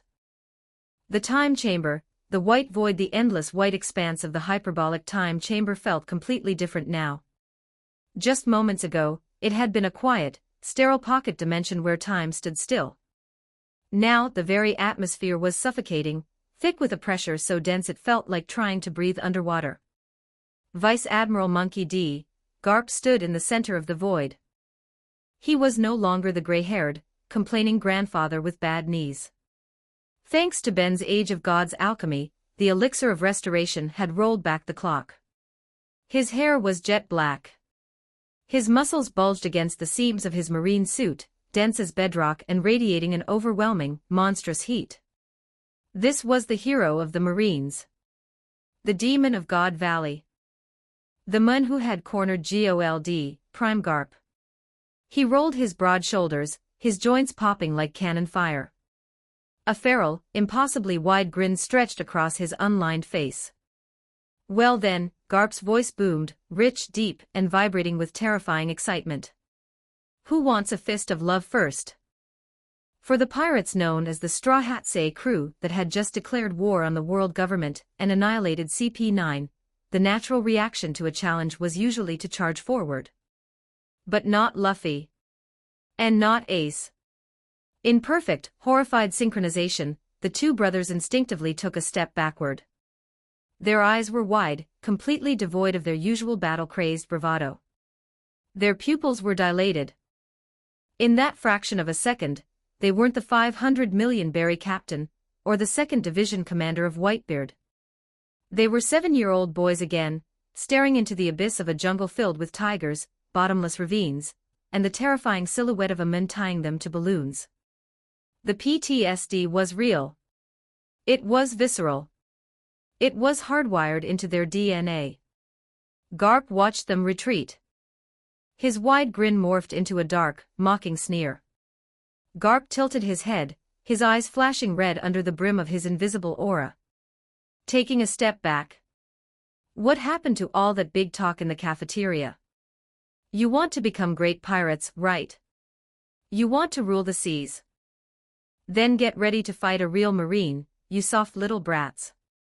Before the final syllable even left his mouth, Garp disappeared. It wasn't Soru. Soru was a technique to rapidly kick the ground 10 times in the blink of an eye to move at blinding speeds. Garp didn't need a technique. He just pushed off the ground once.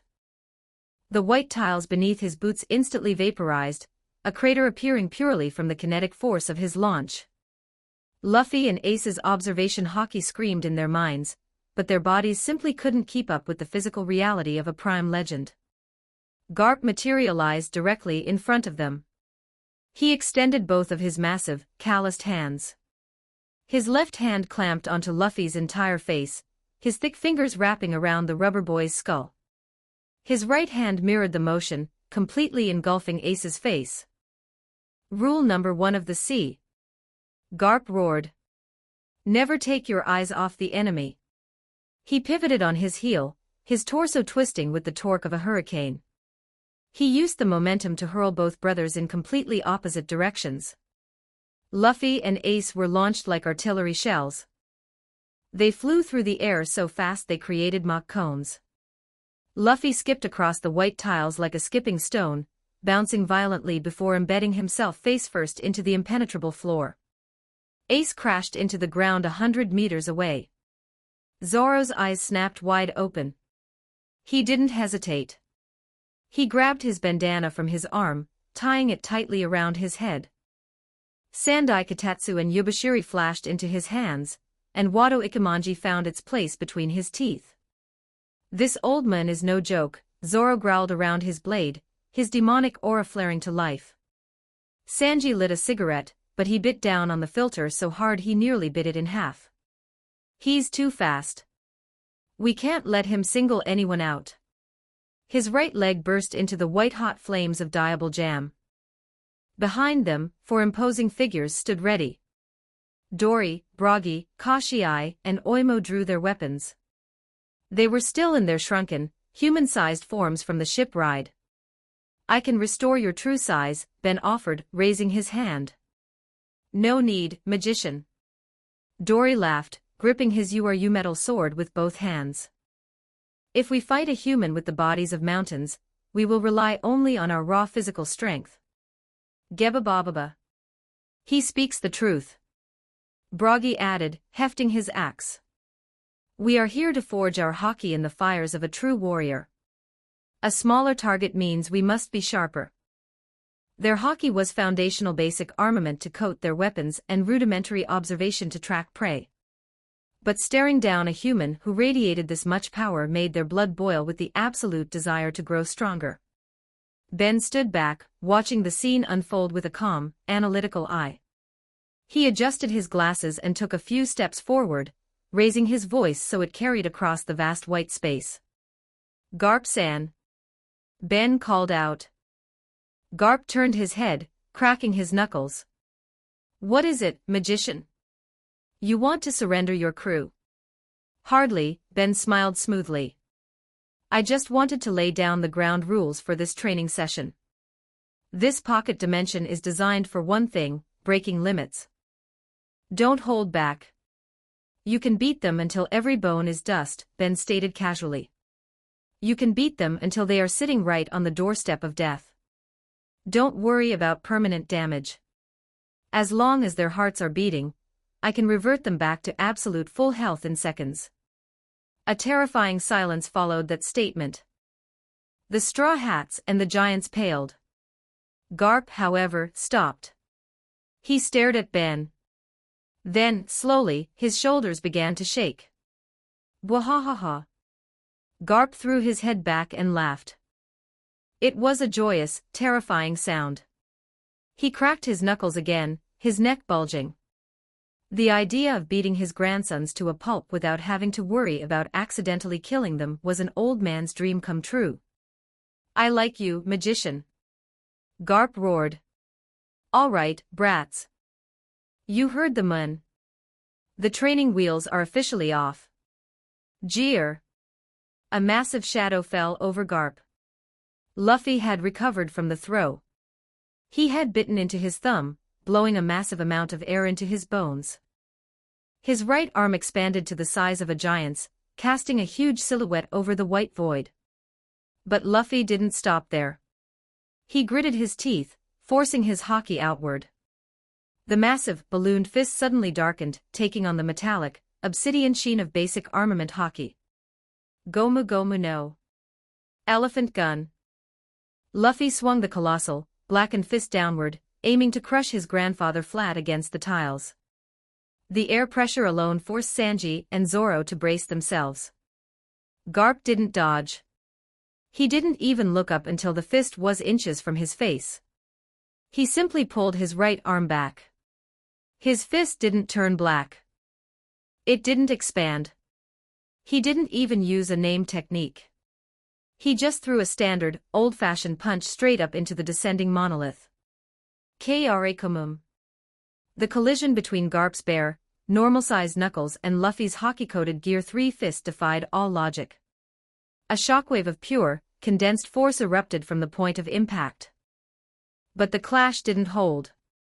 Garp's fist acted like a needle piercing a balloon, though it didn't pop it completely overpowered the kinetic energy. The shockwave rippled back up Luffy's giant arm. Luffy screamed as the bones in his arm groaned under the pressure.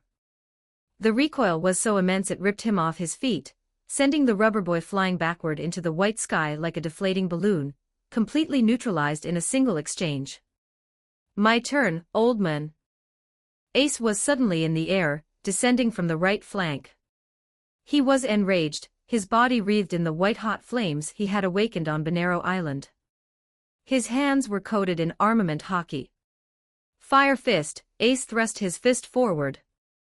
A colossal pillar of superheated fire, large enough to engulf a battleship, roared toward Garp, incinerating the very air in the time chamber. Garp merely turned his head. Too flashy, Ace, Garp grunted. Garp threw a punch at empty space. He didn't aim at Ace. He just punched the air in front of the incoming inferno. The sheer physical force of the punch compressed the atmosphere, creating a concentrated, localized hurricane. The wind pressure blasted forward like a solid wall, colliding with the fire fist. The gale was so overwhelmingly powerful that it physically tore the flames apart, scattering the white-hot fire into harmless embers that blew back in Ace's face. He punched the fire out. Ace gasped, blinded for a fraction of a second. Never lose sight. Garp's voice came from directly above him. Ace looked up, his eyes widening. Garp had used the cover of the extinguished flames to jump higher than Ace's trajectory. Garp brought a double-axe handle blow down on the back of Ace's neck. Ace was driven straight down into the floor like a nail hit by a sledgehammer. The white tiles spider-webbed into a massive crater around his unconscious, twitching body. Two down, Garp laughed, landing gracefully on the edge of the crater. Who's next? All of us. Zoro roared. Let's slice this old gorilla up. Sanji yelled. The crew attacked. It was a coordinated swarm. Zoro unleashed a massive 108-pound phoenix flying slash from the left. Sanji spun into the air, bringing down a flaming collier chute from the right. Chopper roared, transformed into Monster Point, swinging a massive, building-sized palm at Garp's back. Usopp stood at a distance, rapidly firing a barrage of explosive and net arrows. Nami summoned a dense thundercloud right over Garp's head, dropping a localized lightning strike, while Vivi launched sonic blasts from her vibranium spear. Garp just cracked his neck. It was a dance of absolute violence. He ducked beneath Zoro's flying slash, letting it cut harmlessly into the void. He sidestepped Sanji's flaming kick, catching the cook by the ankle as he passed, spinning him around like a ragdoll, and throwing him directly into the path of Chopper's incoming massive palm. Sanji and Monster Chopper collided, a tangle of fur and suits tumbling to the floor. Garp snatched Usopp's trick arrows out of the air with his bare hands. He threw them back faster than they were shot. The explosive arrows detonated at Usopp and Nami's feet, blasting them backward in a cloud of smoke. Vivi's sonic blast hit him, but Garp's raw durability completely ignored the frequency. He simply stepped forward and flicked the princess on the forehead, instantly knocking her out. From the sky, Karoo dove in, his iron duck power armor gleaming.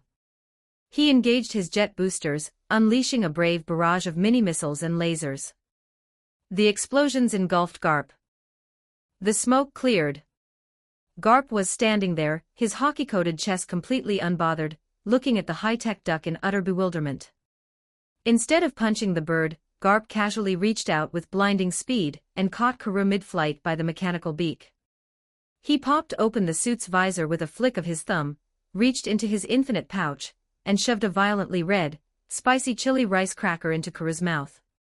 Karoo's eyes watered instantly. Quack! The duck went flying backward in a spiral, squawking uncontrollably as steam blew out of his beak, completely incapacitated by the spice. The lightning bolt struck Garp dead on. Smoke rose from his shoulders, but he didn't even flinch. He just looked at the two descending giants. Dory's sword and Broggy's axe came down. Though human-sized, the sheer weight and hockey behind the strikes fell with the force of an avalanche. Garp raised both hands. His fists turned jet black with armament hockey. He punched the edge of the descending sword with his left hand, and the flat of the axe with his right. The impact rang out like a church bell, stopping the titans dead in their tracks. "You've got spirit." Garp laughed, flexing his arms and shoving the giants backward so hard they tumbled over each other. "But you lack scale. Let me show you the pinnacle of the fist." Garp leaped high into the white void of the time chamber. He pulled his right arm back. The space around his fist began to distort, violently warping as a swirling sphere of black and red lightning gathered around his knuckles. The sheer atmospheric pressure made it hard to breathe. "Galaxy." Ben's eyes went wide. "Brace yourselves. He's not holding back." Ben dropped his casual stance and instantly tapped into his Momo Yaoyoroza template and Dumbledore magic simultaneously. Protego Maxima. Vibranium Wall.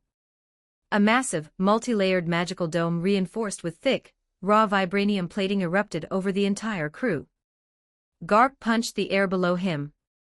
A shockwave of pure, unadulterated destruction, resembling a meteor strike, slammed into the shield. The impact was apocalyptic. The vibranium screamed under the kinetic load. The magical barrier cracked in 1,000 places. The entire hyperbolic time chamber shook violently, the white void rippling under the stress of the legendary marine hero's signature attack. The shield shattered. The resulting shockwave blew Ben, the giants, and the remaining straw hats off their feet, scattering them like bowling pins across the floor. Silence descended on the void. It had taken exactly 45 seconds. The entire Straw Hat pirate crew, the conquerors of Eni's lobby, lay scattered across the cracked white tiles. Groans of pain echoed softly. Broken bones, shattered pride, and complete defeat. Garp had literally eaten them for breakfast without taking a single scratch. Garp landed, dusting off his hands. Well, that was a light stretch. Disappointing. Impressive, a calm voice echoed. Garp turned. Ben stood at the edge of the battlefield. He didn't look worried. He raised his hands and his eyes glowed with an intense, ancient light. He tapped into the Medea template, weaving her Age of Gods magic with the systemic healing properties he had mastered. Golden Fleece, Restoration Aura. A shower of brilliant, warm golden light erupted from Ben's hands, raining down over the entire battlefield. The moment the light touched the fallen pirates and giants, the effects were miraculous. Bones snapped back into place. Bruises faded from purple to yellow to nothing. Stamina reserves instantly refilled. Luffy gasped, sitting up. Ace groaned, cracking his neck. Zoro and Sanji stood up, looking at their hands in disbelief. Within 10 seconds, the entire crew was back to 100% health, as if the fight had never happened. Garp raised an eyebrow, genuinely amazed. Wahahaha. Now that is a handy trick. We can do this all day. We can, Ben said, slipping his wand back into his sleeve. But before they go again, it's my turn. Ben cracked his neck and stepped forward, walking into the center of the arena. Garp scoffed, crossing his arms. I thought you were a backliner, magician. A tactician. You sit on a chair and heal people. You want to brawl with me? I am a tactician, Ben smiled, coming to a halt 20 paces from Garp. But mostly because my crew needed me to be. I haven't had the opportunity to fight at my absolute full power until now. Ben took off his suit jacket, tossing it into his spatial inventory. He rolled up the sleeves of his blue shirt. But in here? In a dimension that can't break? Against a man who can take a hit? Ben's eyes darkened, a terrifying, heavy aura beginning to bleed from his body. I'm going all out. Show me, Garp grinned, falling into a loose boxing stance. Ben closed his eyes. The air in the time chamber didn't just vibrate, it shrieked. A terrifying, oppressive pressure erupted from Ben. It was dense, heavy, and radiated absolute dominance. Conqueror's Haki. The blast of Haki washed over the void. The weaker crew members Nami, Vivi, Karoo, Usopp, and Chopper instantly fell to their knees, gasping for air as the sheer weight of Ben's spirit pressed down on them. He has it too. Zoro gasped, struggling against the pressure. The color of the Supreme King. Garp's eyes widened. The magician is a king. Ben opened his eyes. They were glowing a blinding, brilliant gold. From his skin, a thick, radiant golden energy began to extrude. It materialized into solid matter, weaving itself into a massive, jagged, and heavily armored carapace. The golden armor covered his arms, his chest, and his legs, forming spiked gauntlets and heavy boots. But it wasn't just armor. Ben's very physiology changed. The Thomas Andre template pushed his height, expanding his musculature until he towered at exactly the same imposing height as Prime Garp. Ben stood there, clad in radiant golden armor, a brawler of biblical proportions, his conqueror's Haki clashing violently with Garp's own invisible, monstrous aura. The space between them crackled with black and red lightning. The straw hats and giants stared in absolute shock. The quiet, calculating, wand-waving magician was gone. In his place stood a golden juggernaut. I'm ready, Ben's voice was deeper, resonating through the armor. Garp's grin turned entirely predatory. Bring it on, Goldie. They vanished simultaneously. Boom. They met in the dead center of the arena. Ben's golden, armored fist collided squarely with Garp's Haki-coated bare knuckle. The shockwave tore the tiles beneath them into microscopic dust. A crater 50 meters wide formed instantly. The sheer kinetic backlash blew Luffy and Ace off their feet. He matched him. Sanji yelled over the roaring wind. But Ben didn't match him for long. They began exchanging blows at a speed that blurred vision. It was a pure, unadulterated slugfest. No dodging, no magic. Just fist against fist. First exchange. Ben drove a golden hook into Garp's ribs. Garp didn't flinch, returning a straight jab that rattled Ben's teeth inside his helmet. Second exchange. Ben used Ruler's authority to invisibly pull Garp forward, accelerating his own uppercut. Garp simply leaned into the pull, delivering a headbutt that sent sparks flying from the golden armor. Third exchange. Garp's speed increased. He was reading Ben's movements. Ben had the raw stats of a national-level hunter, and basic armament to back it up, but Garp possessed 70 years of absolute, pinnacle-tier martial arts mastery. Fourth exchange. Ben swung a massive overhand right. Garp slipped underneath it effortlessly, stepping perfectly into Ben's guard. Fifth exchange. Too slow. Garp roared. Garp's fist, coated in an advanced, flowing armament hockey that Ben hadn't yet mastered, slammed directly into the center of Ben's golden chest plate. The sound of shattering metal echoed loudly. The indestructible golden armor of the Goliath cracked, spiderwebbing outward from the impact point. The force penetrated the armor. Ben's eyes went wide. He coughed up a spray of blood that splattered against the inside of his visor. Ben was launched backward, tearing a trench through the white floor for 100 meters before finally digging his armored boots into the ground to stop his momentum. He knelt on one knee, panting heavily. The golden chest plate was caved in, shards of energy falling away into the void. Luffy yelled, terrified. Garp stood in the center of the crater, completely unharmed, rolling his shoulder. Not bad, kid. You've got the raw power of a monster, and your spirit is heavy. But your technique is sloppy. You fight like a brawler who's never met someone stronger than him.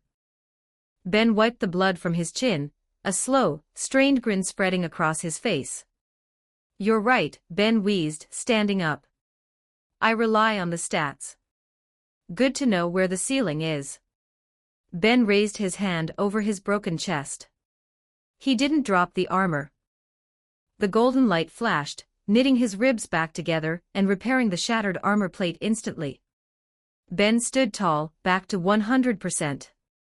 He took a deep breath, the golden aura flaring anew. Round 2, Ben announced. He didn't charge alone this time.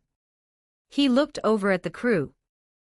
They were all standing, fully healed, their eyes locked on the marine hero. The fear of his initial blitz was gone, replaced by the sheer stubbornness of the Straw Hat crew. Listen up.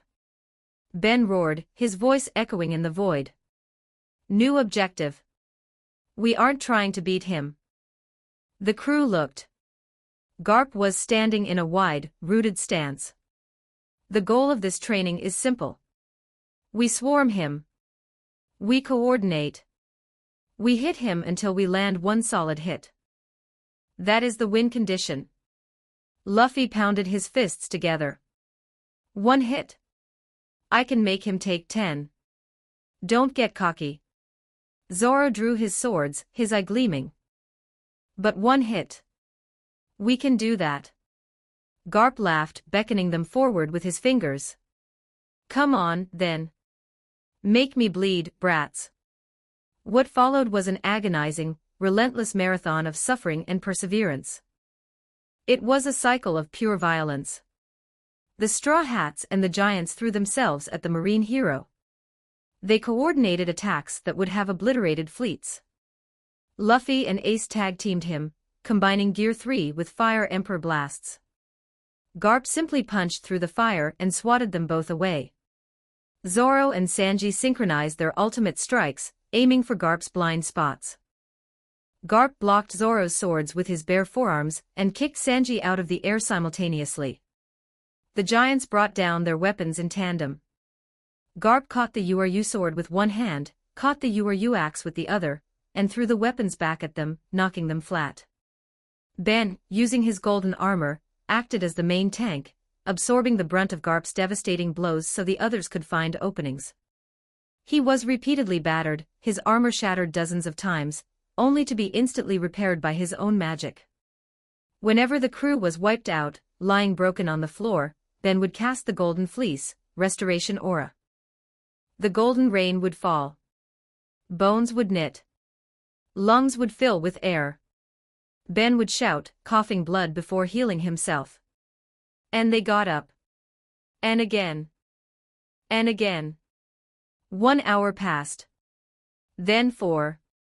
The mental toll of experiencing near death, being healed, and instantly returning to the meat grinder was immense. But under that unimaginable pressure, their latent potentials began to crackle and spark. Zoro's haki grew denser, learning how to flow it into his blades rather than just coat them. Sanji's diable jam burned hotter, shifting from orange to a blinding white. Luffy's movements became more fluid, his basic observation haki forcing him to predict Garp's ungodly speed just to survive a few seconds longer. Ace learned to fight without relying on his intangibility, treating his body as a weapon. Even the giants began to refine their raw strength, learning to focus their wild swings into precise, haki-laced strikes. But despite their rapid evolution, despite the endless healing, despite the flawless coordination. 6 hours later. Ben was sent flying, his golden armor shattering completely. Luffy and Ace were embedded in the floor. Zoro and Sanji were unconscious. The giants were laid out flat, groaning. Ben didn't cast the healing spell.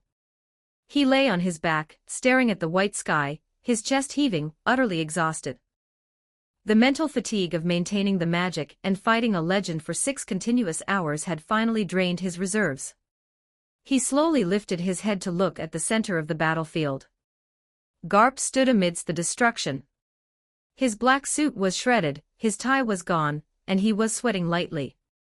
He was breathing a little harder than before. But Ben looked at his feet. Garp's boots were planted firmly in the center of the crater. Over the course of 6 agonizing hours, facing the combined, continuous assault of 12 monsters, he hadn't taken a single step backward. Garp looked down at his ruined suit, then at the groaning bodies of his grandsons and their crew. He let out a long, heavy breath, finally relaxing his stance. The terrifying, demonic aura of the marine hero faded, replaced by a stern, but immensely proud expression. "All right," Garp's voice echoed in the quiet void. "That's enough." He walked over to Ben, offering a massive hand. Ben took it, allowing the older man to pull him to his feet. Garp looked around at the defeated crew. "You're a stubborn bunch of idiots," Garp said, a genuine smile breaking across his face. "Your technique is trash. Your haki is unrefined. And you rely too much on your tricks." Garp cracked his knuckles one last time. "But your spirit is exactly what it needs to be." Garp crossed his arms, looking down at Luffy and Ace, who were struggling to push themselves up from the rubble. "Now I know exactly what you all are capable of," Garp announced, his voice carrying the weight of a master teacher. "The warm-up is over. I will start actually training you." Don't forget to like and subscribe to Novels Wonderland.